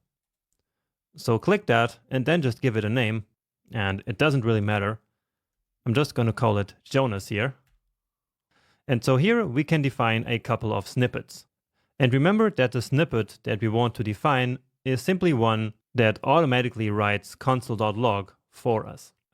And actually there's already an example snippet down here, which basically does just that. So it's this here. And so let's just uncomment all of this. So again with command /. And so this here is the name of the snippet. Then here we say that it works in JavaScript and in TypeScript. This is the command that will basically trigger the snippet. And here I like to use CL. So whenever we write CL in the code, it will then expand that to console.log. Then here is the code that will actually be written. And here, get rid of this second line. And then here, also get rid of all of this. Because I found that this is the best way to make this work. And it's not really important that you understand how this works. This is just a recipe that I want you to follow here, just to make our lives coding a little bit easier. So then give it a save. And once you head back to your script, and now write CL, which remember is this prefix, but you could have chosen anything else. But in my case, whenever I write now CL and then hit enter, it will give me console.log. And then all I need to do is to go back and then write whatever I want to log here. Now here we can also define this $1, which is the way it was before, and then this will place the cursor between the parentheses. But then I found that when you do that, the autocomplete in VS Code does no longer work. And so that's why I don't use that. So you see now the cursor is here, but then autocomplete does not work. And in this case, you can't really see that. But if this variable name was a little bit longer, x, y, z, a, b, c, and then x, y, z, so you see that the autocompletion is not working. I would have to go down and go up again, and only then it would work. Okay, and so let's just remove that and call it a day. Okay, so from now on, I will no longer manually type console.log. I will always just do this. Okay, and now to finish, let's just go maybe a little bit over my extensions that I have here, just to show you what I use. So let's remove that search text there. And so these first two are about HTML development, and I'm going to show them to you in the next section. Then these don't really matter. ESLint is a tool that we're going to use later. Image preview is also good for HTML. Then Monokai Pro is the theme that I'm using, remember. Then of course Prettier. Then I have settings sync, which is very useful to synchronize settings between different VS Code installations. For example, if you have multiple computers or multiple accounts on your computer. And finally, one that I use all the time is to do highlight. So this allows me to highlight parts of a text. So for example, I can do something like this. So when I write bug in a comment, for example, then it gives me this nice red highlight. Or fix me is another one. So let me show you my settings here that will show how I do that. So that is preferences and settings. And then we need to go here into this icon. And again, by the time you're watching this, this might have changed. But what matters is that you need to open the settings in a JSON format. And so this shows all the settings that I have. And so here is how I defined these, these colored tags. So you need to install the to-do highlight extension, and then in your settings, you just write this kind of code to define different colored tags for different texts. Okay, so very useful one again. Yeah, I think that's enough for this video. This one was not really about coding or anything. It's just to set us up for the rest of the course, and also so that you start getting a feel for a little bit of the tooling that we have in the JavaScript ecosystem. All right, and actually in the next lecture, we will continue doing that. So I see you there in a second. Up until now, whenever we changed our code and then wanted to see the effect of the code in the browser, we saved the code and then manually reloaded the browser. But there is a much better way. So instead, we can make the page reload automatically whenever we change our code in the editor. So let's now learn how. So in the real world, no professional developer reloads their browsers manually like we have been doing.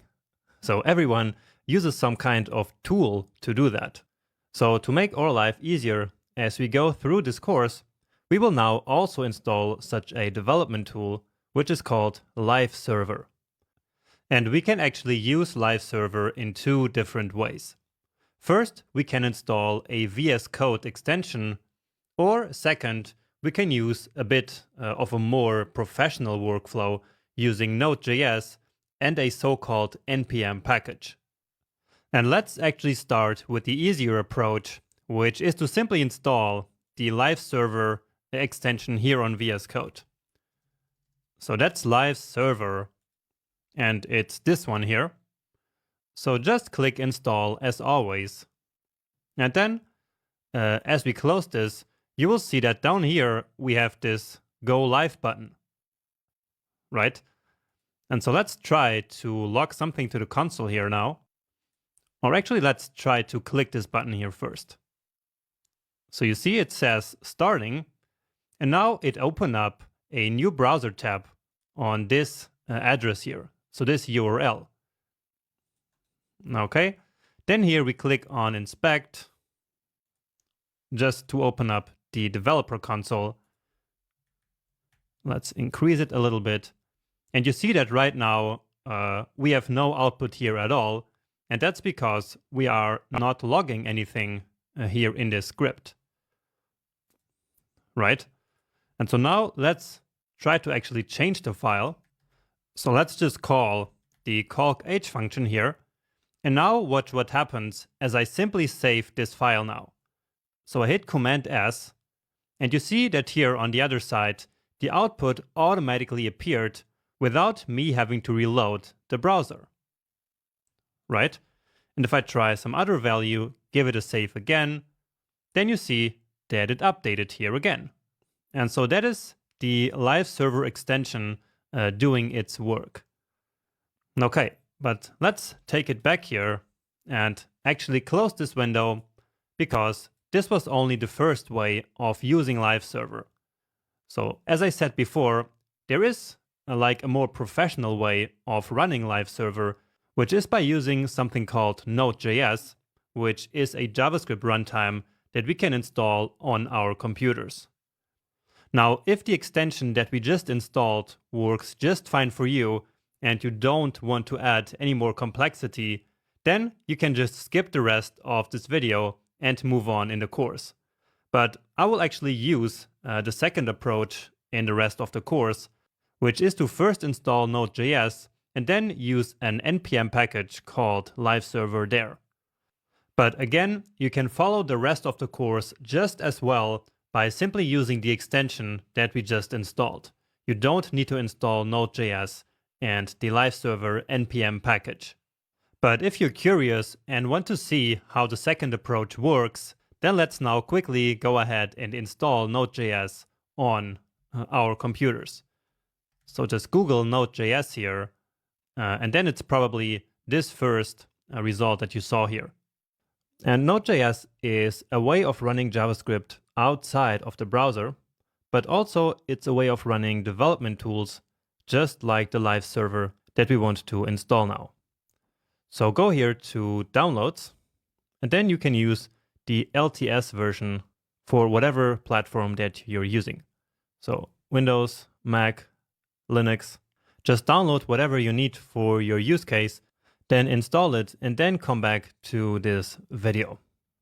Now, if for some reason you cannot do this, or if anything goes wrong, then don't worry. You can, of course, continue this course without using live server. So please don't get stuck on this video if you don't manage to install live server for some reason. Okay? Now, anyway, after you successfully installed Node.js, it will become available as a program in the so-called terminal. And let's use the VS Code built-in terminal. So VS Code has a terminal included, and to open it, we need to go to the menu bar and then New Terminal. Or we can also use this weird shortcut here,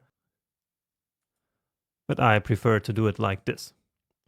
So let's increase this a little bit, and then I will clear this terminal here by hitting Command or Control K, and that looks a little bit better. I can also increase this by hitting Command plus, and actually that increases the whole window. So that I don't want. So let's go back. But anyway, in case you're not familiar with the terminal, it is basically a way of giving a computer instructions. And we will learn more about the terminal later in the course. This is not the point to worry about the terminal. All I want you to do is to write node -v. Then hit return or enter, and then you should see some kind of number here. It doesn't matter what number, but as long as you see a number, it means that you successfully installed Node.js. So if you have this number here, then you can now write npm install live server -g. And in case you're on a Mac, you will probably need to sudo this command. So start the command with sudo and then npm install live server g. So again, it's not important that you understand what this does. Let me just in 10 seconds tell you that npm is the Node package manager, which is basically a program to download tools. Then here we say install, and then here we say that the tool we want to install is called live server, and -g means that it should be installed globally. And that will make the live server tool available everywhere on your computer. So if you're on a Mac, use sudo here before the command, but on Windows you don't need sudo. And it won't work even if you use sudo. Then hit enter, and if you're on a Mac, you now need to enter your password. And don't worry if you don't see anything there. That is on purpose. Just write it anyway, hit return, and then it should start doing something. So right now it is being installed, and I get some errors here, apparently, but I think they are not really important. Anyway, I already had live server installed anyway, and so these errors here, they should be no problem. So we can clear our console again by hitting Command or Control key, like this, and so that looks much better. And now all we need to do is to write live server and then hit return. So try that. And it worked. So it automatically opened up a tab in the browser. So probably in your predefined browser. And this browser tab is now connected to your current project folder. And so in the console here, you can see the folder, which is this one. So developer skills in this case. And so that's exactly the project folder that we are in right now. So whenever you run live server in some folder, that folder will then be opened in the browser. And whenever we open a folder in the browser, it will then open the index.html file by default. And that's why we always have an index.html file in any folder. Okay, so let's open up the console here. Then we get a small error, but as we reload the page, this error will disappear. Yeah, that's right. And so here, let's actually get rid of this. And here, let's log to the console the result of calc h, and then with some year, just so that we can now test this. So when I give it a save, watch what happens here on the right side in the browser. So I will not reload the browser, I will only hit Command S to save this file. And you see, it took like half a second, then the browser reloaded, and now we get the result here automatically. Also, you can see down here in the terminal that a change was detected, and so that's what triggered the reload. So any file that changes in this folder now will trigger a reload. So even if I change something in the HTML file, for example, if I save now, then see how it changed here as well right away. So let's put that back, close it, and actually we can even close this terminal. So if I close it and save it again, you see it reloaded again very quickly, and it's still working. So the terminal, it's still down there, it's just not visible. But we can always get it back by hitting New Terminal. And actually that's a new one, but then just click this menu here and go to the first one that we had, which says Node. Okay, and with this we established a real-world web development environment or workflow. And so now you can really start to feel like a real JavaScript developer, not one of the kind that has to manually reload their browser. So I hope that you find this as cool as I do. But in any way, we are now finished setting up our browser and also our development workflow. So basically, this part here of the section, so the editor setup, and so now we're ready to go a little bit into developer skills, because that's also an area that's important to develop for you as a new developer. And so the next couple of videos will be how to learn and how to solve problems. Now that you have a solid foundation of JavaScript, I want to talk a little bit about the actual process of learning how to code and give you some motivation. I think this is an important aspect of a course like this, but everyone else simply seems to overlook this topic for some reason. So let me share my advice on how you should learn to code as a complete beginner in this video. And to make this a bit more fun, I will start by telling you how to fail at learning how to code. And to do that, meet John. So John has been learning how to code for some time now, but he is failing miserably. He's just not going anywhere. I guess he is just not receiving the right advice. So let's see what John is doing wrong so that you can learn from his mistakes and learn how to code in no time. So the first mistake that John made was that he didn't have a clear goal at the beginning of his learning journey. He simply started by watching some courses and reading some tutorials, but he would just blindly copy the code without caring how it works. Even worse, sometimes he would just copy and paste code from tutorials or sites like StackOverflow. While learning, he didn't reinforce what he was learning in the courses and tutorials by doing small challenges or taking notes. He also didn't practice coding outside of the courses, and he didn't come up with his own project ideas to improve his skills. Then, whenever he did code a bit, John would quickly become frustrated whenever his code was not perfectly clean or efficient. John also lost motivation pretty quickly because he thought he could never know enough. He could never know all there is to know. And this is a really big mistake. Also, he was just always learning in isolation without sharing his process. Finally, after finishing a couple of courses, he thought he was now a web developer and could start applying to jobs. But no one would take him, because recruiters soon found out that he couldn't even build a simple app on his own. So that's a long list of mistakes, but it's not too late for John. We can fix all these mistakes, right? So let me show you how. So the first mistake is relatively easy to fix. What you need to do is to set a goal for yourself. Think about this and actually write it down on a paper or something. Make this goal specific, measurable, realistic, and time-based. For example, your goal might be, I want to become a front-end web developer within 1 year. From there, you can then develop a plan on how to get there. It also helps to know exactly why you are learning to code. For example, are you trying to switch careers? Or do you want to find a better job? Or are you just starting a new hobby?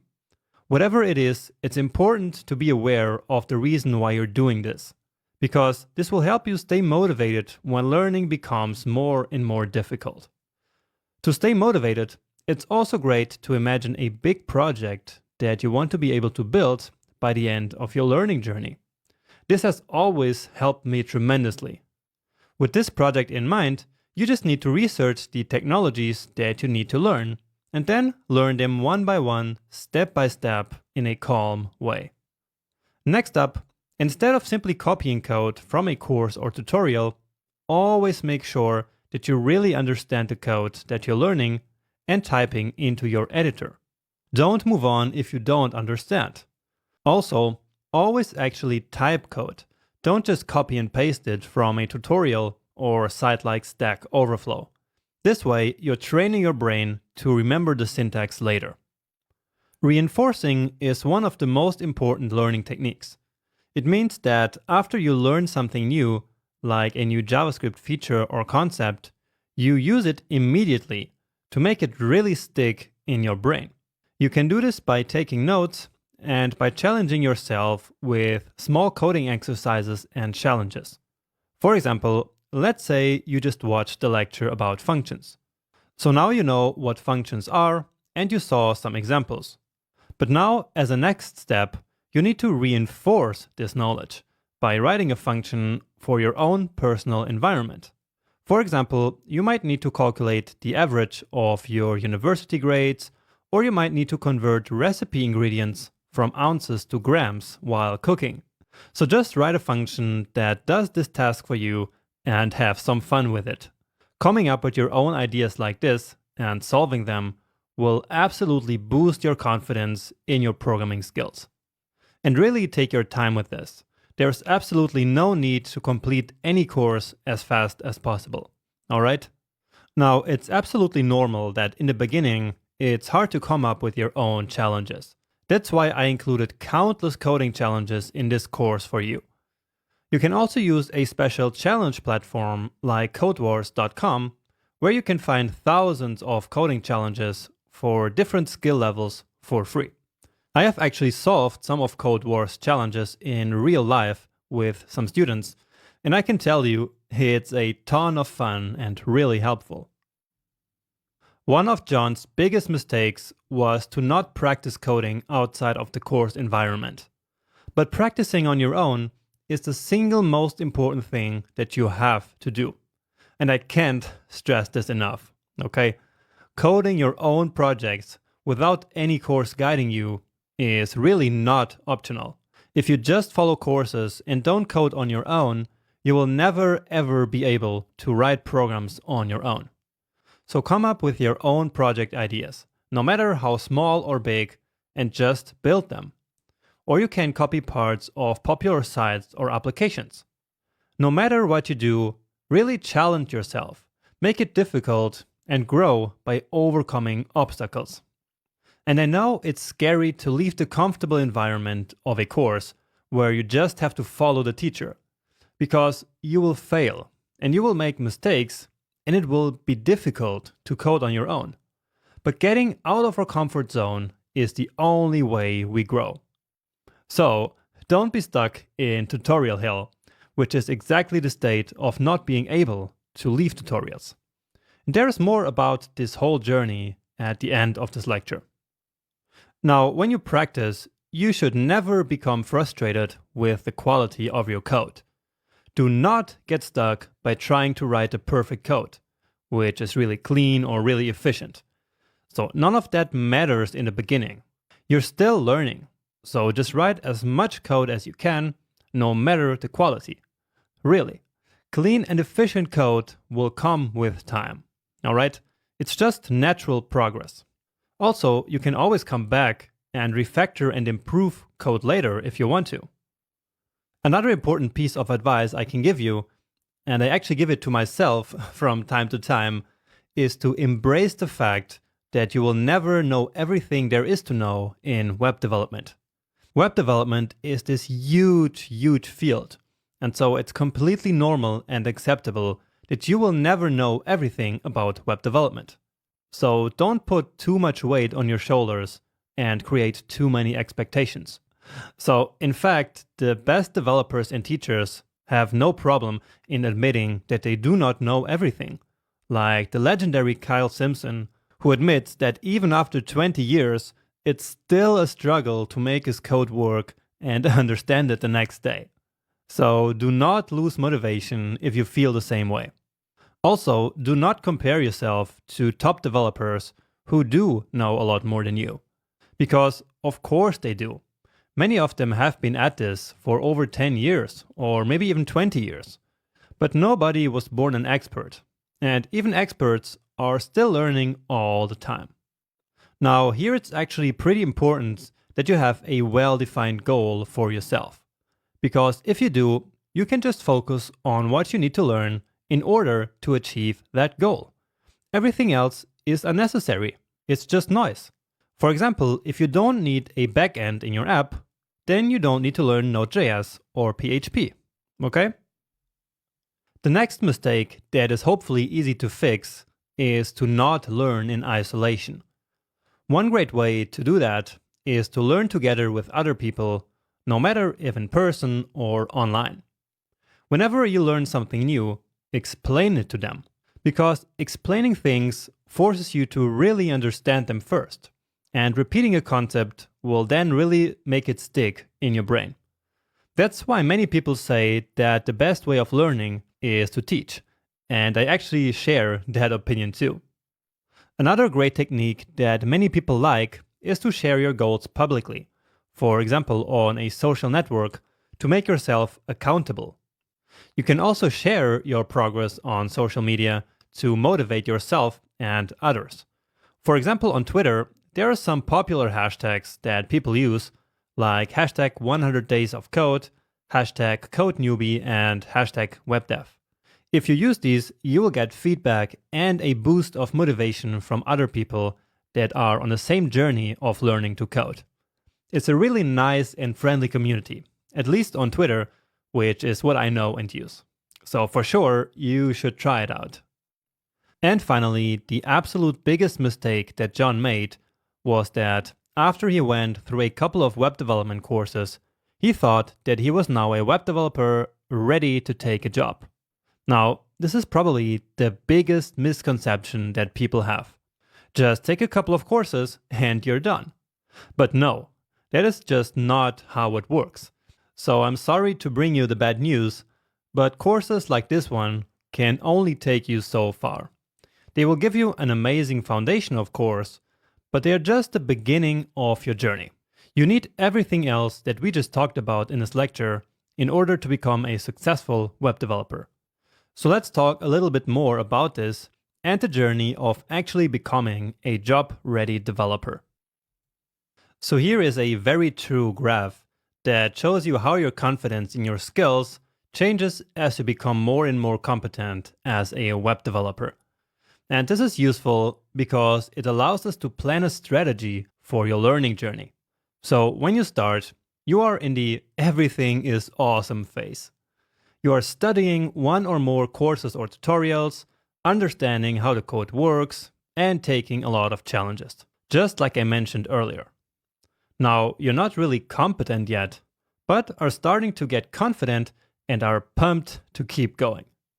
So this is probably where you are right now and will be throughout this course or any other course that you take. But then, as you start practicing on your own, you reach the cliff of confusion. Here you realize that coding might be a lot harder than you thought when you no longer can just follow a course with a predefined path. So your confidence is gonna start to drop a little bit, and you might realize you can't build anything meaningful on your own yet. But don't lose motivation here. Just keep writing lots and lots of code on your own, no matter how much time you need to spend fixing bugs and searching for a solution. It's all part of the journey, and it's still gonna be fun. Slowly, you will become better at writing code, so you will become more competent. But your confidence might drop even further because now you start to realize just how much more you will need to practice until you can build a real application on your own. You are now in the so-called pit of despair, but believe me, it's not as bad as it sounds. You might start to feel lost, but a great solution for this is to start learning with other people, like other beginners or even other developers who might mentor and help you along the way. To leave the pit of despair, you must keep challenging yourself. You cannot stop here, okay? So keep building bigger and bigger projects, run into lots of problems, and keep fixing them. You really need to have this mindset of fixing problems in order to become a web developer. It's what we do all day long, basically. At this point, it's also important to keep in mind that learning how to code is a really hard thing to do. So don't beat yourself up for finding it too difficult and for being stuck all the time. It is difficult indeed, but it's gonna be worth it. And trust me, we've all been in that place. And everyone who successfully works in the industry today just started out the same as you right now. So really, congratulations for even starting this path. That's already a great achievement in itself. Now you just need to continue building stuff. If you want to know about me personally, I learned to code by starting projects that were actually way too difficult for me at the time, but that made them real challenges that made me grow tremendously. For example, I tried and failed to build a football simulation game with Visual Basic. Then I built a content management system in PHP with really bad quality code. But it worked, and I actually sold it to a client and made good money. I also accepted some client projects for websites that I didn't know how to deliver. But I figured it all out in the end, and it made me grow so much. And I'm sure that the same is gonna happen to you too. Anyway, back to the journey here. At a certain point, you will start to see the light. So at this point, you're getting quite good at writing code, and your confidence will finally start to grow again. You are now in the back to awesome phase. Now you can either start learning new technologies, or you can start rounding up your skill set with best coding practices and tools that you will need for jobs, for example, like version control, testing, task runners, etc. If your goal is to find a new job, you're probably starting to be ready to apply for jobs. You need many things for that, like a really good portfolio, but that is a topic for another day. Just be aware that even when you're working, you will never stop learning. So you are never really done learning how to code. Web development changes really fast, and so you will need to be constantly adapting to new technologies. All right, and that is basically the typical journey from start to job ready. Now, please don't be scared by what I just showed you. I'm telling you all these things not to scare you, but to prepare you, because I really want you to succeed on this path. And I want you to achieve real success, not like fake success. There are just too many people out there who will tell you that coding is easy and that you will magically become a web developer in 2 months if only you take their course. But this is simply not true. So I'm not going to sit here and tell you that coding is easy. It's not easy. But with the right attitude and the guidelines I showed you in this lecture, you can totally do it. And I mean that, because I've seen it happening time and time again. So many people have learned how to code from complete scratch, switched careers, found better jobs, and improved their lives dramatically. And I mean many of my students, and also many other people that I know personally. It's real, and you can achieve the same thing. Just keep going, keep coding, and keep building. In this lecture, we're going to talk about solving problems. Solving problems is one of the most important things in programming. So if your goal is to become a great programmer, you need to learn how to deal with problems effectively. So in this video, I will show you how to think as a developer by solving problems using a simple 4-step framework. And let's use our friend John again. So after some time, John can code now. He is almost job ready at this point, but he still needs to work on his problem-solving skills. And in programming, when we say solving problems, we mean a real problem that needs a real solution. For example, in an array of GPS coordinates, find the 2 closest points. And this problem is not straightforward, right? There are a lot of steps involved in solving this. And so we need a way to effectively solve problems like this one, or even way more complex ones. So problem solving does not mean to fix coding mistakes or bugs, alright? Anyway, whenever John encounters a problem that he needs to solve, he usually just jumps at the problem without much thinking. He also implements his solutions in an unstructured way without much of a logical approach. This makes him stressed out when things don't work right away. Another problem that John has is that he is too proud to research when he doesn't know how to come up with his own solution. So all of this is not effective at all. It makes John waste a lot of time. Now the first fix to this is to always stay calm and slow down and not just jump at a solution without having a plan. Also, when solving problems, you need to be in a mindset of taking a logical and rational approach. After all, programming is just logic, alright? Then, when you are in the right mindset, just use my 4-step framework to solve the problem at hand. And the first step of the framework is to make sure that you 100% understand the problem. Step back and take a high-level look at the big picture. And the most important part of this step is to ask the right questions in order to get a clear picture of the whole problem. And the best way of understanding this is probably to look at an example together here. So let's say you are working at some company on some project, and then your project manager comes and tells you, we need a function that reverses whatever we pass into it. And that's all you know about the problem. But do you understand it 100%? Well, probably not, right? I know that I don't. So let's ask the right questions to get there. First, we can ask, what does whatever actually mean in this context? So what should actually be reversed here?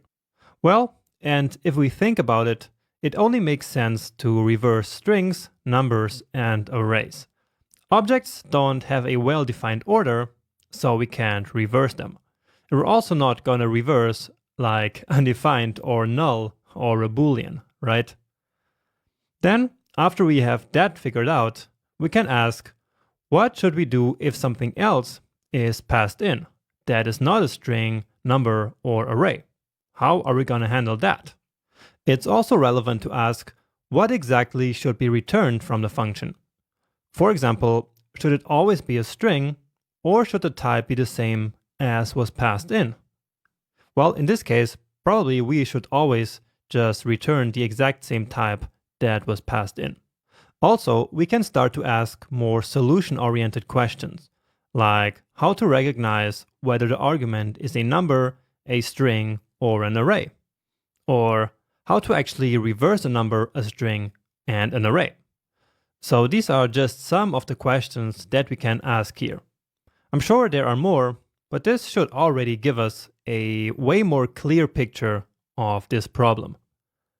Now, right now, at the beginning of your journey, you will probably not yet know what the right questions actually are.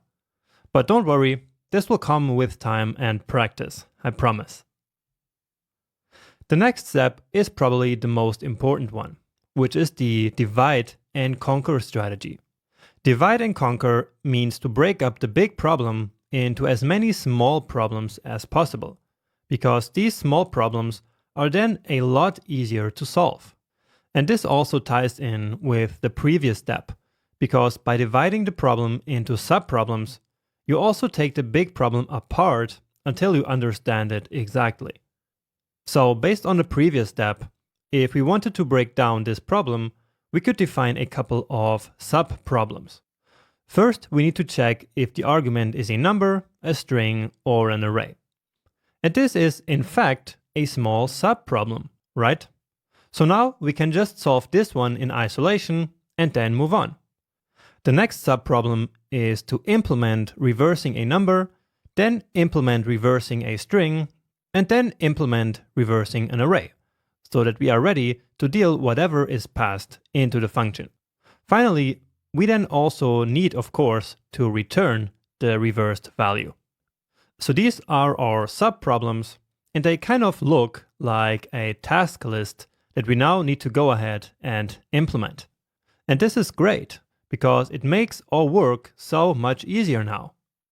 Now, sure, this example is a pretty simple problem, but this strategy works just as well for bigger and way more complex problems. In fact, divide and conquer is an essential method of problem solving that is also used a lot outside of programming. Anyway, with this, we have actually already covered the two most important steps of the framework. But now let's say that we actually do not know how to implement one of these subproblems. Well, in that case, we should not be afraid of doing as much research as we have to. Now, of course, we should always first try to implement a subproblem on our own using our own coding abilities. But if we're constantly hitting a wall and cannot move on, then we should waste no more time and just find out how it works using Google or a questions and answers website like StackOverflow or the MDN JavaScript documentation. We will see how to use these in the next lecture when we're going to work together on a real problem.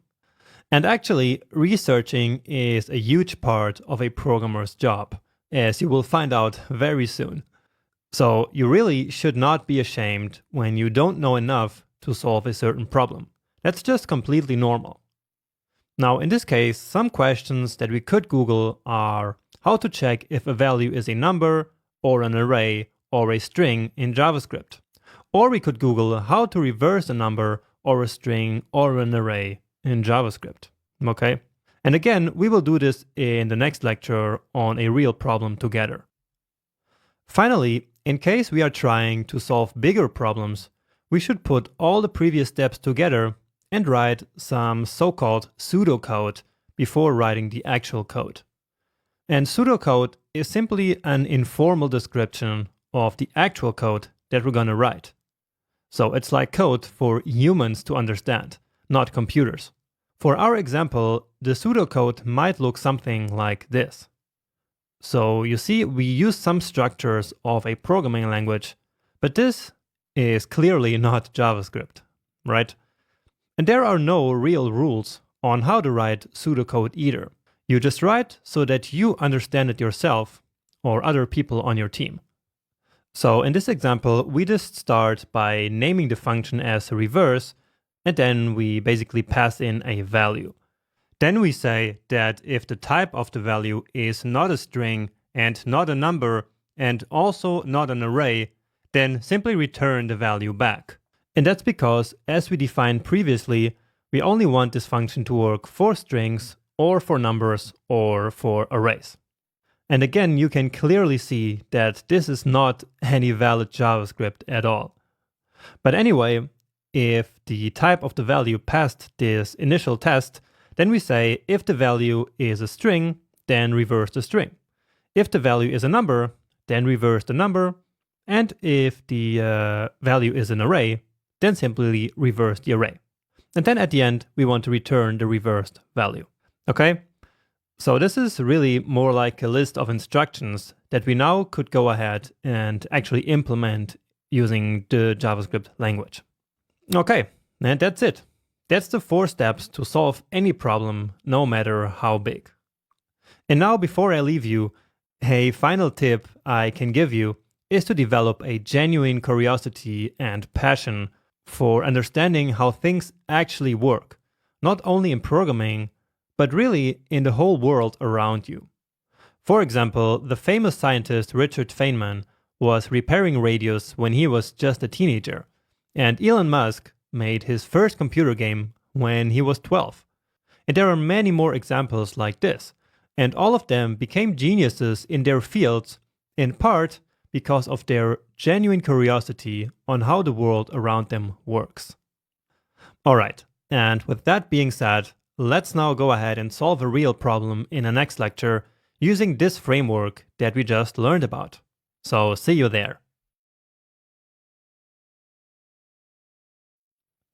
Let's now solve together a real problem using the framework that we just learned about, and also tools such as Google, StackOverflow, and MDN. And here is our very simple problem. So let's say that we work for a company that builds a smart home thermometer, and our most recent task is this. So, given an array of temperatures of one day, calculate the temperature amplitude.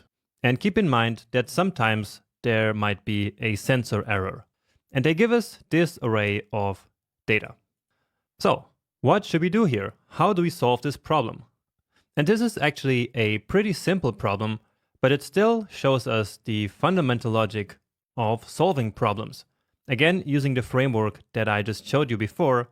And so the 2 most important parts of that is to understand the problem and to breaking up the problem into smaller sub-problems. So let's start by understanding the problem a little bit better by asking some questions. So first of all, they want us to calculate the temperature amplitude. But what actually is that? So we can write that down here. What is temperature amplitude? And the answer to that is that it's the difference between the highest and the lowest temperatures in the array. So answer, difference between highest and lowest temp. And so this is the value that we will have to return from the function. Then we might ask, well, that's quite nice, but how do we actually calculate the highest and the lowest temperature in an array? So let's write that question. So how to compute the max and min temperatures. And finally, they also tell us here that sometimes there might be a sensor error. So what does a sensor error look like? So what's a sensor error and what to do when one occurs?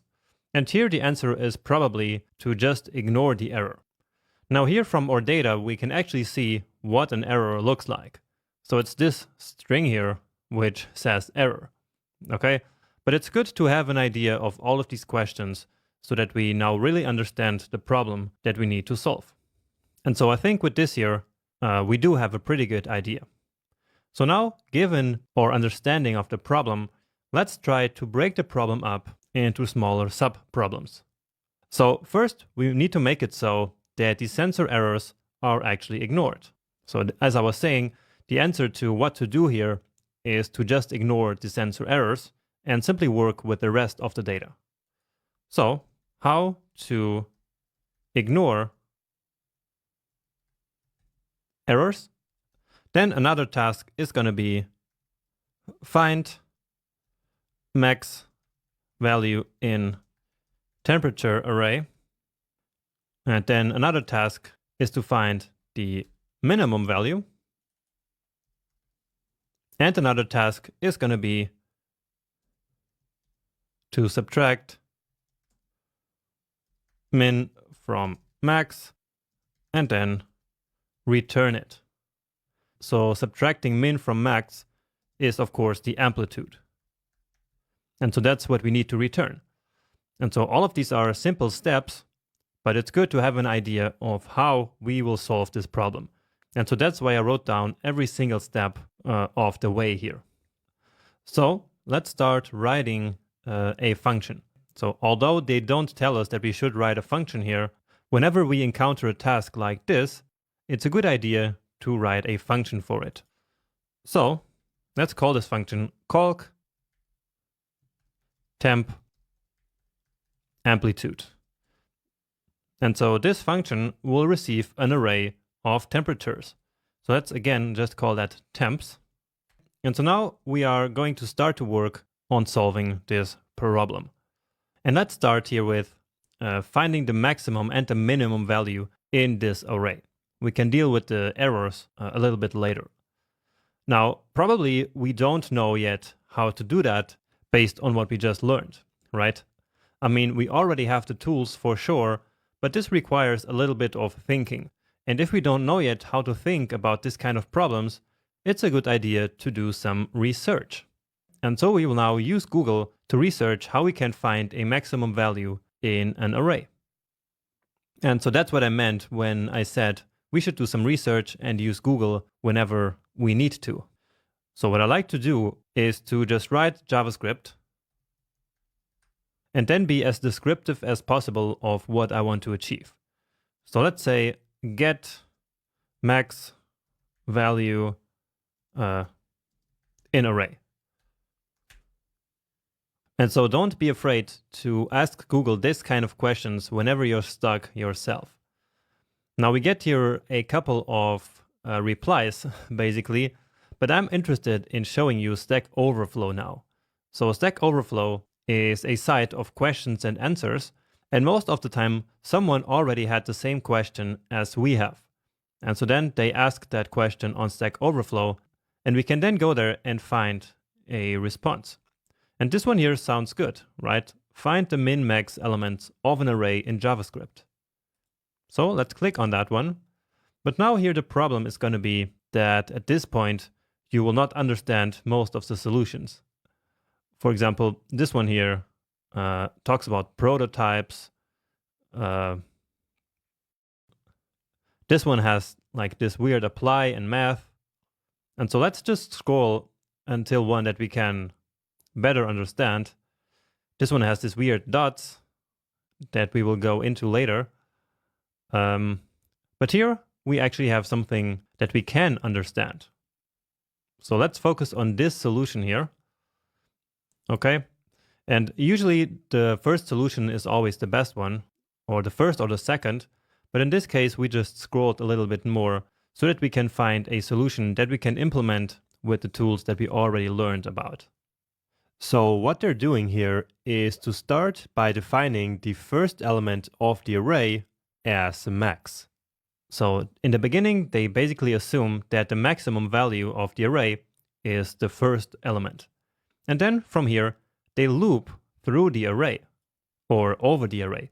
And in each iteration, here, they test if the current value is greater than the maximum value. And if it is, then the new maximum here becomes the current element in the array. Okay, does that sound like a good idea? Well, I think that it does.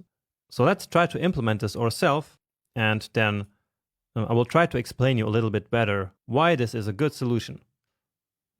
So let's create a for loop here. And of course, we don't need to copy the code here from this site. Usually it's best to understand the solutions and then trying to implement it on yourself. So not copying the code exactly from StackOverflow. So let's start with the counter I. Let's start at 0 as always, even though here they're starting at 1. But never mind, we will just do it like we have always been doing it. So I must stay below the length of the array that we're looping over, and in this case, that's the temperature array, right? So temps dot length, and then I plus plus. Okay, and actually before we do the loop, we need to create that max variable that they have here. So let's do that. Let max equal the temps array, so the very first element. So again, we will start by assuming that the first element of the array is the maximum. And that's because we didn't loop over the array yet at this point. So this is similar to the challenge in the last section, where we started out with the sum set to 0. So that was a good starter value. And in this case, a good starting point is simply the first value of the array. And now let's implement that logic here. So if the current value of the array, so that's temps at position I, so the current position is greater than the current maximum value, then the maximum value will become this new value. And that makes sense, right? Because if the current value in the array is greater than the maximum, well, then that value should be the maximum, right? And so that's what we then do here. Okay, and now let's simply log it to the console. And remember that from now on, I will start using the snippet that we defined in the first lecture of the section. So I just type CL, hit return, and then max. Okay, and now just to test this function, let's call it with an array of just some values. So 3, 7, and 4. And so now it's very obvious what the result should be. And so I already saved it, and so probably we now already have the result here in the console, because remember, we still have the live server here running. And so it automatically reloaded the page, and we get the correct result here, which is that 7 is the max value. Let's add something else here, like 23. And now 23 will become the max value. And so the logic here works. So let's get rid of this one, and just to analyze what happens. So in the beginning, before we even start the loop, the max will be the first element of the array, so 3. Okay? Then the loop starts at the first position. So that's 3. So here, then we ask, is 3 greater than 3? No, it's not. So nothing happens. Then in the next iteration of the loop, we are at 7. So then the question is 7 greater than 3, which is the current maximum? And yes, it is.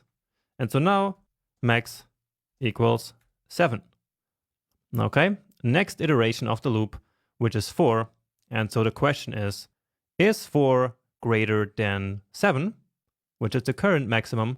No, it's not. And so nothing happens, and then we're done. And so the result in the end is that max is equal to 7. All right? Does that make sense?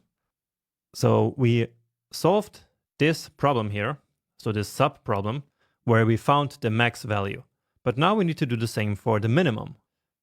And hopefully you can see how that one works, because it's pretty much in the same way.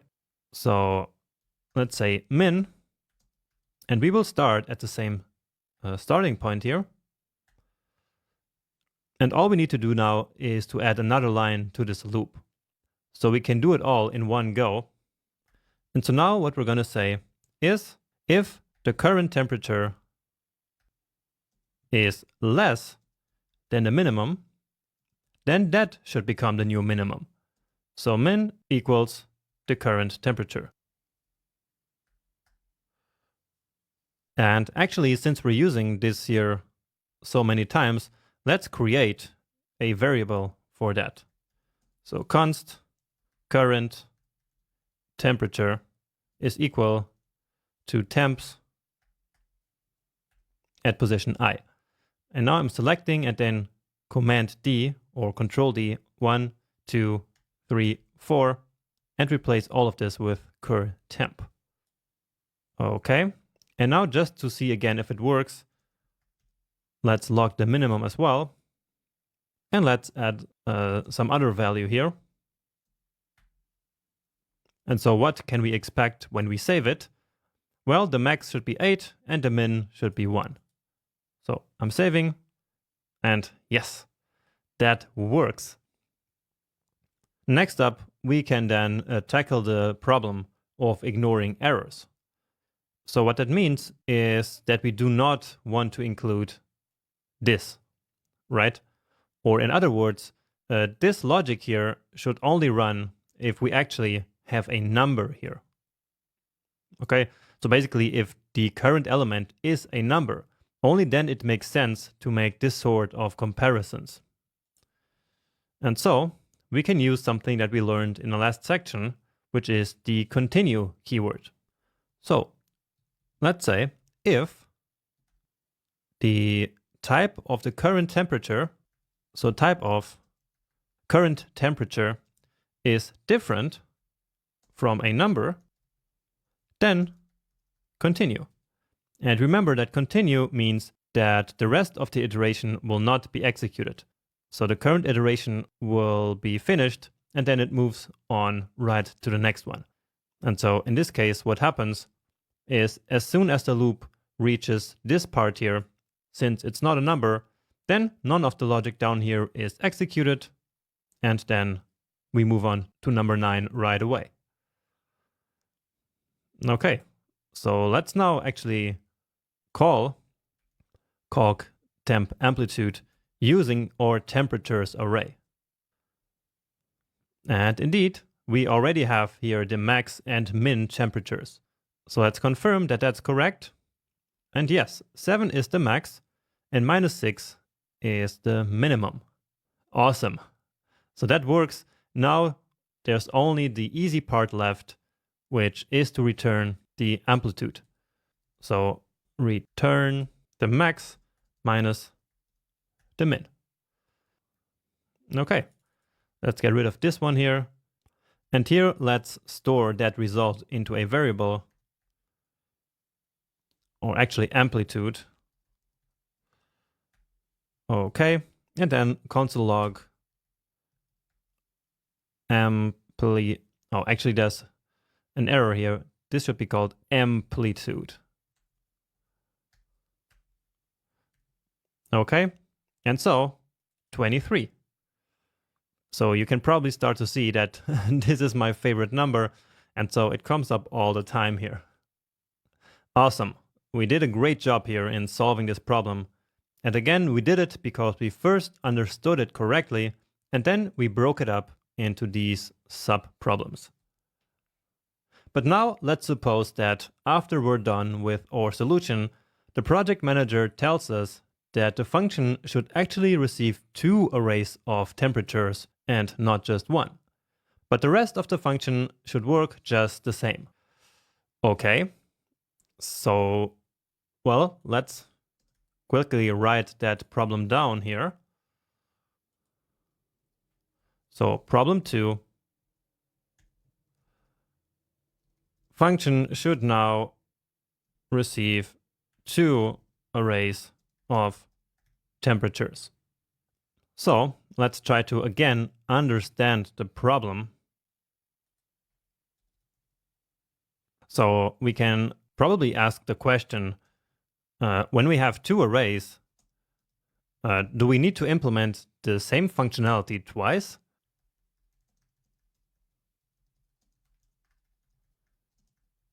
And well, the answer is actually no. So the solution is to just merge the 2 arrays at the beginning. So just merge 2 arrays.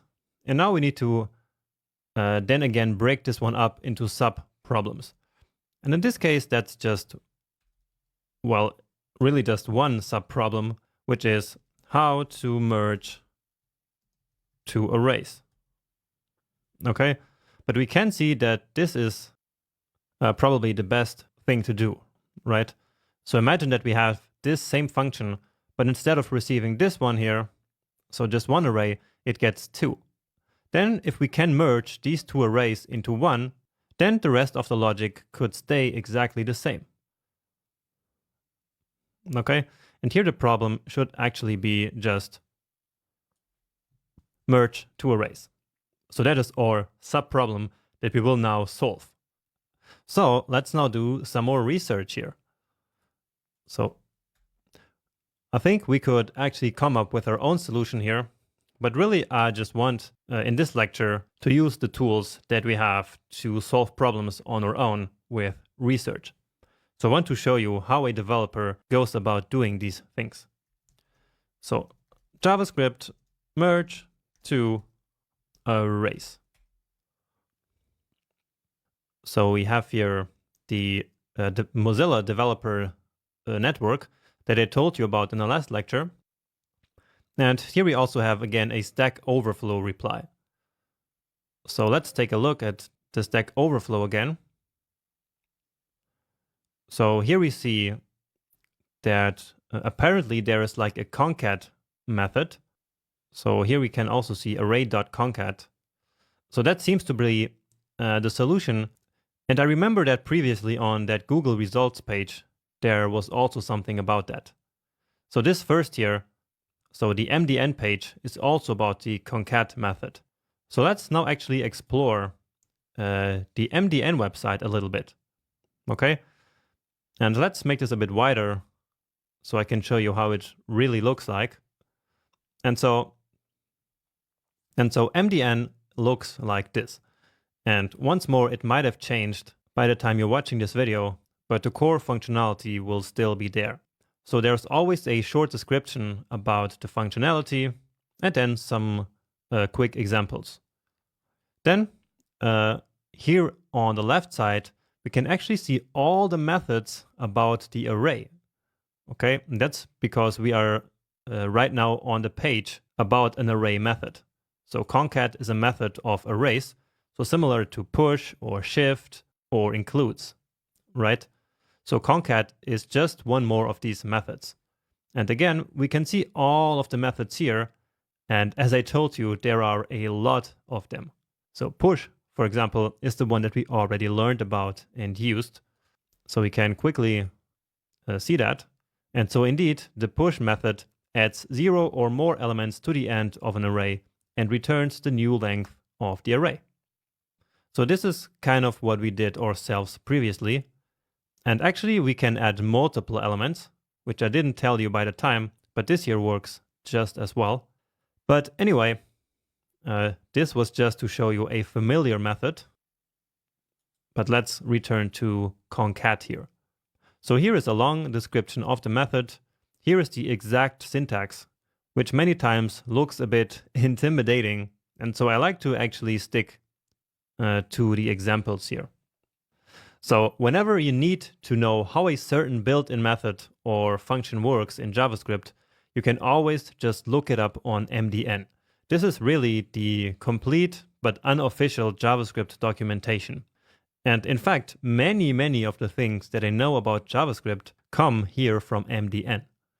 So don't be afraid of doing any research that you need on this page or also on StackOverflow. Anyway, here from this example, we can understand kind of how the concat method works. So we have array 1 and 2, and then on array 1, we can call the concat method and as an argument pass in the second array. And the result will be array 3. And when we log that to the console, we will get A, B, C, D, E, F. And so that's the array 1, A, B, C, and then followed by array 2, essentially D, E, F.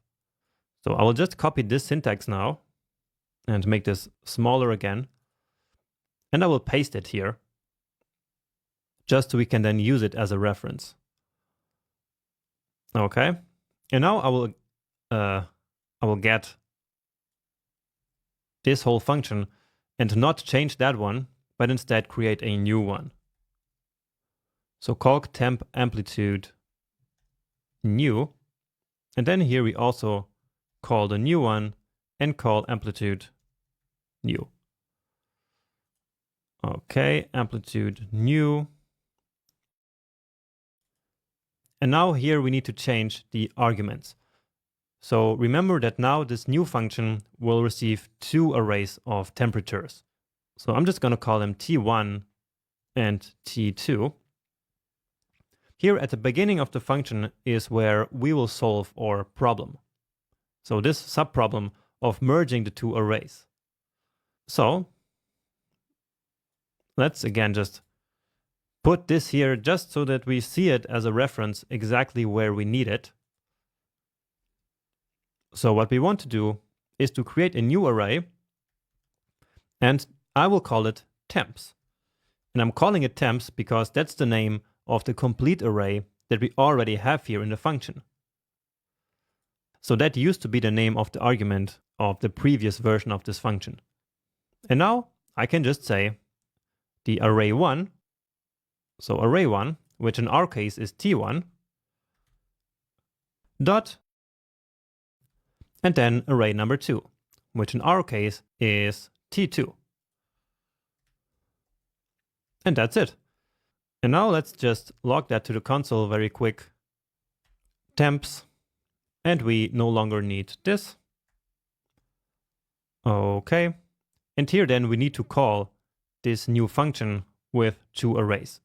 So let's just create two arrays. So 3, 5, and 1. And then another one, 9, 0, and 5. And now let's see. And here we see that it did actually work. So now we get this one array, which includes all the elements basically of these two arrays that we passed into calc temp amplitude new. So this function. And we can also see that 9 and 0 are the max and the min, and 9 minus 0 gives 9, which is then this new amplitude new. Awesome. So we solved this problem number 2 here successfully as well now. And yeah, so I hope that now you have a better idea of how to solve problems, and especially how to do research using the tools that I just showed you in this video. So that's Google, StackOverflow, and also the MDN documentation. And this last one is, in my opinion, actually the most important one.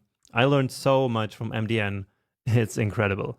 So now in the future, whenever something is not working in your code, and even during the course, you can always try to figure out the solution on your own, for example, using Google or StackOverflow. And so that will then be very helpful for your developer journey. So we talked about problem solving, which is a very important skill of any software developer. Now, another extremely important developer skill is debugging, which means to find and fix errors. So let's finish this section by talking about debugging to make you ready for the rest of the course ahead. So first of all, as you might already know, a software bug is a defect or a problem in a computer program. So basically, any unexpected or unintended behavior of a program is called a bug. And the actual term bug was coined in the 1940s when this real bug was causing an error in Harvard's computer. Now, there are many reasons for bugs in programs, but what matters here is that bugs are a completely normal part of software development, because we are humans, and humans make mistakes. In fact, every complex application contains bugs, which sometimes go undiscovered for years and can cause security holes or other problems. So really, don't feel bad if you introduce bugs in your own code. We all do it, even the most expert programmers. Now, luckily, not all bugs cause huge security holes. In fact, many bugs are quite small and simple to discover. So let's see a simple example.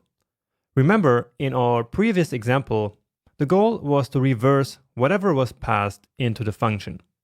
So let's say we finished writing the reverse function and call it with this array and get this result.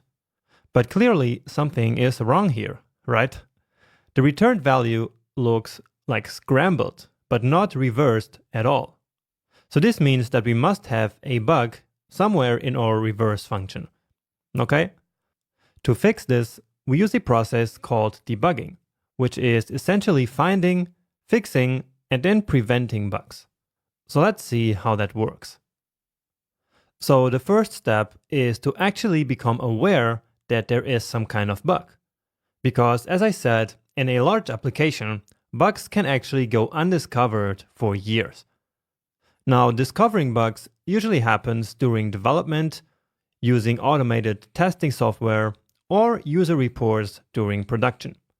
And bugs that are identified during production are the worst bugs, because it means that they went undiscovered during development and are now affecting real users of our application. So that's why it's really important to identify bugs early, for example, using automated tests. Now, while identifying the bug, sometimes we also need to take into consideration the context in which the bug happened. For example, certain bugs might only happen in a certain browser or only for certain users for some reason. Next, once we know there is a bug, we need to go into our code and find the bug. We need to isolate where exactly it's happening. And we can do that using the developer console that we already know. However, that only works for small bugs in simple code where we have a good idea where the bug might be located. But if the code is more complex and we have no idea where the bug might be, then we need to use a debugger software. And I will show you how that works in the next video because it's really important for the developer to be able to use a debugger. Anyway, once we know where the bug is located, we can finally fix it. So we can correct the bug. And this is probably the easiest part. So essentially, all we need to do is to replace the existing, so the wrong solution, with a new correct solution that actually works. As a final step, we should then prevent this bug from ever happening again in our codebase. For example, we can search our project for the same bug in similar code, like in a similar function. It's totally possible that we did the same mistake twice in our code. And if that's the case, we must fix the bug everywhere. A more advanced way of preventing bugs is to write tests using testing software. And I might add a bonus section on testing to the course at some point, because this is actually an important part of software development. Okay, and that's it. That's a broad overview of debugging in programming. And we really just scratched the surface here, because you're still at the beginning of the journey. And so this is just an introduction. Anyway, let's now fix some bugs in the next video. Welcome back. So let's now put the debugging process actually into practice. And we're going to start really small and just fix a very simple bug using the console. So let's suppose that in our smart thermometer that we were working on before, we need to do some measurements in a unit called Kelvin, which is the absolute temperature. And the conversion to Kelvin is pretty easy. So all we have to do is to add 273 to the temperature in degrees Celsius. So let's very quickly create a function which will perform this measurement. And this is, of course, all completely fictional. And this function will actually take no arguments at all, because we will get the measurement from a command prompt. So we will basically pretend that the command prompt is like the thermometer sensor. And now let's actually create an object here. So an object for the measurement. So we haven't used objects in some time, and so let's remember that. And let's just set some arbitrary properties here. So the type of measurement is going to be temperature, and the unit will be in Celsius.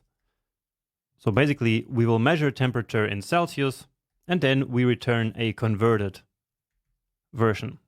And in there somewhere will be a bug. And now, finally, the value of this measurement will come, as I just mentioned, from a prompt. So let's just say degrees Celsius. And so that will then trigger a prompt. And then let's convert that to Kelvin. So as I said, all we need to do is to take the measurement in degrees Celsius and add 273. So that means measurement dot value. So this property here, where that value in degrees Celsius will be stored, plus 273. And now we can return converted value. And then let's run the function and immediately log the result to the console. So that's measure Kelvin. And now I will give it a save, and it will then ask me for the temperature. So let's say it's 10 degrees Celsius. And so now let's wait for the result in Kelvin. And we get this number, 10,273. And that is not what we expected. We wanted 283, but not this number. So there's got to be a bug somewhere, and so let's find it. And by the way, the first stage of the process was already this one. So A was to identify the bug. Remember? And now we're going to stage B, or stage 2, which is to find the bug. And so since the bug appears in the converted value, which is this one, and this one is derived from this measurement value, let's start by inspecting that measurement value in the console to see if something is wrong there. So console.log measurement.value, give it a save. Oh, and of course now we need to input it again. And so it looks okay actually, right? So it is 10, so that's exactly what we inputted. So it looks kind of normal. I just want to show something now to you, which is that we actually do have things beside console.log. So we also have console.warn and console.error. And with this, we can basically generate warnings and errors in the console. So 10 again, and you see that now this first one looks like a warning, and the second one actually looks like an error. So that's just a matter of formatting, but it's still interesting, I think. But let's take them out. And so, yeah, right now it looks like everything is correct. So let's dig a little bit deeper and take a look at the entire object. And actually, if it was myself, I would have done that immediately, but I want to show you the complete thought process here. So anyway, let's say measurement, so that's the entire object and not just the value. Let's turn off this one as well, give it a save, 10, and let's open up. And now we actually see the problem. You see, the value is a string. And that's because, as I told you in the last lecture, the prompt function here always returns a string. No matter what we input into that prompt window, it will always just be a string. And so that's why we get this end result here, because as you remember, the plus operator, when it sees a string, it will convert both operands to a string and then concatenate the strings. Just as another curiosity here, there is also another way of showing objects in a console, which is really handy sometimes.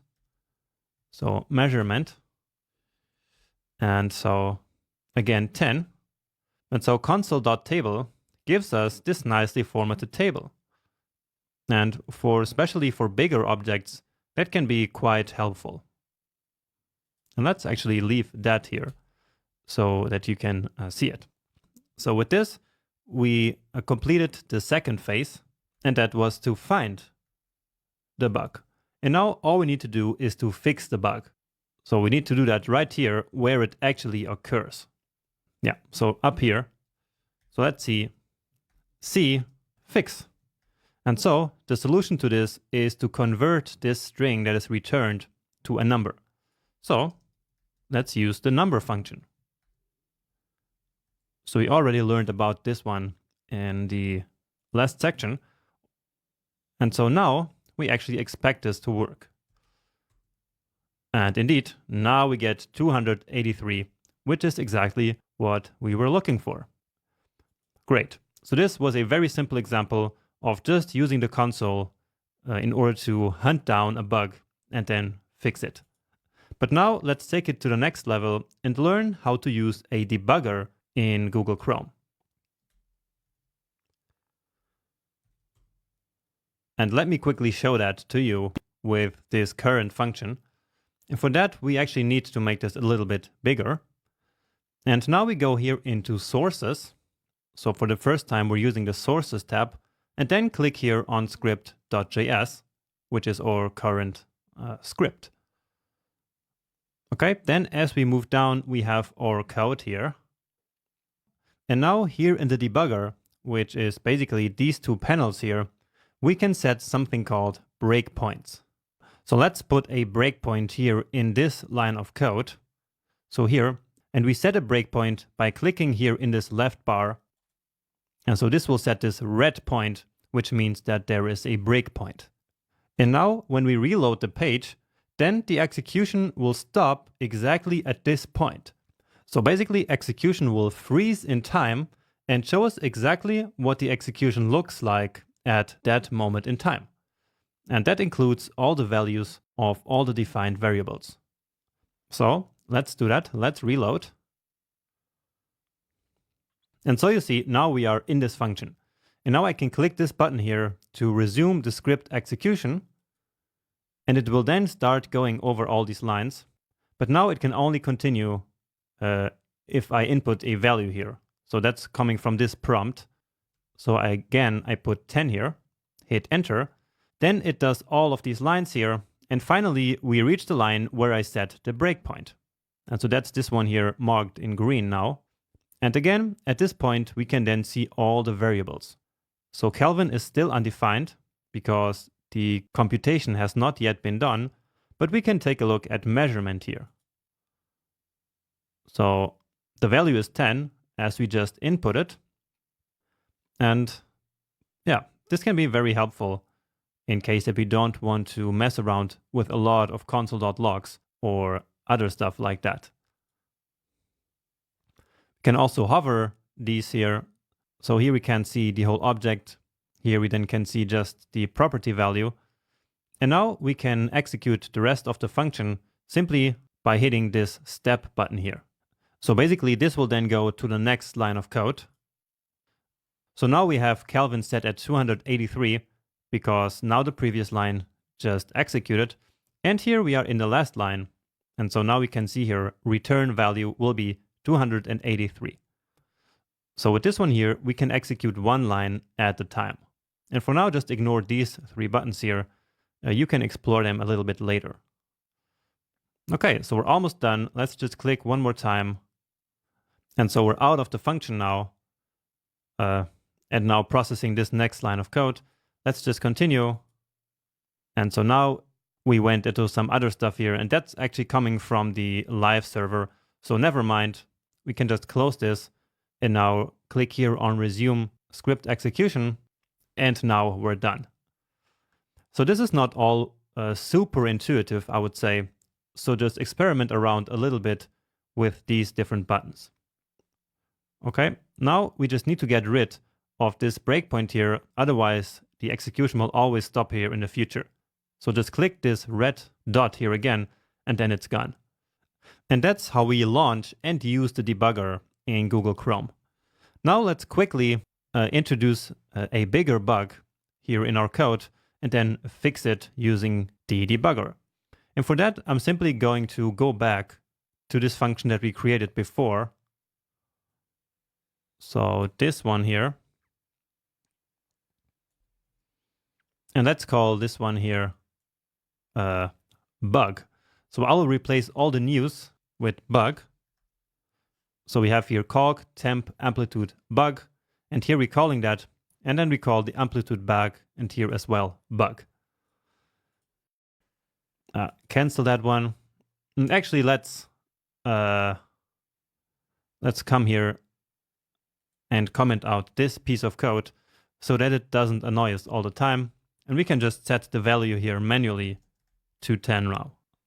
Okay, this way we preserve the code that we have and also keep it running, or actually keep it working. So here let's just say using a debugger. Then down here we are calling this function, and here let's just change this to something else. Let's say 4. Okay, let's just run this now quickly. And so we see that the output at this point is still correct because we didn't introduce any bug yet. So the max is 9, the min is 1, and therefore the amplitude is 8. But now let's say that we did a mistake. And we might have thought intuitively that the max and min values would be good to have a starting point of 0. I think you can maybe see why that would make sense. So for example, we started the sum at 0 before, so why not start the max and the minimum at 0 too, right? It would have been quite reasonable to think that. And so let's pretend that we did think that, but this will actually introduce a bug, because with this will not work. So as you see, now here it says that the minimum value is 0, right?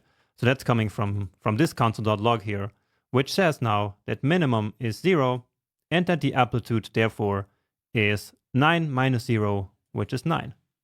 So we identified the bug here. Okay, let's again write that identify. And so let's now go back here to Chrome and to the debugger to try to find that bug. And the debugger is actually especially useful inside of a loop. And so that's the situation that we have right now. So we are in a loop. And so let's see here now why the maximum and minimum values are not being correctly set. Or actually it's just the minimum. The maximum is fine, but still we need to analyze both of them. So what I'm going to do here is to set a breakpoint right here, because that's where the maximum and the minimum are being computed. Okay, so let's reload, and right away we get to this point in the execution. So at this point, the temps variable has already been computed, so it's already this complete array. Max and min are at 0, and so now we are doing this. So we see that the current temperature is 3, that the maximum is 0, and so next step will end up here. Or let's actually continue. And indeed, now we see that max is 3. And that makes sense, right? According to the rules that we described earlier.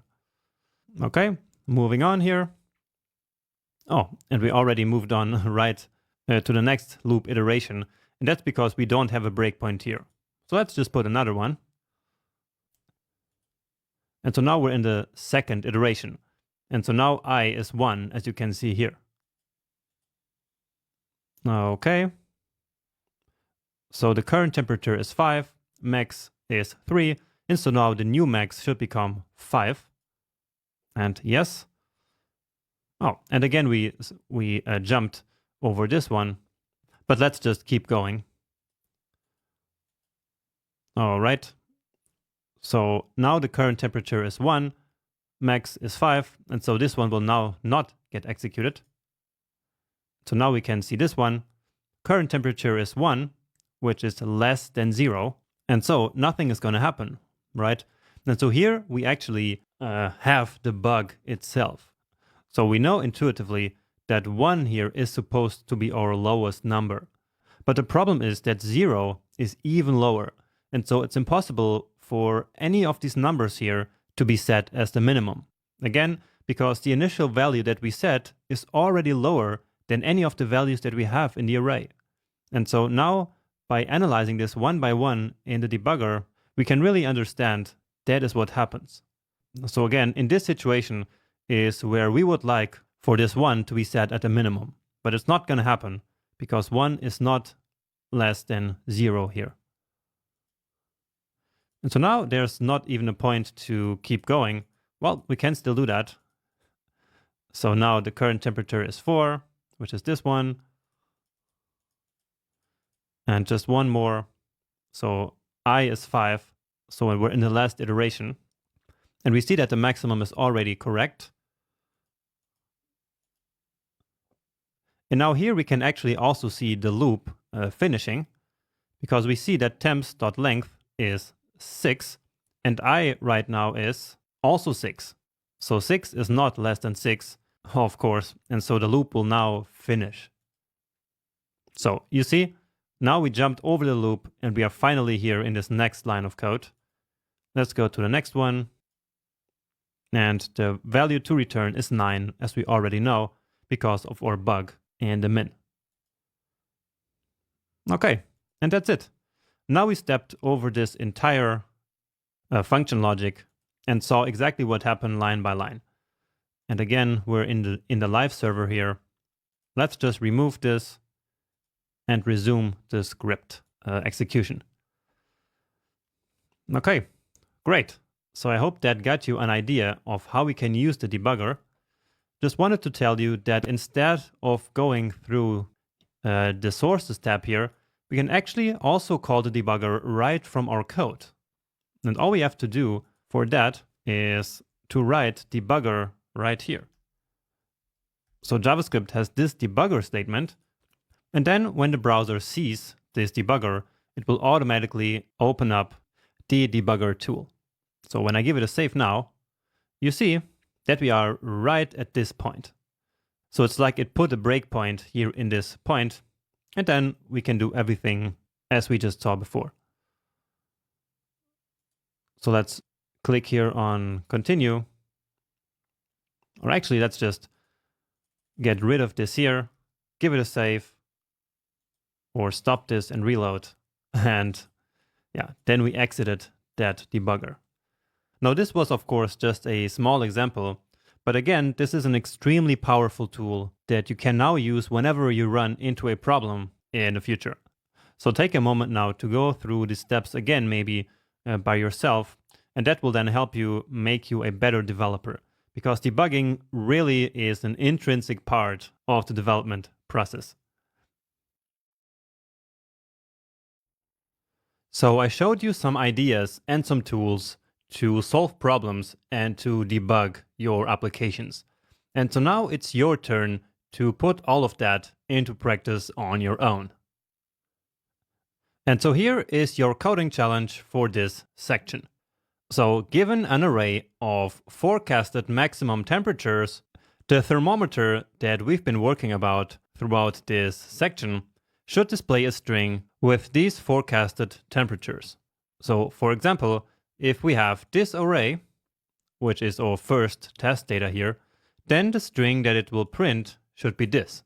So 3 dots, then 17 degrees Celsius in 1 days. So that's the 17 here. Then again, 3 dots, then 21 degrees Celsius in 2 days. So this 21 is this 21, and then 3 dots, 23 degrees in 3 days. So in 1, 2, and 3 days. And then again, 3 dots. Okay, and here you don't need to use this exact sign if you can't find it on your keyboard. I know it was a bit hard to find for me. So what you should do is to create a function called printForecast, which takes in an array called R, and then logs a string just like this one here to the console. Okay, and call this function for these 2 test values. And to solve this, you can use the problem-solving framework that we have just been talking about in this section. So try to understand the problem first by asking the right questions, and then break it into sub-problems. And I'm not saying that this is going to be easy. And for me, the main goal is not even that you achieve the result, but really that you start thinking about the problem and that you try as good as possible to break it up into sub-problems. And of course, there are many ways of asking the right questions and of breaking this up into subproblems. So there's no hard ways of doing this stuff. So just try your best, take all the time that you need, and I will see you here once you're ready. Okay, so let me show you how I would have done it. And let's just close this terminal here, because remember that this live connection actually keeps running without the terminal opened. So let's just grab from up here this here. So as you see, I'm a little bit lazy. I don't like to type so much. So I just keep reusing stuff. So we need to understand the problem first. So let's look at that example string here. And so one part of the problem is definitely that this array here was basically broken up in 3 pieces. And then the separator is these 3 dots. Let's write that here. Array transformed to string separated by 3 dots. Then we can also ask what these numbers here are. So we already know that these here are of course coming from the array. But what is this? So 1 days, 2 days, and 3 days. So what is the x days? And the answer to that is that basically it is the current index of the array plus 1. So it would be weird to say that 17 degrees in 0 days, because this is a forecast. And so this is for the next day, and then in 2 days, and in 3 days. So answer index plus 1. Okay, so I think we understood the problem now, because I think that it's quite simple in this case. So let's now break this up into sub-problems. And I would say that the main problem here will be to transform this array into a string. Because that's essentially what we will have to do. Also, each of these elements here will be transformed to a string with these degrees Celsius. So let's just transform each element to string the Celsius. And I don't even remember where this is, so I'm just copying it here. Then we also need to account for the current day. So string needs to contain day. And again, that is the index plus 1. And finally, we also need to add the 3 dots between elements and start and end of string. So that looks like a lot of work, but actually it is not as hard as it looks from here. So let's start by creating 2 arrays here. So for test data 1 and 2, actually grab all of this in one go.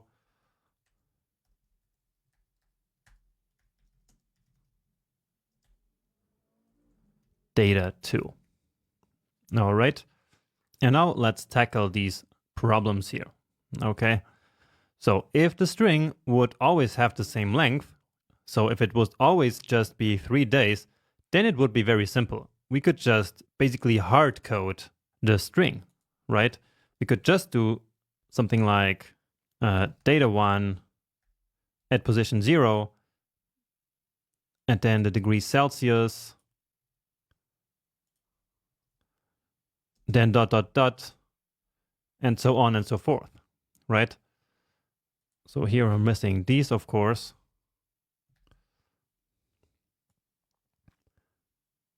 So we could do this, and there's still some value in first actually trying to write this. So this is how it would look like. Data 0 and 1 and 2. And let's indeed log this to the console. Give it a save. And so actually already the string looks exactly what we had here, right? But of course, this is not the way to go, because then here in data 2, we have a longer array. And we want to write one function that works for all the arrays. So that print forecast. And so of course we need a more dynamic way of creating this string. But still, as I said, there is some value in having done that, because it will help us figure out how we can arrive at a solution. So print forecast is a function which takes in an array R. And now let's see what we have to do. So if we have an array and we have to do multiple operations on it, we will, as always, use a loop. So let's start with that baseline. So let I equal 0, and this part is now always the same. So I less than R dot length and I plus plus. Okay, but now what are we gonna do? So how will we basically transform the array into a string? And there are so many ways in which we could achieve this, and actually in which we could solve this whole problem here, especially if you did some research to arrive at the solution here. But I will just go with a solution using the tools that we already used. So remember what we did when we calculated the average of a number. We started by adding all the values of the array using a loop, right? And we kept adding them to an accumulator variable that was called sum, right? So just to illustrate, that sum started at 0, and let's say we had an array of 2, 3, 4.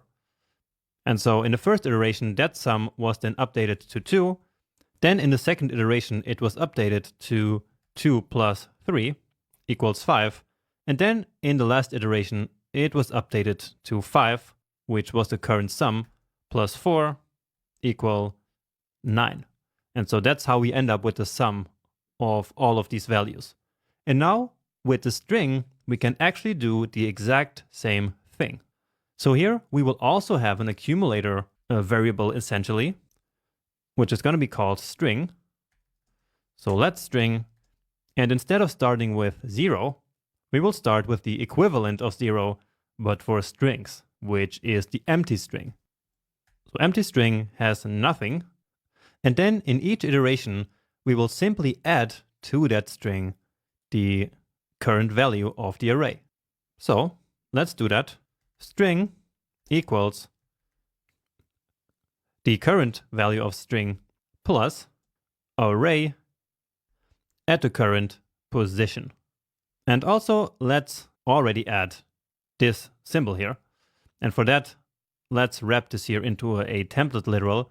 And so I'm selecting this, and then I can just hit the template literal, the backtick once, and it will wrap all of that. So then this, and then the degrees Celsius. And now all we need to do is to log that string to the console. So just as was asked, which takes and logs the string to the console. So we could have added that actually as one sub-problem, even though it's a really, really small one. Log string to console. And so let's give it a try now. I'm saving. And nothing happened. Oh, that's because we didn't call the function. So let's print forecast with data 1. And here we go. So 17 degrees, 21 degrees, 23 degrees. And that already starts looking like what we have here. So essentially, we already completed the most difficult part, so of transforming the array into a string. And again, this was similar to adding multiple numbers into one bigger number. Here what we did was to add multiple strings to a bigger string that kept growing after each iteration. And if you want to make sure to really understand this, then you can always use the debugger and go through this loop step by step and see this string variable here growing as the loop goes on and on. So we already did this part also, and this part. Now let's tackle this one. So it needs to also contain the day.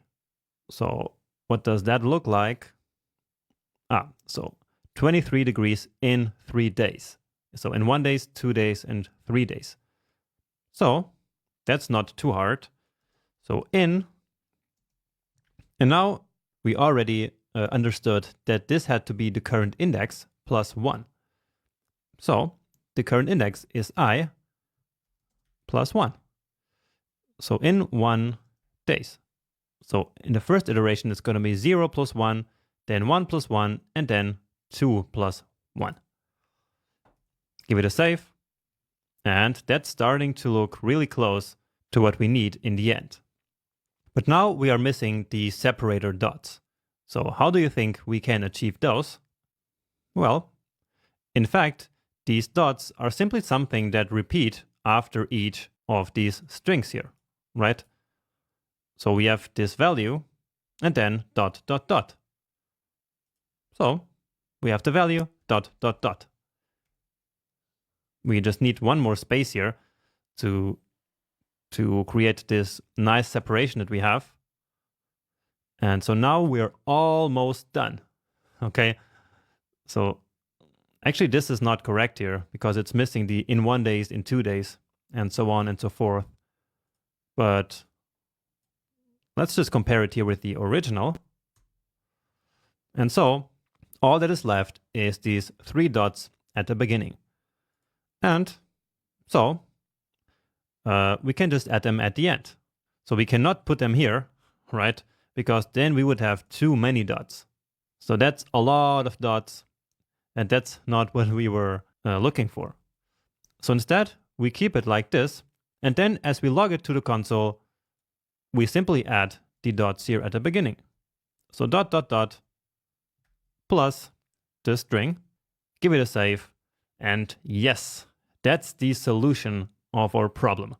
Great. We can just improve this here a little bit again by using the plus equal operator, and then get rid of this part, make it a little bit more short and more efficient maybe. And so, yeah, that's it. That's the result of this coding challenge. And again, you could have done it in so many different ways, but what I really wanted you to achieve was to understand the problem and to break it up into small subproblems. If you did that, well, then my goal with this whole section, I would say, is achieved. So, hope you liked this one, even though it was a little bit more theoretical, but I think it's important to also have a section like this in a big web development course, because soft skills like the ones that I just showed you are also very, very important for your success.